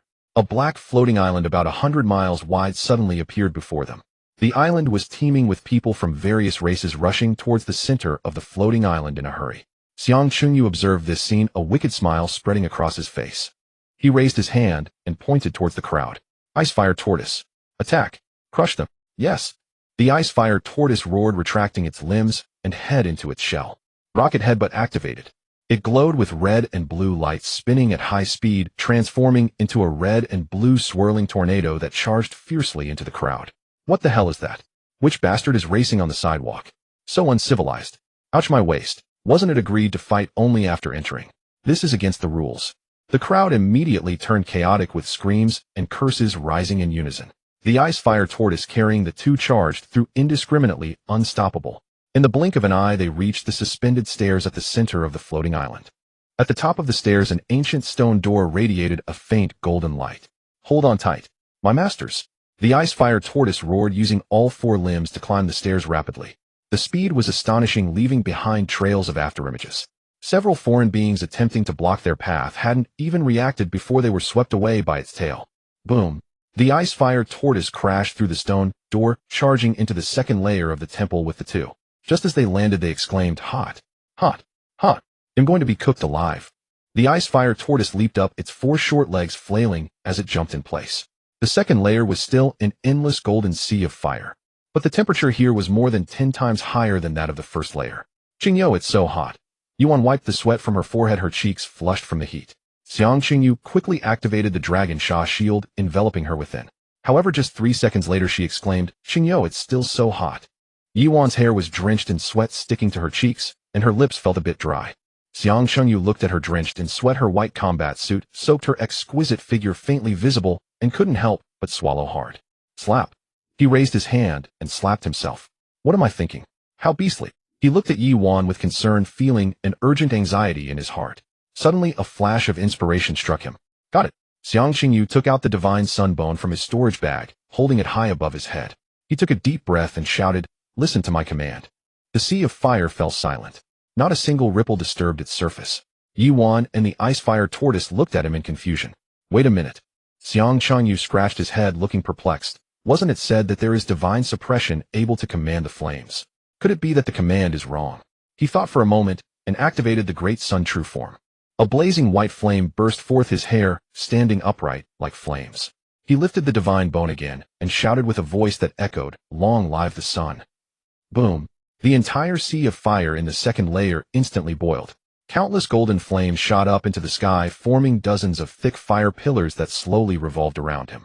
Immediately afterwards, some of the flames condensed in the air, transforming into a magnificent throne of flames. The throne was carved with countless sun runes, radiating a sacred and majestic aura. Yuan, Ice-Fire Tortoise. Both stared wide-eyed mouths agape in astonishment. Xiang Chunyu laughed triumphantly, leaping and firmly sitting on the throne of flames. He patted his thigh and raised an eyebrow at Yuan's sister. "Come over here. Sit on my lap." Yuan shot him an annoyed glance, helplessly walked over and obediently sat in his arms. Xiang Chunyu grinned wickedly, pulling her and waving his right hand, and loudly commanded, "All flames heed my command. Escort my true self to the palace." As soon as the words fell, countless golden flames gathered beneath his feet, forming a wide path of flames. The throne slowly rose, flying steadily along the path. As it passed, the waves of fire automatically lowered, as if tens of thousands of flames were worshipping. "Master, wait for me. I haven't boarded yet." The ice-fire tortoise, realizing the situation, hurriedly spread its 4 short legs and desperately chased after them. Deep in the sea of fire at the entrance of the Golden Palace, thousands of martial artists from various races surrounded a group of three-eyed beings. Each of the three-eyed beings had silver hair and golden robes, with a vertical eye in the center of their forehead, exuding a noble and aloof aura. However, at this moment they were all injured and pale. A tall three-eyed being stood at the forefront, the vertical eye in the center of his forehead flickering with a cold light. He held a golden spear, pointing it at the surrounding crowd, and sternly shouted, "Are you sure you want to oppose my spirit race? Don't you fear the retaliation from my race's army?" Upon hearing this, the surrounding martial artists were immediately stirred. As one of the 4 overlords of the continent, the spirit race was powerful and not something these small clans could provoke. Ha ha ha! A loud laughter broke out. A young man in purple, holding a folding fan, slowly emerged from the crowd. He was cultured and wore a gentle smile on his face. It was none other than Jiang Mingyuan, the leader of the human race. "Brother Jinling, there's no need to be so agitated." Jiang Mingyuan waved his fan, smiling as he said, "We are all here for the sake of treasure. Why must we spoil the harmony? Hypocritical humans." Jinling glared angrily. "Your pretentiousness is truly nauseating." "Brother Jinling, you are mistaken about this." Jiang Mingyuan maintained his smile. "Today I am here to uphold justice, not for myself, but for the common interest of the many races." He paused for a moment, raising his voice and addressing the surrounding crowd. "As long as Brother Jinling hands over the key to the temple, allowing everyone to share the treasures within, this matter can be settled." "Yes, what the great hero Jiang said is right. Hand over the key. Everyone should get their share." "That's right. Everyone has worked hard to reach here. Why should your spirit race have a monopoly on it? This is too unfair." "Bullshit." Jinling trembled with anger. "The key is a family heirloom of my spirit race. It was not obtained here. Why should we give it to you?" Brother Jinling, you are mistaken again." Jiang Mingyuan sighed, looking sincere. As one of the overlords of the continent, the spirit race must not think only of themselves, but also consider the long-term development of the continent as a whole, and act with the grandeur befitting a great clan. Well said. Hero Jiang truly understands justice. Great clans should have the responsibilities of great clans. The martial artists from various races applauded and cheered. Jinling looked at Jiang Mingyuan's righteous facade, and then glanced at the opportunistic expressions of the various races around him. He felt a surge of blood rushing to his head. His vision darkened and his chest heaved violently. Uffed. He suddenly spat out a mouthful of fresh blood, collapsing to the ground, fainting on the spot. "Lord Jinling." The members of the spirit race rushed forward to support him.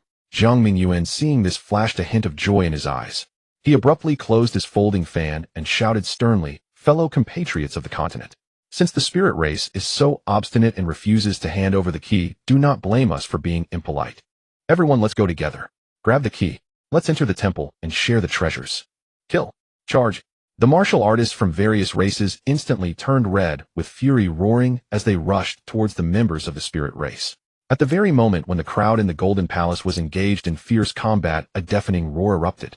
The entire sea of flames surged violently, with countless golden flames shooting into the sky, reaching heights of 100 zhang. All the flames tilted in the same direction, as if subjects were bowing before their monarch. The previously chaotic battlefield fell silent in an instant. Everyone stopped their movements, their weapons frozen in midair. They all raised their heads in unison, gazing towards the direction of the flames. In the distance, a grand avenue made of golden flames slowly materialized in the sky. At the end of the avenue, a throne engulfed in roaring golden flames was gliding towards them. On the throne sat a young man surrounded by golden flames. The youth exuded confidence, his eyes looking down upon the world. Behind him, 9 fire dragons roared and charged as if the god of flames had descended to the mortal realm. A girl in white battle attire sat on his lap, bowing her head to tidy up her high ponytail that had been blown askew by the wind. The silence was so profound that one could hear a pin drop. Thousands of warriors from various clans, including Jiang Mingyuan, stood frozen in place. They stared in astonishment at this shocking spectacle. A heavy panting broke the silence. The ice fire turtle had finally caught up. It was drenched in sweat, its tongue hanging out as it gasped, "Master, I finally caught up with you." Just as it spoke, it noticed the bizarre scene before it. Instantly it shut its mouth and stealthily crept behind Xiang Qingyu, peeking out cautiously and surveying. Xiang Qingyu looked down and glanced at the densely packed crowd below with a smirk. "Oh, is the Woof Woof team holding a meeting?" His voice, filled with reverberation, sent shivers down everyone's spine. Unknowingly, someone reacted first and dropped to the ground with a thud. "I pay my respects to the martial immortal. May the immortal enjoy eternal blessings, living as long as the heavens." Those who regained their senses all knelt down to command the flames to sit upon the throne of fire and to be accompanied by 9 fire dragons. How could this not be the martial immortal? Xiang Chengyu cleared his throat, suppressing a laugh. He put on a serious face. "Everyone, please rise." The crowd stood up tremulously. They cautiously lifted their heads, sneaking glances at this legendary martial immortal. Someone couldn't help but gasp. "The immortal is so young. Looks like only 18 or 19. Are you seeking death? Lower your voice. Don't let the immortal hear you." The crowd whispered, keeping their voices extremely low. Their eyes were filled with awe and fear. Observing their restrained demeanor, Xiang Qingju's mind suddenly sparked. His expression shifted as he snapped in a stern voice, "You are unlawfully gathered outside my palace, engaging in brawls. What crime should be charged?" The crowd's heads buzzed, and they went blank, their faces turning pale. Thud, thud. Everyone fell to the ground. "Spare us, martial immortal. We did not know this was your residence."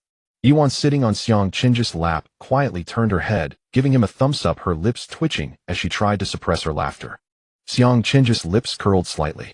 His expression then darkened as he snorted coldly, "You can evade death, but you cannot escape punishment.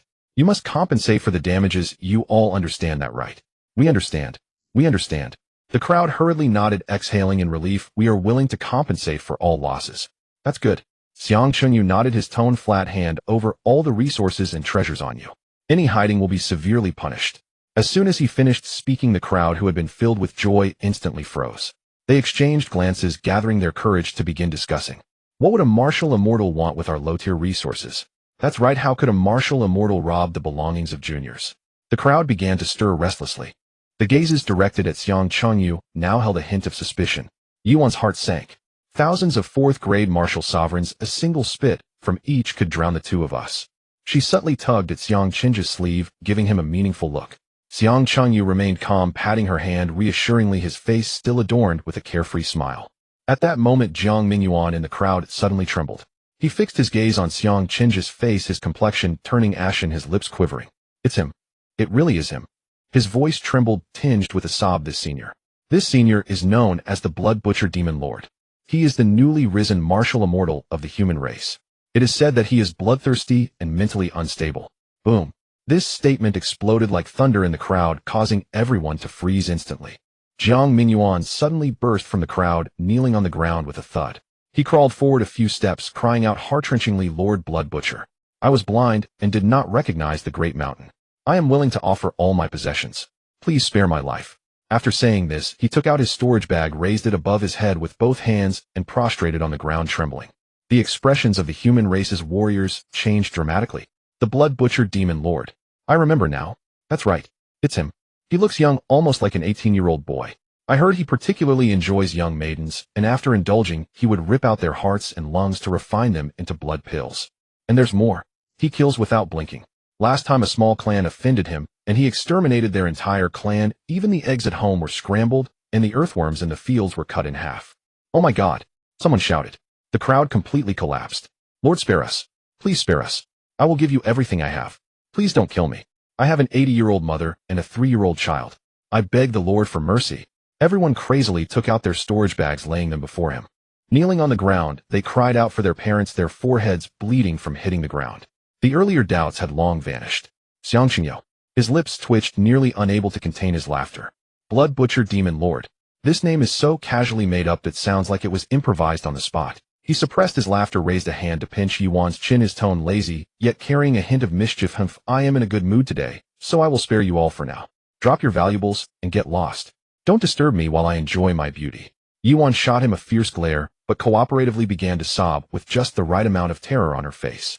Thank you, Lord. Thank you for sparing our lives. The crowd felt as if they had been pardoned, scrambling to their feet and rushing towards the exit without looking back, fearing that if they ran even a moment slower, this merciless demon lord would take them to refined blood pills. Stop! Xiang Chunyu suddenly spoke. Everyone's steps came to an abrupt halt. Their hearts were in their throats. Humans, stay behind. Few the non-humans breathed a sigh of relief.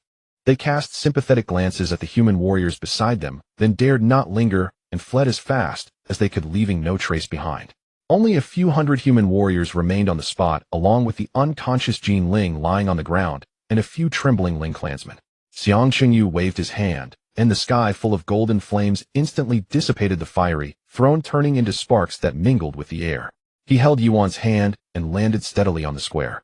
9 fire dragons circled around him, affectionately rubbing against his arm, before transforming into golden light and vanishing. This brother.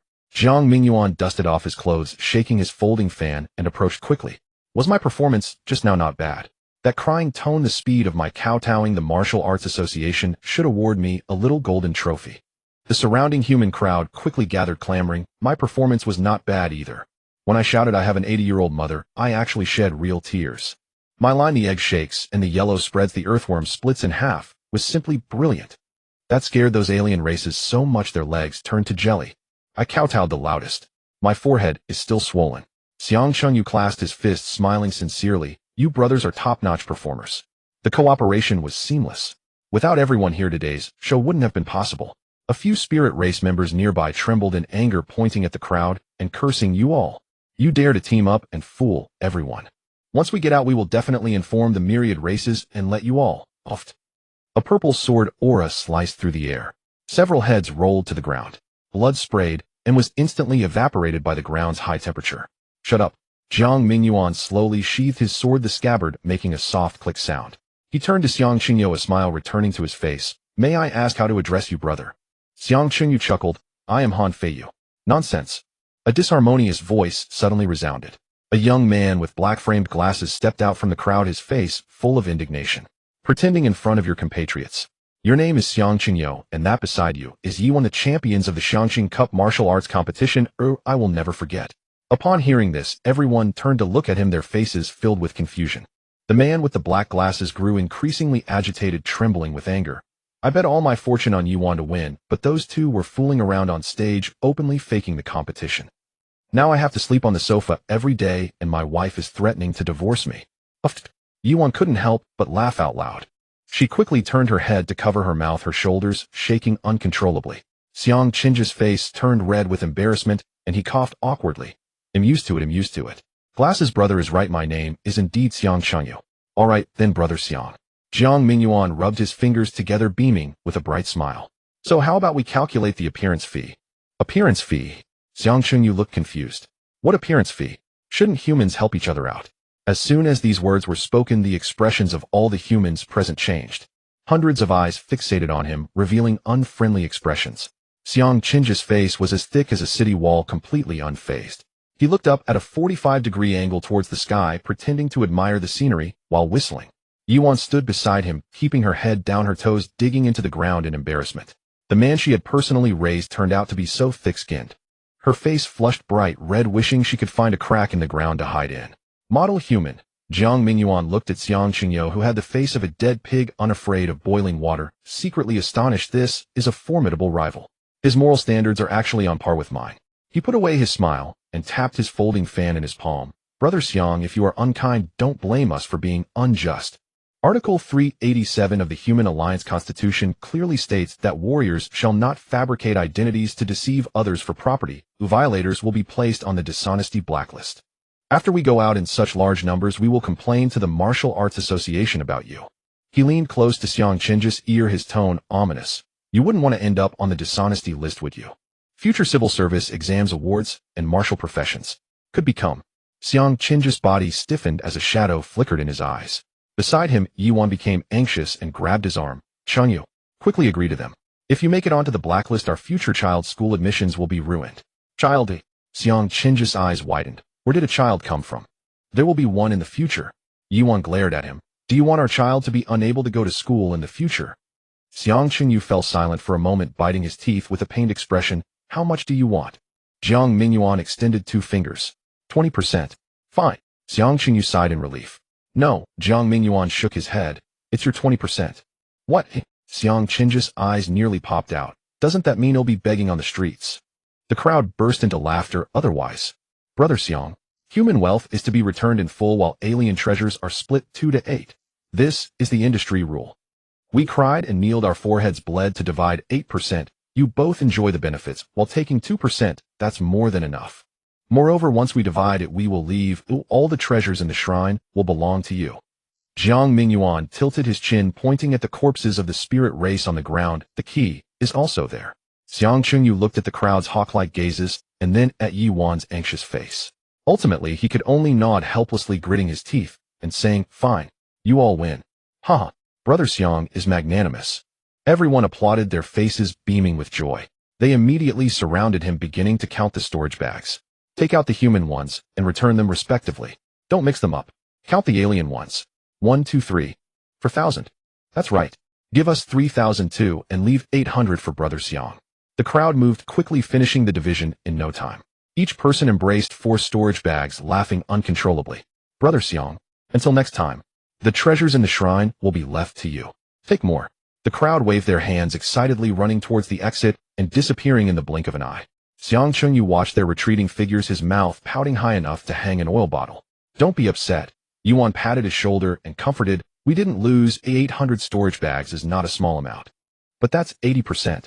Xiang Qingyu winced in pain. That's 3,200 in total. That's enough for us for a long time. All right, stop thinking about it. Yuan gently caressed his face and turned to look at the storage bags on the ground. With so many bags, and since storage bags cannot be placed inside another storage bag, how do we carry them? Master, leave it to me. The ice fire turtle quickly jumped out, patting its round belly to claim credit. I have a big belly. I guarantee I can hold it. Not a single one will leak. With that, it opened its mouth wide. Gulp. In an instant, the 800 storage bags on the ground were swallowed into its belly. It patted its belly, burped, and proudly said, how was that, master? Impressive, right? I can fit even 800 more. Xiang Qingyu ignored it, walked over to the spirit race corpse, and bent down to pick up the golden key. Ding. Obtained a miraculous item. Universal key, quality golden effect, can unlock any restriction door, lock treasure chest, ignoring rune encryption. Wow, a universal key. Xiang Qingyu jumped up in place. All his previous pain vanished in an instant. He held the key high, excitedly shouting, sister. What universal key? Yiwan hurriedly approached. Look, it can open all door locks. Xiang Qingyu grinned widely. In the future, we won't have to worry about exploring and treasure hunting. It saves us so much trouble. The ice fire turtle also approached, staring at the key with sparkling eyes. Wow, what a powerful key. Master, let me open the door. It said, waddling over to open the door. Wait. Xiang Qingyu grabbed its tail. I'll do it myself. He held the universal key, looking proud. Just right to test if this key works. If it doesn't, I'll let you try later. The 3 of them approached the palace gate. The heavy golden door was tightly shut, engraved with intricate solar runes exuding a faint pressure. There were no obvious keyholes on the door, only a small recess. Xiang Qingyu took a deep breath, holding the key, and slowly inserted it into the recess. As the omnipotent key approached the groove, a clicking sound echoed as the lock cylinder turned. The golden door trembled slightly, emitting a deep rumble. The sun symbol on the door lit up, spreading from the center to the edges, and in the blink of an eye, the entire door was engulfed in flames. The heavy palace door slowly opened to both sides, raising a cloud of golden dust. Cough, cough, cough. The ice fire turtle was choked and kept coughing. Master, follow me. The secret chamber is right inside the main hall. My mother has said that the sun god hid the most valuable treasures there. It beat its chest and led the way, its short legs moving swiftly with its tail held high. Xiang Chunyu held Yuan's hand, excitedly looking around. The main hall was incredibly spacious, with golden pillars coiling like dragons reaching up to the dome. Countless broken weapons and armor were scattered on the ground, and the murals on the walls had long since faded and peeled, making it impossible to discern their original appearance. A decaying smell wafted through the air. Treasure! My treasure! Xiang Chunyu rubbed his hands together, his eyes gleaming. Any 9 turns golden pills, supreme imperial weapons, or 8-9 mystic arts come out to me. The ice fire turtle rushed to the end of the hall and slammed 3 times against a bare wall. Boom! The wall slowly moved aside, revealing a pitch-black secret chamber entrance. This is it. Master, quickly go in. The ice fire turtle was the first to rush in. Xiang Chunyu and Yuan followed closely behind. The secret chamber was not large, containing rows of shelves piled high with jars and books. In the corner leaned dozens of gleaming long swords and large blades. Wow, I'm rich. Xiang Chunyu dashed forward, reaching for the topmost jade bottle. His finger barely touched the bottle. Crack! The jade bottle instantly turned to dust, scattering in his hand. The pill inside also transformed into black powder, drifting away with the wind. Xiang Chunyu, not believing in evil, he picked up a nearby book. As soon as he opened the pages, it disintegrated into countless paper scraps. Don't touch it. Yuan pulled him back. It's been over 1,000,000 years. These things have long since decayed. Xiang Chunyu, undeterred, continued to search the shelves. All the pills and books turned to ash at the slightest touch. He walked to the corner, picked up a long sword. The blade, once gleaming, lost its luster and became rusty as he held it. With a gentle twist, it snapped in two with a crack. Damn! Xiang Chunyu threw the broken sword on the ground, his face darkened. What a piece of junk. It's all worthless. The ice fire turtle also wilted, drooping its head and pawing at the ash on the ground. It can't be. My great-great-grandmother said there were treasures all over this place. Just then Yuan pointed at a stone table in the center of the secret chamber and whispered, Qingyu, look there. Xiang Qingyu looked up. On the stone table lay a black wooden box. The box was ancient and unadorned, yet showed no signs of decay. There's hope. Xiang Qingju's eyes brightened as he quickly approached and opened the box. Inside lay 2 items. A lotus flower the size of a palm with petals of deep blue, while its center burned with golden flames, perfectly merging the powers of ice and fire, appearing extraordinarily vibrant. Beside it was a finger-long piece of green bone, smooth all over with a thin layer of white frost on its surface. Ding! Found heavenly materials, burning ice lotus. Quality golden effect, a dual attribute treasure of ice and fire. The lotus petals contain extreme cold ice marrow, while the lotus heart contains true solar fire. Ding! Found heavenly materials, cold marrow, jade bone, quality golden effect, a supreme treasure formed from the fusion of a billion-year ancient ice and the marrow of an ancient ice-type divine beast. Burning ice lotus. Xiang Qingyu instantly became excited, grabbing the blue lotus. It wasn't in vain. This is exactly what I need for my undying golden body in the late stage. He carefully stored the burning ice lotus in his storage bag and handed the cold marrow jade bone to Yuan. Sister, this is for you. You'll likely use it a lot in the future. Thinking of me, you truly are a good son of your mother. Yuan took the cold marrow jade bone, her face lighting up with a pleased smile. The ice fire turtle leaned closer, stretching its neck to look at the wooden box, then glanced at the empty shelf, sighing. Just these 2. Not even enough to fill a gap. Be content. Yuan patted its head. It's better than having nothing at all. Xiang Qingyu, unwilling, searched the secret chamber again. He knocked on the walls, lifted the floorboards, even overturned the stone table. But he found not a single hair. Let's go. Let's check another place.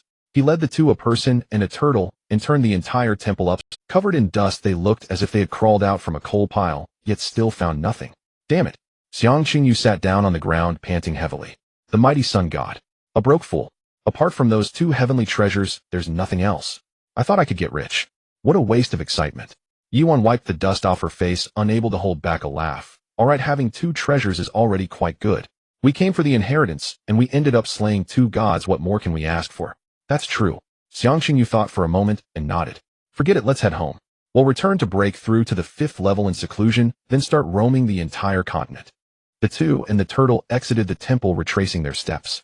The ice fire turtle grew larger, carrying them as it raced through the sea of fire. Soon they returned to the stone door on the 2nd level, passing through it to return to the floating island on the 1st level. They followed the same path they had come from and exited the sun god temple. Outside, the ice fire graveyard was still howling with cold winds and swirling snow. Let's go. To the cave entrance. Xiang Qingyu patted the back of the ice fire turtle. Sure thing, master. The ice fire turtle replied, spreading its 4 sturdy legs and charging towards the entrance. They followed the same path they had come from and exited the sun god temple. Outside, the ice fire graveyard was still howling with cold winds. At the entrance, a spatial rift floated silently in midair. As long as they passed through the rift, they could return to the far north wilderness. Finally going home. Xiang Qingyu stretched lazily, his face filled with contentment. First I'll take a hot bath, then enjoy a delicious hot pot, and then start my seclusion. Simply perfect. He pulled Yuan ready to walk towards the rift. Wait. Yuan suddenly stopped, frowning. What's wrong, sister? Xiang Qingyu looked at her in confusion. Yuan patted her head, looking annoyed. Oh no. We forgot to bring someone with us. Who? Xiang Qingyu looked bewildered. Your nephew Zhao Tianlei. Yuan glared at him. He was digging a hole near the entrance and asked us to dig him out when we return. Damn. Xiang Qingyu slapped his forehead, finally remembering. I almost forgot about that kid. Everywhere was a sea of white, the heavy snow covering all traces. There was no sign of a hole, not even a footprint to be found. We're done for. Xiang Qingyu was dumbfounded. With this heavy snow, where can we find him? Just shout. Yuan said helplessly. What else can we do? We can't just leave him here. That's true. Xiang Qingyu took a deep breath, cupped his hands around his mouth, and shouted loudly, Big nephew. Where are you, big nephew? Your uncle Xiang is looking for you. The voice carried far into the wind and snow, but there was no response. He shouted while walking with Yuan and the ice fire turtle joining in. They yelled for over 10 minutes, their voices nearly hoarse. Still there was no response. Could he have frozen to death? Xiang Qingyu was a bit worried. Let's keep looking, Yuan said. Just then a muffled ugh-ugh sound suddenly came from beneath Xiang Qingju's feet. Xiang Qingyu stopped, looking down at the snow beneath his feet. Ugh-ugh. Uncle Xiang. I'm here. The voice came from beneath the snow, muffled. Damn. Here. Xiang Qingyu was overjoyed, quickly squatting down to dig through the snow. Yuan and the ice fire turtle hurried over to help. After digging for half a minute, they finally uncovered a head. Zhao Tianlei was covered in snow, his lips frozen purple, and his hair was filled with ice shards. Seeing Xiang Qingyu, his eyes lit up as he mumbled, Uncle Xiang. You finally came. If you were any later, I would have turned into a popsicle. My dear nephew. Xiang Qingyu embraced him tightly, his face filled with concern. As soon as I finished my work, I rushed here. You nearly drove me to worry. I was afraid you might freeze to death, and I wouldn't know how to explain it to Brother Zhao. Yuan and the ice fire turtle stood nearby, both staring in shock. The ice fire turtle opened its mouth ready to speak, but was shot down by a glare from Yuan, who then tucked its head back into its shell. Zhao Tianlei, upon hearing this, instantly welled up with tears. He clung to Xiang Qingju's thigh, his snot and tears making a mess. Uncle Xiang, truly you are like my father. Ugh. Yuan rubbed her arms, goosebumps all over. Enough, stop being so cheesy. Let's hurry up, but if we stay any longer, well, all turn into popsicles. Zhao Tianlei quickly released his hold, scratching his head awkwardly. Xiang Qingyu patted his shoulder, a look of relief on his face. Good boy, get up, let's go home, I'll treat you to hot pot. The three of them, along with the turtle, trudged through the thick snow towards the spatial rift. He'll scout ahead. The ice fire turtle volunteered, retracting its head and limbs, and with a whoosh it charged. A crisp sound rang out. The ice fire turtle bounced back like a ball shell, facing up, 4 stubby legs flailing in the air, unable to flip over for a while. What the hell? Xiang Qingyu was taken aback. What's going on? Does this rift choose who can pass? Yuan furrowed her brows and reached out to touch the edge of the rift. No problem, the energy is very stable. If we can pass, why can't it? Zhao Tianlei weakly raised his hand. Is it because you haven't signed a soul contract with it? Local creatures in the underground cannot leave without a contract. Alright. Xiang Qingyu slapped his forehead, realizing. How could I forget this? He squatted down and flipped the ice fire turtle over. A turtle, who do you want to sign a contract with? Xiang Qingyu pointed at himself, and then Yuan. Choose one. The ice fire turtle looked up, first glancing at Yuan. Yuan crossed her arms, looking at it with a half smile, the corners of her mouth slightly raised, her eyes holding a hint of threat. The ice fire turtle shivered and quickly turned its head. Then it looked towards Xiang Qingyu. Xiang Qingyu crossed his fingers, gently cracking them, producing a crisp sound. He grinned, revealing a set of white teeth. Ice fire turtle. It looked left and right, deeply conflicted.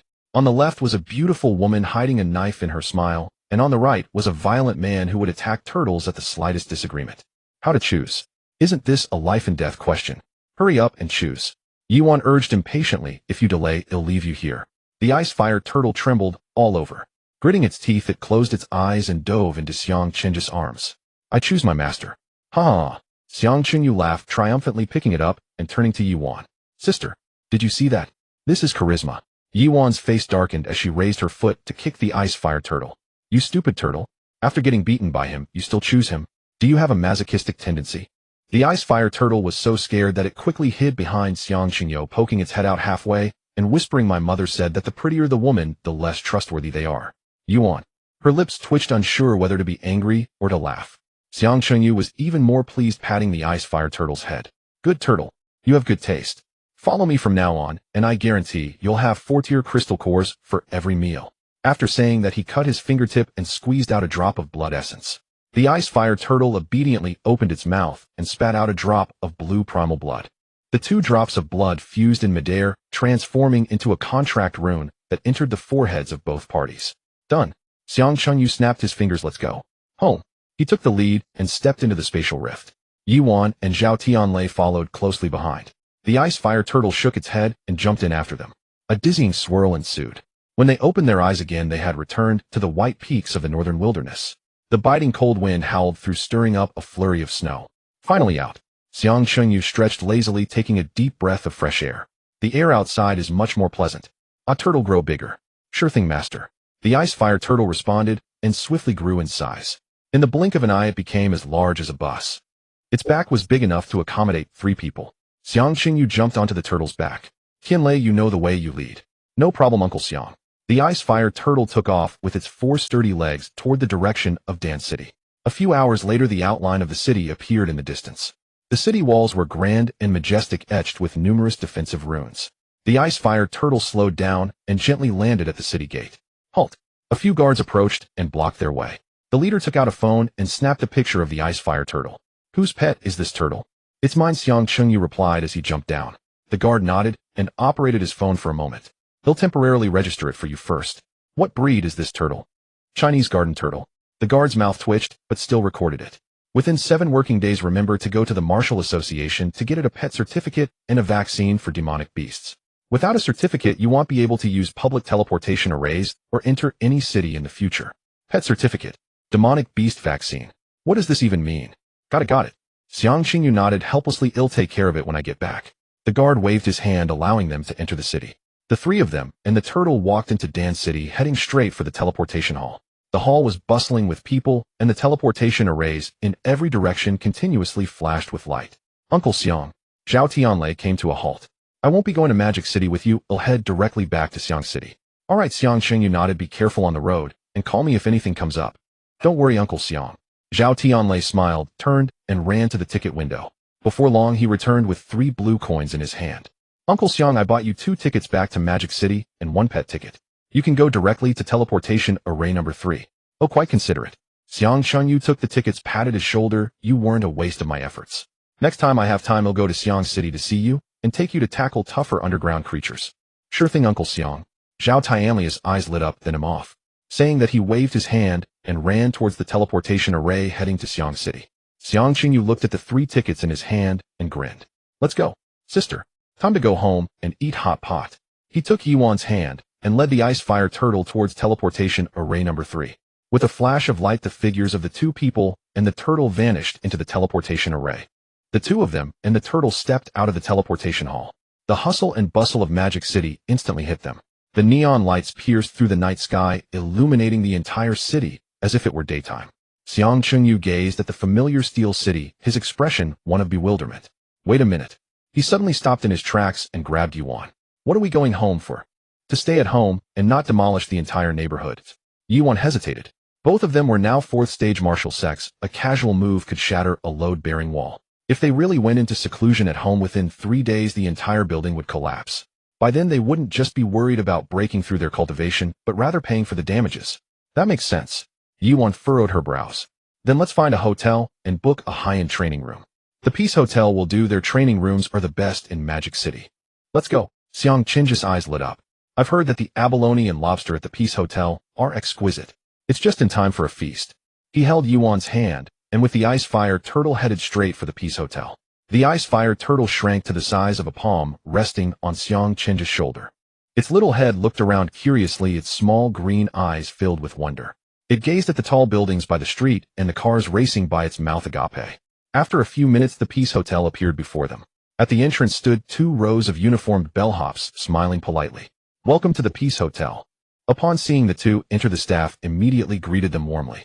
Let us serve you a grand feast. Abalone lobster king crab, whatever is the most expensive. Xiang Chengyu waved his hand grandly. Also reserve us the most luxurious training room. Certainly, sir. The waiter courteously led them to a tastefully decorated private room.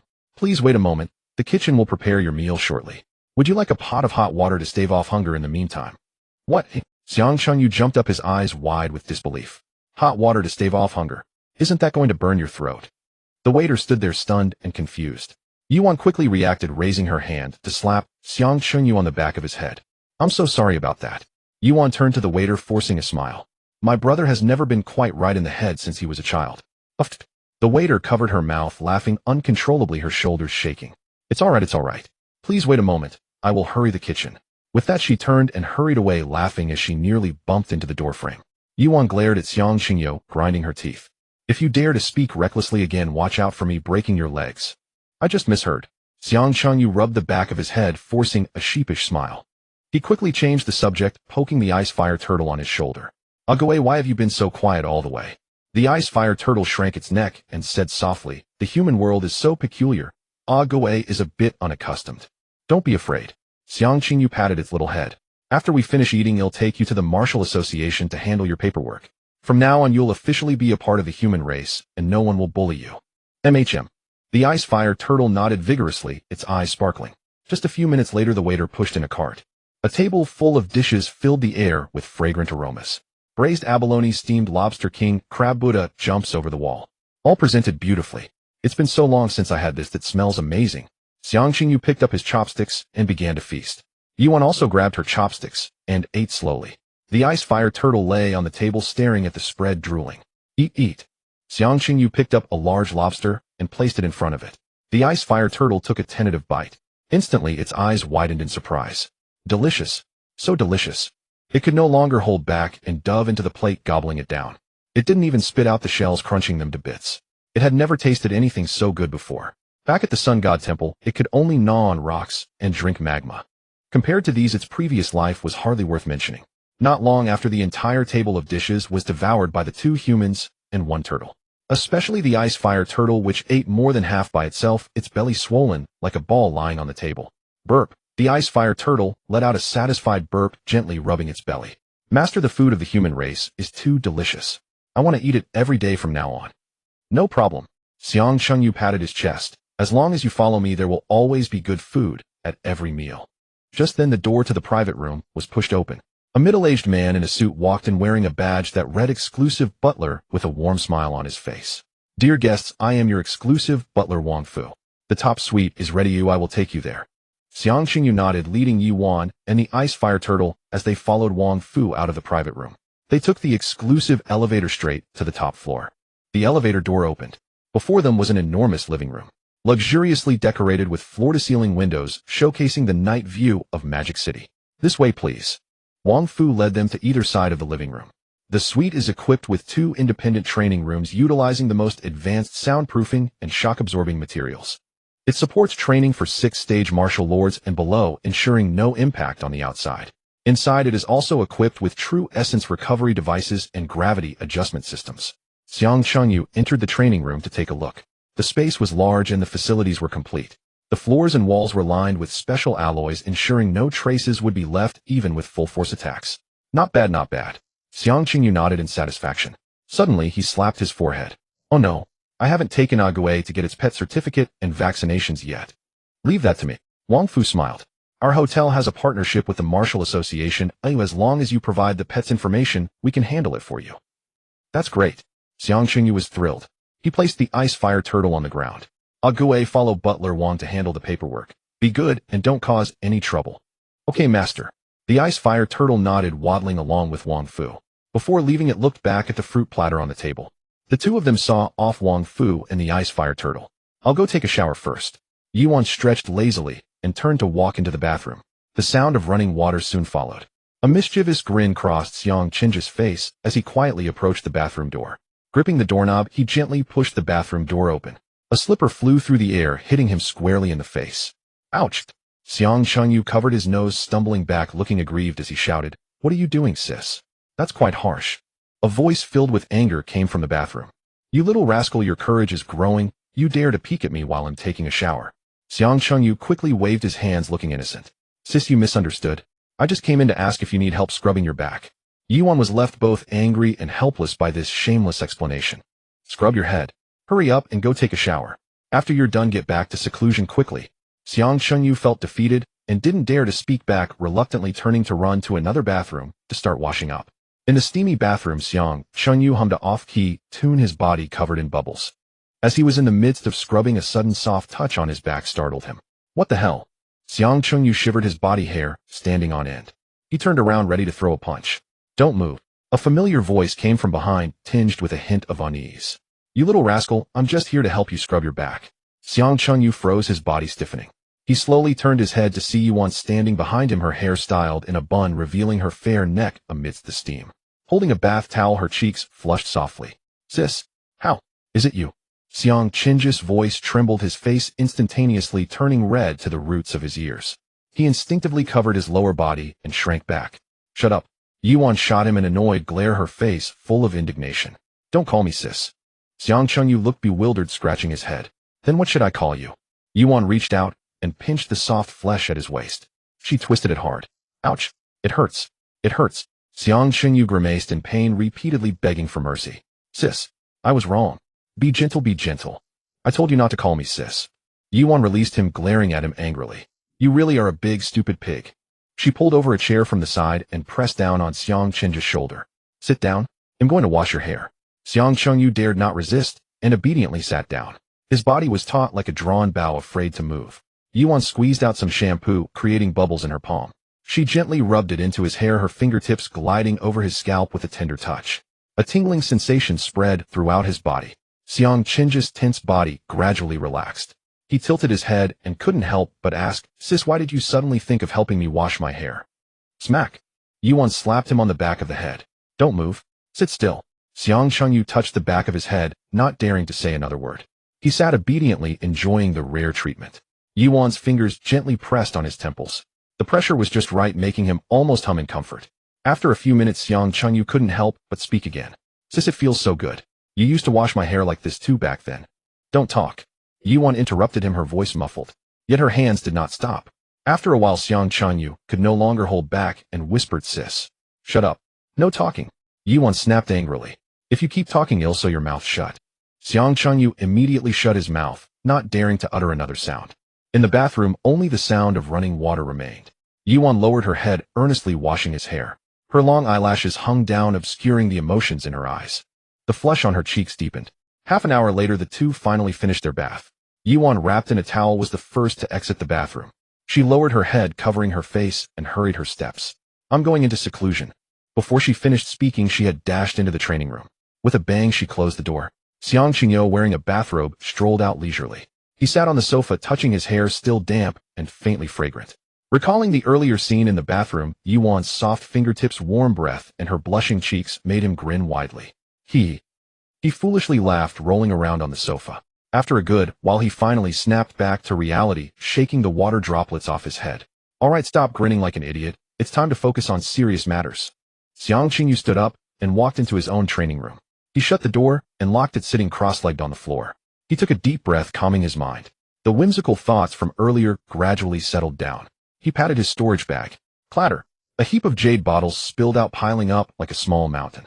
All are fourth-tier cultivation pills, Lingyuan Dan. There are 500 bottles in total, each containing 10 pills, amounting to 5,000 pills. These were bought by Yuan when they set off from Xiangqing to the extreme north wasteland, but he never had the chance to use them. Xiang Chengyu looked at the mountain of pills before him, nodding in satisfaction. Not bad enough to consume.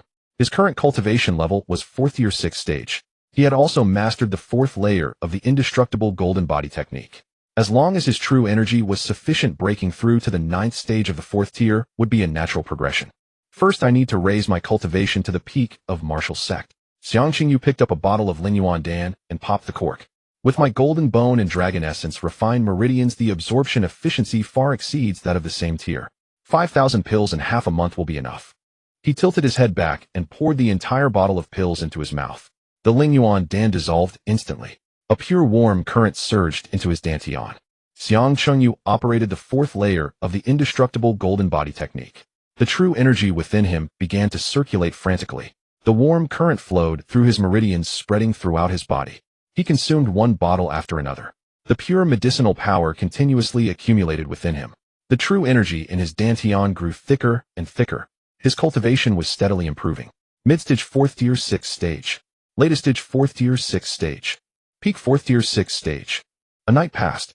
Xiang Chengyu opened his eyes and exhaled a breath of turbid air. He stretched lazily, his bones cracking loudly.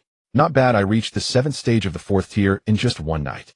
Feeling the surging true energy within him, he nodded in satisfaction. At this rate, in no more than 5 days I can reach the 8th stage of the 4th tier, and with another 10 days break, through to the 9th stage of the 4th tier. Then I will practice the 5th layer of the Indestructible Golden Body technique, and fully merge with the Fiery Sun Divine Bone to challenge the 5th tier Extraordinary Martial Master. Xiang Chengyu clenched his fists, a hint of fervor flashing in his eyes. The 5th tier represents an entirely new realm. The 4th tier martial sect represents a return to the innate after the acquired, just stepping into the threshold of the extraordinary. The 5th tier martial master represents the first qualitative change for innate beings.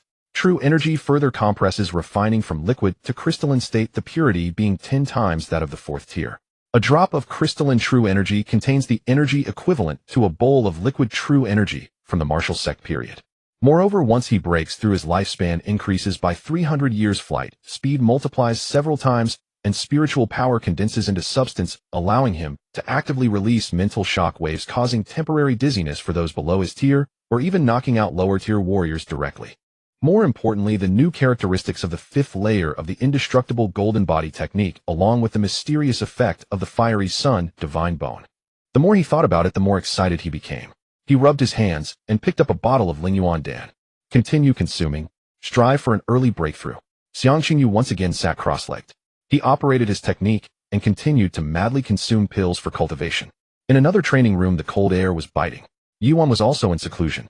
She needed to merge with the cold marrow jade bone to enhance her ice element talent. At the same time, she aimed to break through to the 5th tier. Both were secretly competing, not wanting to fall behind. Xiang Chengyu slowly withdrew his energy, opened his eyes, and a flash of golden flame flickered in the depths of his pupils. He exhaled a breath of turbid air, a full half a month. 5,000 spirit source pills had been consumed completely. The jade bottles piled up in the corner, forming a small mountain. With a thought, a panel popped up. Name Xiang Chengyu. Age 18. Lifespan 400. True Chi 999-9200. Realm Golden 4th Stage, Innate Martial Sect 9th level. Finally at the peak of Martial Sect. Xiang Chengyu stretched lazily, stood up, and moved his limbs, feeling an explosive power coursing through him. He casually threw a punch, and the air erupted with a thunderous boom. Not bad, my physical body has become much stronger. Xiang Chengyu nodded in satisfaction. He patted his storage bag and took out a golden ancient book. It was the Indestructible Golden Body secret technique. He opened it to the 5th layer. The 4 large characters condensing Yuan into Dan came into view. Xiang Chengyu read carefully. This layer was quite similar to other techniques. The core principle was to condense the liquid true essence within the body into crystal essence. However, what set the Indestructible Golden Bodice condensing Yuan into Dan apart was its variability based on the individual. Everyone's inner energy and cultivation methods were different, resulting in vastly different effects after completion. I see now. Xiang Chengyu stroked his chin deep in thought. The golden sha qi in my body is extremely cold and yin. Later it merged with the 9 yang sacred fire, which is extremely yang and strong. 2 extreme energies coexist within me. Thus, practicing this layer requires refining both ice and fire energies. I need to find a heavenly treasure with both ice and fire attributes to harmonize them. He grinned. By coincidence, I have just what I need. He patted his storage bag. Boom. A massive stone half a person tall crashed to the ground. One half of the stone was ice blue, the other half crimson, with ice and fire glimmers swirling on its surface. It was the ice and fire divine gold he obtained previously in the ice and fire abyss. He'll use this. Xiang Chengyu moved the ice and fire divine gold closer. Sitting cross-legged, he took a deep breath, calming the restlessness within. He looked again at the secret technique. The 5th layer's heart method detailed dozens of different cultivation methods. He examined each one. Finally, he found the one suitable for ice and fire dual energies. It contained only 4 lines. Ice is ice, fire is fire. Ice is fire, fire is ice. Ice and fire, fire and ice. Condensing Yuan into Dan, all methods returned to the source. Xiang Chengyu. He rubbed his eyes and read it again. Indeed, it was just these 4 lines and nothing followed. What kind of nonsense is this? Xiang Chengyu was bewildered, his scalp beginning to tingle. What kind of garbage is this? Is it a tongue twister? Which lunatic wrote this secret technique? Can't you speak plainly? He gritted his teeth, flipping through it dozens of times. Every character was recognizable, but when put together, he couldn't grasp the meaning. Steady, steady. Xiang Chengyu took a deep breath. I am a genius.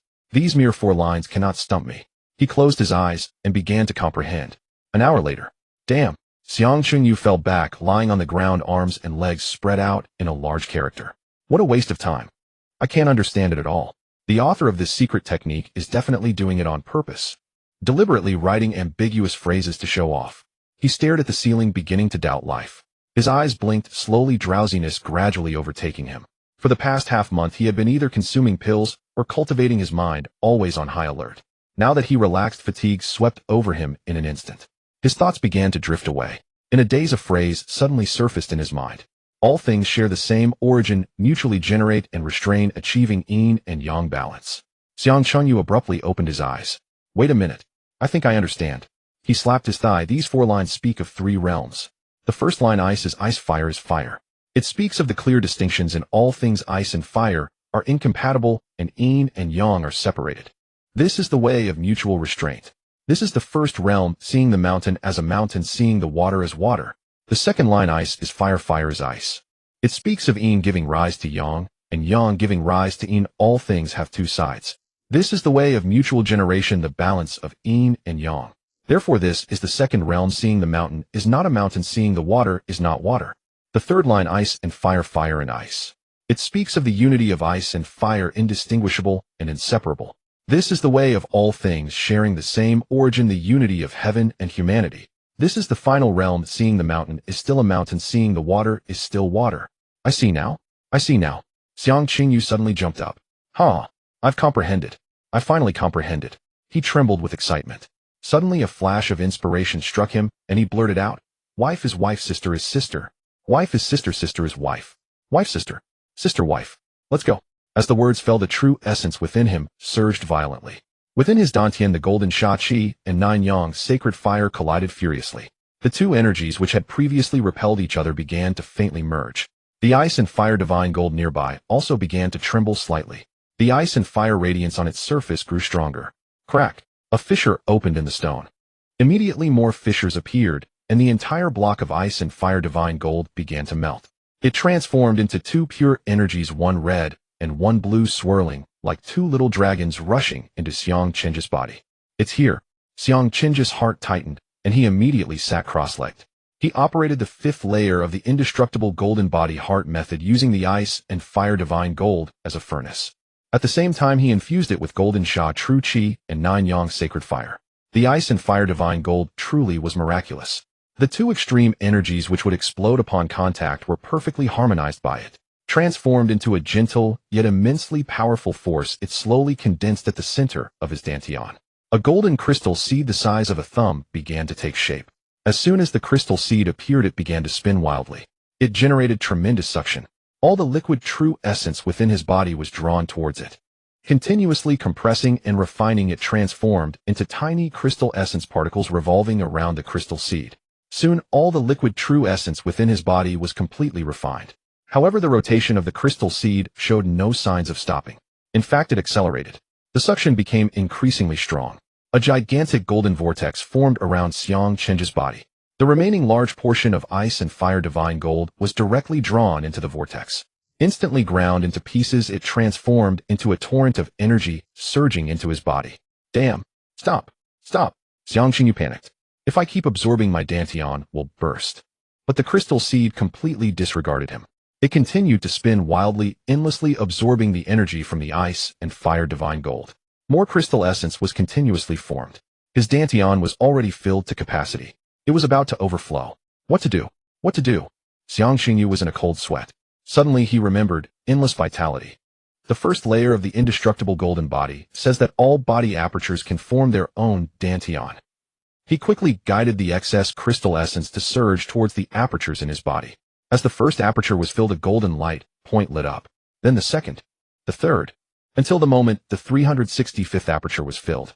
The golden light points merged into a complete star map meridian in his body. Ding. Indestructible Golden Body breaks through to the 5th layer. Gain trait Ice and Fire coexisting. Ignores all attribute restraints. Gain trait Endless Vitality. All 365 apertures transform into Dantian with boundless energy within, never exhausted. I've done it. I've made it.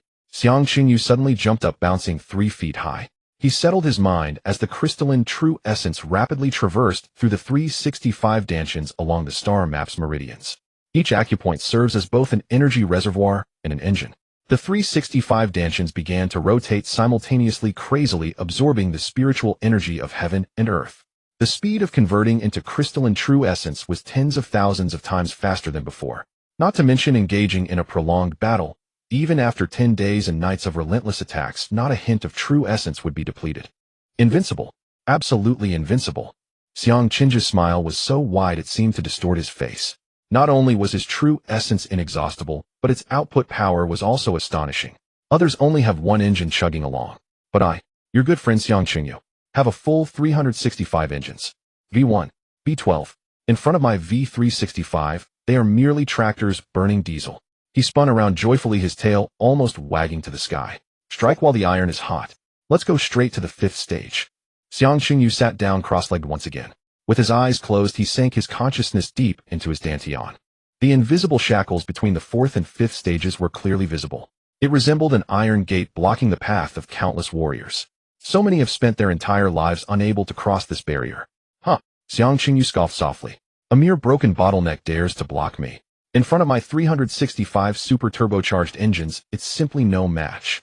He took a deep breath, suddenly shouted, V365, start at full power. Boom. A deafening roar exploded within him. The 365 acupoints and dantians erupted simultaneously. Like 365 active volcanoes, they erupted in unison. The crystalline true essence transformed into scalding magma surging forth. The entire meridian was illuminated, radiating a golden brilliance. Xiang Qingyu laughed to the heavens. With 1,000,000 horsepower of true essence backing me, combined with my unparalleled talent, surprising wisdom. Give it to me. Break. Countless crystalline true essences converged into a golden drill spinning at high speed. It let out a piercing shriek as it fiercely charged towards the 5th stage bottleneck. There was no standoff, no hindrance. Not even a millionth of a second was wasted. That so-called heavenly chasm of the 5th stage shackles. It collapsed like a tofu dreg dam struck by an 800-level tsunami. In an instant, it crumbled, disintegrated, shattered. Ding. Cultivation breakthrough to 5th stage, extraordinary martial master, 1st level. Lifespan 300, current lifespan 700 years. Characteristic, innate being, evolution successful. Xiang Qingyu slowly opened his eyes. 2 rays of golden light shot from his pupils, burning 2 thumb-sized holes in the alloy wall. He stood up, feeling the earth-shattering changes within him. Strong. So damn strong. Xiang Qingyu grinned widely. Before I was pedaling a tricycle, now I'm directly driving a Fuxing high-speed train. This power. This thrust. Awesome. He clapped his storage bag. The fiery sun divine bone floated in midair. On the golden bone, solar runes flowed slowly, emitting a terrifying heat. Come. Xiang Qing's face was filled with madness as he pointed his index finger at his brow. Merge with me. This will be the greatest glory of your life. As soon as the words fell, the fiery sun divine bone transformed into a ray of golden light. Whoosh, it drilled into his brow. The violently overwhelming solar energy instantly engulfed his entire body. Like millions of suns exploding simultaneously within him. Meridians, bones, and flesh all endured the hellish burning. In the past, he would have definitely been turned into a mist of blood by this energy. But now, Xiang Qingyu merely chuckled coldly. Is that all? Did you think I was still that broken tricycle? Now your lord is a luxurious high-speed train equipped with a V365 super engine. Give it to me. Absorb. The 365 dantians exerted their strength simultaneously. An overwhelming suction force erupted from within him, as if a black hole had descended. The originally rampaging fiery sun, divine bone energy, was instantly pinned in place. Then, like a long whale drinking water, it was devoured by the 365 dantians, leaving not a shred of residue behind. Ding. Fiery sun, divine bone fusion successful. True chi value enhancement. Acquired characteristic, divine suppression. Effect life level leap, innate suppression against all lower level flames. Damage to targets with attributes of evil, darkness, and undead is doubled. Acquired characteristic power of the great sun. Effect true essence transforms into the power of the great sun, fundamentally enhancing martial arts and skills. Ding. Affected by the power of the great sun, your transformation characteristic, great sun true body, evolves into great sun true deity. Ding. Affected by the power of the great sun, your killing fist undergoes mutation. Ding. Affected by the power of the great sun, your indestructible golden body undergoes mutation. A series of system prompt sounds exploded in his mind. Xiang Qingyu almost laughed out loud. With a thought, he first summoned the Killing Fist panel. Killing Fist mutation. Quality golden. Effect Dragon Slaying Fist upgrade to Great Sun Fist, a punch unleashed like a solar flare accompanied by divine might, dealing burn penetration and explosive damage to enemies. Then he looked at the Indestructible Golden Body. Indestructible Golden Body mutation. Effect Dragon Slaying Chi Shield upgraded to Great Sun Chi Shield. Enemy attacks will be rebounded, burn the meridians while absorbing attack energy to transform into one's own true essence. Holy cow, this is too perverse. Xiang Changyu exclaimed. Isn't this just pure counterarmor plus blue energy absorption? He casually activated the power of the great sun. A layer of radiant golden shield emerged around him. Detailed solar runes flowed upon it, exuding a sacred yet authoritative aura. Xiang Changyu clenched his fist and struck hard against his chest. Bang! A powerful rebound force surged back. Simultaneously, an amount of energy nearly equal to the consumption flowed back into his body along his fist. Perfect. Xiang Qingyu nodded in satisfaction. Although I already have 365 dantians and true essence is not lacking, a little embellishment is also nice. With a thought, he wanted to test the great sun true deity transformation. But just as he was about to activate his true essence, in the adjacent training room, a terrifying chill suddenly erupted. The temperature plummeted. Even the alloy walls were coated with a thick layer of white frost. My. Xiang Qingyu was taken aback and turned to look at next door. Good job, sister. You're about to break through so quickly, but still a step behind me. When you come out, watch how I show off in front of you. He walked out of the training room and into the living room. The morning sunlight bathed him warmly. Xiang Changyu stretched lazily, feeling the endless power within him, and opened his personal panel. Name Xiang Qingyu. Age 18. Lifespan 700. True Chi value 15999200159999400. Realm Gold 5th Stage Extraordinary Martial Master 1st Level. Bone Quality Golden. Technique Indestructible Golden Body 5th Layer Mutation. Martial Skill Killing Fist 2nd Style Mutation. Ascend to Immortality Step Proficient. Special Skill Thunder God Palm. Extraordinary Talent 9 Yang Sacred Fire Fiery Sun Divine Bone. Characteristics: Innate Being Great Sun Shield No Leak True Body Immovable as a Mountain Golden Flame Burn Great Sun True Deity Ice and Fire Dual Origin Endless Life Power of the Great Sun Divine Suppression. Now even if a 6th stage martial monarch stood in front of him, he would dare to go up and wrestle. How lonely it is to be invincible, how empty it is to be invincible. Xiang Changyu hummed a discordant tune, swaying as he walked toward the bathroom. Just as he reached for the doorknob, a loud bang came from behind him. The door was burst open. A round black shadow dashed over. It clung tightly to his thigh. Master, you're out. Xiang Changyu looked down, his mouth twitching. Before him was a creature that had grown round as a ball and swayed as it walked. Is that the ice fire turtle? It had only been half a month since they last met. It had expanded several times in size, its limbs so short they were almost invisible, and its shell was bulging with fat. Its arms were filled with snacks, potato chips, spicy strips, cola piled higher than its head. You? Xiang Qingyu pointed at it, unable to say a word for a long time. How did you eat so much? And where did you get the money to buy these? The ice fire turtle tossed the snacks onto the scratching its head. It looked embarrassed. Master, I charged everything to your account. Butler Wang said it could be directly added to your room fees. Xiang Qingyu covered his face. All right. After all, I've been raising you. It's not like I can complain about your eating habits. He kicked the ice fire turtle's round belly. From now on, you need to control yourself. Look at you, fat as a pig. Be careful of high blood pressure. What are you afraid of? The ice fire turtle replied, nonchalantly flopping down on the sofa. Taking out his phone, he opened a short video crunching on potato chips.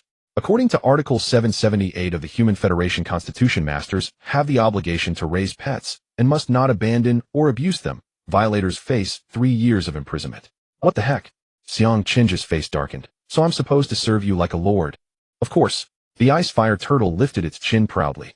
Now I'm an official member of the Human Federation, entitled to human rights. This was proposed by Councillor Lin Wuxian in the 18,556th session of the Human Congress, passed unanimously and written into Chapter 3 of the Constitution. What kind of nonsense constitution is this? Xiang Qingyu laughed in anger. All right, you're really something, turtle. You've got potential. He turned and walked into the bathroom. He closed the door behind him. A smile involuntarily crept onto his lips. Just wait. When sister comes out, let's see how she deals with you, you glutton. In the bathroom, Xiang Chengyu took off his clothes and stood in front of the mirror. Suddenly he froze. His entire body was covered in dense golden sun runes.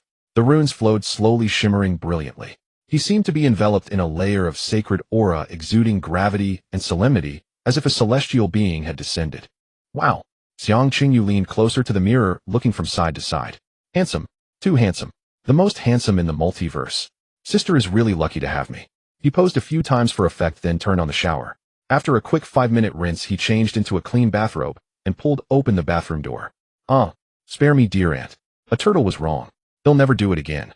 A wretched scream instantly echoed throughout the entire suite. Immediately after, there was a series of loud whip cracks accompanied by Yi Wan's furious roar. Human rights. How dare you mention human rights to me? I don't want it. I don't want it. A turtle doesn't want human rights anymore. The ice fire turtle cried out. And the Constitution right. Crack. Another round of whipping sounds. Let's see if the Constitution can save you now. Xiang Chengyu covered his mouth, his shoulders, shaking uncontrollably, nearly bursting into laughter. He walked over to find Yi Wan standing in the center of the living room, wielding a long ice whip, striking the ice fire turtle's shell. The ice fire turtle lay on its back, crying with snot and tears streaming down, surrounded by snack wrappers. All right. Xiang Chengyu grabbed Yi Wan's arm. Stop hitting it, or you'll break its shell. Yi Wan shook off his hands, still seething, staring at the ice fire turtle. We've been in seclusion for so many days, and you've just been eating, drinking, and having fun at home. Look at you. You're as fat as a pig. How dare you use the Constitution to pressure me? You're getting too bold. The ice fire turtle shrank, its neck trembling.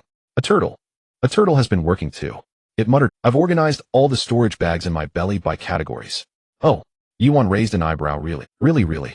The ice fire turtle nodded, quickly, afraid that if it hesitated it would get whipped again. It opened its mouth. Clatter. A large pile of items was vomited from its mouth, sorted into categories: a pile of pills, a pile of weapons, a pile of materials, and a pile of miscellaneous items. Even the crystal cores were neatly categorized by rank. Xiang Chengyu was dumbfounded. Not bad, turtle. I didn't see this talent in you. Yi Wan's expression also softened considerably. She squatted down and began to browse through the items. You're clever. This time I'll let you go. If you dare to slack off again and use the Constitution as an excuse, I'll stew you into turtle soup. I won't do it again. I won't do it again. The ice fire turtle shook its head repeatedly, breathing a sigh of relief. It immediately approached with a flattering demeanor.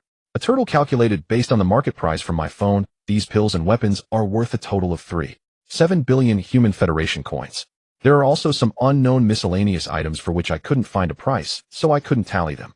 3.7 billion. Xiang Chenji's eyes lit up. We're rich now. From now on, we'll eat lobster and abalone every meal. I won't have to worry about raising you, you glutton. Look at your little ambitions. Yi Wan rolled her eyes at him. She reached for a black stone. The stone felt cold to the touch, with strange patterns engraved on its surface. What is this? I don't know. The ice fire turtle shook its head. I found it in the very bottom storage bag. I couldn't find any information about it. It should be something from ancient times. Yi Wan examined it for a long time, but couldn't determine its significance. She casually tossed it to Xiang Chengyu. Put it away, it might be useful later. All right. Xiang Chengyu caught it and tossed it into his storage bag. He rubbed his hands and looked at Yi Wan. Sister, did you break through to the 5th level? Of course. Yi Wan stood up. A faint chill radiated from her. If you can break through, why can't I? Moreover, I've not only broken through to the 5th level, but also refined the cold marrow jade bone. Nice going, sis. Xiang Chengyu grinned, but you still can't compare to me. Now I have 365 dantians with endless true essence, unbeatable among my peers. He proudly lifted his chin, waiting for Yi Wan's admiration. Yi Wan shot him a glance. She conjured an ice needle that appeared out of thin air, pressing it against his throat. Oh, is that so? Unbeatable among your peers. Want to give it a try? Xiang Chengyu. He immediately dropped his smile, awkwardly grinning. Sis, you're amazing, you're the best. How could I possibly beat you? Coward. Yi Wan retracted the ice needle, a smile tugging at her lips. All right, enough banter. Let's pack up. Tomorrow we check out and go home to rest for a few days. The two of them squatted down, starting to pack up the pile of items the ice fire turtle had spat out. The pills, weapons, materials, and crystal cores were separately placed into storage bags, leaving only a pile of miscellaneous items. Most were personal clothing and daily necessities, looking utterly useless. Xiang Chengyu casually rummaged through and suddenly touched 2 ancient books bound with tough thread. He casually picked up the first one, the cover decorated with 3 ancient characters in a flamboyant style. Cloud ranking palm. Xiang Chenji's eyes lit up, and he picked up the second one. Wind god leg, goodness. I've hit the jackpot. Xiang Chunyu rubbed his hands together, eagerly opening 2 ancient books. Palm of the Cloud.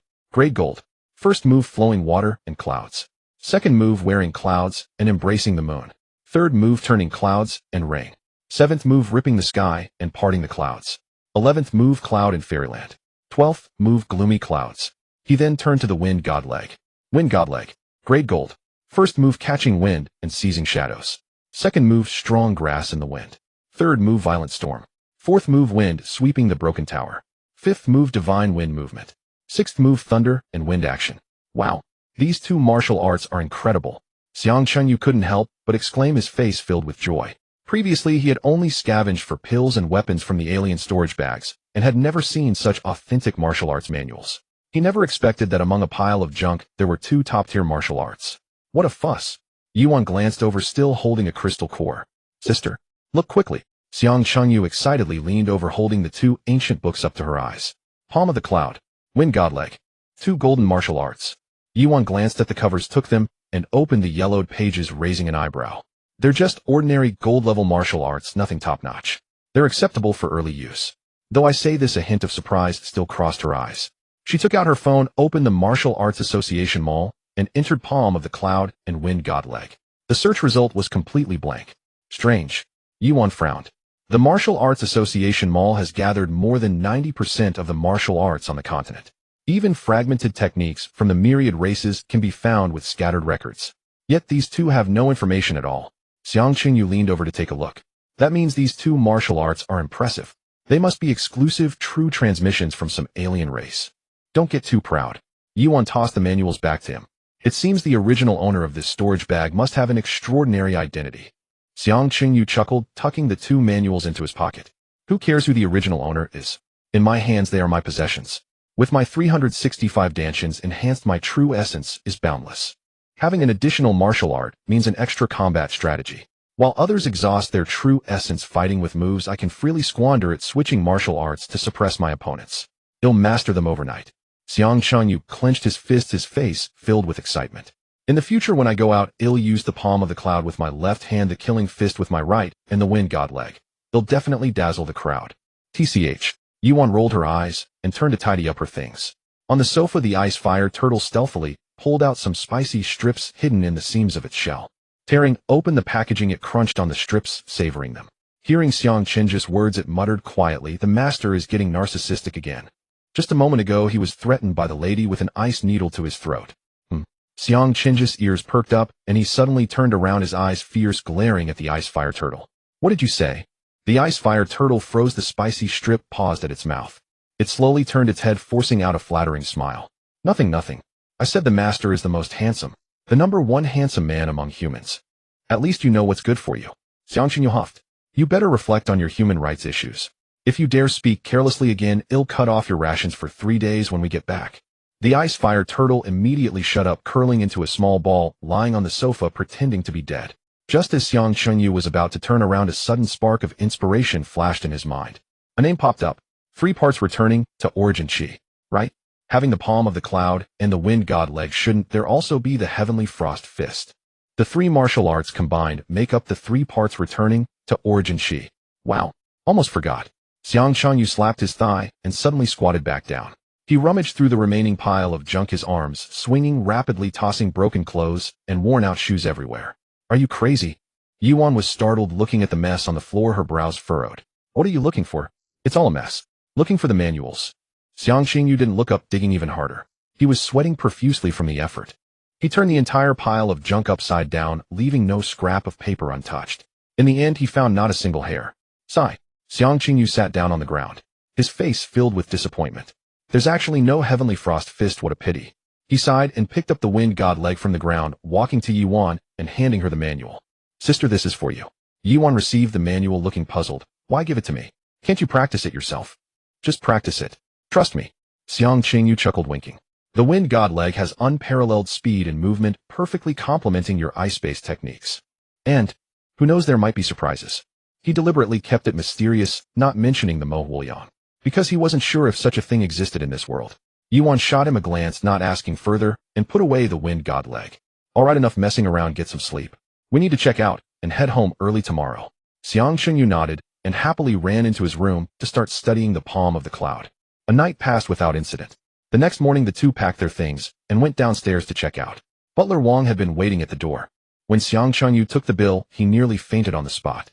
The total for the room and meals was 230,000. Among them 200,000 was solely the ice fire turtle's food expenses. You glutton. Xiang Chunyu glared at the ice fire turtle and kicked it. You ate 200,000 in half a month. Are you a golden beast? The ice fire turtle shrank its neck and defended itself quietly. My stomach is big. I digest quickly. Xiang Chunyu gritted his teeth, reluctantly paying the bill. After leaving the hotel, the two strolled leisurely towards the flip flower garden. The morning in the Magic City was bustling with traffic and the sunshine warmed their bodies. The ice fire turtle perched on Xiang Chinja's shoulder, its small head looking around a lollipop in its mouth. After a while it leaned closer to Xiang Chinja's ear. In a low voice it spoke mysteriously. Master, what? Xiang Chengyu didn't turn his head. That lady is so fierce, even hitting turtles. Usually you must have been bullied quite a bit, right? Xiang Chengyu paused, turning to glare at it. How dare you speak ill of my sister, turtle? Are you tired of living? I didn't. The ice fire turtle quickly waved its hands. Master, I'm doing this for your own good. How can a dignified man endure being bullied by a woman like that? It would be so embarrassing if word got out. Xiang Qingyu couldn't help but laugh at it. Where did you learn these flowery words? On the phone. The ice fire turtle looked proud. It says online that a man shouldn't be afraid of his wife. Men who are afraid of their wives are not successful. It stretched its neck closer. Master, how about I introduce you to a gentle and caring beauty? I guarantee she's 100 times better than that lady. Xiang Qing's mouth twitched. Who do you know? Don't tell me she's a scammer. Not a scammer. The ice fire turtle patted its chest in assurance. I met her when the underground cave opened last time. She's really beautiful. She has fair skin, big eyes, and speaks so sweetly. When you see her, you'll definitely be mesmerized. What are you two whispering about? Yuan suddenly turned her head, her gaze icy, glancing at the two. The ice fire turtle shuddered, immediately closing its mouth and retreating into its shell. Xiang Chengyu cleared his throat. Nothing. A turtle said it wants to eat KFC. Oomph. Yuan snorted coldly and turned to continue walking. After a while, the ice fire turtle peeked out again, leaning towards Xiang Qing's ear. Master, her surname is Lu. If we run into her in the future, I will definitely introduce you. I guarantee you'll be free from that lattice clutches. Xiang Chengyu flicked its forehead in annoyance. If you keep talking nonsense, I'll stew you when we get back. The ice fire turtle rubbed its head, feeling aggrieved, but secretly made up its mind to help the master find a gentle girlfriend.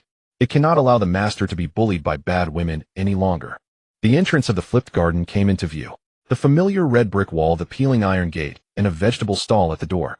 The neighbor aunties gathered around to greet the two as they returned. Oh, Qingyu and Xiaowan are back. I heard you won a championship in the competition. You really brought honor to our community. When are we having a celebration feast? We're all waiting to drink. In a couple of days. We'll treat everyone to hot pot then. Just as he was speaking, Grandpa Qin walked out from the security booth. He pulled the two of them by the arms and dragged them to the shade of a nearby tree. His face was serious and he lowered his voice. You two, have you caused any trouble outside? Huh. No, Grandpa Qin. We just went to participate in a competition. How could we have caused any trouble? Then that's strange. Grandpa Qin frowned. There's a woman in her 30s or 40s who sits in front of your house every day. She's been sitting there from morning until night for almost a month now. A few of us old folks tried to drive her away, but with a flick of her hand, she crushed Leon. I've asked her several times, but she doesn't say a word. Later, seeing her blocking the door every day, I reported it to the police. But when the police came, it was useless. She just sat there indifferent to everything. A few of us old folks tried to drive her away, but with a flick of her hand, she crushed Liang Jichao's security door. Her cultivation is terrifying. The young people in the community have all gone out to train, and we are no match for her. She is still sitting in front of your house now. Thank you, Grandpa Qin. Chengyu smiled. You've worried too much. We'll go back and take a look right now. After saying that, he pulled Xiaowan inside. The ice fire turtle was perched on his shoulder, its small eyes spinning around. Master, could it be that an enemy has come looking for trouble? What is there to fear? Qingyu patted its head. With me here, even if the King of Heaven comes seeking revenge, it won't work. As they reached the entrance of the building, they indeed saw a woman sitting on the steps. She was dressed in a fitting qipao, exuding an air of elegance. However, her hair was somewhat disheveled, and her eyes were full of weariness. She had clearly been sitting there for a long time. Upon hearing the footsteps, the woman lifted her head. When she saw Chengyu and Xiaojuan, the weariness in her eyes was instantly replaced by an astonishing brilliance. The woman suddenly stood up and lunged toward them. Where's my Yue? Chengyu suddenly realized that she was Han Feiyu's mother. He shook his head. Han Feiyu is already dead. As soon as the words fell, Han's mother was struck as if by lightning, trembling all over and collapsing to the ground. Her gaze was hollow, murmuring to herself, "Impossible. Impossible. How could my Yuer be dead? He is. How could he die?" Seeing this, Xiaowan felt a pang of sympathy. She stepped forward and reached out to support her. "Auntie, please accept my condolences. The deceased is gone." Before she could finish her sentence, Han's mother suddenly lifted her head, her eyes flashing with fury, and raised her hand to strike fiercely at Zaijun's chest. "Watch out." Chinja's face changed drastically, and he wanted to intervene, but it was too late. Bang! The palm struck solidly against Zaijun's chest. She let out a muffled grunt, and her body flew back like a kite with a broken string. "Sister." Chinja's eyes widened in panic. He darted forward and caught Xiaowan. Under the massive impact, the two of them crashed through the wall of the building, flew out of the community, and landed heavily on the road. Chenyu quickly sat up, holding Xiaowan tightly. "Sister, how are you? Don't scare me." Xiaowan slowly opened her eyes, a trace of fresh blood dripping from the corner of her mouth. "Cough, cough. You little brat. Don't worry. I'm fine. Return my son's life." With a piercing scream, Han's mother soared into the air, her hair disheveled, and her face twisted in rage. "It must be you. It must be you who killed my Yuer. I want your lives in return." Chengyu slowly set Xiaowan down and turned to the ice fire turtle on his shoulder. "Igwe, take good care of my sister. She is a 6th level martial lord." Xiaowan grasped Chinja's collar. "Qingyo, don't be impulsive. She is at the 6th level, you won't be able to defeat her. Wait for the people from the Martial Association to come." "We can't wait." Chengyu gently brushed her hand away and stood up. He looked up at Han's mother, in the air, a mad smile creeping across his face. "A 6th level martial lord. Is that impressive? Even if the King of Heaven comes today, if he dares to touch my sister, he will die." As the words fell, Qingyu shot into the sky. Suspended in midair, he confronted Han's mother. Golden flames gushed forth from his body. "You filthy woman. Today I will tear you apart. True sun god. Activate." A blinding golden light shot up into the sky, illuminating much of it. Chinja's hair instantly transformed into a golden white, crown-like flow. It floated upward like the corona of the sun, each strand glistening with a bright white light. His pupils turned into a blazing golden color, deep as the core of the sun. Behind him, a golden flame divine ring 2 meters in diameter emerged, formed from pure solar power, slowly rotating. The edges of the divine ring burned with scorching golden flames. In the center of his chest, an ancient sun god pattern appeared, pulsating between light and darkness with his breath. Dark, golden patterns of divine veins spread out among the golden and blue light spots on his skin. 3 colors intertwined to form a complete star map. Extending from his collarbone to his wrist, it shone brilliantly under the reflection of the divine ring. A semi-transparent golden flame, divine robe, automatically condensed on his surface. It moved on its own. The hems and cuffs burned with intense divine fire. There is an image in the author's note: 8-fold battle power enhancement. Activated. Vital energy value 1599 912 799240. A terrifying pressure engulfed the world. The sky within a 10-mile radius instantly ignited into a sea of golden flames. The temperature skyrocketed, and the buildings below began to melt. Beep, beep, beep. The city's air defense alarm blared urgently. Countless people screamed in terror, fleeing in all directions. "Run! It's on fire! What is that thing? Has the sun fallen? Run! If we don't run, we'll be roasted." Han's mother looked at the scene before her, and the madness in her eyes instantly faded significantly. What replaced it was a deep fear. A 5th-level martial sovereign. How could she unleash such a terrifying aura? This power far exceeded that of an ordinary 6th-level martial lord. Impossible. This is impossible. Han's mother retreated repeatedly, her voice trembling. "You were clearly only at the 5th level. How could you be so strong?" Chengyu said nothing, merely grinning. His smile was deranged and bloodthirsty as the solar persona completely took over. He slowly raised his right fist, fingers clenched tightly. Boom! Countless golden flames converged from all directions. A massive scarlet gold vortex formed above his fist. An infinite pulling force erupted instantly. The surrounding air emitted a deafening roar. Below, cars, trees, and streetlights were all lifted, flying toward the vortex. Next to a 10-story building, the foundation began to loosen, creaking loudly.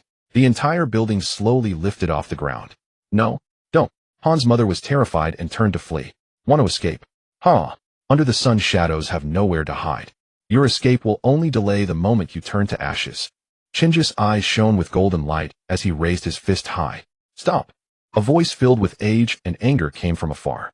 Like the tolling of a great bell, it shook the entire sky. A blue figure shot over like lightning, blocking in front of Han's mother. "Get lost. Xiang Chunyu turned a deaf ear, his eyes fixated solely on Han Yu's terrified face. The crimson golden vortex on his fist spun faster, an endless surge of solar power wildly converging. The air was compressed, producing a thunderous roar. The entire towering building had already been drawn to the center of the vortex. Die for me, he roared, unleashing the might of his solar fist. With a destructive force that could annihilate the heavens and earth, it descended towards Han Mu. You know no bounds. The old man in green furrowed his brow, raising his right hand to lightly tap with his index finger. A silver beam shot out. Gee! The silver beam collided with the crimson golden fist force. There was no earth-shattering explosion. Only a soft sound was heard. The solar fist force that Xiang Chunyu unleashed with all his might melted away like snow meeting the sun, leaving not even a ripple behind. What a... Xiang Qinji's pupils constricted. The madness on his face cracked for the first time. His killing god amplified eightfold was effortlessly dispelled by a mere finger. So strong. His gaze sharpened. The battle intent surged instantly, and the persona of the sun fully erupted. He raised his hands, golden light surging from his palms, terrifying energy gathering between them. Thunderclap, God palm. Prepare. Xiang Qinyu grinned. Since you want to block me, I'll take you down as well. Those who stand in my way shall die. Stop. Stop. Stop. The old man in green was scared out of his wits, waving his hands in haste. Hold on. We are on the same side. We are on the same side. Who's on your side? If you don't get out of the way, he'll blast you to pieces too. Xiang Chunyu paused, his palms frowning impatiently as he looked at him. You brat, why are you so impatient? The old man patted his chest, catching his breath. He took out a small red booklet from his pocket and waved it in front of Xiang Chunyu. Look closely. Mayor of Magic City, Chu Xiongwei. Xiang Chunyu glanced at the document and snorted coldly. So what if you're the mayor? Even if the king of heaven comes, she must die today. Hey you brat, why are you so unyielding? Chu Xiongwei stomped his feet in frustration. Leaning closer, he lowered his voice and whispered in Xiang Qinji's ear. This woman cannot be touched for now.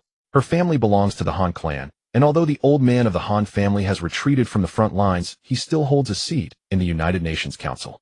If you kill her in front of everyone in Magic City today, the Han family will be able to sanction you at the council tomorrow. I know you have many martial immortals backing you, but even martial immortals must follow protocol. If you don't follow the rules, others will have something to say. Once you enter the system in the future, you'll understand what I mean. After speaking, he quickly took out a jade bottle from his pocket and stuffed it into Xiang Qinji's hand. Listen to me, hold on for now, and I will help you handle the aftermath. First go treat your sister's injuries, and I guarantee the medicine will work wonders. Xiang Chunyu held the jade bottle, glancing at Chu Xiongwei before turning to look at the unconscious Yuan. The killing intent in his eyes gradually retracted. He snorted coldly and withdrew his palms. Consider yourself lucky, I'll spare you this time. After saying that, he transformed into a streak of golden light and landed beside Yuan. He crouched down, carefully lifting her up. Sister, it's okay, now take this. He pulled out the cork, poured out a jade green pill, and brought it to Yuan's lips. Yuan opened her mouth and swallowed it. The pill melted instantly, turning into a cool and warm flow that spread throughout her body. Her originally pale complexion began to turn rosy at a visible speed. The wound on her chest healed in the blink of an eye. What the hell? Is this medicine that amazing? Xiang Qinji's eyes lit up as he tucked the empty jade bottle into his pocket. They'll have to ask that old man for a few more pills later, just in case. On the other side, Chu Xiongwei approached Han Mu, his expression instantly turning cold. Madam Han, you are suspected of intentional injury, violating Article 192 of the United Nations Criminal Law. You are officially under criminal detention and will need to come with us. He waved his hand. Several police officers in black uniforms immediately stepped forward, producing specially made spiritual energy handcuffs to restrain Han Yu's hands. Let me go. Let go of me. Han Mu struggled frantically. My son is dead. I want them to pay with their lives. On what grounds are you arresting me? On what grounds? Chu Xiongwei sneered. On the grounds that you injured someone in public, damaged public property, and nearly caused a disaster in the city. Not executing you on the spot is already a mercy. Take her away. The officers escorted Han Mu as they turned to leave. Han Mu struggled, while looking back, glaring venomously at Xiang Chunyu and Yuan. I will never let you off. You wait for me. Xiang Qinji's gaze turned cold, and he prepared to charge forward. Hey, come back. Chu Xiongwei pulled him back firmly. I told you not to act impulsively. They have already been arrested, what more do you want? Xiang Chunyu shrugged off his hands, snorting coldly without saying a word. Chu Xiongwei sighed in relief, clearing his throat as he took out a small notebook. He began reading. Xiang Chunyu. Excessive self-defense, although no casualties were caused. But 3 residential buildings were damaged, 127 vehicles were rendered unusable, and 800 meters of road surface was destroyed. The specific amount of losses will be calculated, and you will be notified to compensate as soon as possible. What? Xiang Qinji's eyes widened. I have to compensate. She attacked first. I was acting in self-defense. Self-defense. Chu Xiongwei rolled his eyes. Is your self-defense capable of uprooting a 10-story building? Can it turn a 10-mile radius into a sea of fire? Not charging you with endangering public safety is already a leniency considering the genius protection law. Xiang Qingyu was speechless, opening his mouth for a long time without being able to speak. Chu Xiongwei continued reading. Moreover, you publicly shouted, "Stupid woman, today I'm going to tear you apart." Suspected of insulting women. According to Article 37 of the United Nations Public Security Management Penalty Regulations, a fine of 5,000 will be imposed to be paid within 3 days. Xiang Qingyu looked utterly confused. A fine of 5,000? Just for one sentence? You're robbing me. Exactly. Chu Xiongwei nodded seriously. We now advocate for civil language. Insulting women incurs a fine of 5,000. If the behavior continues, the penalty will be doubled. This is your first offense, so you are getting leniency. Damn, Xiang Qingyu cursed. What kind of ridiculous regulation is this? I refuse to accept this. Even if you refuse, you must comply. Chu Xiongwei closed the notebook. The law is the law and no one can be an exception. Either pay the fine or spend 3 days in detention, you choose. Xiang Qingyu trembled with anger, gritting his teeth. Fine, he'll pay. Chu Xiongwei couldn't help but laugh at his frustrated expression. All right, consider this a lesson for you. Don't be so reckless in the future. You can't just destroy the world. That Magic City doesn't have enough resources for you to squander. He took out a business card and handed it to Xiang Qingyu. This is my contact information. If anything comes up in the future, just call me directly.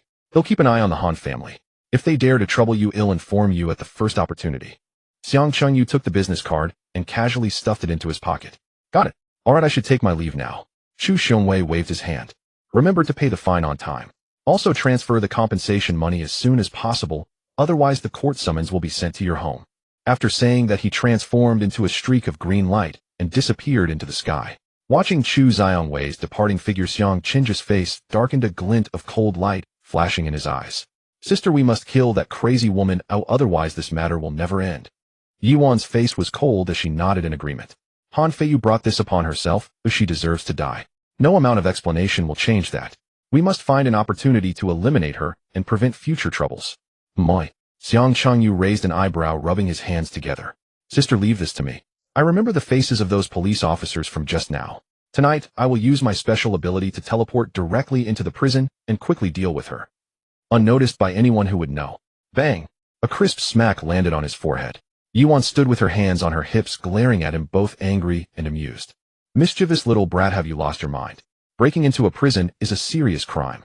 If you actually go through with it, will be forced to flee and wanted by the entire human alliance. Still dare to argue? Yuan instantly became furious, grabbing his ear and twisting it. Come home with me. We need to have a serious talk. Ouch, that hurts. Xiang Qingyu yelped, being pulled along by his ear. The ice fire turtle stomped its little legs behind them, angrily shouting, "Let go of my master. Otherwise I won't hold back." Yuan glanced back at it, sneering. What can a mere 4th-tier beast do to me? She raised her hand and lightly slapped. Remember to buy some vegetables at the market on your way back. Bang! The ice fire turtle was sent flying by the gust of wind, disappearing into the sky. In the air, its aggrieved wails echoed. You haven't paid me yet. Yuan turned a deaf ear and continued dragging Xiang Qingyu along. The elderly residents in the community immediately surrounded them, their faces filled with concern. Xiao Wanqingyo, was that commotion just now okay? Are you both alright? Yuan released her grip and smiled gently. It's fine now, thank you all for your concern. The matter has been resolved. A curious old lady pointed at Xiang Qingyu, who was covering his ears. What happened? Why do you look so down? Yuan's cheeks flushed slightly as she smiled awkwardly. The child at home wasn't behaving, so I had to teach him a lesson. After saying this, she pulled Xiang Qinji's ear and hurried away. Laughter erupted behind them. Ha, tisk tisk, this big wife really knows how to discipline her little husband. Xiang Qinji's face turned crimson, filled with embarrassment and anger. Sister, let me go? Otherwise don't blame me for being rude. Oh. Yuan raised her eyebrows, applying more force. You dare to lay a hand on your mother? Unfilial son. Today I must teach you a proper lesson. Hey, be gentle. I was wrong. Xiang Qingyu immediately admitted defeat, pleading for mercy as he was dragged home. Sister, didn't you say that men should have dignity? I am teaching you as your mother. Yuan pushed open the door and threw Xiang Qingyu onto the sofa, her expression serious. I find you becoming more foolish. You were so clever in school, but now it seems like your brain has rusted after awakening. Xiang Qingyu looked confused, scratching his head. Sister, how have I become foolish? Not foolish. Yuan was furious, pointing at his nose and lecturing him. Those martial immortals value you because they consider the overall situation of humanity and are nurturing talented juniors. Do you really think you can act without restraint? If you disregard the law and the rules of the human alliance, do you think they will protect you? Haven't you learned anything in all these years? The laws of the human alliance are above all. This is the foundation of humanity. Xiang Chengyu hung his head low, looking at her pitifully, a sorrowful expression on his face. Yuan's heart softened, and her tone became gentler. This city operates under the rule of law. You must act cautiously. Even if your skills are impressive, can you handle two experts at the same time? You would be subdued before you could even make a second move. All right, sister, I understand my mistake. Xiang Chengyu immediately obediently admitted fault. I won't be arrogant anymore. They'll listen to you from now on. Good, as long as you realize your mistake. Yuan reached out and ruffled his hair. Just as she finished speaking, a cold glint flashed in her eyes, and she switched to a sweet tone. Qingyo, darling, you must be thirsty, right? He'll go to the kitchen and get you a glass of water. His sister, what's wrong with you? You're acting scary. Xiang Chengyu shivered, goosebumps all over his body. It's nothing. Yuan feigned confusion, shaking her head as she walked towards the kitchen. Watching his sister's back, he felt increasingly uneasy and quietly sneaked to the kitchen door to peek through the crack. He saw Yuan take out a jade bottle, pour something into a cup, and then stir it gently with a spoon. Her movements were skillful and her expression was calm, revealing no emotion. Xiang Qing's heart sank and cold sweat broke out on his forehead. What is she doing? Is she drugging me? He hurriedly turned and slipped back to the sofa, pretending to be nonchalant while his heart raced. In no time, Yuan came out with the cup of water and handed it to him. Here, have some water. Xiang Qingyu forced himself to stay calm, taking the cup and placing it on the coffee table, his voice tightening involuntarily. Sister, I'm not thirsty. No, you are thirsty. Yuan's gaze was fierce, her tone leaving no room for refusal. Xiang Chengyu had no choice but to lift the cup, bringing it to his lips. Just as his lips touched the rim, he suddenly burst into a violent cough, nearly spilling the water.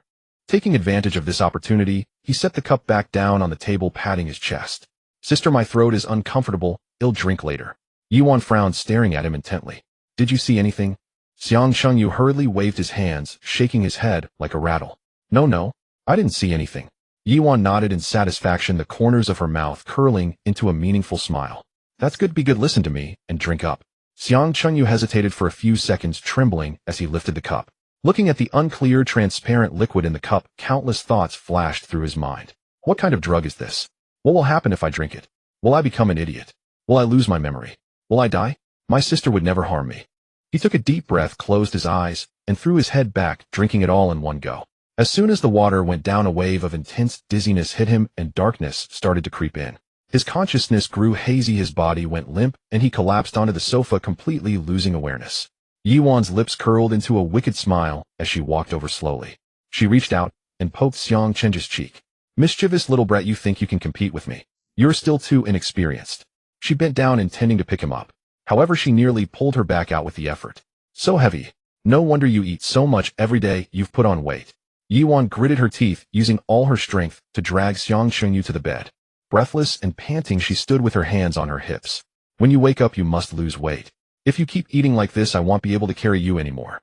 Taking a deep breath, she pushed down her embarrassment and began to unbutton Xiang Cheng's shirt.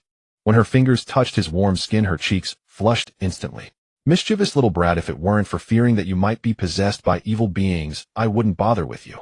Yuan removed Xiang Cheng's shirt, revealing a chest covered in golden sun runes. She sat cross-legged on the bed, forming hand seals.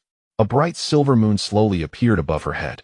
The cool moonlight fell inch by inch, sweeping across Xiang Cheng's entire body, meticulously examining every meridian and every acupoint from head to toe. As the moonlight swept over the dantian, the 365 dantians vibrated simultaneously, releasing a gentle golden light that intertwined with the moonlight. There were no unusual auras or traces of foreign souls. Phew. Yuan let out a sigh of relief, patting her chest. You scared me, but turns out it was just simple arrogance. Mischievous little brat, you really make me worry. She retracted the silver moon and stood up to dress Xiang Chengyu. The shirt was quickly put on. When it came to the pants, problems arose. Yuan pulled on the waistband, but halfway up it suddenly got stuck. No matter how she pulled, it wouldn't go up. My. Yuan furrowed her brows. What's going on? Did I buy pants that are too small? Curiously, she reached out to check the stuck part. Hey. Yuan's hand froze suddenly. Her cheeks flushed instantly, turning red from her ears to her neck like a boiled shrimp. Mischievous pervert. She quickly withdrew her hand and jumped off the bed, pointing at the sleeping Xiang Qingyo, trembling with anger. You can't even behave while sleeping. Yuan turned and circles her face so red it looked like it could bleed. The sensation from earlier lingered in her mind, refusing to fade. I'm so angry. I'm so angry. She stamped her foot, took a deep breath, and forced herself to calm down. No, I can't argue with a sleeping scoundrel.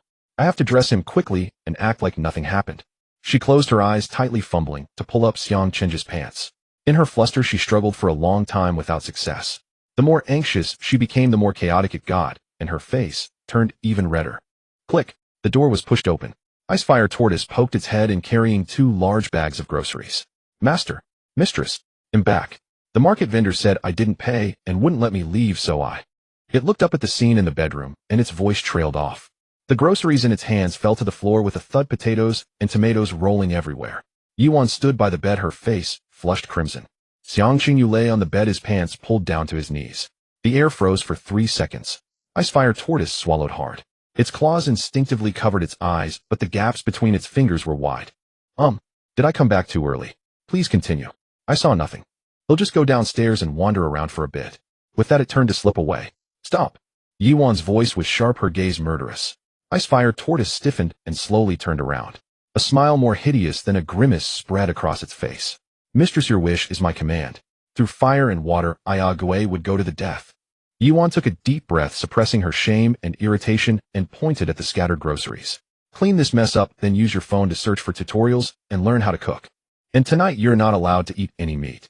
Also, if you dare breathe a single word of what you just saw, I'll stew you into turtle soup and grind your shell into powder for tea. No, please, mistress. Icefire Tortoise wailed, nearly dropping to its knees. I truly saw nothing. I'll go cook right now. I swear I'll keep my mouth shut. It scrambled to pick up the groceries and rushed into the kitchen. With a bang, it slammed the kitchen door shut and even locked it. Yuan finally let out a sigh of relief as she looked at the closed door. She turned and glared at Xiang Qingyo, who was fast asleep on the bed, a mix of anger and embarrassment washing over her as she lightly kicked the bed leg. It's all your fault, you little brat. You made me a laughingstock in front of Ague. Just wait until you wake up, I'll deal with you. She gritted her teeth and fumbled around with her eyes closed. Finally, she managed to pull Xiang Qingyo's pants back up. Looking at his silly, drooling face as he slept, she let out a helpless sigh. Gently, she tapped his nose. What a little troublemaker. When will you ever learn to be less worrisome? The setting sun outside the window streamed and casting a golden halo over them both. The bedroom was silent. Only the rhythmic chopping sounds from the kitchen could be heard, along with Icefire Tortoise's occasional wails. Ouch! I cut my finger. Damn! Too much salt. Oh my god! The pan's on fire. Yuan's temples throbbed as she couldn't sit still any longer and rushed into the kitchen. Thick smoke billowed from the kitchen. The pan on the stove was glowing red, flames leaping 1/2 meter high. Icefire Tortoise, clutching the lid, cowered in the corner, covered in flour, looking like a white flour turtle. You idiot. Yuan's head throbbed with anger. She raised her hand, and a burst of frigid air shot out. Instantly extinguishing the flames, the food in the pan froze into a solid block of ice. Mistress, I'm sorry. Icefire Tortoise crouched on the ground, holding its head. I didn't mean to. Cooking is too hard. Useless. Yuan rolled her eyes. She rolled up her sleeves. Watch closely. It'll only teach you once. From now on, all the cooking in this house is your responsibility. Dare to say no, and tomorrow I'll sell you at the market as a turtle. Icefire Tortoise quickly nodded, sidled up beside her, and watched intently, its eyes wide. Yuan demonstrated as she explained. Washing vegetables needs water, cutting vegetables needs a knife, stir-frying needs a spatula, cooking rice needs to be put in a pot, and making soup needs salt. Got it. Icefire Tortoise nodded repeatedly, its claws grabbing a small notebook and frantically jotting down notes. Half an hour later, 4 dishes and a soup were served on the table. Though they didn't look great, they were at least edible. Icefire Tortoise rubbed its claws together, looking at Yuan with pleading eyes. Mistress, can I have a piece of meat? Just one piece. No. Yuan picked up a piece of green vegetable and put it in her bowl. I said no meat tonight. You're being punished by eating vegetables. Icefire Tortoise's face instantly fell, and it dejectedly picked at its plain rice. From time to time, it would sneak a glance at the braised pork belly on the plate, the sound of its swallowing echoing through the living room. By the way, why hasn't Master woken up yet? Icefire Tortoise suddenly remembered something. He's been asleep for 3 hours. Could it be that the medicine was too strong, and he slept himself to death? Shut up. Yuan shot at a glare. That was a calming sedative. He'll wake up after a good sleep. Don't worry about him, let's eat first. The two of them finished their meal quickly. Yuan set aside some food for Xiang Qingyu and kept it warm in the pot. She stood up and wiped her hands. Ague, keep an eye on him at home. I'm going out for a bit, he'll be back soon. If he wakes up and asks where I went, tell him I went downstairs to buy something. Got it, mistress? Icefire Tortoise nodded, patting its chest. Mission guaranteed. No one gets in. Yuan nodded in satisfaction and turned to walk into the bedroom. She pushed open the window. The sky outside was dark, dotted with stars. She took a deep breath and a faint silver light began to emanate from her body. A silver moon flashed above her head, then transformed into a beam of silver light that shot into the sky. She sped off towards the northern part of the city. North City Police Station. The interrogation room was brightly lit. Han's mother sat on the metal chair, her head bowed, her expression vacant. Across from her, 2 police officers looked impatient. The younger officer slammed his hand on the table. Talk. Don't play dead. Do you think we can't do anything just because you want talk? Let me tell you. We can convict you even without a confession. Assault and destruction of public property are enough to get you 10 years. Han's mother looked up and sneered, her eyes full of contempt. You think a few junior cops like you can judge me? In at most an hour you'll be letting me out willingly, and you'll be kneeling to apologize to me. You, the young officer stood up in anger. Still being stubborn even at death's door. I think you won't cry until you see the coffin. Enough. The older officer pulled him back and shook his head. Don't waste words on her. Just do our job. The young officer sat down angrily and said no more. Just then, a sliver of bright moonlight drifted slowly in through the crack of the interrogation room door. Instantly, a blinding white light erupted. Both officers' vision went white, they couldn't see a thing. When their vision returned, the metal chair before them was empty. Han's mother had vanished. Only a faint patch of silver frost remained on the floor. Where is she? The young officer shot to his feet, his face pale. How did she disappear? The older officer's face also changed color. He quickly pulled out his walkie-talkie. Calling headquarters. Calling headquarters. The suspect in interrogation room has vanished. Repeat. The suspect has vanished. The entire police station instantly descended into chaos, alarms blaring. Fondo Garden. Xiang Qing's eyes snapped open. He sat up, clutching his head. Damn. My head is so dizzy. How did I fall asleep? That's not right. I definitely ate the dragon origin. I have a half-dragon body immune to all poisons. How could I be knocked out by medicine? Sis, you reckless woman, what the hell did you give me to drink? He threw off the covers, jumped out of bed, and walked out of the bedroom, rubbing his temples. In the living room, Icefire Tortoise was lying on the sofa, with its legs crossed, cracking sunflower seeds, watching cartoons, and laughing hysterically. Ah, Goet, Xiangqing, you spoke. Where's my sister? Icefire Tortoise was startled, spilling sunflower seeds everywhere. It quickly sat up straight. Master, you're awake. Mistress said she was going out for a bit, and would be back soon. Your food is kept warm in the pot. Go eat. Xiangqing nodded, and walked over to the dining table to sit down. He picked up his chopsticks, grabbed a piece of braised pork, and brought it to his mouth. Just as he was about to bite down, his movement suddenly halted, and his face drastically changed. Not good. He put down his chopsticks and stood up. Sis, you idiot. She must have sneaked off to kill Han's mother. This foolish woman. It's too dangerous for her to go alone. His mind raced, and he was about to activate his teleportation ability. Just then, the bedroom door creaked open. Yuan walked out, her face calm. You're awake. The food is still warm. Hurry up and eat. Xiangqing Yu stared at her, his eyes wide. Sis. Didn't you go to the North City Police Station? Sister. Didn't you go to the North City Police Station? Yuan blinked innocently and spread her hands, saying, No, I just went downstairs to buy a bottle of soy sauce. What's wrong? Buy soy sauce? Xiangqing Yu scratched his head, staring at her. Then why did you just pour medicine on me? What? You were drugged. Yuan's eyes widened in shock, and she slammed her hand on the table. Who did this? Which bastard dared to touch my brother? They'll skin him alive. Let's go find Grandpa Qin to review the surveillance footage. The security in this neighborhood is too poor. As she spoke, she was about to walk out, rolling up her sleeves. Xiangqing Yu had a black line on his face, reaching out to stop her. Sister, are you messing around with a fool here? Yuan halted her steps, nodding seriously. That's right. Xiangqing Yu looked at her with her brazenly stubborn expression and completely lost his temper. He sighed, ruffling his messy hair, and suddenly realized something, his expression becoming subtle. Sister, what exactly did you do to me? Could it be? Xiangqing Yu looked down at his clothes, noticing that all the buttons of his shirt were undone and his pants were obviously redressed, the waistband tighter than usual. He gasped, shielding his chest with both hands.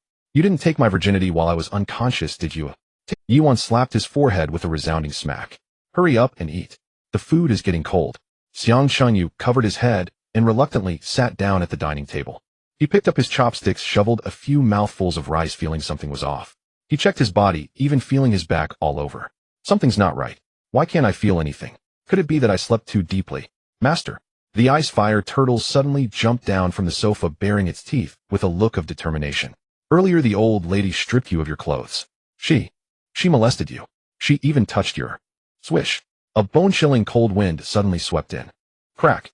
Before the ice fire turtle could finish its words, it was instantly frozen into an ice sculpture, maintaining the posture of having its mouth open, its eyes bulging wide. Xiangqingyo. He turned to look at Yi Wan, his eyes filled with complex emotions, shock, grievance, disbelief, and a hint of small expectation. Sister, I didn't expect you to be this kind of person, taking advantage of me when I'm vulnerable, doing such things while I'm out of my mind. I did it. What about it? What about it? Yi Wan, angered and embarrassed, slammed the table and stood up. Not only did I strip you, I want to do whatever I want from now on. What can you do about it? After saying that, she raised her hand to slap him. Bang, bang, bang. Suddenly, there was a rapid knocking at the door, and Yi Wan's hand froze in midair. Xiangqingyu felt as if he had been granted amnesty, rushing to the door. Coming. Who is it? He opened the door. Chu Xiongwei stood at the door holding a briefcase, his expression not looking good.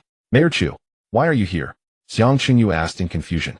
Chu Xiongwei walked in and scanned the living room, his gaze lingering on the ice sculpture turtle for a second. Let me ask you, did anyone go to the North City police station last night? Xiangqing's heart sank, and he quickly shook his head. No. We've been at home the whole time. If you don't believe me, ask Old Turtle. He pointed to the nearby ice sculpture. Chu Xiongwei twitched his lips and said, all right, stop pretending. Madame Han was taken from the interrogation room, and the scene was left with only a patch of silver frost. In the entire Magic City, there are few ice-type masters who can silently take a prisoner from the police station. Yi Wan's expression remained unchanged as she calmly replied, that can't be us. Maybe the Han family took her themselves. Their family has such great power. Isn't it easy to fetch someone? Chu Xiongwei was taken aback, stroking his chin. What you said makes sense. That old man from the Han family is capable of anything. He nodded and stopped probing. All right, since it's not you, then it's fine. I just came to ask casually. After saying that, he turned to leave. After taking a few steps, he stopped again. He turned back and pulled out a thick stack of documents from his briefcase, handing it to Yi Wan. I almost forgot, this is the bill for the public damages caused by the previous battle.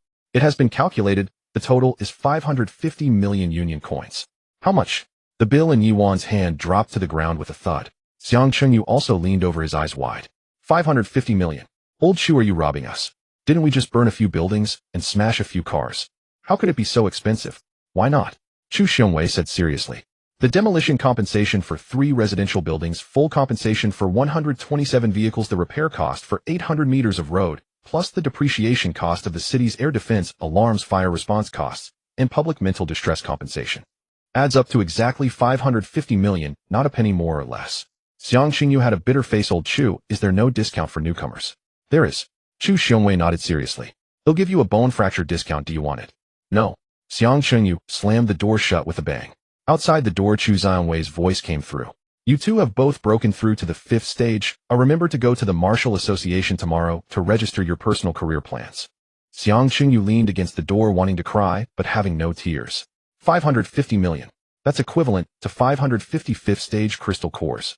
How many magical beasts do I have to kill? What are you crying about? Yi Wan picked up the bill and patted it. We have plenty of money. The pills and weapons we sold before can cover the compensation, and the rest is just enough to buy some 5th stage cultivation resources. That's true. Xiangqing's eyes lit up. Let's go. Sell them right now. The two took out their phones and opened the Martial Association's mall. They booked the large-scale resource collection service. Less than half an hour later, the doorbell rang. 2 delivery personnel in black uniforms stood at the door. They were carrying 2 huge spatial containers. Hello, this is the large-scale collection service from the Martial Association's mall. May I ask if this is Mr. Xiangqingyu? That's me. Xiangqingyu led the 2 inside. He dumped all the pills, weapons, and materials from his storage bag, piling them up like a small mountain. The 2 delivery personnel took out a scanner, scanning everything one by one. Their movements were quick, and in less than 10 minutes, everything was scanned. All resources total 3.9 billion Union coins. Do you confirm the sale? Confirm. Xiangqingyu nodded hurriedly. Ding! The notification sound from his phone rang. 3.9 billion was credited. The 2 delivery personnel put away the spatial containers and turned to leave. Yi Wan took out her phone and scanned the QR code on the bill, entering 550 million. Click to pay. All right, the compensation has been paid. We still have 3.45 billion left. Xiangqingyu leaned over, looking at the phone screen. Sister, you take this money and buy some ice-type heaven and earth treasures to enhance your transformation abilities. No thank you. Yi Wan shook her head. It's better to save it for your cultivation resources. You just broke through to the 5th stage, and your foundation isn't stable yet. Oh, I don't need it. Xiangqingyu waved his hand. I have 365 danshins, and my cultivation speed is rapid. Moreover, my son True God has already increased eightfold. This amount isn't enough to continue improving. Yiwan suddenly leaned forward, hugged Xiang Qinji's head, and gave him a heavy kiss on the cheek. Then she turned and ran, her face flushed as she collapsed onto the sofa. Grabbing her phone, she swiftly swiped her fingers, frantically browsing for ice-type resources in the marketplace. Xiang Qinyu stood there in a daze, reaching up to touch his damp cheek, taking a while to react. Sister, only a kiss for 3 billion. What else? Yiwan replied, not even looking back, her tone haughty. Getting a kiss from me for 3 billion is already an enormous bargain for you. Just enjoy it. She paused for a moment and added, don't forget to go to the Martial Arts Association tomorrow morning.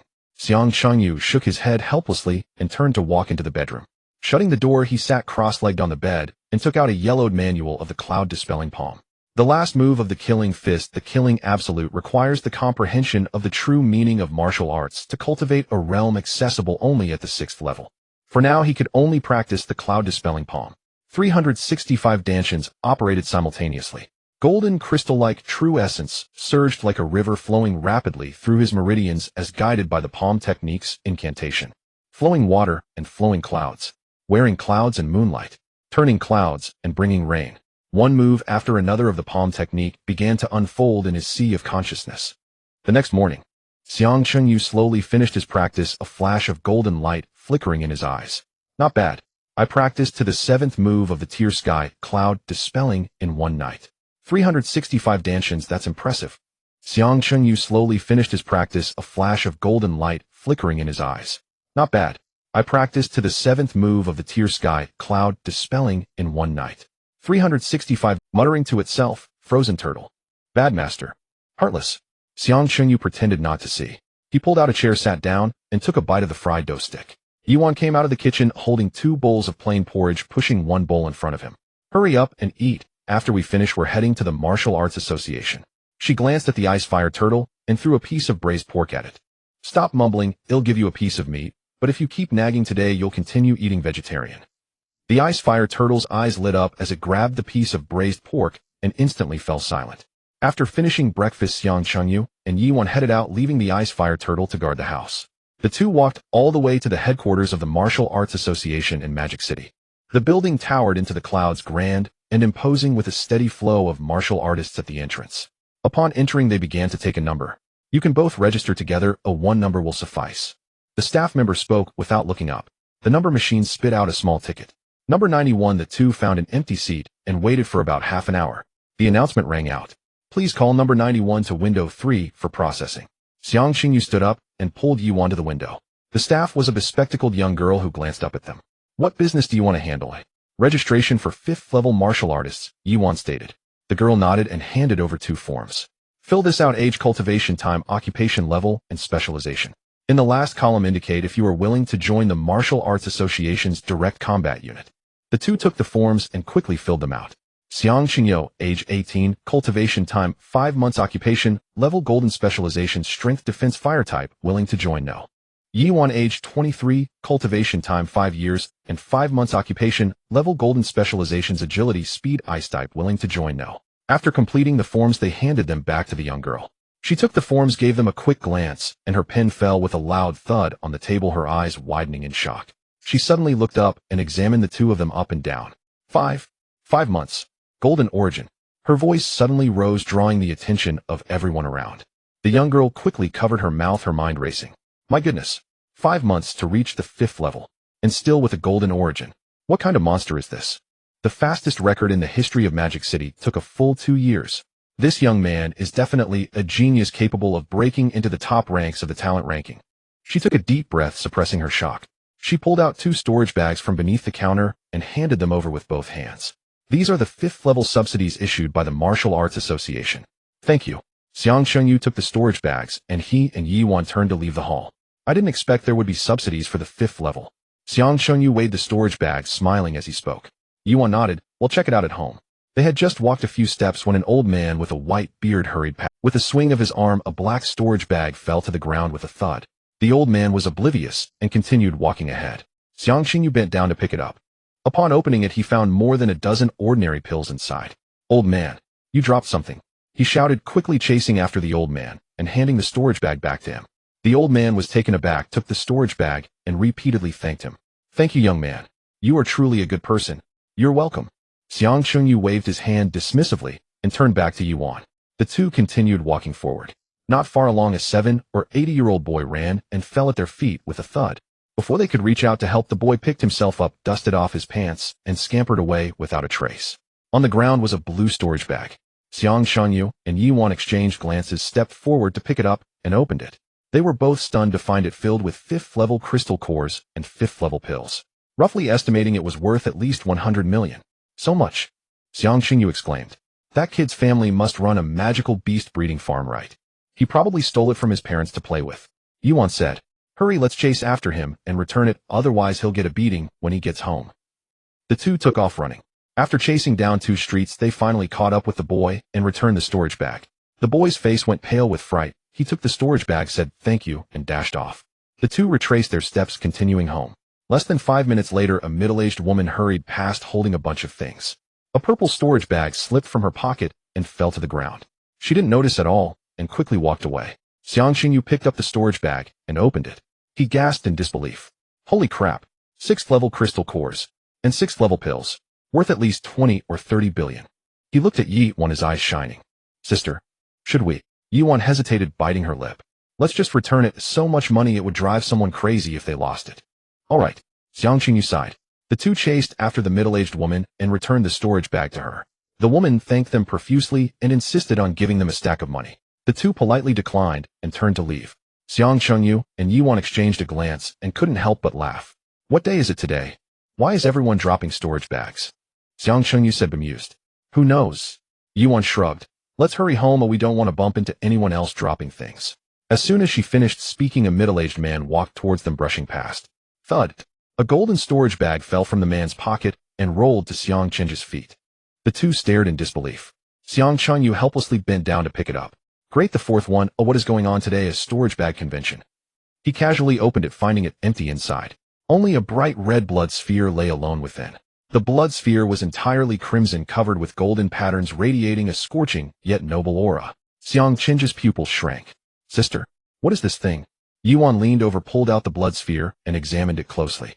Suddenly she gasped in shock. This, Qingyu. The panel says this is phoenix blood. What a... Xiang Chenji's eyes widened instantly. Phoenix blood? That's a legendary treasure. Priceless and irreplaceable. You can't buy it for any amount of money. He trembled with excitement. Sister, we... Before he could finish his sentence, Yuan suddenly raised her hand to interrupt him. She quickly scanned the surroundings, then snatched the phoenix blood and stuffed it into her storage bag. She took Xiang Chenji's hand. Forget it. Run. After saying that, the two took off, moving so fast they left only 2 afterimages, disappearing around the corner in the blink of an eye. In the sky behind a white cloud, a stern-looking middle-aged man in a white robe watched the two fleeing figures, his lips twitching slightly. The world is going downhill and morals are decaying. These young people really can't resist temptation. The two sprinted all the way back to Tumbleflower Garden. Kicking open the door, their faces still flushed with excitement. Sis, jackpot. We've truly struck it rich this time. Phoenix blood, a legendary divine treasure. If we refine it well, soar to the heavens. Xiang Chunyu exclaimed, gesticulating wildly. As his words faded, the corner of his eye caught sight of the sofa. He froze instantly. In the center of the living room sat a middle-aged man clad in a flowing white robe, exuding an air of righteousness. He held a cup of hot tea, his gaze calm as he observed them. Icefire shrank into a corner, burying its head in its shell, trembling all over. The air solidified.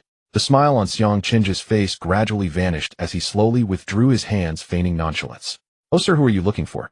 Have you got the wrong door?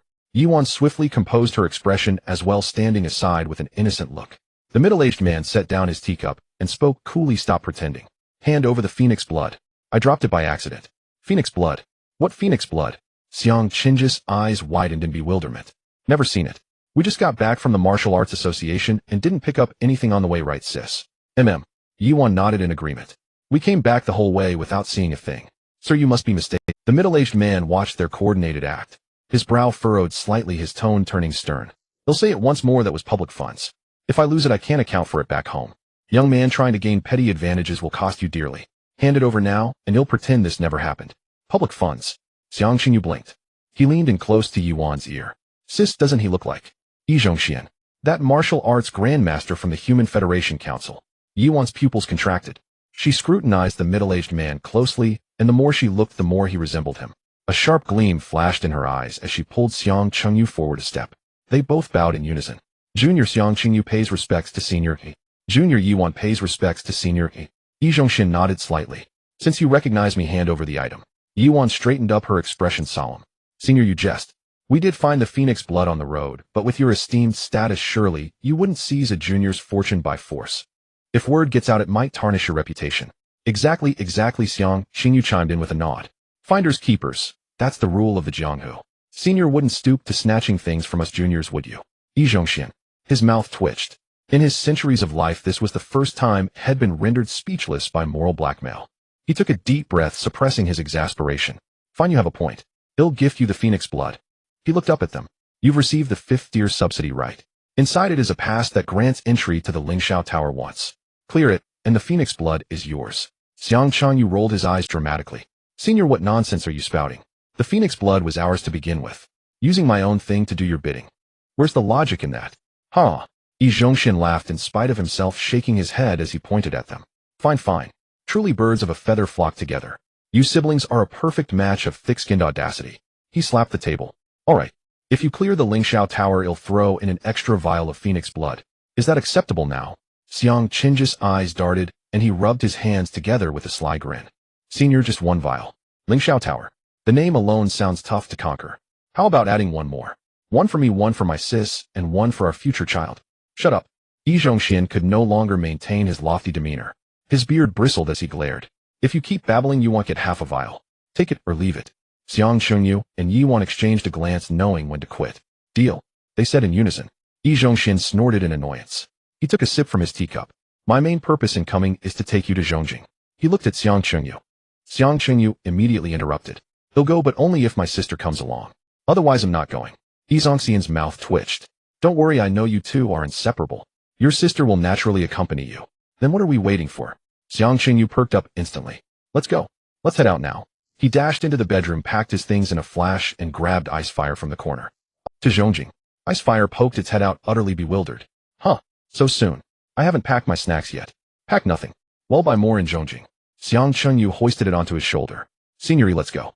Watching his frantic rush, Yi Zhongshin shook his head helplessly and rose to leave. The trio and the turtle descended the stairs. They headed straight for the teleportation array hall. Along the way, Yi Zhongshin began to explain. The Lingxiao Tower is humanity's foundational treasure. It has 99 floors. Those who clear it all are hailed as peerless prodigies. And then, Xiang Chengyu curled his lip. Just a useless title. What's the point of that? Yi Zhongshin forcibly suppressed the urge to strike him. Each floor offers corresponding rewards. Cultivation techniques, elixirs, heavenly treasures, everything you can imagine. The higher the floor, the richer the rewards. Why didn't you say so earlier? Xiang Chenji's eyes lit up. As long as there are rewards, titles aren't worth a meal. Yiwan chuckled softly beside him, tugging his sleeve to curb his glibness. She looked at Yi Zhongshin, curiosity piqued. Senior, why the sudden trip to fetch us to Zhongjing? Yi Zhongshan's expression grew serious. The Centennial All Races Grand Tournament is about to begin. Every race will send their young prodigies to compete. Naturally, humanity must select its seeded candidates. We're taking you to Zhongjing for concentrated training first. Oh, Xiang Chengyu drew out the word, muttering under it. So you only think of training us when there's work to be done. Where were you before? You brat. Yi Zhongshan's brat. How can you think that way? Don't be so selfish. Put humanity's greater good first. Always thinking about benefits. Have you ever considered how much you've contributed to humanity? Yiwan quickly pulled Xiang Chengyu back, giving him a meaningful look. He pursed his lips and fell silent. Yi Zhongshin sighed, softening his tone. Our arrangements are made with reason. Do you know where the dragon origin you possess came from? Xiang Chengyu was taken aback. I won it in a lottery. Yi Zhongshin rolled his eyes. With your luck, you think you'd be worthy of a dragon origin. Hey, what kind of Xiang Chengyu jumped up on the spot. My luck's bad. It's excellent. I find money on the street and always pull golden draws. Give it a rest. Yi Zhongshin was full of disdain. Back then, Secretary Liu specifically ordered the staff to make a custom wheel for you. The probability of winning the dragon origin was 99.99%. Yet you little rascal still didn't draw it. In the end, they had no choice but to alter the data behind the scenes to force the dragon origin on you. Uffed. Yuan turned away, her shoulders shaking violently. She was laughing so hard she could barely stand. Xiang Chenji's cheeks flushed as he coughed awkwardly. No way. I remember winning it fair and square. Fair and square. Fair and square with your abysmal luck. Yi Zhongshin snorted coldly. Because your luck was so terrible, a whole bunch of us had to check in on you every now and then. We were terrified you might meet an untimely end. Xiang Chengyu rubbed his nose, grinning sheepishly. Am grateful for all the senior's concern. Much obliged. Yi Zhongxin shook his head helplessly. His expression turned grave. Though many disapproved of nurturing a flower vase, all outstanding juniors of humanity are still secretly watched over. Do you really think the resources in your hands fell from the sky? That you could obtain so much so easily? Without someone paving the way behind the scenes, could you have grown so fast? Xiang Chengyu dropped his playful demeanor and nodded. I understand now. Thank you all seniors. Glad you get it. Yi Zhongxin waved a hand. All right, the teleportation array is here. Step inside. Once you're in Zhongjing, you'll have plenty to keep you busy. The trio and the turtle stepped into the teleportation array hall. The three of them and a turtle walked to the ticket booth of the teleportation array where a long line of warriors was waiting. Sister, you look really beautiful today. What shade of foundation is that? It makes your skin glow. And this outfit, the cut is amazing. It makes your legs look 2 meters long. Yejuan was taken aback for a moment, then nodded in agreement. Really? It's new and fits quite well. The two pretended not to see the long line for tickets. Yizongxian twitched his lips and sighed helplessly. All right, stop the act. You two don't need to buy tickets. Oh, just show your Lingxiao Tower pass. After speaking, he stepped up to the ticket window and bought a teleportation ticket himself. Xiang Chengyu awkwardly withdrew his hand and moved closer to Yizongxian, looking curious. Senior, why are you buying tickets yourself? With your status, you could just walk right in with a word. Yizongxian glanced at him with a serious expression. As a public servant, I cannot engage in special treatment. We must set a clean example for the numerous members and officials and truly serve as a role model for the masses. All right. Xiang Chengyu felt a headache coming on and quickly raised his hands in surrender. Senior, your principles are admirable. I greatly admire you. If he listened any longer, he would get ear calluses. Yizongxian nodded in satisfaction, put away the ticket, and smiled. But you kid, the information says you're quite stingy. What's so hard about spending a few coins on 2 teleportation tickets? That's not being stingy. Xiang Chengyu immediately retorted. In being frugal, saving money to buy resources for my sister. A man should know how to manage his life. Yijin's eyes curved into crescents as she looked at Xiang Chengyu, filled with affection. Oh, Yizongxian rubbed his arms, feeling goosebumps all over. I can't stand your 2 lovebirds. Let's go. The teleportation array is opening. He stepped into the teleportation array, first while Xiang Chengyu carried the ice fire turtle and pulled Yejuan along closely behind. With a flash of white light, the 3 of them instantly vanished. When they opened their eyes again, they were already standing in the teleportation hall of Zhongjing. The dome was so high that it seemed boundless, with jade flooring and spiritual energy so dense it was almost liquefied. Warriors coming and going were at least 4th tier and above.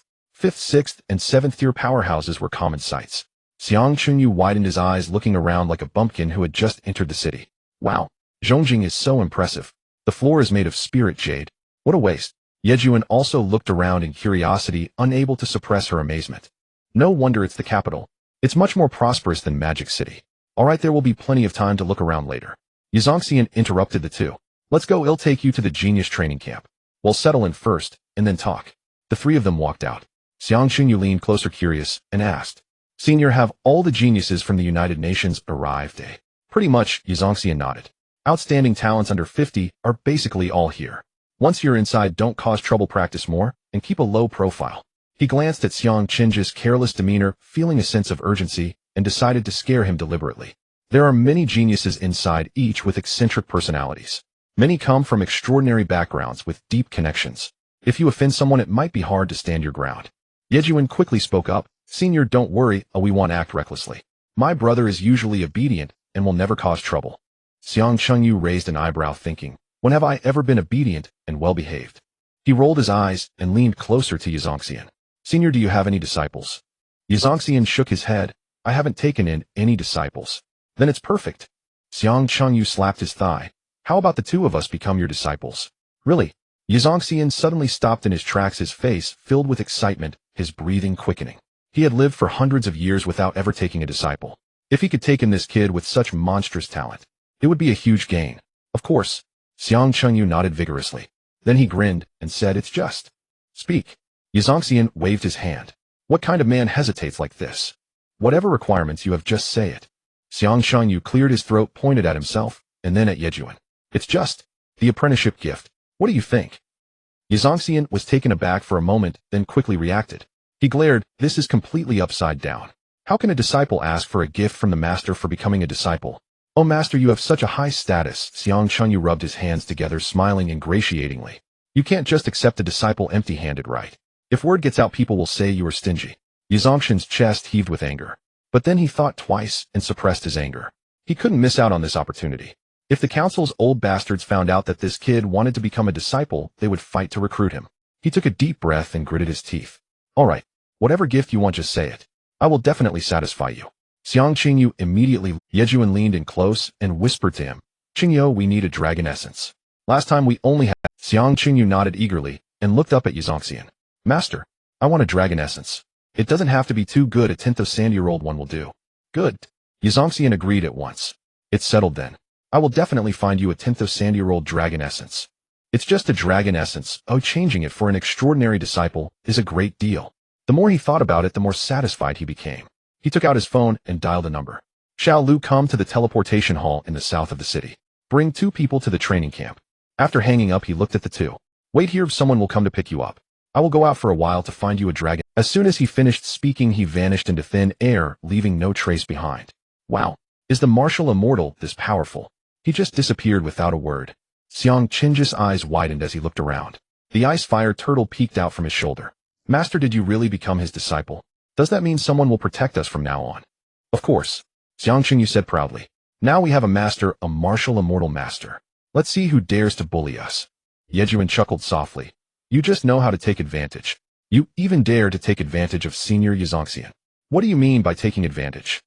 Xiang Qingyu pouted. He takes in such a talented disciple like me, that's a huge profit. What's a dragon essence compared to that? Just as the 2 were speaking, a tall figure approached. The woman wore a black uniform, her long hair tied up, and her beauty was cold and stunning, exuding an aura that discouraged others from approaching, a typical strong woman vibe. She stopped in front of the 2, her gaze sweeping over them indifferently. Xiang Qingyu, Yejuan. That's us, Yejuan nodded. May I ask who you are? My surname is Lu, the woman said coolly. Senior Yizongxian sent me to pick you up, let's go. After speaking, she turned and walked away without any unnecessary words. Xiang Qingyu and Yejuan exchanged glances and hurriedly followed. The ice fire turtle shrank down around Xiang Qing's neck, not daring to make a sound. This woman's aura was too strong. They walked out quickly. The woman named Lu moved briskly through several streets. Ahead appeared a massive palace complex. The flying eaves and towering beams were magnificent, stretching for hundreds of miles with no end in sight. A formation's light curtain enveloped the area, and spiritual light flowed. Wow! Xiang Qingyu was left speechless. This is the training camp. It's so huge. The genius training camp. The woman named Lu spoke without looking back. In the United Nations, genius warriors under 50 gather here. There are a total of 100,000 of them. 100,000. Xiang Qing's eyes widened. So many. I thought there would only be a few hundred. Yejuan also looked surprised. 100,000 geniuses. Our human race truly has hidden dragons and crouching tigers. The woman named Lu led the 2 inside. It was bustling, filled with young 5th-tier and 6th-tier warriors grouped in 3s and 5s. Many people cast curious glances at the new arrivals. They walked to a standalone palace, and the woman named Lu stopped in her tracks. This is where you 2 will stay. Do you want to live separately or together? Together. Xiang Qingyu said without a second thought. It's fine for me and my sister to share a room. There's no need to trouble anyone, we aren't picky. The woman's brows slightly furrowed. Then she returned to her calm demeanor. Are you sure? There are many rooms in this palace, enough for everyone to have their own. Sure. Xiang Qingyu nodded repeatedly. It's more convenient to live together. Plus my sister is timid and gets scared alone at night. Yejuan. The woman named Lu did not ask any further. She took out 2 blue cards and handed them to the 2. This is your room card.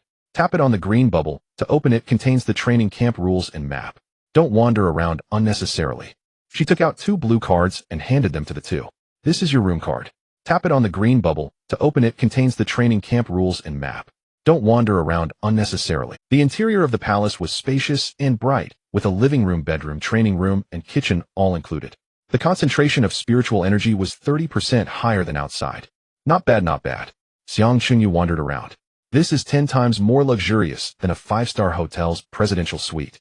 No wonder it's the official training camp, it's so grand. Yejuan walked to the window, looking at the sprawling palace complex outside, her eyes flickering with anticipation. Qingyu, with 100,000 geniuses, this 10,000 races competition will probably be fiercer than we imagined. You rascal, always spouting nonsense. You've been feeding me sweet talk since you were a kid, and now our fridge is stuffed. Yuan chided playfully, flipping her wrist to produce the crimson phoenix blood. The blood orb floated in her palm, golden patterns swirling as a wave of scorching heat radiated outward. Eat this first, she said, offering it to Xiang Chunyu. He froze, then waved his hands and stepped back. No, you take it first, sis. Your cultivation art requires soul strength. This will replenish your spiritual power. Stop wasting words. Yuan shoved it into his hands. After clearing the spirit cloud tower, Senior, eat will give another portion. Refine this one first. With your strength boosted, you'll clear the tower more steadily. She paused, raising an eyebrow. You wouldn't expect a weak woman like me to clear it all alone, would you? Xiang Qinyu clutched the searing phoenix blood and grinned. Fine. I'll take it first. They'll save the next one for you.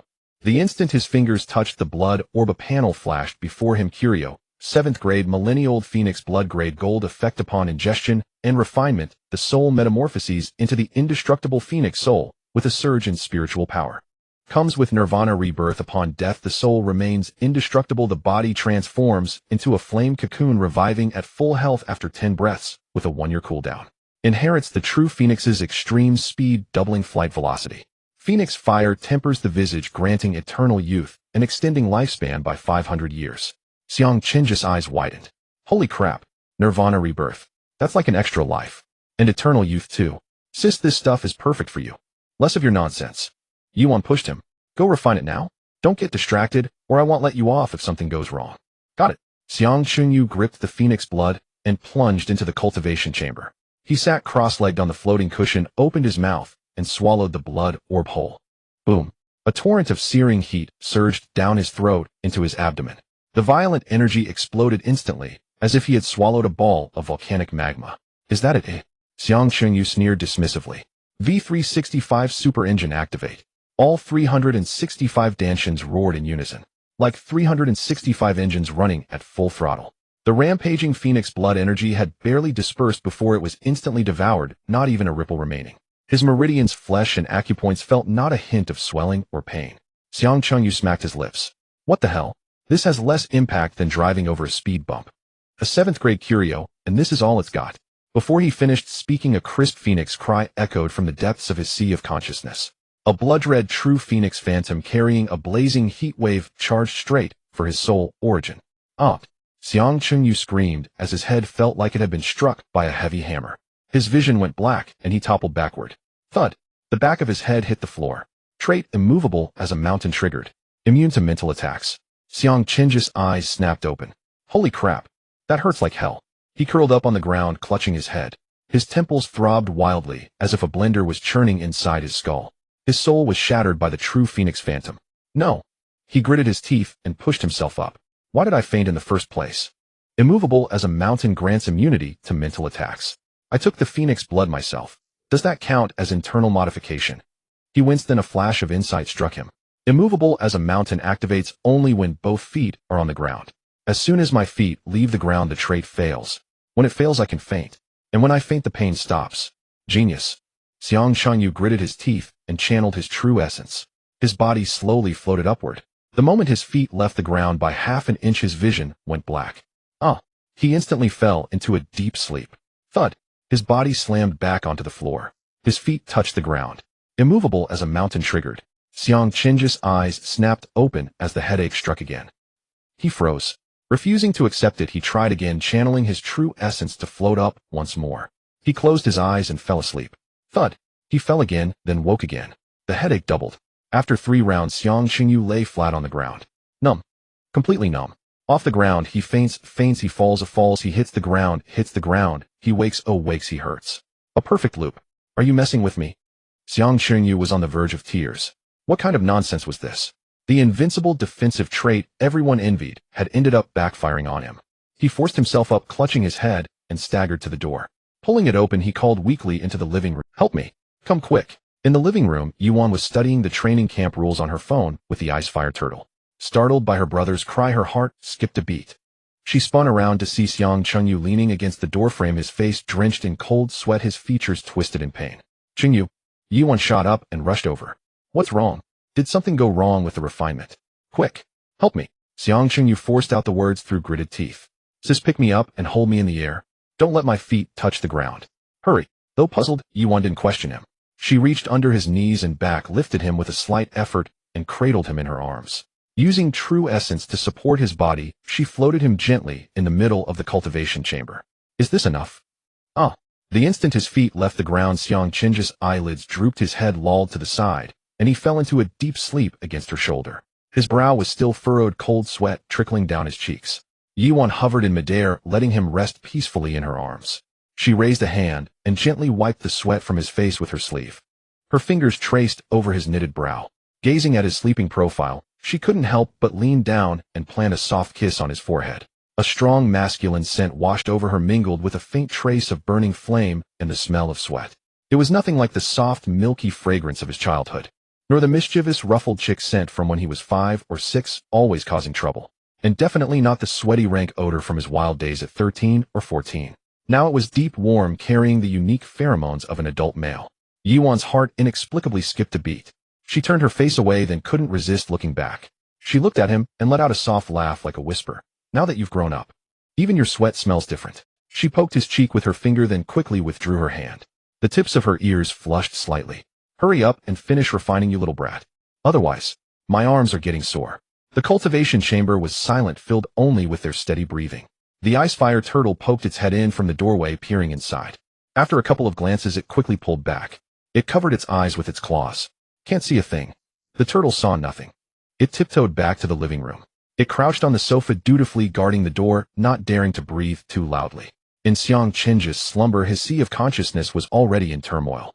The blood-red, true phoenix phantom coiled around his soul origin as fine golden patterns continuously merged into it. The transformation process was steady and swift. The failure of the immovable as a mountain trait had inadvertently allowed this rare opportunity for soul reconstruction. Without external interference, the primordial power of the phoenix blood permeated every corner of his soul 100%. His once ordinary martial artist soul visibly condensed and elevated at an astonishing pace. The hazy radiance shifted from grayish-white to a translucent crimson, bearing the intense quality of phoenix blood. Strands of mysterious Tao resonance swirled around him. A faint reddish phoenix fire glow seeped through his pores, gently brushing against Yiwan's sleeve. The indestructible phoenix soul was gradually taking shape, and the aura around the sleeping Xiang Changyu subtly transformed. A hint of youthful sharpness faded, replaced by the innate majesty and dignity of a true phoenix, carrying an intangible aura of nirvana and rebirth. His spiritual power surged like a tsunami, flooding the sea of consciousness and solidifying his foundation ever stronger. The seed of nirvana fire lay hidden deep within his soul, quietly taking root. The airflow around him subtly accelerated, aligning with the wind currents of heaven and earth, a sign of the initial awakening of the true phoenix's extreme speed trait. As the dawn broke, Yiwan hung in midair, holding him through the night. She propped her elbow on her knee, resting her chin in her hand, staring intently at the person in her arms. The more she looked, the more pleasing he became. This brat, after refining the phoenix blood, had developed an indescribable demeanor, more handsome than yesterday, by a considerable margin. She wiped the drool from the corner of her mouth, suppressing the flutter in her heart, muttering to herself, why isn't he awake yet? If he sleeps any longer, well, miss the gathering in the square. As soon as she finished speaking, Xiang Qinji's eyelids trembled. In his mind, the panel notification chimed repeatedly, ding. The fusion of Millennium Phoenix blood is complete. Acquired trait, Undying Phoenix Soul. Acquired trait, True Phoenix Speed. Acquired trait, Eternal Youth Lifespan, 500 years. He rubbed his face and slowly opened his eyes. What met his eyes was Yiwan's face, which was close at hand, her gaze tenderly fixed on him. You're awake. Yiwan withdrew her hand, speaking naturally. Get up quickly, the gathering time is approaching. Xiang Changyu leaped down, feeling as light as a swallow. After the transformation of his spirit, his mind was clear. With a thought, his divine sense spread out like a vast expanse. Within 10 miles, the direction of the wind, the swaying of the grass, the breaths of the warriors in the distant palace, the sounds of spiritual plants budding by the street. Every detail became crystal clear in his mind. An unprecedented sense of clarity swept over him, so comfortable that his pores seemed to open. Yiwan landed nearby, watching him with closed eyes, lost in ecstasy, and couldn't help but laugh. Look at you with that smug expression. Is it really that comfortable? Xiang Qingyo. Indeed, Yiwan laughed, holding her stomach. You now carry an air of phoenix nobility, looking quite impressive. Why do you have to make that smug face? The contrast is just so huge. Huh? Xiang Qinji's face darkened. Sis, can you please speak properly? All right, Yiwan stifled her laughter, pulling at his arm. Even if our Changyu is a bit cheeky, he's still very handsome. Is that enough? Let's go, the ceremony is about to begin. She pulled him outside, and the main road was bustling with people. Hundreds of talented individuals gathered dressed in various attires, their diverse auras flowing toward the central square. The ice fire turtle was left in the palace to watch over, clinging to the doorframe as it watched the two walk away before turning back to the sofa to munch on snacks. In the crowd, a purple figure squeezed through. "Xiang, brother. Miss ye." Jiang Mingyuan approached with a beaming smile. "I knew I would run into you here. I heard 2 geniuses from Magic City arrived at the training camp yesterday, and I guessed it was you." Xiang Chunyu cupped his hands, saying, "Brother Jiang, you flatter us. We only arrived yesterday evening and haven't had the chance to explore yet." He scanned Jiang Mingyuan up and down, smiling. "Congratulations on breaking through to the 5th level, Brother Jiang." "It was just luck." Jiang Mingyuan waved his hand, speaking humbly. "Among the 100,000 talents, being at the 5th level is merely an entry point. I cannot compare to you two. I can see that both of you are much stronger than when we last parted more than 10 times. He spoke while his gaze landed on Xiang Qinji's face, where a few faint marks were clearly visible. Jiang Mingyuan immediately showed respect, cupping his hands. "Seriously, Brother Xiang, your talent is already top-notch, and you work so diligently, practicing through the night without rest. I admire you." Xiang Qinyo. He couldn't very well say that these were kiss marks left by someone. He could only laugh it off vaguely, saying, "You're too kind, right?" Yuan turned her head aside, her shoulders shaking with suppressed laughter. Just then a broadcast sound came from the direction of the square. "All training participants, please proceed to the central square immediately to take your seats. In 5 minutes, the opening ceremony of this session's hero training camp will officially begin. Latecomers will have their resource quotas for this month deducted. Let's go, let's go." The flow of the crowd suddenly accelerated, and the 3 of them arrived at the edge of the square together. Yuan took out the room card and looked closely. Qingyo were in seats 48 and 49. So close to the front. Jiang Mingyuan was stunned, quickly pulling out his own card, flipping it over to see the glaring number. "I am 98,748. His mouth twitched. He was nearly 10,000 numbers behind. "All right then." Xiang Chunyu patted his shoulder. "Let's each find our seats first, and we can chat after the ceremony." "Good. Brother Xiang, miss, see you later." Jiang Mingyuan waved and merged into the crowd, heading toward the back row seating area. Xiang Chunyu and Yuan followed the seat numbers forward. The further they walked, the fewer people there were. The auras of the warriors around them grew increasingly stronger. From the initial density of 5th levels, they soon encountered 6th levels everywhere. When they reached the first row among the dozens of people, all were imposing 6th levels. Finding seats 48 and 49, they sat down. Several gazes immediately swept over, filled with scrutiny and surprise. Clearly they both noticed that the 2 of them only had 5th level cultivation, causing a stir of astonishment. Xiang Chengyu scanned his divine sense across the dozens of rows before and after. All were 6th level.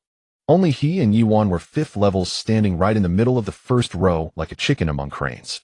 He wasn't daunted at all, cupping his hands to the left and right, grinning. "Good morning, brothers. Have you all had breakfast yet?" The nearby 6th level warriors were momentarily taken aback, silently cupping their hands without responding.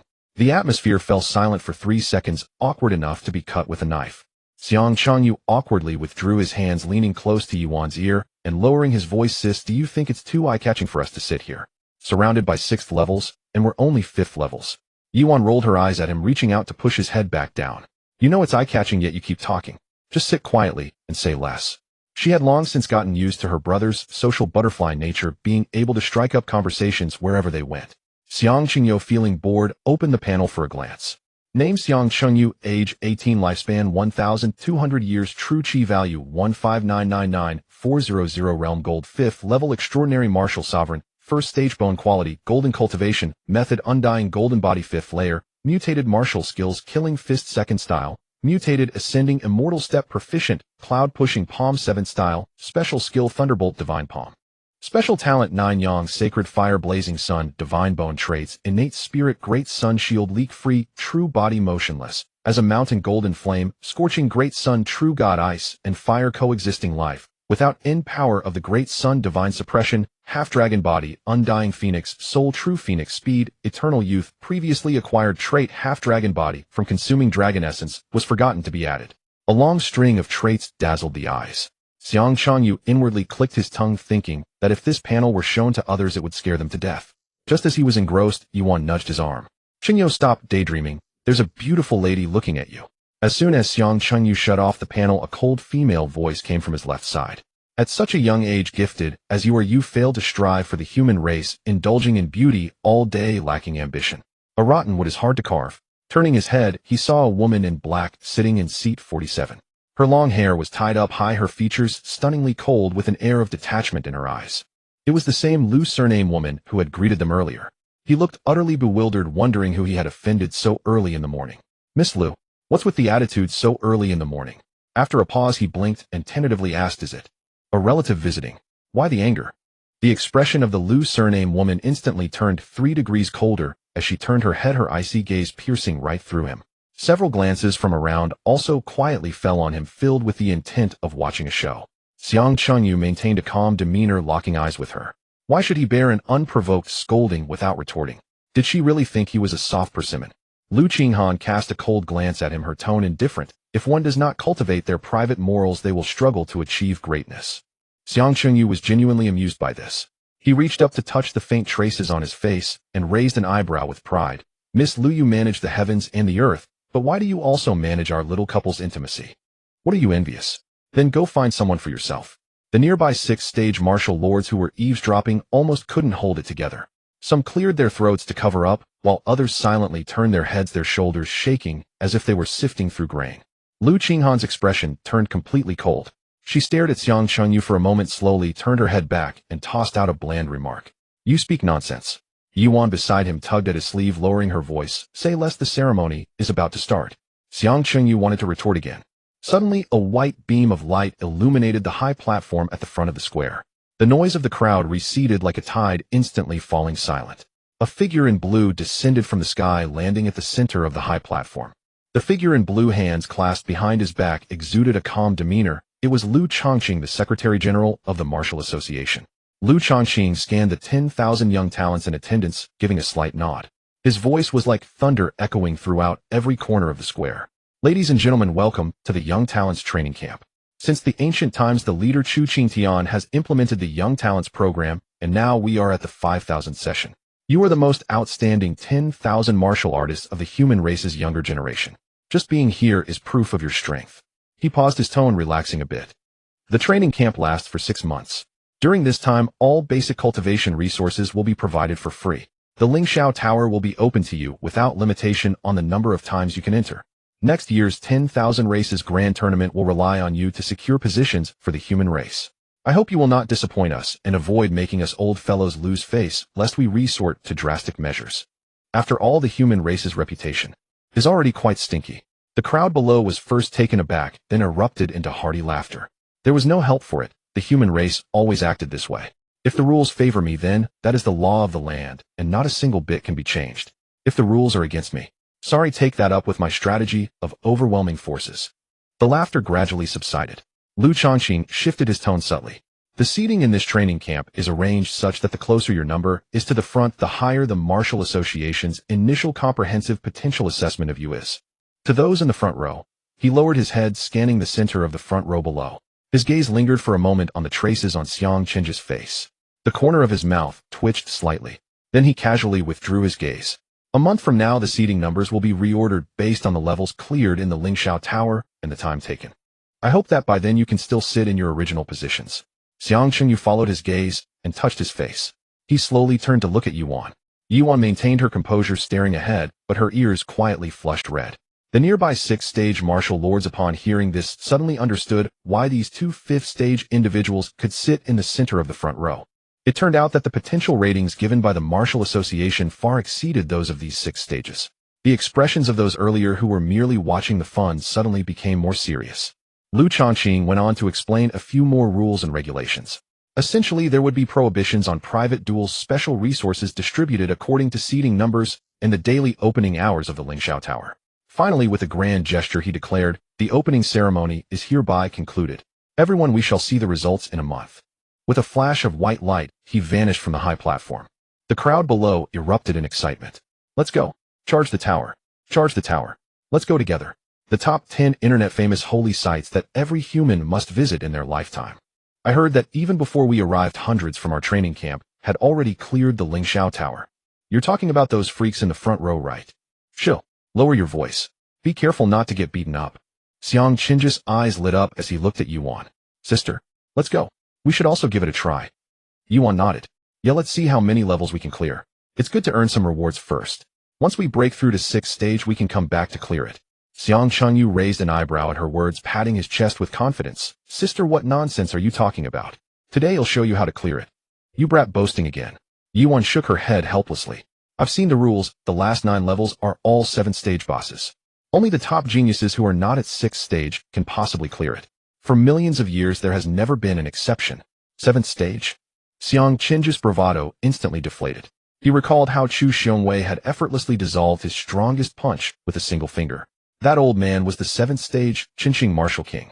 In the martial cultivation system of the endless continent, 7th stage is an insurmountable chasm. Crossing it means entering another realm. Flying and moving unhindered, omnipotent, akin to a god among men. Even those at 6th stage who can challenge 7th stage individuals are rare among the 280 trillion humans. They are all undoubtedly the finest martial cultivators. What are you thinking about? Yuan waved her hand in front of him, her smile bright. Oh, our Chengyu also has moments of discouragement. Xiang Chengyu came back to his senses. He raised his chin, his arrogant demeanor returning in an instant. Discouraged? Impossible. A mere 7th stage boss is nothing to me. I am the destined child of heaven, carrying out the will of heaven and blessing the people. Let this be the first time in a million years that Xiang Qingyo breaks through it. Good. Well said. Suddenly someone nearby clapped and cheered. A human lad should have this fearless spirit. Records are meant to be broken. Exactly. This little brother's ambition is worth learning from. Especially this audacious swagger, which is a model for our generation. A crowd of people around began to cheer and clap, their gazes all focused on Xiang Chengyu. Some were teasing, some were watching the excitement, but more were genuinely admiring. Even with Xiang Qinji's thick skin, he couldn't withstand so much praise. His cheeks flushed slightly. Without a second thought, he grabbed Yuan's hand and pushed through the crowd. Let's go. Hurry to the Lingxiao Tower. We need to avoid the queue. The two squeezed out of the crowd, laughter trailing behind them. Yuan was pulled along and couldn't help but laugh. Why aren't you boasting now, my destined child? What boasting? Xiang Chengyu retorted stubbornly. I am making a strategic retreat. Wasting breath with them is not as good as clearing a few more levels of the tower. He said this, but his feet did not stop. The two followed the flow of people heading straight for the Lingxiao Tower at the eastern edge of the training camp. In the distance, they spotted a colossal tower piercing the clouds. Please. Yuan rolled her eyes at him, though the corners of her lips could not help but curve up slightly. Hurry up and eat breakfast. After that, we're going to the Martial Association. Talents, most of them had rushed. More were from external society. Oh, any human who breaks through to 5th stage can receive a Lingxiao Tower pass, granting them one chance to attempt it. Xiang Chengyu looked at the endless line and twitched the corner of his mouth. So many people. How long will we have to wait? Yuan took out her room card and waved it. The first 10,000 seating numbers have a dedicated passage, no need to queue. She pulled Xiang Qingyo, turning towards a less crowded side passage. At the entrance of the passage, 2 guards checked their room cards and let them through directly. They moved smoothly, reaching the base entrance of the tower. A huge stone tablet stood at the entrance, engraved with the records of past human clearances. The top line of large characters was particularly eye-catching. Historical record layer 99. Yi Fan time 22 hours 58 minutes. Below the first 10,000 names were listed as follows: historical second layer 99. Qin Yu time 24 hours 10 minutes. Historical third layer 99. Shi Ritian time 24 hours 48 minutes. Historical 3101 layer 99. Chu Qingtian time 87 hours 23 minutes. Historical 9879 layer 99. Pan Tian time 191 hours 56 minutes. Xiang Qingyu stared at the stone tablet rankings, astonished. Talented individuals emerge in every generation. The new surpass the old. It's surprising that the two ancestors Chu Qingtian and Pan Tian have been surpassed by so many. Yuan stood beside him, her gaze resting on the top name, Yi Fan, nodding slightly.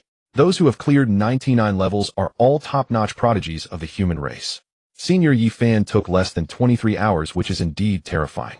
As the two were speaking, a graceful figure walked briskly towards them, directly blocking their path. Xiang Chengyu looked up to see that cold and beautiful face, and his brows immediately furrowed. Miss Liu, are we not done yet? My fists do not distinguish between gender or age. The newcomer was indeed a young woman, surnamed Liu. She had a blank expression and stepped forward, unceremoniously grabbing Xiang Qinji's wrist. Come with me. As her words fell, a force pulled him towards a secluded side area. Xiang Chengyu was stunned, caught off guard, and was forcibly dragged away. Yuan stood in place, her brow slowly furrowing. Watching the two figures leave, she felt that something was off, a strange sense she couldn't quite articulate. In a secluded corner, Xiang Chengyu abruptly shook off her hand, taking a step back, his tone impatient. What exactly do you want? Just say it, no need for all this pulling and tugging. My name is Liu Ruoyan. The woman lifted her gaze, her calm eyes resting on his face. Should I call you Xiang Qingyu or Han Feiyu? Xiang Qing's pupils jolted. After sizing her up for a moment, he finally reacted. You are Lu Ruoyan. You look quite good, but you have misunderstood. No need for explanations. Lu Ruoyan interrupted directly. The marriage contract is on you, I can sense it. Who you are, and your past, I do not care. Her expression turned serious as she took a step forward. The marriage contract is on you, you are my fiancé. I hope you uphold your duties as a husband, and do not fool around with your foster mother all day long. If word gets out, it will bring shame to the human race. Just as she finished speaking, Xiang Qing's expression immediately darkened. The temperature around him suddenly rose and golden flames danced in his palm. Shut up. You dare to insult my sister. You are courting death. His fist cracked as he raised his hand to strike. Lu Ruoyan stood still, unyielding. Watching him with wide, angry eyes, she gently shook her head. You are still young and do not understand. Unable to resist temptation, I can understand that. But you must learn moderation in the future. Everything should prioritize cultivation. She paused, her tone still flat, devoid of any emotion. If you truly cannot resist, you can come find me. Xiang Qingyu. His fist hung in midair, his mind buzzing, and he was frozen in place. What? What do you mean, come find you, if I can't resist? Does this woman have a problem with her brain? He opened his mouth, but couldn't utter a single word. Lu Ruoyan said no more and turned to leave. After taking a couple of steps, she suddenly stopped and turned back. I have your WeChat contact. If you think of something, feel free to call me. Additionally, I have compiled a guide on the weaknesses of each floor's boss in Lingxiao Tower and the strategies for clearing them based on my own experiences, and I have sent it to your phone. Wait. Xiang Qingyu finally came to his senses, looking bewildered. When did I add you on WeChat? Lu Ruoyan did not stop her steps, her voice floating back. My grandfather is Lu Changqing. She turned the corner and disappeared from sight. Xiang Qingyu stood frozen in place, lost in the wind. Lu Changqing. So she is the granddaughter of the Secretary General. No wonder she could forcibly add me as a friend. Is having power really that impressive? He rubbed his temples, feeling a headache coming on. Why did someone else's marriage contract come knocking at his door? It was simply absurd. As he was sulking, footsteps approached from behind. Yuan stood with her arms crossed, looking at him. Have you seen enough? The person has already left. Are you still reluctant to move? Sister. Xiang Qingyu quickly turned around, looking innocent. Don't misunderstand. This girl definitely has a problem. I have no relationship with her whatsoever. Yuan snorted coldly, turning her face away and saying nothing. Seeing this, Xiang Qingyu quickly changed the subject, pulling out his phone. By the way, sister, I have a guide for Lingxiao Tower. I'll send you a copy. Yuan leaned in to take a look. On the screen, the WeChat chat, a female cartoon avatar nickname, Lu Ruoyan. The air suddenly fell silent for 2 seconds. Oh, you heartless little brat. Yuan suddenly lifted her head, her voice rising sharply. From the moment you secretly tucked away that marriage contract, I knew you had no good intentions. Now look, you've even added her contact. No, sister, let me explain. Xiang Qingyu panicked, realizing he couldn't clear his name this time. I really don't know when I added her. She said her grandfather is Lu Changqing. It must have been added directly by the back end. I really am not familiar with her. Not familiar, yet she sends you a guide. Not familiar, yet she pulls you aside to talk. Yuan scoffed, her eyes slowly reddening, letting out a long sigh. Sigh. Truly, children grow up and no longer listen to their mothers. Sister. Xiang Qingyu looked miserable, gazing at her pitifully. Please don't make a fuss, it's really not as you think. What? Yuan's eyes widened in disbelief. You think I'm making a fuss? I'm being unreasonable. Do I have to wait until your children are running around calling me grandma for me to understand and stop making a fuss? That's not what I meant. Xiang Qingyu, feeling anxious, stepped forward and hugged her. Sister, don't be angry, it's really not as you think. My heart will always have only you. Let go of me. Let go of me. Yuan struggled desperately in his embrace. Don't touch me. I'll make room for her. I'm going back to Magic City, back to Flip Flower Garden, back to my little nest. As she said this, her voice began to quiver. Everyone says that childhood friends can't compete with sudden arrivals. I didn't believe it before, but now it seems they were right. They'll just leave. I won't be a burden to you. Tears fell in drops. Xiang Qingyu panicked, quickly releasing her, standing there at a loss. Sister, don't cry. It was my fault. It's all my fault. From now on, whatever you say will go. I'll listen to you. Yuan paused, her sobbing, raising her head to look at him suspiciously. Really? Whatever you say goes, eh? Of course. Xiang Qingyu nodded repeatedly, as if pounding garlic. As long as you're happy, anything works. If you want the moon in the sky, I'll find a way to pluck it down for you. Then, Yuan hesitated for a moment, twisting the corner of her clothes, quietly testing. In the future, you are not allowed to talk to her. If she finds you, you must ignore her. Can you do that? No problem. Xiang Qingyu pounded his chest, speaking resolutely. Not just talking to you in the future. If I see her, I'll take a detour. I promise not to say a single word. I'll listen to my sister. As his words fell, Yiwan instantly broke into a smile. She lunged forward and hugged his neck. Good Chunyu, I knew you cared for me the most after all these years. Xiang Qingyo. He was stunned for 2 seconds before reacting. Looking at her beaming face, there was no trace of tears. At most there was a bit of moisture in the corners of her eyes. It was all an act. He was left speechless. Sister, you tricked me again. So cunning. Why do you always pull this on me? Who told you to be foolish? Yiwan released her grip, smugly raising her eyebrows. Every time you fall for it, you get caught. Practice more, and maybe next time you'll be able to see through it. She turned and walked towards the entrance of Lingxiao Tower, waving her hand. I'm off. Hurry and tackle the tower. Her ponytail swayed lightly as she walked briskly. Xiang Chunyu followed behind, watching her cheerful figure, a smile involuntarily appearing on his face. Really? I can't do anything about you. He quickened his pace to catch up. The two walked side by side, entering the entrance of Lingxiao Tower together. A flash of spiritual light appeared, and their figures vanished behind the tower door. Outside the tower, the crowd flowed like a river, sunlight, cascading down, illuminating the shadows of the two who walked closely together. With a flash of spiritual light, as soon as the two stepped inside, they were separated by an invisible force. Xiang Chunyu steadied himself as a panel appeared in his mind. Entering the secret realm Lingxiao Tower. Description: a trial ground for elite disciples of an unknown force. The 1st to 10th floors are 5-tier basic trials, the 11th to 30th floors are 5-tier elite trials, the 31st to 60th floors are 60-tier basic trials, the 61st to 80th floors are 60-tier elite trials, the 81st to 90th floors are 60-tier pinnacle trials, and the 91st to 99th floors are ultimate trials. Entry restrictions: solo only for 5 to 6-tier cultivators. Current level 1st floor. The white light dispersed. The space before him unfolded, approximately the size of several football fields. On the opposite stone platform, a 5-meter demonized giant ape roared, its fangs bared and ferocity overwhelming. Floating words above: 5-tier demonized giant ape. Looks about right. Xiang Qingyu smirked. Great Sun, true God, activate. Golden flames surged from within his hair, standing up in a golden white corona, and a golden flame, divine halo, suddenly appeared behind him. 8-fold combat power enhancement. Activated. Great Sun, true essence filled his arms as the chi of the cloud-splitting palm instantly coalesced. Clouds turn and rainfall. The palm momentum spread out like a collapsing curtain of clouds, the crimson golden palm energy transforming into a sea of palm shadows. Before the demon ape could advance 2 steps, it was forcefully struck by hundreds of palms. Its massive body was directly pierced, turning into a sieve. Bang! It exploded into countless black chunks of flesh, not even having time to scream. Ding! Cleared the 1st floor. Reward: 5-tier gathering essence pill. 3. Xiang Chunyu smacked his lips and stepped forward to pick up the pill bottles on the ground. 3 broken 5-tier cultivation pills. Not bad. He stepped into the light gate, heading directly to the next floor. 2nd floor, 5-tier venomous scorpion.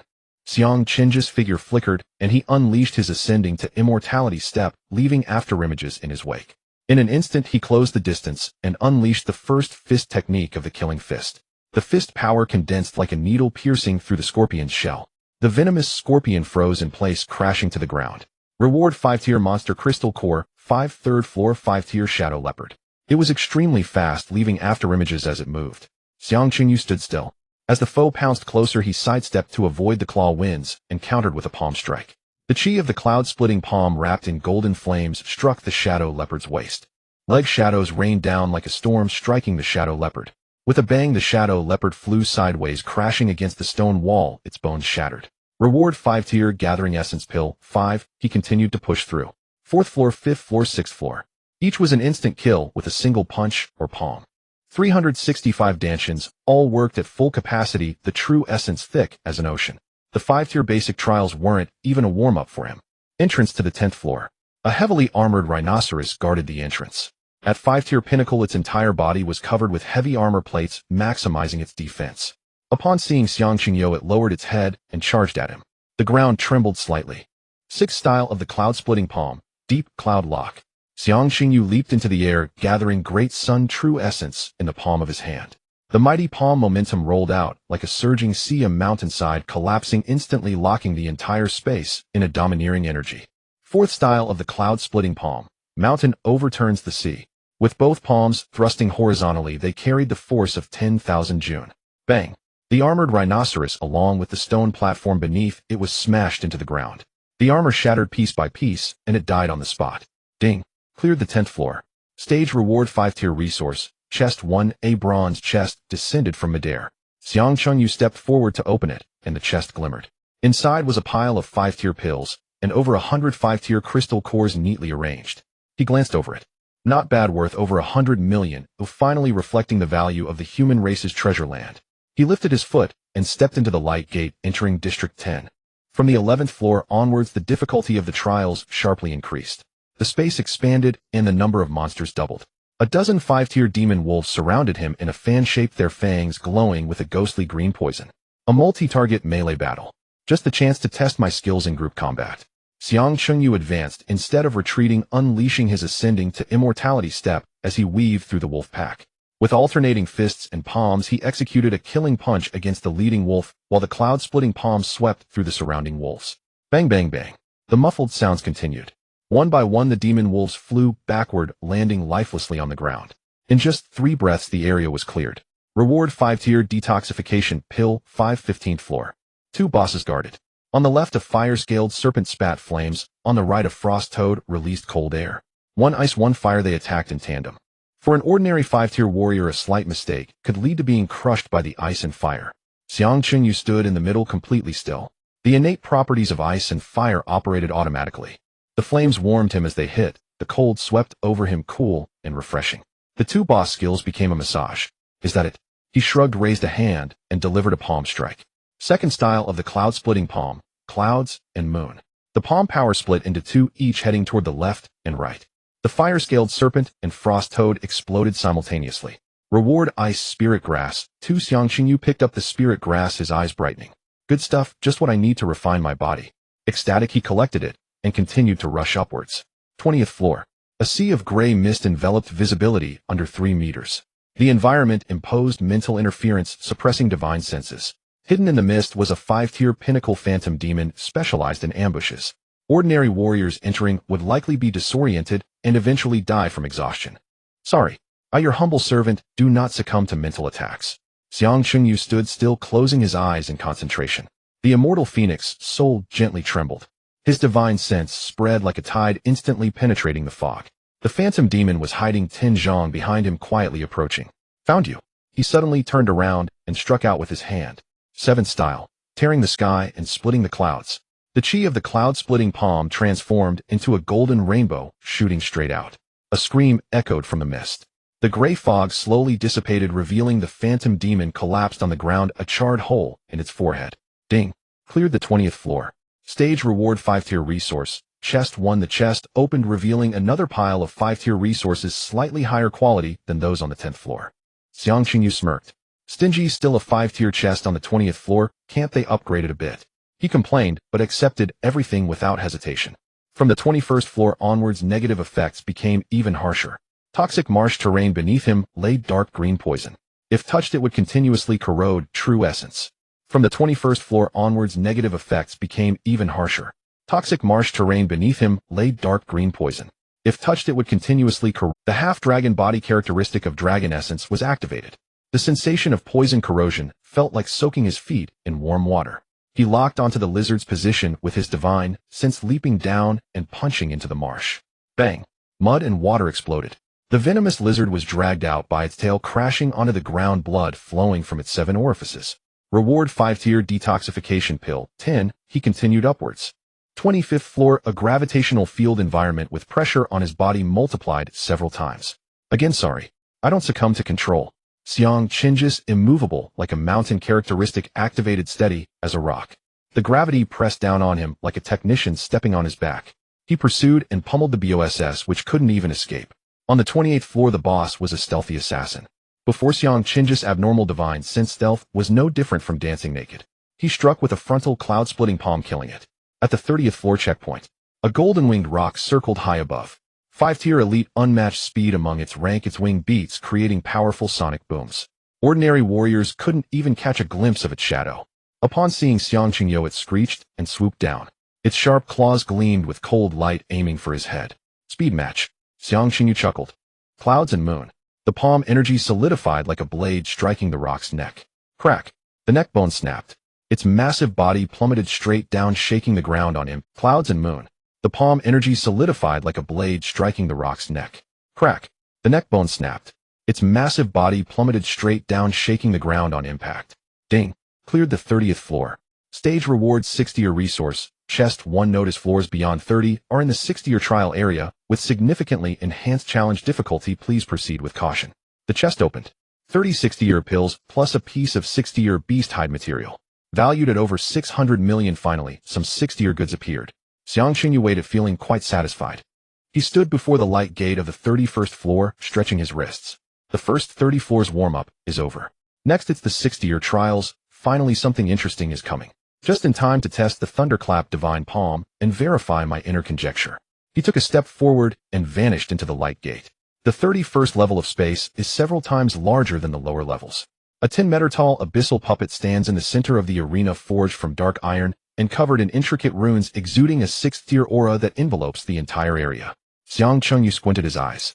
The 6th-tier basic trial indeed carries some weight. Whether you can clear all 99 levels depends on how well you perform. He took a deep breath and thrust his palms forward. Thunderous divine palm. A massive golden energy palm coalesced in midair, larger than the body of the puppet, enveloping 100 feet of divine light as it slammed down. Under the pressure, the puppet's charging steps faltered momentarily. Boom. At the moment of impact, its colossal body was sent flying backward, crashing into the wall of the tower. The tower's barrier shattered, unable to withstand even a fraction of the palm's power. The puppet, along with debris, broke through the tower and vanished into the chaotic void. Ding. Cleared the 31st level. Reward 3 6th-tier Xianyuan pills. As the notification sound faded, Xiang Chengyu was stunned for 2 seconds before bursting into laughter. Awesome. No wonder it's a unique top-tier special skill. It really works, he exclaimed. Having the boss knocked out of the tower still counts as clearing it. My guess was right. He walked to the edge of the hole and peered outside, seeing only a chaotic void. When I said it would be knocked out, it was indeed knocked out. Even the Lingxiao Tower's barrier couldn't stop it. I found the 7-colored spiritual light of this tower to be displeasing when I arrived, but my thunderous divine palm has 9 colors of divine light. That's 3 more colors than yours. It's only reasonable that it surpasses you. Just as he was feeling proud, his smile suddenly froze. Wait. Why am I even happy about this? Even if it hadn't been knocked out, I could have dealt a follow-up blow to kill it directly, and that would still count as clearing it. He stroked his chin, feeling conflicted for 2 seconds. Forget it, as long as I can get the reward, the process doesn't matter. He bent down to pick up the pill bottle and poured out 3 shiny pills. A 6th-tier Xianyuan pill is worth 20 million each, and 3 of them total 60 million. From the 30th level onwards, the rewards indeed start to skyrocket. After putting away the pills, he stood in front of the light gate to the 32nd level, rubbing his chin. Though the thunderous divine palm is great, using it all the time becomes boring. Since I started my journey, I haven't fought with my full strength in earnest. The upcoming 6th-tier bosses are perfect for honing my skills and enriching my combat experience.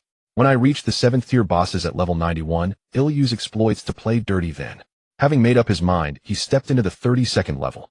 A grayish space unfolded, filled with countless illusions and fragments of past memories. The 6th-tier BOSS illusory inner demon lurked in the void, targeting the soul. As soon as he stepped in, Xiang Chengyu felt a slight disturbance in his mind. The 6th-tier mental attack was indeed stronger than the previous 20 levels of illusory demons. If it were an ordinary 5th tier, he would have lost control of his mind on the spot and become a puppet. Is this all you can do? He stood firm as if rooted to the ground. The indestructible phoenix soul within his sea of consciousness emitted a soft chirp, instantly shattering all illusions.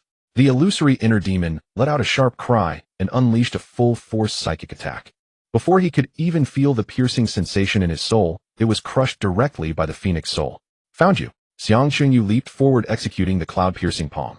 The countless palm shadows enveloped in golden flames struck a certain point in the void. With a scream, the illusory inner demon materialized, its chest caved in, dying on the spot. Reward 5 6th-tier crystal cores. Xiang Chengyu curled his lips. Mental attack. My feet are firmly planted on the ground. I won't fall for that trick. The 33rd level is guarded by the poison pattern Spider Queen. Before him lay dark green spider silk, and the air was thick with a foul toxic mist. The Spider Queen, the size of a water tank, lay in the center of the web, her abdomen flashing with poisonous patterns. Hiss! The toxic mist rushed toward him, sizzling as it touched his skin. More poison. Can't you come up with something new? Xiang Chengyu did not retreat an inch, activating his half-dragon form. The toxic mist that fell on him only caused a slight tingling sensation, not even breaking the skin. This little bit of toxicity. It's not as strong as the poisonous swamp downstairs. He unleashed his ascending immortal step, charging straight up the spider silk. The Spider Queen spat out toxic threads, but he deftly dodged them. In close range he struck with a sweeping blow. With a crunch the exoskeleton shattered, and green fluid splattered everywhere. His palm strike cleaved from head to tail, splitting the Spider Queen in half, who convulsed twice before falling still. Reward 1/6 tier detoxification pill. Stingy still giving out detoxification pills at 6th tier. In the 34th level a spirit entity floated in midair, a semi-transparent humanoid, without a physical form. 6th tier BOSS, Xian Guang spirit entity. Xiang Chunyu stepped forward and struck with a palm. His palm energy passed through the light entity, as if striking air, causing no damage whatsoever.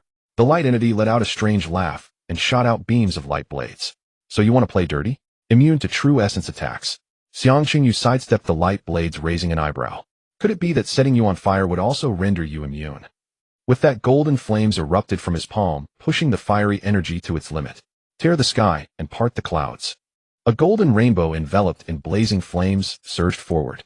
The light spirit was engulfed by the golden flames, emitting a wretched scream as it sizzled and rapidly began to dissolve. In less than 5 minutes it turned into countless specks of light and vanished entirely. Reward 1/6 tier concentration pill. You startled me. I thought you were invincible. I almost thought about exploiting that. Xiang Qingyu scoffed, shaking his head in sigh. As expected, everything exists in balance, each thing overcomes another. In the 35th level the gravity stone demon stood guard. As soon as he stepped in, his body suddenly felt heavy. The gravity here was several times stronger than the previous 25 levels. An ordinary 5th tier would be pinned to the ground on the spot. More gravity. Old tricks now. Xiang Qingyu stood firm, unyielding as a mountain. His form remained completely still, as if nothing was happening. The stone demon, made entirely of rock, swung a fist toward him, enhanced by gravity. An eye for an eye. Xiang Chunyu did not evade. Instead, he met it head-on with a palm strike. The force of the mountain collapsed. His palm energy collided with the stone fist. With a thunderous boom, the stone demon's arm shattered. Without losing momentum, it struck the stone demon's chest. The massive body collapsed with a crash. The core crystal in its chest shattered in response. Reward 5/6 tier, Xianyuan pills. Is that it? I expected it to withstand a bit more. In the 36th level a swarm of bloodthirsty bats circled the cave. The leading bat king spread its wings 10 feet wide, letting out a sharp scream that sent sound waves sweeping across the area. The sound waves made people dizzy and blood surged. Big mouth. Sound wave interference is still control, but won't work on me. Xiang Chengyu stood firm as a mountain, immune to the sonic assault, unleashing the true phoenix speed. Using the ascending immortal step, he blurred into a golden shadow and charged into the bat swarm. The cloud-piercing palm swept out, unleashing a flurry of palm shadows that exploded, causing the bats to fall one by one. Seeing this, the Bat King took flight at speed, leaving only an afterimage. Can you escape? Xiang Chengyu reached it first, slamming a palm onto the Bat King's back. The first form of cloud-piercing palm, flowing water and floating clouds. With a thump, the Bat King was pierced through by the palm energy and fell to the ground. Reward 1/6 tier Windwalker feather. Not bad speed, but still far from me. In the 37th level, a frost jade ice serpent coiled around an ice pillar. The chill in the air was suffocating, and the ground was covered in profound ice. The serpent, dozens of feet long, exhaled a breath of icy mist, freezing the air into crystals. Ice type. Just what I need to cool off. The ice and fire fusion triggered, and the chill entered his body, making him feel quite comfortable. The ice serpent, seeing he was unharmed, was taken aback and shot a series of ice spikes. Xiang Chengyu did not evade, activating the Great Sun Energy Shield, allowing the ice spikes to smash against the shield and shatter into ice shards. Had enough. Now it's my turn. The Great Sun's true essence surged forth from within him, rapidly increasing the surrounding temperature. The icy terrain visibly melted before his eyes. Xiang Chengyu leaped up, striking the ice serpent at its vital spot. With a crack, the scales shattered, and the ice serpent fell rigidly from the ice pillar. Reward 1/6 tier Frost Jade Essence. With the duality of ice and fire, I can handle it all.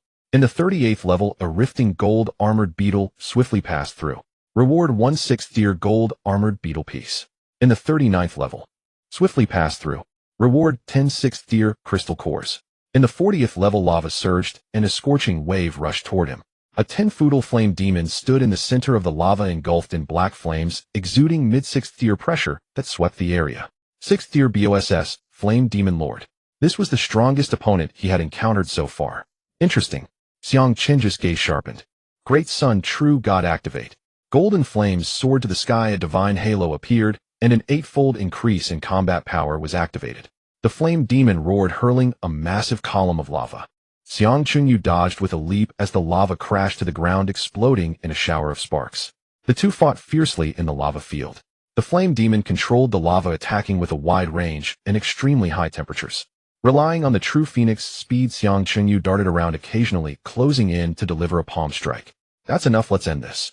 Finding the right moment, he leaped up, clenching his right fist, as the great sun fist energy rapidly took shape. Killing intent. With a punch it resembled the sun collapsing from the sky, a solar flare erupting. The crimson gold fist energy stripped away all unnecessary embellishments, carrying the overwhelming might of the sun, true god, piercing through the fiery waves in an unyielding manner, pressing straight down. The flame demon lord sensed an overwhelming crisis, instantly going berserk, its body engulfed in black flames, crossing its lava arms to block as its fiery domain violently compressed. But it was all in vain. The great sun fist energy shattered the flames, its unmatched penetrating power instantly crushed the two blocking arms.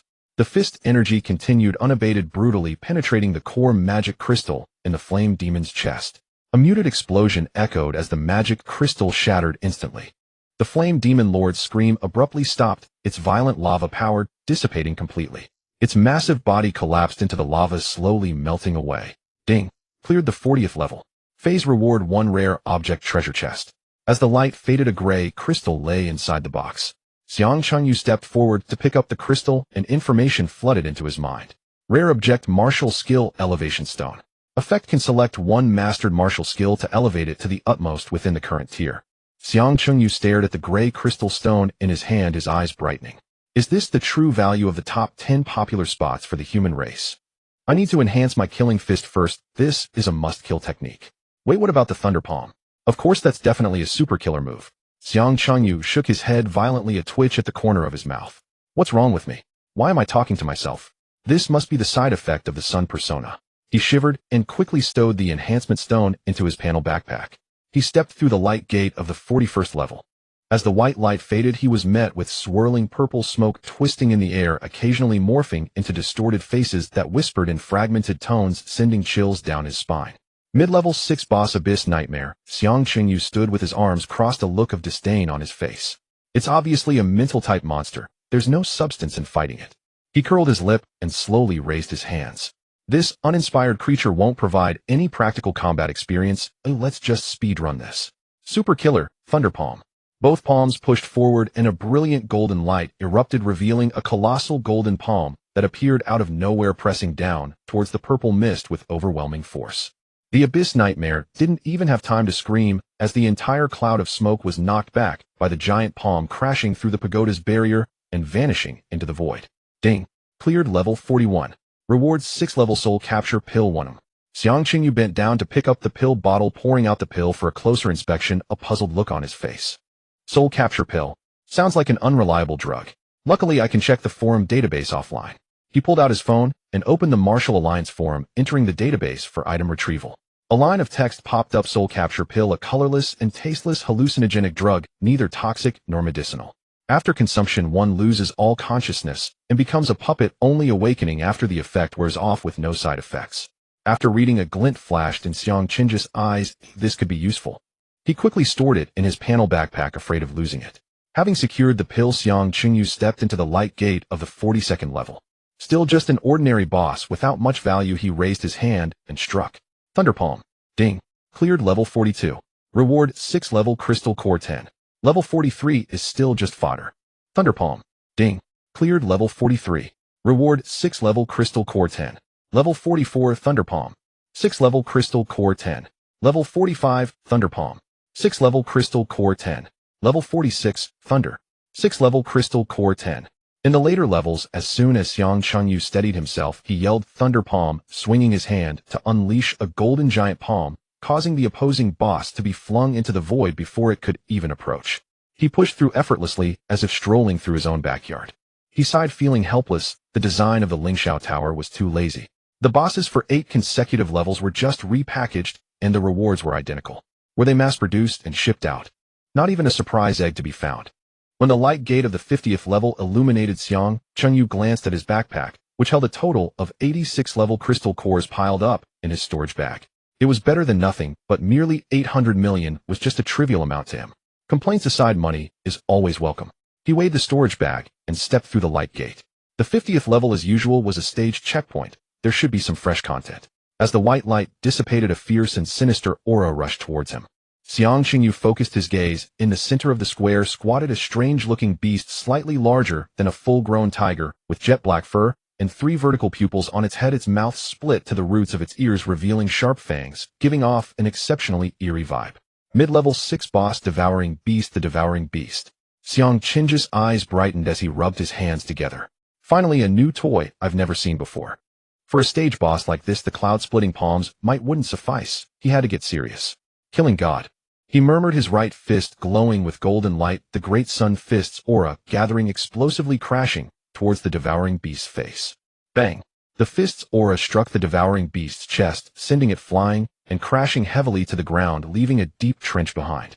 Xiang Qingyu raised an eyebrow. Something's off. He clearly knew the power of that punch. Against a normal mid-level 6, it would at least break a few bones and cost half their life. But the devouring beast rolled when it landed and immediately got back up, not only uninjured, but even more vigorous than before. This is strange. Xiang Qingyu raised his hand and unleashed 2 more cloud-splitting palms, with golden rainbows shooting towards the opponent. The devouring beast did not dodge. Instead, it opened its mouth wide and inhaled. The 2 palm strikes vanished like mud into the sea, being swallowed without a splash. It let out a satisfied burp, its aura swelling even further. Goodness, it actually gets more spirited the more it gets hit. Xiang Qingyu understood. So this creature can devour energy attacks. All my punches just serve as supplements for it. Hey, I don't believe this. Xiang Qingju's temper flared. You think you can outlast me in energy? He stomped his left foot heavily, activating all 365 dantians simultaneously, an endless stream of crystal-like true essence flooding into his body, while the fiery divine ring behind him radiated with intense golden light. With the cloud-splitting palm in his left hand and the killing fist in his right, he transformed into a human cannon. Today I will feed you to your heart's content. Oh, let's see how much you can eat. Killing God. Splitting the heavens. Turning the clouds. Killing intent. One after another, the fists and palm strikes were unleashed without restraint, the crimson golden energy shockwaves filling the entire space, the explosions echoing repeatedly, shaking the entire floor. 100 strikes. 200 strikes. 500 strikes. Xiang Qingyu became more frenzied with each attack, laughing wildly. 365 dantians, my true essence is enough to drown someone. Keep swallowing. You seemed to enjoy it earlier, right? The ground could no longer withstand such violent energy, collapsing into a bottomless pit, while the rock walls were charred by the high temperature and fragments turned to glass, tumbling down. At first the devouring beast swallowed eagerly, but soon it was pressed to the bottom of the pit by the dense attacks, unable to lift its head, its belly swollen like an inflated balloon, fear evident in its 3 eyes. It had never seen someone so insane in its life, who in their right mind bombards their opponent with hundreds of energy attacks without holding back. Is true essence blown in by the wind? Are you not afraid of overexerting yourself? One last shot, explode for me. Xiang Qingyu leaped into the air, his 10 fingers coming together, all the great sun fist auras converging into 1 point, slamming down with an ultra-heavy killing god fist. Boom! A thunderous explosion erupted violently, shaking the entire space, waves of air surging outward, distorting the faces of those nearby. The devouring beast at the bottom of the pit finally reached its limit, the absorbed energy completely overloaded. Its entire body ballooned like a balloon, exploding with a bang, turning into a mist of blood, leaving not even a bone fragment behind. Ding! Cleared level 50. Stage rewards 6 level equipment customization. Chest 1, a silver chest, slowly descended at the edge of the pit. Equipment. Xiang Qingyu landed and brushed the dust off his hands, recalling the tiger's fawn gloves that Xiao Qing had given him, which he hadn't used much since he received them, having forgotten what they even looked like. He approached and opened the chest. Dozens of light orbs floated out, revealing a variety of weapons, including swords, halberds, axes, and various other armaments. Without even glancing at the others, Xiang Qingyu reached for the orb, shaped like a pair of gloves. Using palms and fists, the gloves were his true calling. Swords and blades weren't his style. Barehanded was the way of a true man. The other light orbs quivered slightly before dissipating into starlight in the air. A flash of golden light, and a pair of dark red full-finger gloves landed in his palm. The gloves were as thin as a cicada's wing, incredibly light, and covered in black cracks resembling cooled magma. Within the cracks, a faint red glow pulsed, exuding a formidable aura. Xiang Qingyu slipped them onto it. The gloves instantly tightened, perfectly conforming to each finger, as if they were naturally part of his hands, with no sense of foreignness whatsoever. Ding! Obtained 6 level golden equipment, Rage of the Lava grade golden effect. After wearing fire attribute, true essence power significantly increases. When actively infusing true essence, a layer of flowing lava patterns appears on the surface of the gloves. The brighter the patterns, the higher the temperature.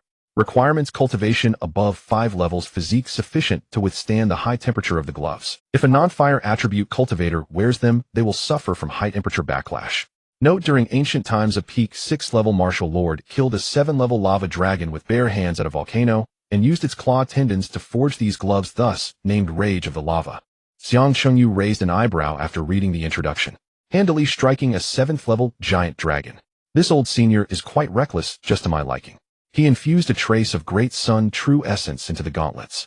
In an instant, a crimson halo ignited within the black fissures, and the magma-like patterns flowed, as if alive.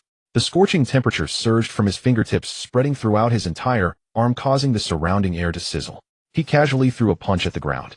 The punch's wind, wrapped in a scorching airwave, swept across the hard rocky surface, instantly charring it, and leaving a burn mark half an inch deep. Xiang Chengyu clenched his fist, feeling the overwhelming force transmitted from the gauntlet, and a smirk appeared on his face. Not bad, much better than the dusty tiger spirit gauntlets. With this thing enhancing my abilities, the power of my martial skills will at least increase by 30%. He stepped into the light gate of the 51st level. Roar! A beast's roar echoed as a shadow lunged at him. Stop howling. They'll send you to meet your grandmother.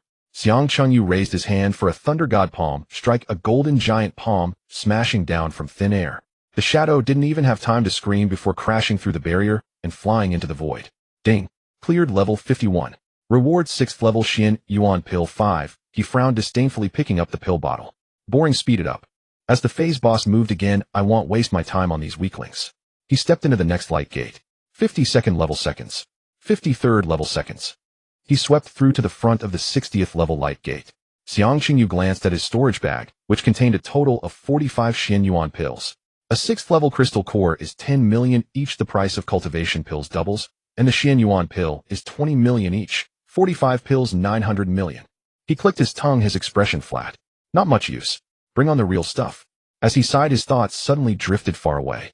He recalled the days when he and his sister relied on each other while their parents ventured out to explore with all their savings and cultivation resources stored in the storage bag, claiming they would venture into an ancient secret realm. However, they encountered a beast tide, and both perished. The two were left with only 2 houses, and absurdly, his unreliable parents even owed a martial arts loan. In the end, his house was directly seized to pay off the debt. Just before he was about to enter an orphanage, Yuan brought. They consumed all the food at home. She carried him on her back every day, collecting discarded crystal cores and broken weapons to trade for food to survive. With occasional help from neighbors, they barely managed to survive. Time flew by, and 15 years later, with 900 million in front of him, the once impoverished youth found it hard to even lift his eyelids. Truly 30 years in the east, 30 years in the west. Xiang Chengyu shook his head, pulling his thoughts back. He then stepped through the light gate. Boom! Purple lightning erupted, and the entire space shimmered with azure and purple light. A humanoid lightning creature over 8 meters tall stood at the center of the square arcs of electricity, dancing across its body, thunder rumbling. 6th level late phase possessed Thunder Titan. As Xiang Chengyu steadied himself, a bolt of lightning struck the ground beside him. The opponent's figure flickered, teleporting instantly without any wind-up, its iron fist wrapped in a purple electric column coming down. Come at me. He raised his right fist to meet it. At the moment their punches collided, lightning coursed through his arm, making every hair on his body stand on end. His handsome golden white hair, flowing like a solar corona, was instantly transformed into an explosive mess. The Thunder Titan, with no intention of relenting, followed up with a second bolt of lightning. Xiang Chengyu shook off his numbed arm and grinned. Playing with electricity, huh? His feet firmly planted on the ground, immovable as a mountain, he unleashed all his strength. All 365 Dantians roared simultaneously, the Great Sun true essence filling his body, forming a layer of crimson golden shield around his exterior. Another thick electric column struck down from above. Sizzle! The arcs of electricity danced chaotically on the shield, as Xiang Chengyu stood still, unwavering. Is that all? It's not even as powerful as static electricity in winter.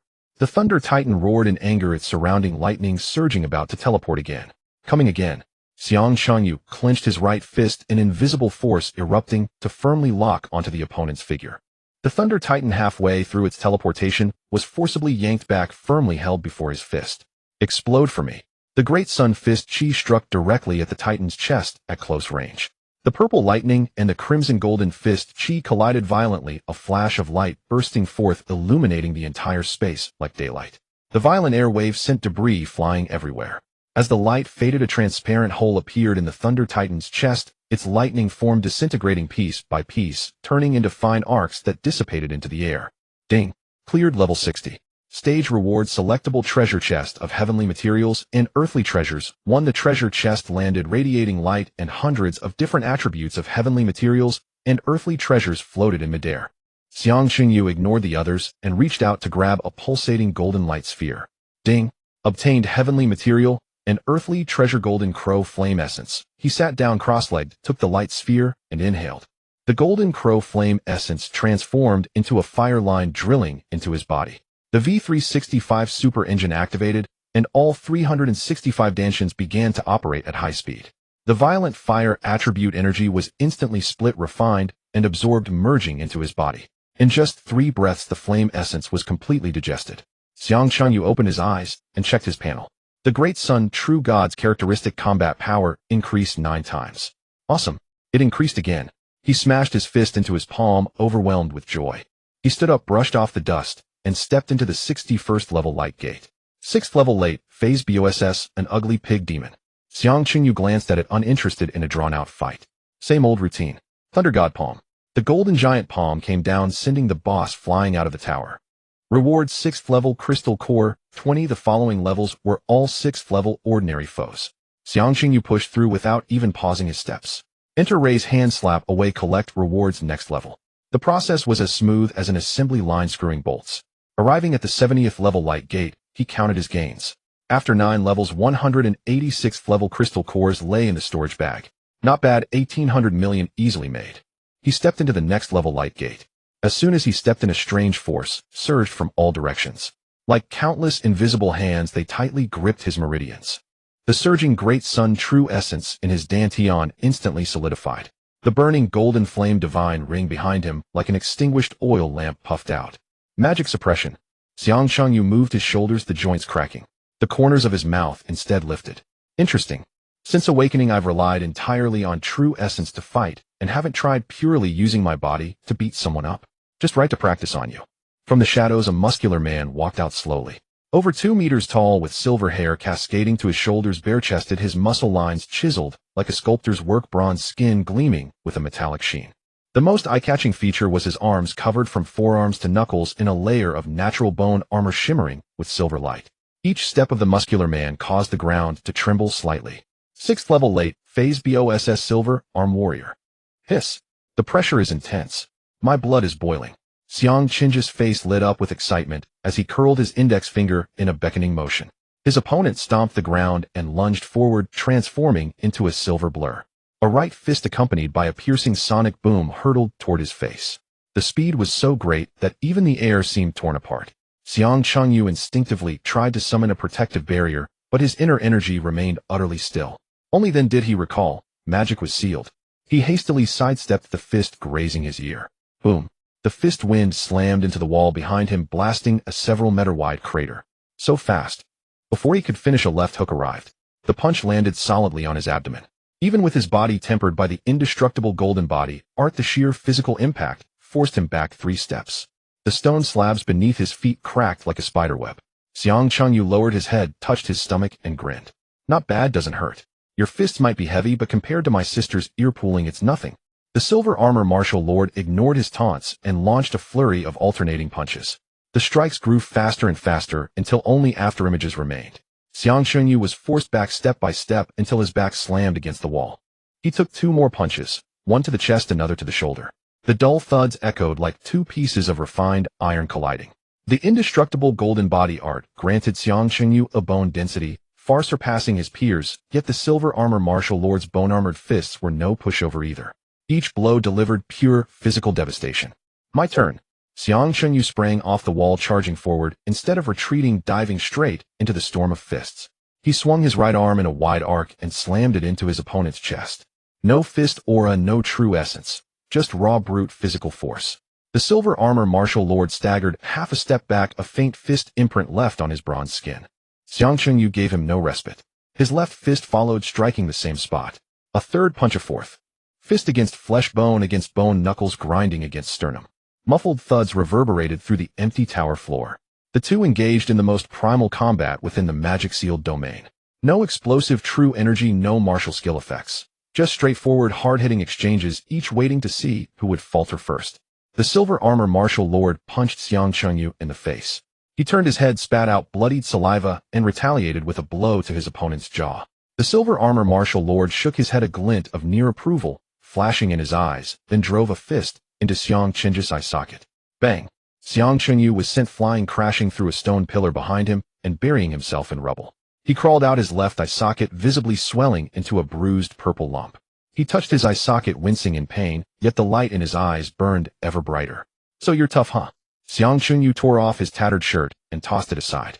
The golden sun runes on his upper body no longer glowed, but remained clearly visible. The silver armor martial lord charged again, his right fist accompanied by a sonic boom aimed straight at his face. Xiang Chengyu did not dodge. He took the punch square on his chest, while simultaneously driving his right fist into the inside of his opponent's elbow. The force traveled up the joint, numbing the silver armor martial lord's arm. Suddenly a mantra from the Indestructible Golden Body manual, one he had mocked countless times, flashed through Xiang Chenju's mind. Ice is ice, fire is fire, ice is fire, fire is ice. Now stripped of true essence and the elements of ice and fire, he gained a new insight. Combat was not about brute strength alone. One must borrow force, redirect it, and turn the opponent's own power against them. The silver armor martial lord threw a second punch. Xiang Chengyu no longer met it heated. The moment the fist touched his skin, he shifted slightly, deflecting most of the force while grabbing his opponent's wrist and pulling hard in the direction of the punch. Simultaneously, he hooked his foot around the opponent's ankle. Thud! The silver armor martial lord lost his balance and crashed to the ground, making the floor tremble. Before he could rise, Xiang Chengyu mounted him. He rained down punches with both fists, one after another, striking the same spot on the chest. He kept pounding until cracks spread across the bone armor, until his own knuckles were raw and bleeding. The formidable physique of a half-dragon body tempered by the indestructible golden body art erupted fully within the magic-sealed domain. He was tougher, faster, more resilient, and more ferocious than the silver armor martial lord. After hundreds of punches, the silver armor martial lord finally ceased struggling. His form gradually dissolved into specks of light and dissipated into the air. The magic-sealed domain was lifted. Scorching solar true essence surged back through his meridians. His 365 dantians slowly reactivated, and the golden flame halo behind him reignited. Ding! Floors 70 cleared. Stage reward, origin power self-selection. Chest 1. Xiang Chengyu stood up, wiping the blood from his face. The skin on his knuckles began to heal visibly. He opened the silver chest, revealing dozens of floating origin powers before him. Gold origin, water origin, lightning origin. His gaze swept across them and settled on a pulsating blood-colored strange flame. Ding! Obtain strange flame, red lotus, karmic fire, quality gold effect. This flame does not burn the flesh, it specifically incinerates the soul. Touched by even a wisp, the body remains unharmed, but the soul plummets into a purgatory of torment. The heavier one's sins, the fiercer the burn, until all karmic debts are purified. Xiang Chengyu reached out, grabbed it, and immediately refined it. Violent fire attribute origin power surged into his body. All 365 dantians operated at full speed, rapidly absorbing and digesting it. Moments later, his aura swelled noticeably. Ding! Red lotus, karmic fire, and golden crow flame essence have merged. The characteristic golden flame scorch is evolving. Ding! Obtain characteristic great sun patrol. Xiang Chengyu. Well, so this was waiting for me. I thought there was nothing. He opened his panel to check the details. Great effect, flesh burned by the golden crow, soul scorched by the red lotus. All life force and vitality returned to oneself. What the hell? I don't get it. Xiang Chengyu looked utterly bewildered. Superintelligence activate. Got it. Dual physical and magical attack, plus life steal. He nodded in satisfaction, then turned his attention to the great sun true body. Combat power boost, 1000. 10 times amplification. Xiang Chengyu clenched his fists, feeling the surging power within, and grinned wildly. He stepped toward the light gate to the 71st floor. The moment he steadied himself without even glancing at what the boss looked like, he raised his hand and struck. Thunderclap, divine palm. A colossal golden palm descended from the sky, smashing the late 6th order boss through the barrier and into the void. Ding! Reward 6th order profound origin pill 10. He couldn't be bothered to bend down and pick them up. With a sweep of his true essence, the pills automatically flew into his storage pouch. The thunderclap divine palm cleared the way as he swept through rapidly. By the time he cleared the 79th floor, Xiang Chengyu checked his storage pouch. Over 9 floors, he had obtained a total of 96th order profound origin pills. 20 million each, 90 pills, that's 1.8 billion. He clicked his tongue, utterly unimpressed. When money reaches a certain point, it's just a string of numbers. Still not as interesting as a single soul-suppressing pill. He strolled to the light gate of the 80th floor, his expression finally turning serious. The final boss of the 6th Order Elite trial. Given the Spirit Tower's usual style, this floor should finally present some real challenge. Hope it doesn't disappoint. He stepped into the light gate. The moment he entered the space, a sharp sword intent struck him like a physical force, stabbing painfully at his brow. Xiang Qingyu instinctively sidestepped. Xing. An invisible sword energy grazed his ear, carving an unfathomably deep gash into the stone wall behind him. Whoa, that's something.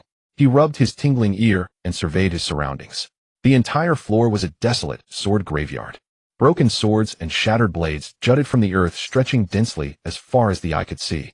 Every remnant sword hummed faintly pale green, sword energy swirling along their edges like 10,000 wailing spirits, murmuring in unison, pressing heavily on one's chest. Bones and bloodstains littered the ground, evidence of countless challengers who had fallen here. Xiang Qingju's eyes lit up. Quite the spectacle. Let's see if it can take a hit. As soon as the voice fell, a deep and hoarse tone echoed slowly throughout the space. People only know the speed of the sword, but are unaware of its weight. A sword strike does not merely cut an enemy, but also severs one's own heart. A sword honed over 100 years is not just about the blade, but about the heart. If the heart is not tempered, no matter how sharp the sword, it is merely the courage of a common man. Aigno Patillon have guarded this place for countless years, seeking only one defeat. To fall under the sword of the swift is a shame. To fall under the sword of the heavy is fate. Come, do you hold a sword in your hand, and is there a sword in your heart? As the voice settled in the center of the sword mound, a bull-headed figure slowly rose from the pile of broken swords. Standing 3 meters tall, adorned with 2 horns and a mane of fiery red hair, clad in tattered heavy armor, it leaned on a giant sword taller than itself. The blade was riddled with chips and rust, the spine engraved with inscriptions. Each time the inscriptions flickered, a wisp of sword energy detached, coalescing into translucent sword shadows in the air. Peak level 6 boss Neo Mo Sword Saint. The overwhelming pressure of the peak martial sage combined with the pervasive sword intent descended upon them. The surrounding broken swords trembled even more, as if in worship, yet also in lament. Xiang Qingyu dug at his ears, a look of disdain on his face. Just fight already, why all this elaborate talk? Still talking about having a sword in the heart. I only have my sister in my heart. What's a sword to me? He flexed his wrist, the lava's rage emanating a faint red glow. Stop with the useless chatter. If you want me to concede, first take a few punches from me. If you win, I'll acknowledge your sword's weight. If you lose, this pile of scrap metal goes straight to the junkyard. Neo Patillon quietly observed him, his crimson pupils devoid of any emotion. Barehanded. Very well. Let me see if your fists can withstand this heavy sword which has been in slumber for countless years. As the words fell, it slowly raised the giant sword. The instant the blade left the ground, the entire sword mound erupted with dazzling azure light. Countless remnants of sword intent rolled back, entwining around the giant sword. The air instantly solidified and breathing became labored. The ground's debris slightly lifted, but was instantly crushed into powder by the sword intent. Thud! Neo Patillon stomped one foot on the ground, causing spiderweb-like cracks to erupt. Its figure charged forth like an iron tower, the giant sword sweeping horizontally with overwhelming force. Xiang Qingyu did not flinch or evade. He summoned the true essence of the sun, and a crimson gold shield immediately expanded. Clang! The sword blade struck the shield, producing a loud clash of metal. The shield violently shook, a fine crack appearing on its surface. One sword, and it cracks. Quite impressive. Just as the thought arose, a second sword followed closely. It accurately struck the same crack. Crack! The sun shield shattered. The sword tip continued its momentum, slashing diagonally across his chest. The golden flame robe tore open a gap, the solar divine pattern on his skin, glowing automatically, managing to withstand the remaining sword energy. Xiang Qingyu stumbled back several feet, the stone slabs beneath him cracking into pieces. 365 dantians roared simultaneously, and a new shield quickly coalesced. 2 swords broke my shield. He wiped the shallow white mark on his chest and grinned. No wonder the sword intent is so overwhelming. Neo Patillon said nothing, raising his wrist as the giant sword slashed downward. The azure light cut through the air, accompanied by a sharp whistling sound. Xiang Qingyu did not retreat, but advanced, his right fist enveloped in the sun's fist power, meeting it heat. Boom! The fist collided with the sword blade. The fist force and sword energy exploded outward, sending dozens of broken swords flying, which flipped several times in the air before re-embedding themselves into the ground. Meanwhile, the new shield had already reformed. The 4th sword fell, leaving only a deep mark on the shield. The 5th sword descended, and the shield shattered once more. Meanwhile, the new shield had already reformed. The fourth sword fell, leaving only a deep mark on the shield. The fifth sword descended, and the shield shattered once more. After several exchanges, Xiang Chunyu grasped the rhythm. The sun shield could not withstand two swords. The second sword was bound to shatter. Although it was strenuous, he had the advantage of multiple dantians. 365 engines activated simultaneously. The shield shattered and was instantly replenished, restored only to take another hit. This cycle continued seamlessly. Neopation's sword momentum grew denser. After every two swords, several tracking sword energies would shoot out. The sword energies traced curved trajectories in the air, sneaking up from behind. Awaken curve. Playing tricks are we? Xiang Chunyu unleashed his immortal phoenix soul, his divine sense clearly capturing every arc of the sword energies. He unfolded the immortal ascension step, weaving through the sword shadows like a scoundrel in a flower garden, avoiding every leaf. The battle shifted from the center to the edges, then back to the center. Neopation's sword momentum showed no signs of waning. His peak level 6 cultivation ensured that each sword struck with the weight of 1,000 pounds. A typical peak level 6 would have been shredded by now. But Xiang Chunyu was different. What did it matter if he was one level lower? With 14 top-tier traits, his battle power was enhanced tenfold. An endless supply of true essence directly crushed through. With 365 engines running, the replenishment of the shield always kept pace with its destruction. He endured within the sword light, gritting his teeth and relying purely on endurance to slow the rhythm. A hint of helplessness flashed in Neopation's eyes. This was not a competition. It was pure true essence suppression devoid of any technique. After battling for several more rounds, Neopation's sword momentum finally slowed slightly.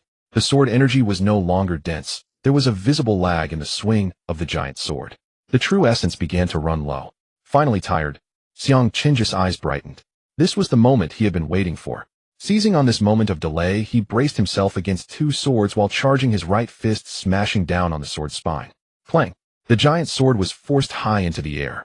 Neopation's chest was wide open. Opportunity. Xiang Chunyu leaped forward, ready to strike. But Neopation suddenly retracted the sword and retreated. He stood several dozen feet away, ceasing his attacks. With both hands gripping the sword, he poured all his remaining true essence into the giant sword. The inscriptions on the sword's spine gradually lit up, spreading from the hilt to the tip. The entire heavy sword ignited with a dazzling azure flame, causing the surrounding space to slightly distort under the sword energy. He gripped the hilt with his right hand and braced the sword's tail with his left, adopting a throwing stance. The sword tip locked onto Xiang Chunju's brow from a distance. 100 steps, flying sword. As the 4 words fell, the giant sword was released. The sword body split in midair. 1 became 2, 2 became 4, 4 became 8. Each one was a solid entity wrapped in the azure sword energy, condensed from all of Neopation's true essence. 8 giant swords pierced toward him from 8 different directions. All escape routes were completely sealed. Playing clones. Xiang Chunyu snorted coldly, stomping his feet fiercely and taking a standard horse stance. 365 dantians erupted simultaneously, the sun's true essence flooding into the shield.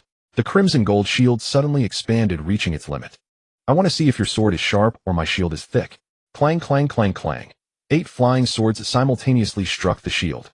8 strands of sword intent erupted simultaneously. The shield trembled violently, cracks spreading from the points of impact. 7 sword shadows were knocked away, dissipating into light points in the air. But the 8th sword. Neopation's figure flickered, instantly dashing to the front of the shield. He gripped the last giant sword hilt in midair with his right hand, while his left pressed firmly against the sword's tail. All remaining strength and the inertia of his advance were poured into this thrust. The sword tip accurately pressed against the most densely concentrated point of the crack. Crack. The crack continued to widen. The long sword pierced through the shield inch by inch. The sword tip broke through the inner wall of the shield, heading straight for his heart. Xiang Chunju's gaze sharpened, his left hand reaching out, fingers tightly gripping the sword blade. The dragon essence half-dragon body erupted with all its might. The sword blade sliced through the gauntlet, blood flowing from his palm along the sword body. But the sword tip could no longer advance a fraction. Ha ha ha. Xiang Chunyu grinned broadly, revealing a mouthful of white teeth. You are indeed very strong. Your martial arts sword intent is truly exceptional. Give me a break. He struck out with a punch, hitting the sword tip directly. Crack. The sword tip shattered with a sound. The crack rapidly spread from the break, the sword body and hilt cracking in succession.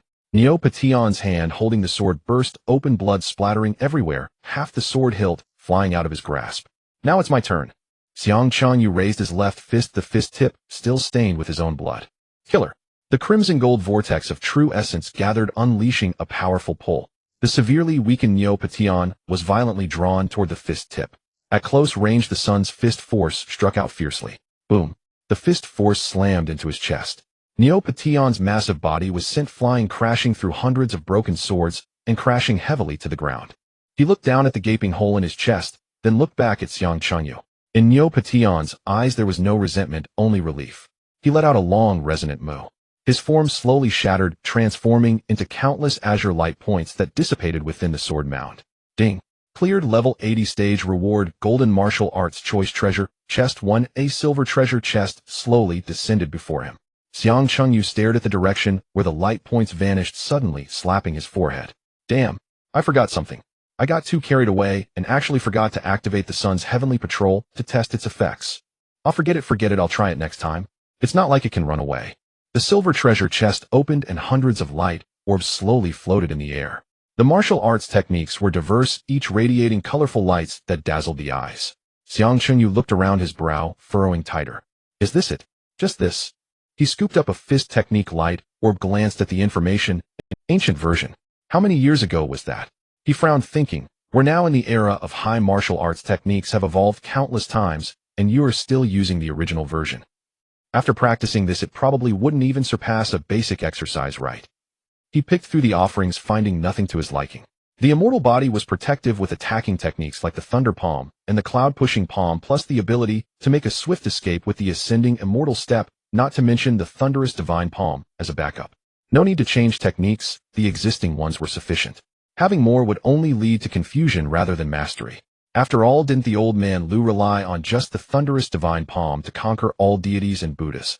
Well then, no need to choose anymore. He remarked, they're all outdated goods, versions lagging behind by dozens of eras. Taking them would be pointless. He casually scooped up the unremarkable light orb from the far corner. A notification pinged. Ding. Obtained golden technique sun and moon treasure mirror. Xiang Chunyu raised an eyebrow. Sun and moon treasure mirror. Just from the name it didn't sound like anything serious. He examined it thoroughly. The main purpose of the technique was to harmonize yin and yang, refining true essence, allowing cultivation day and night. After reading the sun and moon treasure mirror, Xiang Chunyu couldn't help but utter two thought-provoking words, interesting. Oh, it really is unconventional. He hurriedly suppressed his chaotic thoughts and stored the manual in his panel bag. He then looked up at the light gate of the 81st floor. He had passed the 80th floor. Beyond that lay the 6th stage peak trial area. 6th stage peak. Xiang Chunyu flexed his wrist, his knuckles cracking loudly. I hope it can push me to use my full strength. He stepped forward, his figure vanishing into the light gate. As soon as he steadied himself, a violent aura rushed towards him. The 6th stage peak monster exuded a fierce aura. Xiang Chunyu didn't even lift his eyelids. He raised his hand and struck. Thunderous divine palm. The golden giant palm descended from the sky, and before the boss could even let out a roar, it smashed through the tower wall and fell into the void. Reward 6th stage crystal core 40. The true essence rolled, and the crystal cores automatically entered storage. The subsequent layers were a smooth push like a hot knife through butter. As he raised his hand, golden light flashed, and the boss vanished on the spot. The ordinary boss at the 6th stage peak was no different from the 1st stage demon wolf at Blackstone Mountain in front of the thunderous divine palm. With another strike, the boss on the 89th floor was instantly eliminated. Standing before the light gate of the 90th floor, he glanced at his storage pouch. After descending 9 floors, he had collected a total of 360 crystal cores of the 6th stage. 1 million each, 36 billion in total. He clicked his tongue, his expression not shifting in the slightest. When the numbers reached a certain magnitude, they became merely conceptual. In the past, it was unimaginable to even think of such a fortune. Now just glancing at it felt tiresome. Stage BOSS, I hope there will be something new. He stepped into the light gate. As the white light dissipated, he was met with an endless expanse of golden space.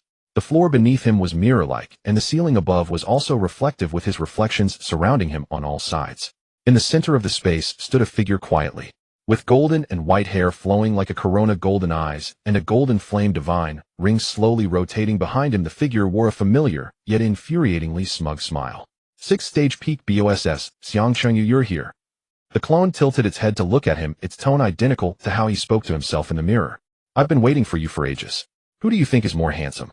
No question about it, it's obviously me. Xiang Chunyu flexed his wrist. The molten lava patterns on the lava fury began to glow. You imitation, even your hairstyle is a copy of mine. Copy you. I am you. The clone also flexed its wrist, identical crimson patterns floating on its gauntlets. I know your martial arts, am aware of your traits, and am well acquainted with your battle habits. The moment you bend over, I know what you're about to do. For instance, right now, you were thinking, let's test with a punch aimed at my left shoulder. Xiang Qinji's right fist, which had just been raised, froze in midair, his expression subtle. The clone grinned widely, revealing a set of equally white teeth. I guessed it right. Your battle routines are all in my mind. How can you win against me? Now, with that, both of them moved simultaneously. The same true phoenix speed, the same ascending immortal step. Two golden afterimages collided violently in the mirror-like space. Killing fist against killing fist, cloud-pushing palm against cloud-pushing palm. The great sun fist exploded, scattering golden fireworks in the air, and the shockwave sent ripples across the mirror surface. This punch's angle is off. Let me teach you how to hit yourself. The clone jabbered continuously while they Xiang Chunyu dodged a ripping cloud-pushing palm and retorted, "You imitation, you're even more talkative than I am. Talk as much as you like. Your tongue can wag as much as you want. You're thinking, let's test the great sun circulation." Xiang Chunyu tightened his jaw. This guy could even guess what he was thinking. Don't even think about it, I advise you. The clone leisurely, and with an infuriating tone, replied, "The dual source of ice and fire can resist flames, but the immovable immunity to mental attacks can't guarantee resistance against the great sun circulation's soul burning. No one can say for sure. When we burn against each other, neither of us will come out unscathed.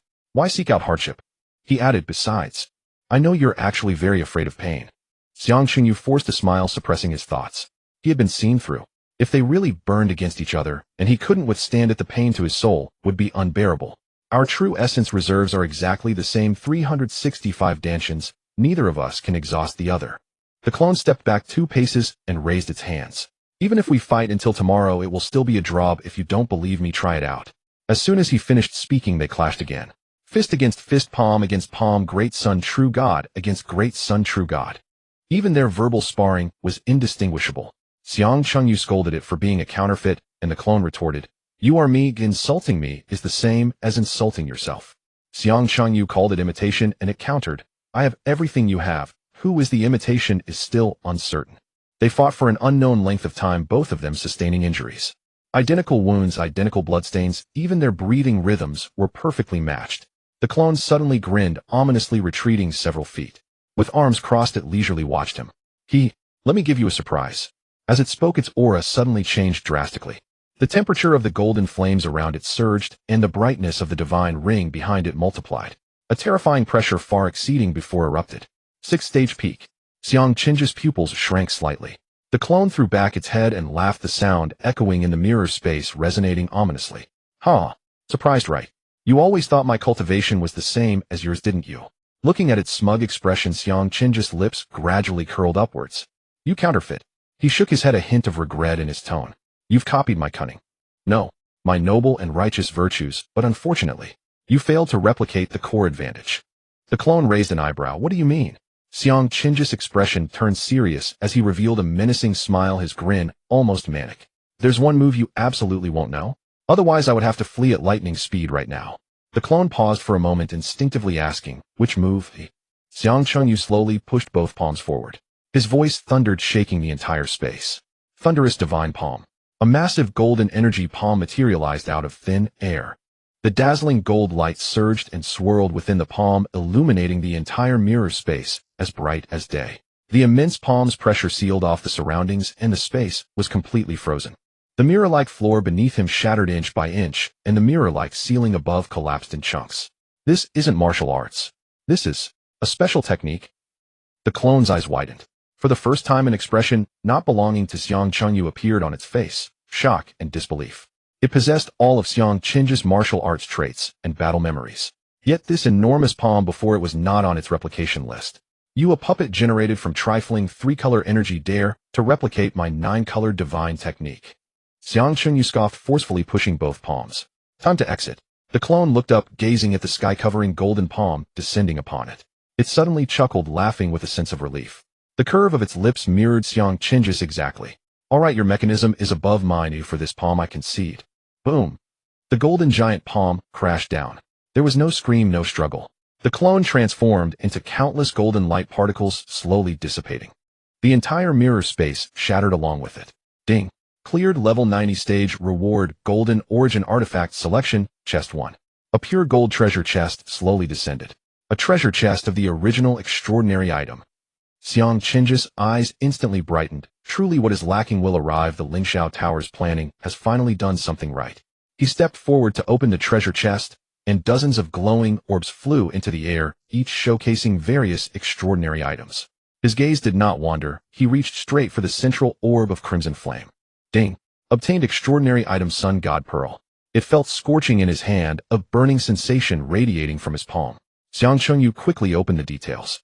Extraordinary item 6th grade Sun God Pearl. Quality gold effect 1 Sun Warrior Garment.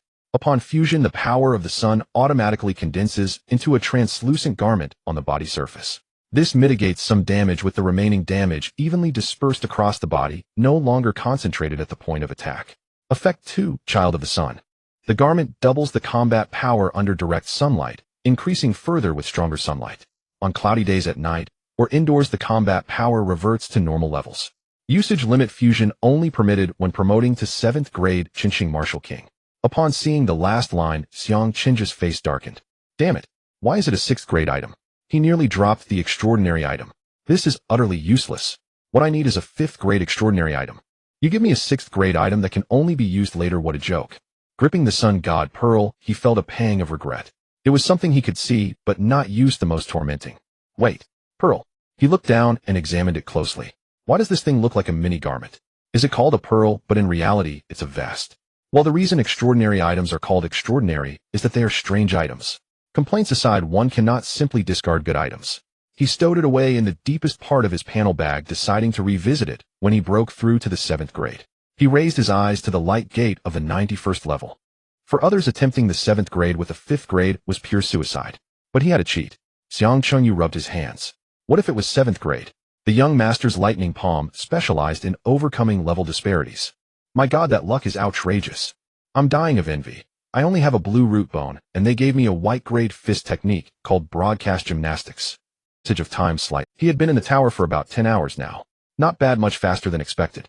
He stepped into the light gate of the 91st level.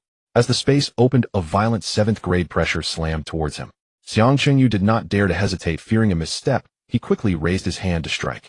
Lightning palm. A golden giant hand descended from the void. The 7th grade boss didn't even reveal its full form before being shattered and sent flying into the void. Ding! Cleared the 91st level. Reward 7th grade crystal core, Tenem. Xiang Chengyu raised an eyebrow and bent down to pick up the crystal core. 1 7th grade crystal core is worth 100 million. 10 cores equal 1 billion. 1 level for 1 billion, not bad. He nodded in satisfaction. It would be even more perfect if some extraordinary item pills could drop. Thinking further, free treasures shouldn't be complained about. He stepped into the 92nd level. Lightning palm. Reward 7th grade crystal core, 1093rd level lightning palm. 94th level lightning palm. All the way at lightning speed from the 91st to the 98th levels, not even slowing down. Enter, raise hand, strike, collect crystal core, enter next level. The process was alarmingly smooth. After all, the lightning palm doesn't consider the opponent's cultivation level, only the health limit. Above half health gets knocked back, below half health disintegrates on the spot. Standing before the light gate of the 99th level, Xiang Chengyu took a deep breath. Finally at the top.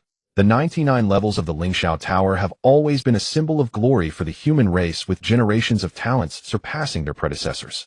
And today, a new historical record is about to be born. He smirked and stepped through the light gate. As the white light faded, he was met with an endless expanse of pure white void. With no ground beneath his feet and no sky above his head, surrounded by vast emptiness, it felt as if he was in the universe before its creation. The silence of the space was haunting. In the next moment, a cold mechanical voice echoed simultaneously from all directions in the void. Detected the challenger as a fire attribute martial artist, the final trial boss, Day Sun Golden Crow. As the voice fell, the pure white void was suddenly ignited. In the distance at the edge of the void, a blazing golden sun slowly rose from the horizon.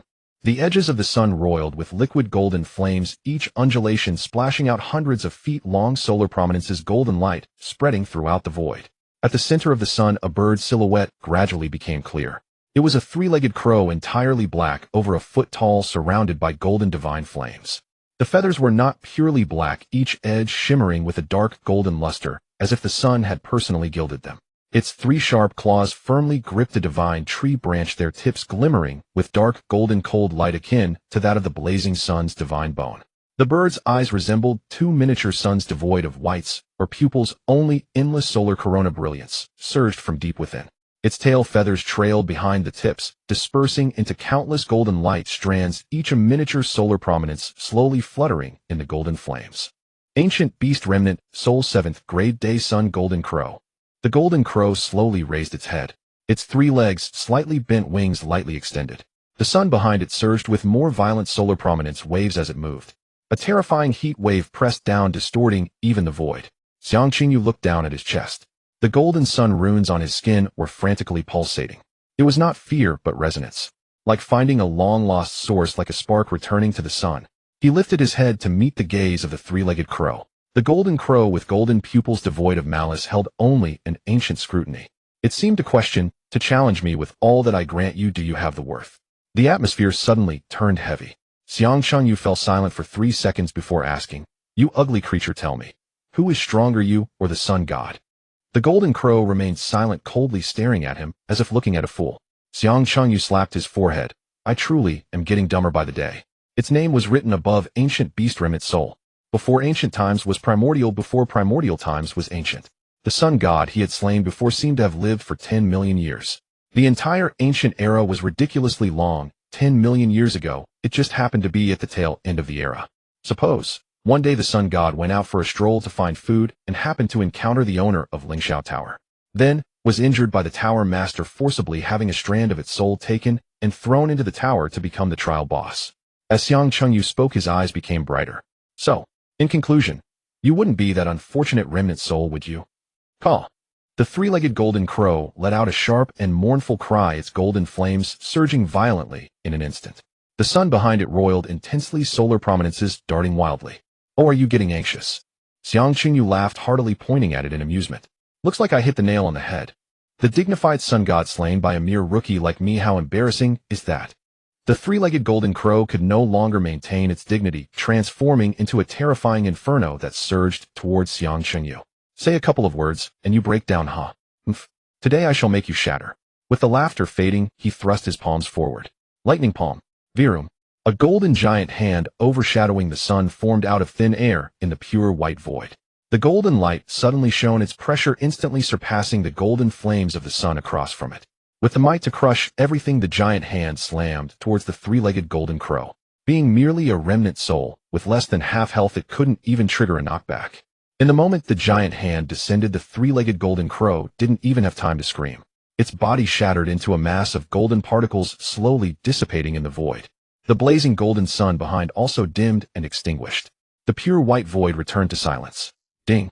Cleared the 99th level. Final reward: complete martial Dao true meaning inheritance. 1 current rank first. Time taken 10 hours and 27 minutes. Congratulations to challenger Xiang Qingyu for setting a new historical record in Lingxiao Tower. P.S. While writing, I suddenly realized a serious problem. I actually forgot to set something. I forgot to account for the combat power bonus of the second extraordinary item. I will reflect on this. Sometimes in a rush to type, it's easy to overlook some details. Writing a novel indeed requires full-time dedication to have enough time to think about the details. I will revise the previous chapters. For specific details, please refer to the author's notes in this chapter. In the evening of Zhongjing, at the entrance of the Lingxiao Tower, the ancient giant monument which had stood for several epochs suddenly trembled. A beam of golden light burst forth from the monument, piercing the sky. The entire sky was instantly dyed in gold, the clouds shimmering brilliantly, even the distant horizon was edged with a layer of gold. Passers-by on the street froze, looking up in awe at the enormous column of light that reached into the heavens. That direction. The Lingxiao Tower. It's the divine light emitted by the Lingxiao Tower. I think I saw this in my textbooks when I was in school 100 years ago. If I remember correctly, this divine light is only released when a new record is set at the Lingxiao Tower. Exactly. This is the divine light of a new record. The last time it appeared was the day when Leader Yi broke the record 600 years ago. Holy crap. Is this for real? It's a once-in-a-lifetime event. This is a historic moment. Quickly take out your phones and capture this for the forum. The crowd erupted in excitement. Everyone raised their phones. The sound of shutter clicks filled the air. Stop taking pictures. Nothing beats the thrill of witnessing it live. Let's go. Hurry to admire the extraordinary charm of this monstrous genius. Everyone dashed towards the Lingxiao Tower, fearing they would miss the main event. Wait for me. I lost my shoe. Oh, which bastard touched my butt? Step forward.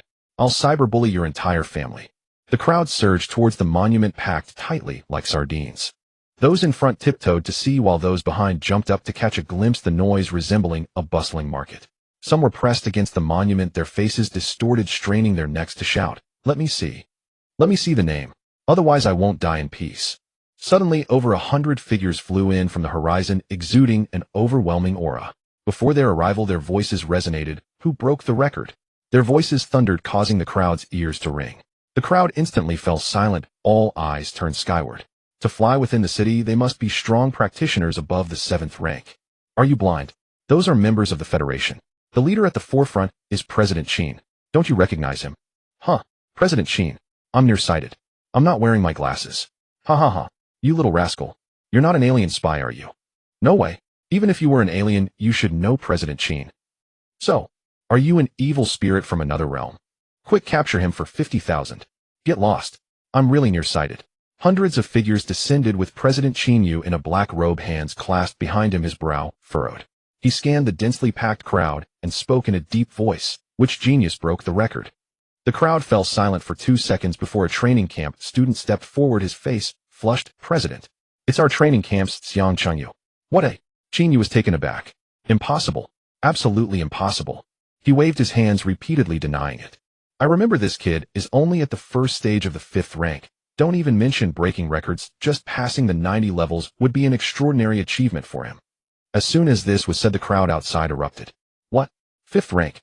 A 5th rank breaking the Lingxiao Tower record? Are you insane? This must be fake. Even a peak 6th rank might not be able to pass 90 levels. The people crowded in front of the monument shouted loudly, President Qin. It's true. The monument lit up. The first place is Xiang Chengyu. He took 10 hours and 27 minutes. That's 12.5 hours faster than the previous record set by Leader Yi. Qin Yu's expression changed as he hurried forward. He pushed through the crowd, and the newly inscribed golden characters at the top of the monument dazzled his eyes. Record highest, level 99. Xiang Chengyu, time 10 hours 27 minutes. Qin Yu's jaw dropped in shock. He trembled as he bent down to pick up his jaw and put it back in place. The members behind him gathered closer, all dumbfounded. Is it really level 99? 10 hours. Back in my day, it took me 3 days to conquer 90 levels. A 5th rank martial sovereign breaking through 99 levels. Is this even something a human can do? Qin Yu took a deep breath, suppressing the tumultuous waves within him. He turned to Lu Changqing and said, quick, immediately notify Leader Yi. Lu Changqing hesitated. President, the leader is in that location. I don't care. Qin Yu interrupted, his tone resolute. Whatever the cost, we must inform him at the first opportunity. Understood. Lu Changqing vanished in a flash. Nearby, a white-haired counselor stroked his beard, letting out a long sigh. 600 years. It's only been 600 years, and a new record has been set. The human race is fortunate.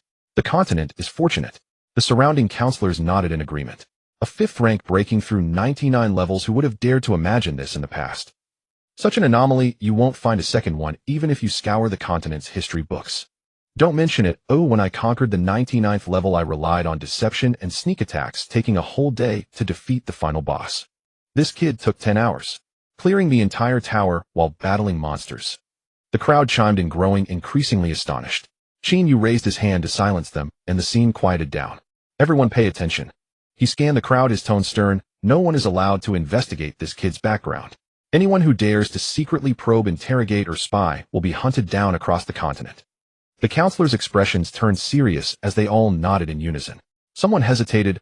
Old Qin, this matter is likely to be hard to keep under wraps. What do we say if the outside world inquires? Just tell the truth. Qin Yu replied indifferently. Xiang Chengyu 5th rank broke the Lingxiao Tower record, and nothing else will be explained. Just as he finished speaking, a burly man with a face full of muscle squeezed through the back, his massive axe crashing to the ground. President, Han Tianhu's voice boomed. I, Old Han, volunteer to be this kid's bodyguard. Anyone who dares to touch him will have to deal with me first. The surrounding counselors were instantly in an uproar. You reckless fool, what do you know about security? Exactly. If you go, don't scare the kid. In terms of experience, who is more suitable than me, Old Chun? Back then it was I who protected Yi Fan as he grew up. Nonsense. Back then Yi Fan nearly perished 3 times, who saved him each time. You just talk big. That was training. What do you know? A group of martial immortals were arguing, red-faced, rolling up their sleeves, nearly coming to blows. Qin Yu's temples throbbed. He quickly intervened. Enough? What are you all arguing about? Let's head back to vote. Whoever has the most votes will go. If you keep arguing, none of you will go. I'll handle it personally. Only then did the crowd reluctantly fall silent, glaring at each other, none willing to back down. While the outside world was in chaos, the tower remained silent. A crimson light descended from the sky, landing precisely on Xiang Qingyo's forehead. Endless martial comprehension surged into his mind through his brow, as if someone had stuffed a lifetime's worth of cultivation and myriad principles into his consciousness. Xiang Qingyu trembled, standing with his eyes closed.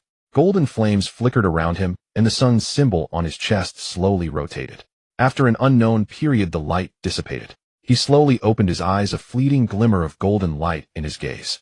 The true meaning of fire. He smacked his lips, feeling a bit regretful. It's indeed a treasure, but one must be at the 6th rank to fully comprehend and utilize it. Now holding it in his embrace felt like having a fixed deposit that could be seen, but not touched. Let's set it aside for now, talk about it at the 6th rank. He looked up, and at the end of the void, a milky white light gate slowly emerged. The exit was open.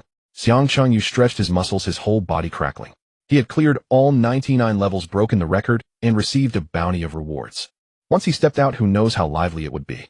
A smile crept to his lips as he walked towards the light gate. There's no way to remain low-key. My information among the Federation's upper echelon is probably already semi-transparent. The entire Federation has far more than 1 billion people with special abilities, each with all sorts of peculiar talents emerging endlessly. It's not too easy to probe into a person's information. I just don't know if they are clear about the detailed information regarding my Thunder God palm. As his figure stepped into the light gate, the brilliance flashed, and he disappeared into the pure white void. Xiang Qingyu stepped out of the light portal, and before his feet touched the ground, he was already stunned by the spectacle before him. Outside the tower, a throng of people filled the area, a sea of heads extending from the tower's entrance to the edge of the square, with even the streetlights on the periphery adorned by onlookers. Countless streaks of light could be seen rushing towards him from the horizon, each carrying an aura of at least the 7th tier. Among the crowd, someone with sharp eyes pointed at him and shouted, "He's out. Xiang Qingyu is out." "Wow, how did you recognize me?" Xiang Qingyu silently complained in his heart, while quickly putting on a modest smile and waving his hand symbolically. The entire square erupted instantly. The front row crowd surged forward desperately, while those in the back stood on their tiptoes, straining to see. "Wow, is this really Xiang Tianjiao? I'm in love. He looks so handsome. No wonder he's an unparalleled talent. Such charisma. Such elegance. What's up with that smile? It makes me itch to punch him." The group of reporters in the front row raised their cameras and began snapping photos relentlessly, the flashes illuminating the tower entrance brighter than noon. "Xiang Tianjiao, may I ask what allowed you to break through 99 levels at the 5th tier? All thanks to my hard work. Xiang Tiankai, do you realize you've set a new record? How do you feel right now?" "It feels pretty normal, just an ordinary occurrence." "Xiang Yangyao, I'm a reporter from the Martial Arts Association Daily. Can you share your insights on cultivation?" "Alright, I'll just say a couple of things. These 2 sentences are divided into 2 parts. The first sentence is the first of the 2. Xiang Qingyu, do you mind having multiple girlfriends?" The last shout was particularly loud. Xiang Qingju's face darkened. That was something you shouldn't say. Instinctively, he wanted to retreat back into the tower. Turning around, he saw the main gate of the Lingxiao Tower slowly closing, leaving not even a crack for him to escape through. There was nowhere to retreat. He could only force himself to move forward, pressing his hands down and saying, "Let me through, I need to find my sister." At this moment, the president of the Martial Arts Association, Qin Yu, approached with a large group of council members to help him out of the predicament. As his gaze swept over Xiang Qingyu, whose face was pale from the flashes, Qin Yu raised an eyebrow. "You kid, passing the Lingxiao Tower at the 1st level of the 5th tier is quite impressive." Xiang Qingyu smiled shyly. "Thank you for the compliment, President. It's all luck, just luck." "Luck?" Before Qin Yu could speak, Han Tianhu, who was carrying a giant axe, jumped out, his loud voice making everyone's ears ring. 10 hours and 27 minutes. That's 12.5 hours faster than the leader. Is that called luck? Just as Xiang Qingyu was about to explain, a graceful figure squeezed over. Yuan stood by his side, calmly taking over the conversation. "Councilman Han, my brother has always been lucky. He won 7 bottles when buying soda." Han Tianhu was left speechless, scratching his head, unable to muster a rebuttal. "Well, that's indeed very lucky." Qin Yu's lips twitched. He glanced at Xiang Qingyu again, his eyes filled with meaning. "Luck is also a part of strength. Today you set a new record, and the Martial Arts Association is preparing to reward you." Xiang Qingyu's eyes brightened. "Really? Is there any doubt?" "Thank you, President. Thank you to all the council members. Thank you to the great, wise, and generous human alliance." Xiang Qingyu was overjoyed, his words as sweet as honey. The surrounding council members burst into laughter. "This kid isn't stupid, he knows the score. At such a young age he knows how to handle things." Qin Yu waved his hand. "Speak up, what do you want?" "Nothing." Xiang Qingyu glanced at Yuan, scratched his head, hesitated, and then quietly said, "I want 2 immortal ascension pills." "Do I look like an immortal ascension pill to you?" Qin Yu shot him a glare. "That's fake news. It was bait released by the Tianzhu province to lure the other races. Do you really believe it?" "Oh, it's fake." Xiang Chengyu chuckled awkwardly and said, "I haven't thought it through yet. Let me think about it." "Sure, when you've decided, tell your training camp instructor." Qin Yu turned around and waved at the council members behind him. "Let's go, don't just stand here scaring the kid. We'll discuss tonight's matters at tomorrow's meeting." After saying that, he took off into the sky, followed closely by the council members, transforming into streaks of light, flying towards the city center. With the big shots gone, the pressure in the square suddenly decreased. The onlookers became bolder, rushing in from all directions. The crowd converged like a tide mixed with Xiang Gij, are you considering opening a harem? Xiang Tianjiao, want to do a photo shoot? I'll pay. Can I get your autograph? Sign on my shorts. Xiang Qinji's eyelids twitched. If he didn't leave soon, he would be devoured alive by this group. He quickly grabbed Yuan's wrist and activated his immortal ascension step with all his might. Under his feet, the golden lotus phantom flickered, and he transformed into a faint golden shadow, slipping through the gaps in the crowd. Without looking back, he sprinted towards the training camp palace. He rushed back to his residence, slammed the door shut, and locked the anti-theft bolt. Xiang Qingyu collapsed onto the sofa, letting out a long breath. My goodness, that crowd was too insane. Scarier than a 7th-tier boss. He sat up straight, excitedly gesturing to Yuan. Sister, you don't know the final boss on the 99th level, the golden crow of the sun, was just the remnant soul of the sun god. I smashed it with a single palm. 10 hours and 27 minutes, directly breaking the record of the ancient first-person Yifan. From now on, my name will be the first line on the Lingxiao Tower monument. Yuan sat beside him, watching his proud demeanor with a smile in her eyes, gently nodding. Impressive. I've always known you could do it since you were little. Of course. Xiang Shengyu became more and more animated, spilling out all his gains. There are so many treasures. The Rage of Lava Gauntlet, the Crimson Lotus Flame, the Sun God Pearl, and I even obtained the complete inheritance of the true meaning of fire. Once I reach the 6th tier, I'll take off. He chattered on for quite a while, but suddenly noticed Yuan hadn't responded, and his smile faded a bit. Xiang Chengyu felt a pang in his heart and quickly toned down his boasting. Sister, how far did you get this time? Yuan shook her head, sighed ruefully. I only reached the 69th level. The magic suppression field of the Silver Armor Martial Monarch on the 70th level is too difficult. My physical body can't compete. Oh, I thought it was a big deal. Xiang Chengyu waved his hand, dismissively patting his chest and vowing. Don't worry, sister. I'll find you a rare refining artifact when I get back. It's mainly because your cultivation is a bit lacking. Once you reach the 6th tier, don't say the 70th level. Even the 99th level will be easy for you. Yuan looked at him, genuinely concerned for her, feeling warm inside. But then she thought of those girls in the square, shouting Xiang Gij, and a sour taste instantly surged up. She shot Xiang Chengyu a sidelong glance, her tone dripping with vinegar. How could I trouble Xiang Tianjiao to worry about a little girl like me? You are now an unmatched prodigy in the human alliance. Under heaven, who knows how many love-struck girls have their hearts set on you. People are even asking if you're opening a harem, or just look at that momentum. Even if you're taking lovers, they would willingly do so. Xiang Chengyu almost burst out laughing at his sister's teasing. This jealous sister was really something. Yuan saw him, still laughing. Her anger grew even more. She turned her back to him, her voice tinged with self-mockery. Well, it's true. Now that you have a great reputation, how could you still look at me, an old woman 5 years older than you? How could you care about me, the one who raised you and depended on you for 15 years, pouring all my youth into you? Xiang Qingyu's expression tightened. He was about to get up to comfort her. Remembering that she had the same routine this morning, he stopped in his tracks. Leaning back on the sofa, he watched his sister's back with great interest. Keep acting. Yuan, with her back to him, had a slight smile on her lips. According to the usual script, this brat should soon come rushing over to hug her shoulder, swearing that he only loves her. Thinking of this, she felt a little pleased. Why is there no movement? After waiting for a long time, there was no sound behind her. Yuan couldn't help but murmur in her heart, stupid brother, has he grown? Not falling for it anymore. With slightly red eyes and a sorrowful expression, she looked at him and choked out softly, perhaps. I've completed my mission and it's time to leave. You've grown up, have your own life, your own thoughts, and no longer need me. In the future you will have girls you like, and I won't be in your way. After saying this, she turned to walk towards the door, her steps slow, taking 3 slow paces. Xiang Qinji's heart suddenly tightened. The first half of her words could still be taken as a play, but the moment the words leave came out, he couldn't hold back anymore. In a swift motion, he dashed forward and firmly grasped her wrist from behind. Sister, where are you going? Yuan turned her back to him, the corner of her mouth secretly curling up before quickly suppressing it. She sighed lightly, her voice carrying a hint of loneliness. Alas, the passionate are always let down. I'm going home, back to the flipping flower garden.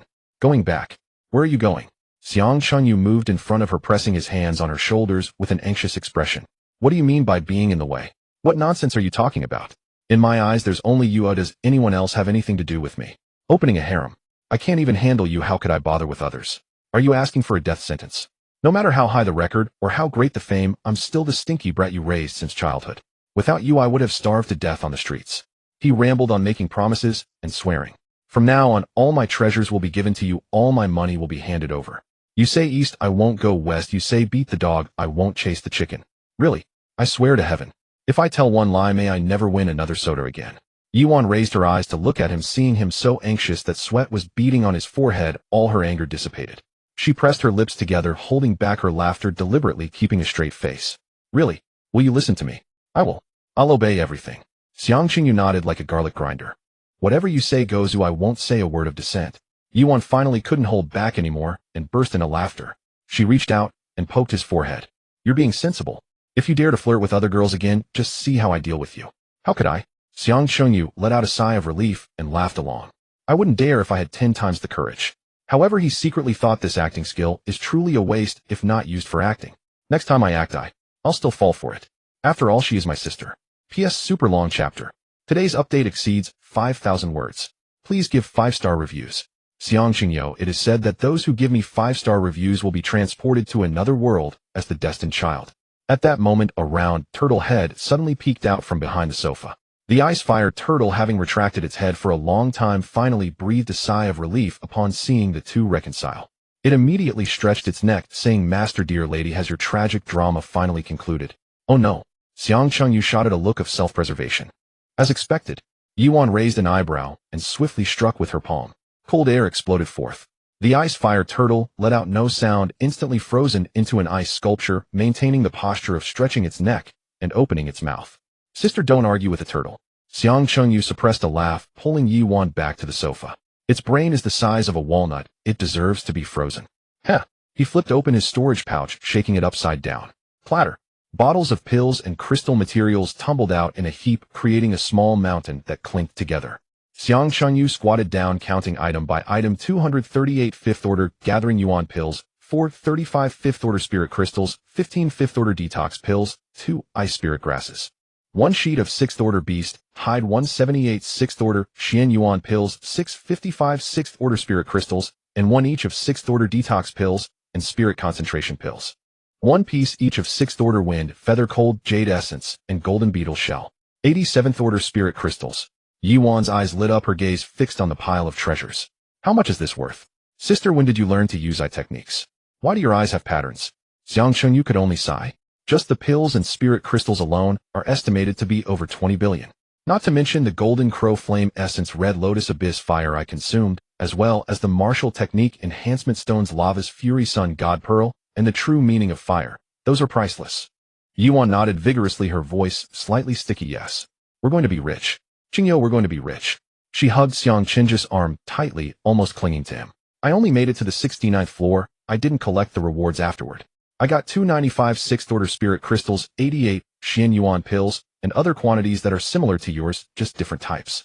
After being so happy for a while, Yuan suddenly turned her eyes, sell all the 5th order ones. After all, the training camp provides food and accommodation, and cultivation resources are given for free, so why not take advantage of it? They just take up space. Xiang Chunyu tilted his head to look at her, his brows slightly bent, a cleverness mixed with a hint of cuteness. Unable to resist, he leaned down and gently pecked her forehead. All right, I'll listen to you. Now is not the time for that.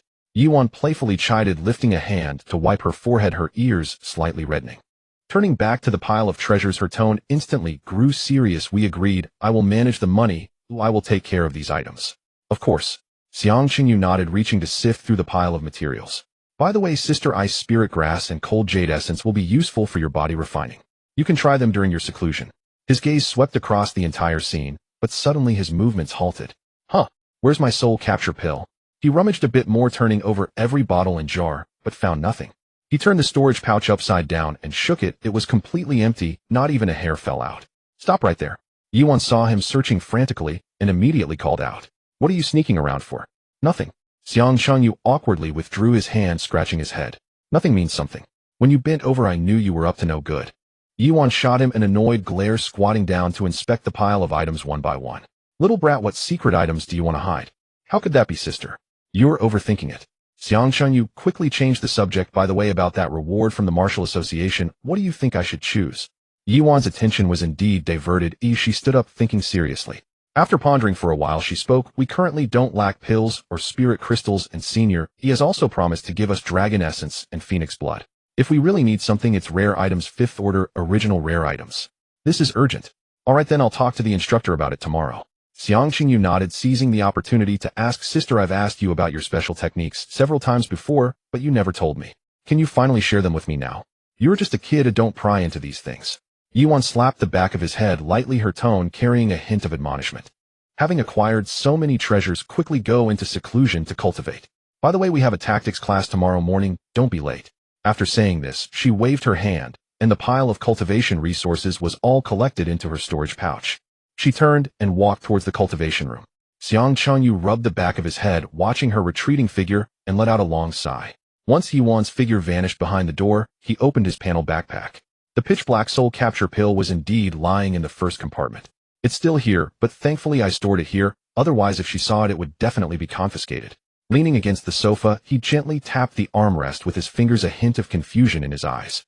Hiding things and refusing to reveal special techniques is one thing, but last time, she inexplicably blurted out Lulu Mei.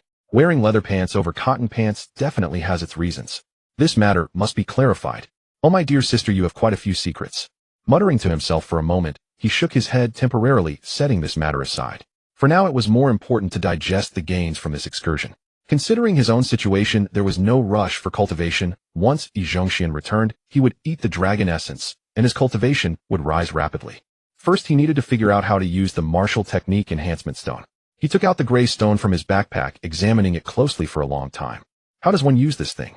Should I just eat it? Or should I refine it with true essence? After pondering for a moment, he decided to consult his sister. He took out his phone and sent a message to Yuan. Xiang Qingyo, are you there? Yuan, you better have something important. Xiang Qingyo, sister, how do you use the martial technique enhancement stone? Yuan, am I a know-it-all? Can't you check the forum yourself? How old are you to still ask me everything? Xiang Qingyo, I'm just used to it. Putting down his phone, Xiang Qingyu pouted. I can check. He opened the official Martial Association forum. As soon as he entered, the headline post on the homepage caught his eye. Shocking.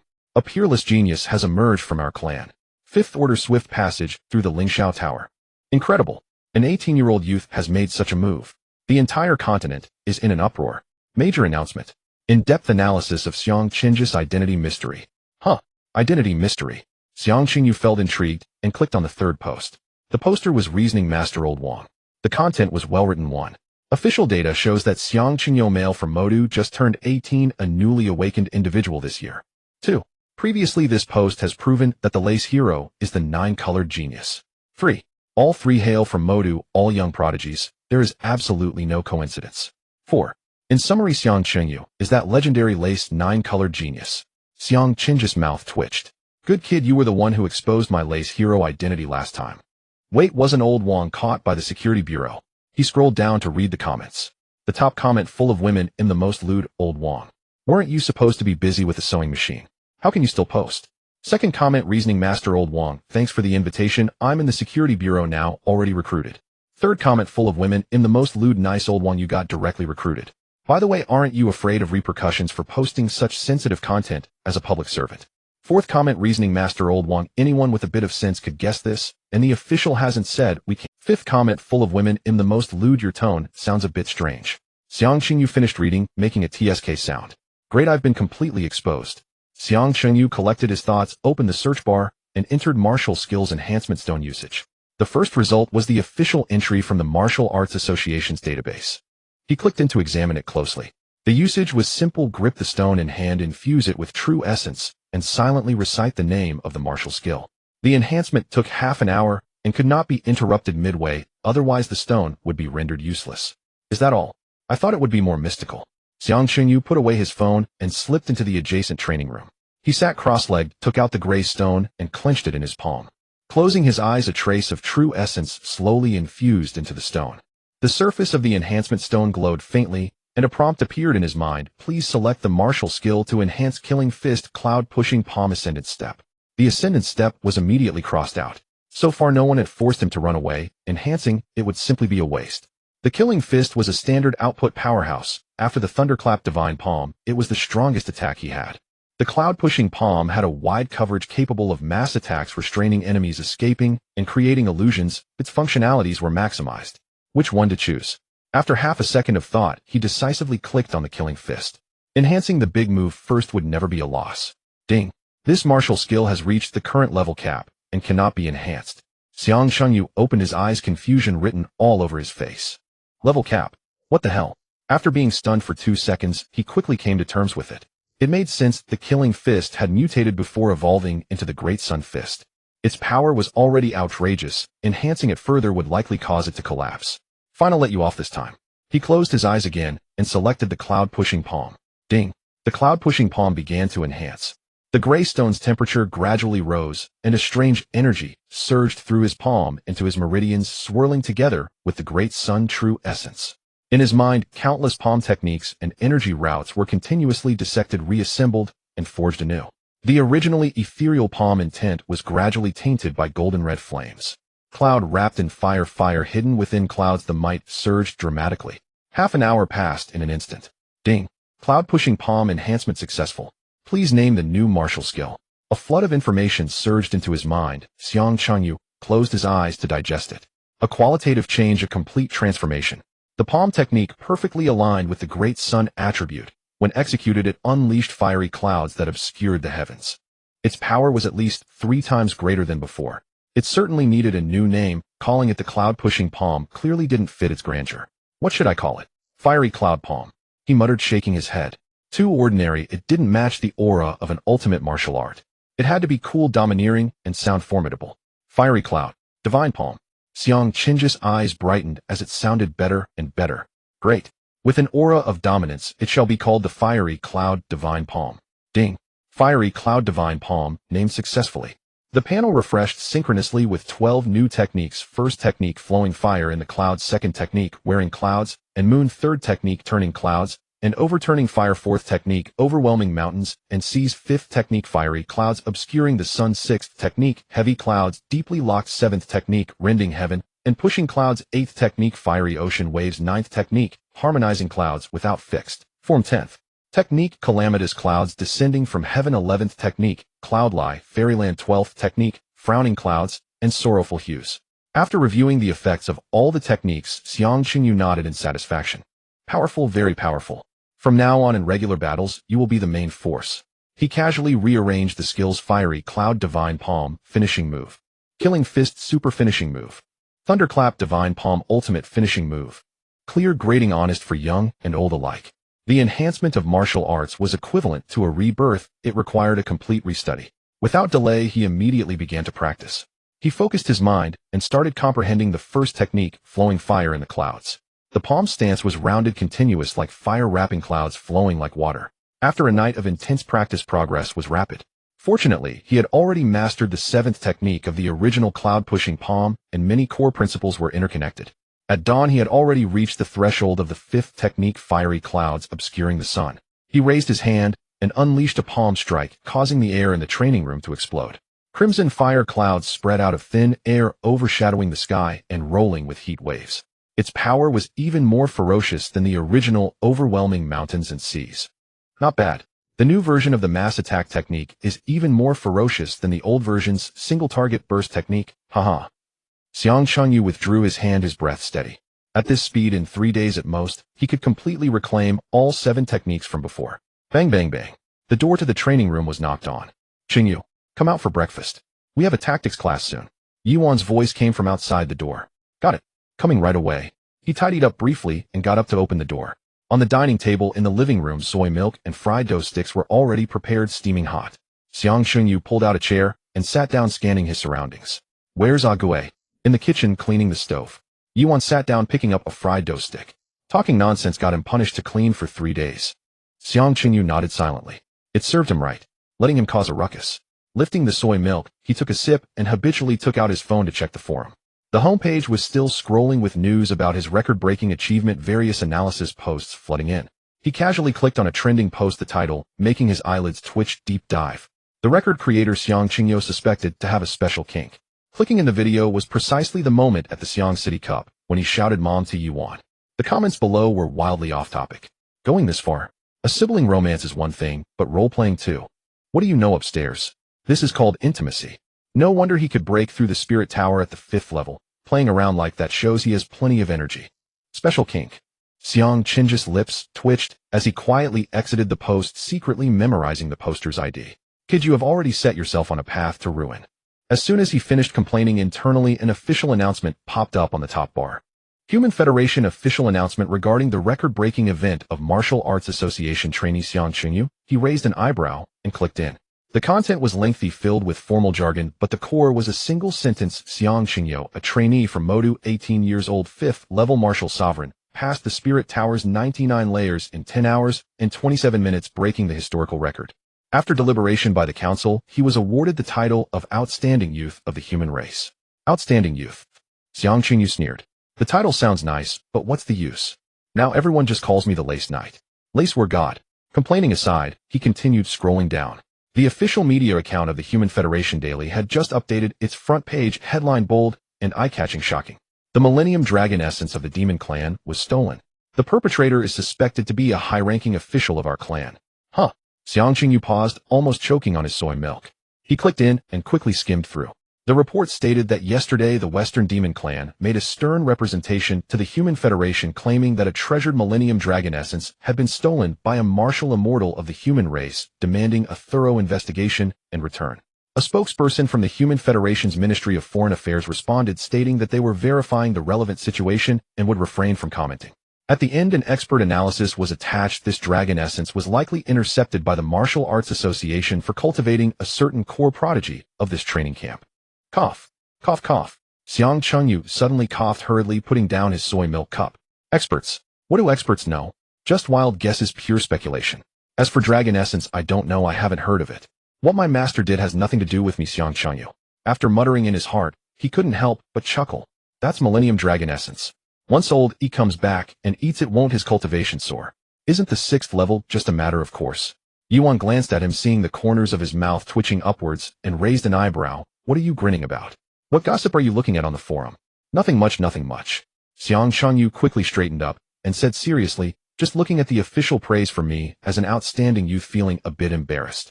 Yuan scoffed, exposing him. I think you're just feeling proud. Hurry up and eat, finish up, and go to class. Today is the official start of classes. I heard the tactics class instructor has quite the reputation, so don't be late. Got it, sis. Xiang Qinyu replied, lowering his head to eat vigorously, but his mind was still pondering. The theft of the Millennium Dragon essence would definitely cause an uproar in the Demon Clan. I hope nothing happens on Old E's side. It should be fine. That old man may talk about righteousness and morality, but he's as slippery as an eel. The Demon Clan wants to capture him, maybe in the next life. After finishing his meal and wiping his mouth, he followed Yuan out, heading towards the training camp's teaching building. From the direction of the kitchen behind, a mournful sigh from the ice fire turtle could be heard. The training camp's teaching building is a gigantic circular palace with a towering dome and numerous colonnades. Xiang Qinyu and Yuan have been assigned to the same class located on the 3rd floor. As the two entered, the seats were nearly filled. Talented individuals from various provinces clustered in groups, engrossed in their phones, their faces brimming with excitement. Someone inadvertently looked up, their gaze sweeping across the doorway, and they happened to lock eyes with Xiang Qinyu. Their hand trembled, nearly dropping their phone, and they hurriedly covered the screen with their hand on the desk. In a moment of inspiration, he cleared his throat and shouted loudly, "Attention, everyone. Let us warmly welcome our clan's #1 genius to our class." As his voice fell, the entire classroom turned to look at the doorway. The expressions on everyone's faces were peculiar, but they quickly reacted, standing up in unison, their applause resonating loudly. Welcome, Xiang Tianjiao. Holding Yuan's hand, Xiang Qinyu wore a modest smile and raised his hand in a gesture of humility. Too kind, too kind. We are all fellow humans, no need for such formality. Xiang brother is young and accomplished, yet so humble. He is truly a role model for our generation. Not just a role model. Xiang brother's character is pure. He is indeed a blessing for humanity. The crowd surged forward, congratulating him with a cacophony of flattery. In the corner of the classroom, a young man in blue poked his desk mate. Li brother, why aren't you joining the fun? A simple greeting wouldn't hurt. Join the fun. He's just a mama's boy. Li Tiangang scoffed, glancing at the doorway with disdain. Does he really think he's that capable? Clearing the 99th level with a 5th tier ability. That's only for deceiving outsiders. Without a 6th tier martial, will he want withstand the 7th tier true intent attack? To break through over 90 levels. That's ridiculous. In recent years, there hasn't been any fundamental breakthrough in martial arts across the continent. What gives him the right to clear the entire tower so quickly? He's only relying on a freakish special skill. A mere mechanism freak thinking he has some extraordinary attributes. Saying this, he spat derisively. The young man in blue chuckled at this and patted Li's shoulder. Li, brother, you're tough. But heed my advice, mingling a bit wouldn't hurt. This fellow is destined to be a top figure in the human alliance. As fellow students, others will call him Xiong, while you'll be the only one addressing him as leader Xiong. How embarrassing would that be? After saying this, he straightened his clothes, plastered a smile on his face, and squeezed through the crowd. Li Tiangang's expression stiffened. In his mind, a little movie began to play. In the future, he would achieve the status of a martial immortal, become an elected official, while others would call Xiong Qingyu brother during meetings, and he would be the only one addressing him as leader. Subordinates would look down on him, pretending to comply. Colleagues would think he was on bad terms with the leader and gradually distance themselves. The media would spread rumors, fabricating stories to tarnish his reputation. In the end, his reputation would be ruined, his future bleak, and even his family would be implicated. The more he thought about it, the more terrified he became, and he couldn't help but shiver. Face. What is face worth? Immediately getting up, he wore an exaggeratedly flattering smile and quickly rushed forward. Pushing through the crowd, he reached Xiong Chengyu and spoke loudly. Xiong brother. Xiong brother. My humble name is Li Tianggang. I've long admired your reputation. To meet you today is truly a fortune that cannot be earned in 100 lifetimes. Instantly, the surroundings fell silent, all stunned by this sycophantic speech. The young man in blue turned to look at him, his eyes filled with the words, who was just acting tough. Xiong Chengyu was momentarily taken aback. He thought to himself, goodness, this kid is quite a character. Such flattery, even someone with a steadfast nature like mine feels pleasantly flattered. However, maintaining a calm demeanor, he patted Li's shoulder and nodded lightly. You're too polite, brother. After saying this, he took Yuan and navigated around the crowd, heading straight to a seat by the window in the back row. Just as they settled in, the classroom door was pushed open. A tall figure walked onto the stage. A middle-aged man with distinct facial features, a deep scar running horizontally from his brow bone to his chin on the left side of his face, yet he appeared neither fierce nor threatening, instead exuding a sense of calm and competence. Wearing the standard combat uniform of the Martial Association, he had a silver badge pinned to his chest engraved with a sword and shield. My name is Chu Jian. He picked up a piece of chalk and 2 characters fell onto the blackboard, the strokes as sharp as if cut by knife and chisel. Turning to survey the entire room, his voice was not loud, yet it silenced the classroom immediately.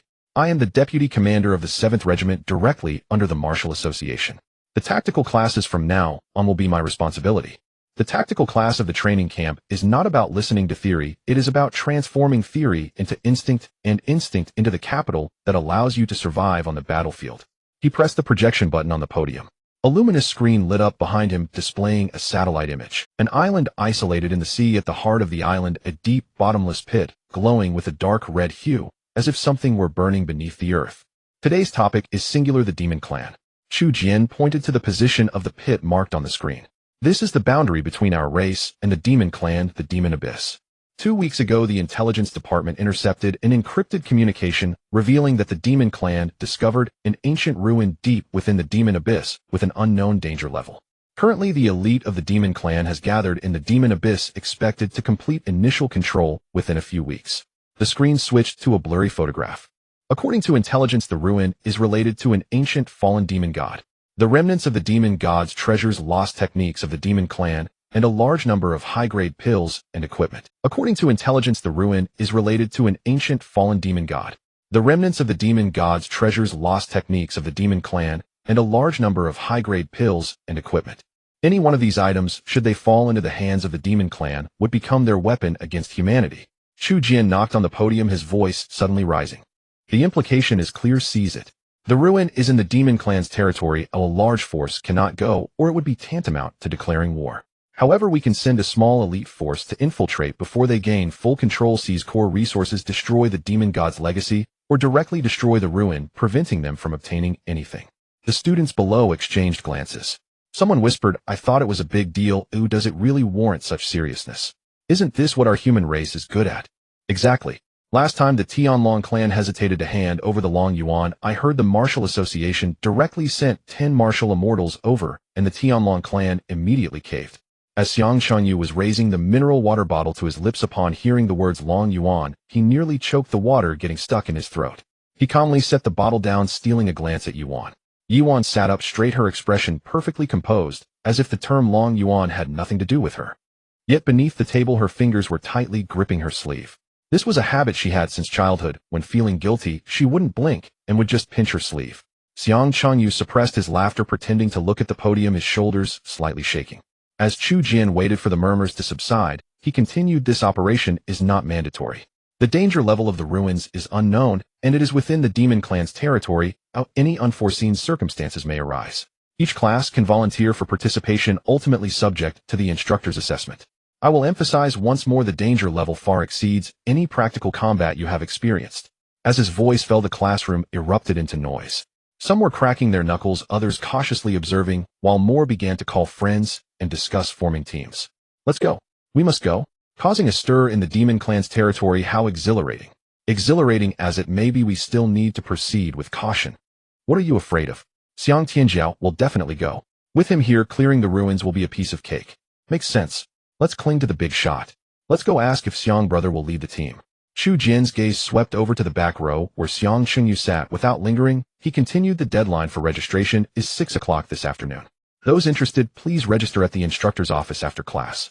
Additionally, he paused, adding, "The interior of the ruins is fraught with fiery toxins. Fire attribute warriors will be given priority for selection. Those knowledgeable in formations and body refinement, adept at stealth, or possessing medical skills may also proactively register."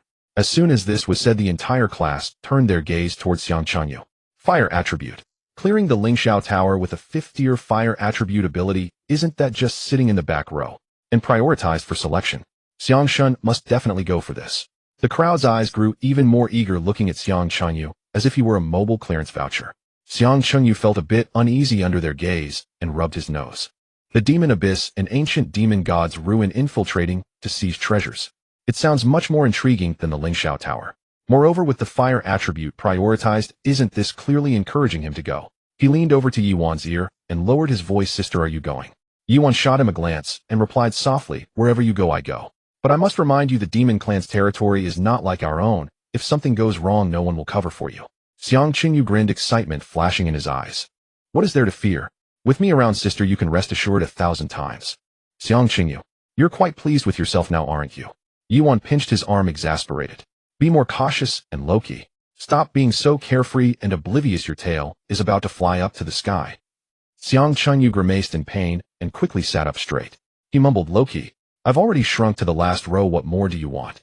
I can't just crawl under the desk, can I? Yuan, with her keen ears, shot him a fierce glare and whispered through gritted teeth, "Don't leave after school. You wait for me." On the podium, Chu Jian's finger glided across the holographic screen, explaining the terrain around the demon abyss, the distribution of the demon race's sentry posts, and the 3 common infiltration routes in a clear and structured manner. The crowd below scribbled furiously, fearing they might miss a single word. Leaning back in his chair, Xiang Qing's eyelids drooped halfway, appearing indifferent, yet his ears stood attentively upright. In the endless continent, confusing the opponent's vision, tricking others into slacking off, while quietly building one's own strength, is an essential skill for everyone to practice. Anyone who truly believes others will slack off is a fool. As noon approached, the lecture came to a close. Chu Jian turned off the projection, his tone relaxing a bit. During the training camp, regular training resources will be provided free of charge by the Martial Arts Association, while special resources will be selected in turn by number. After class, you may go to the logistics department to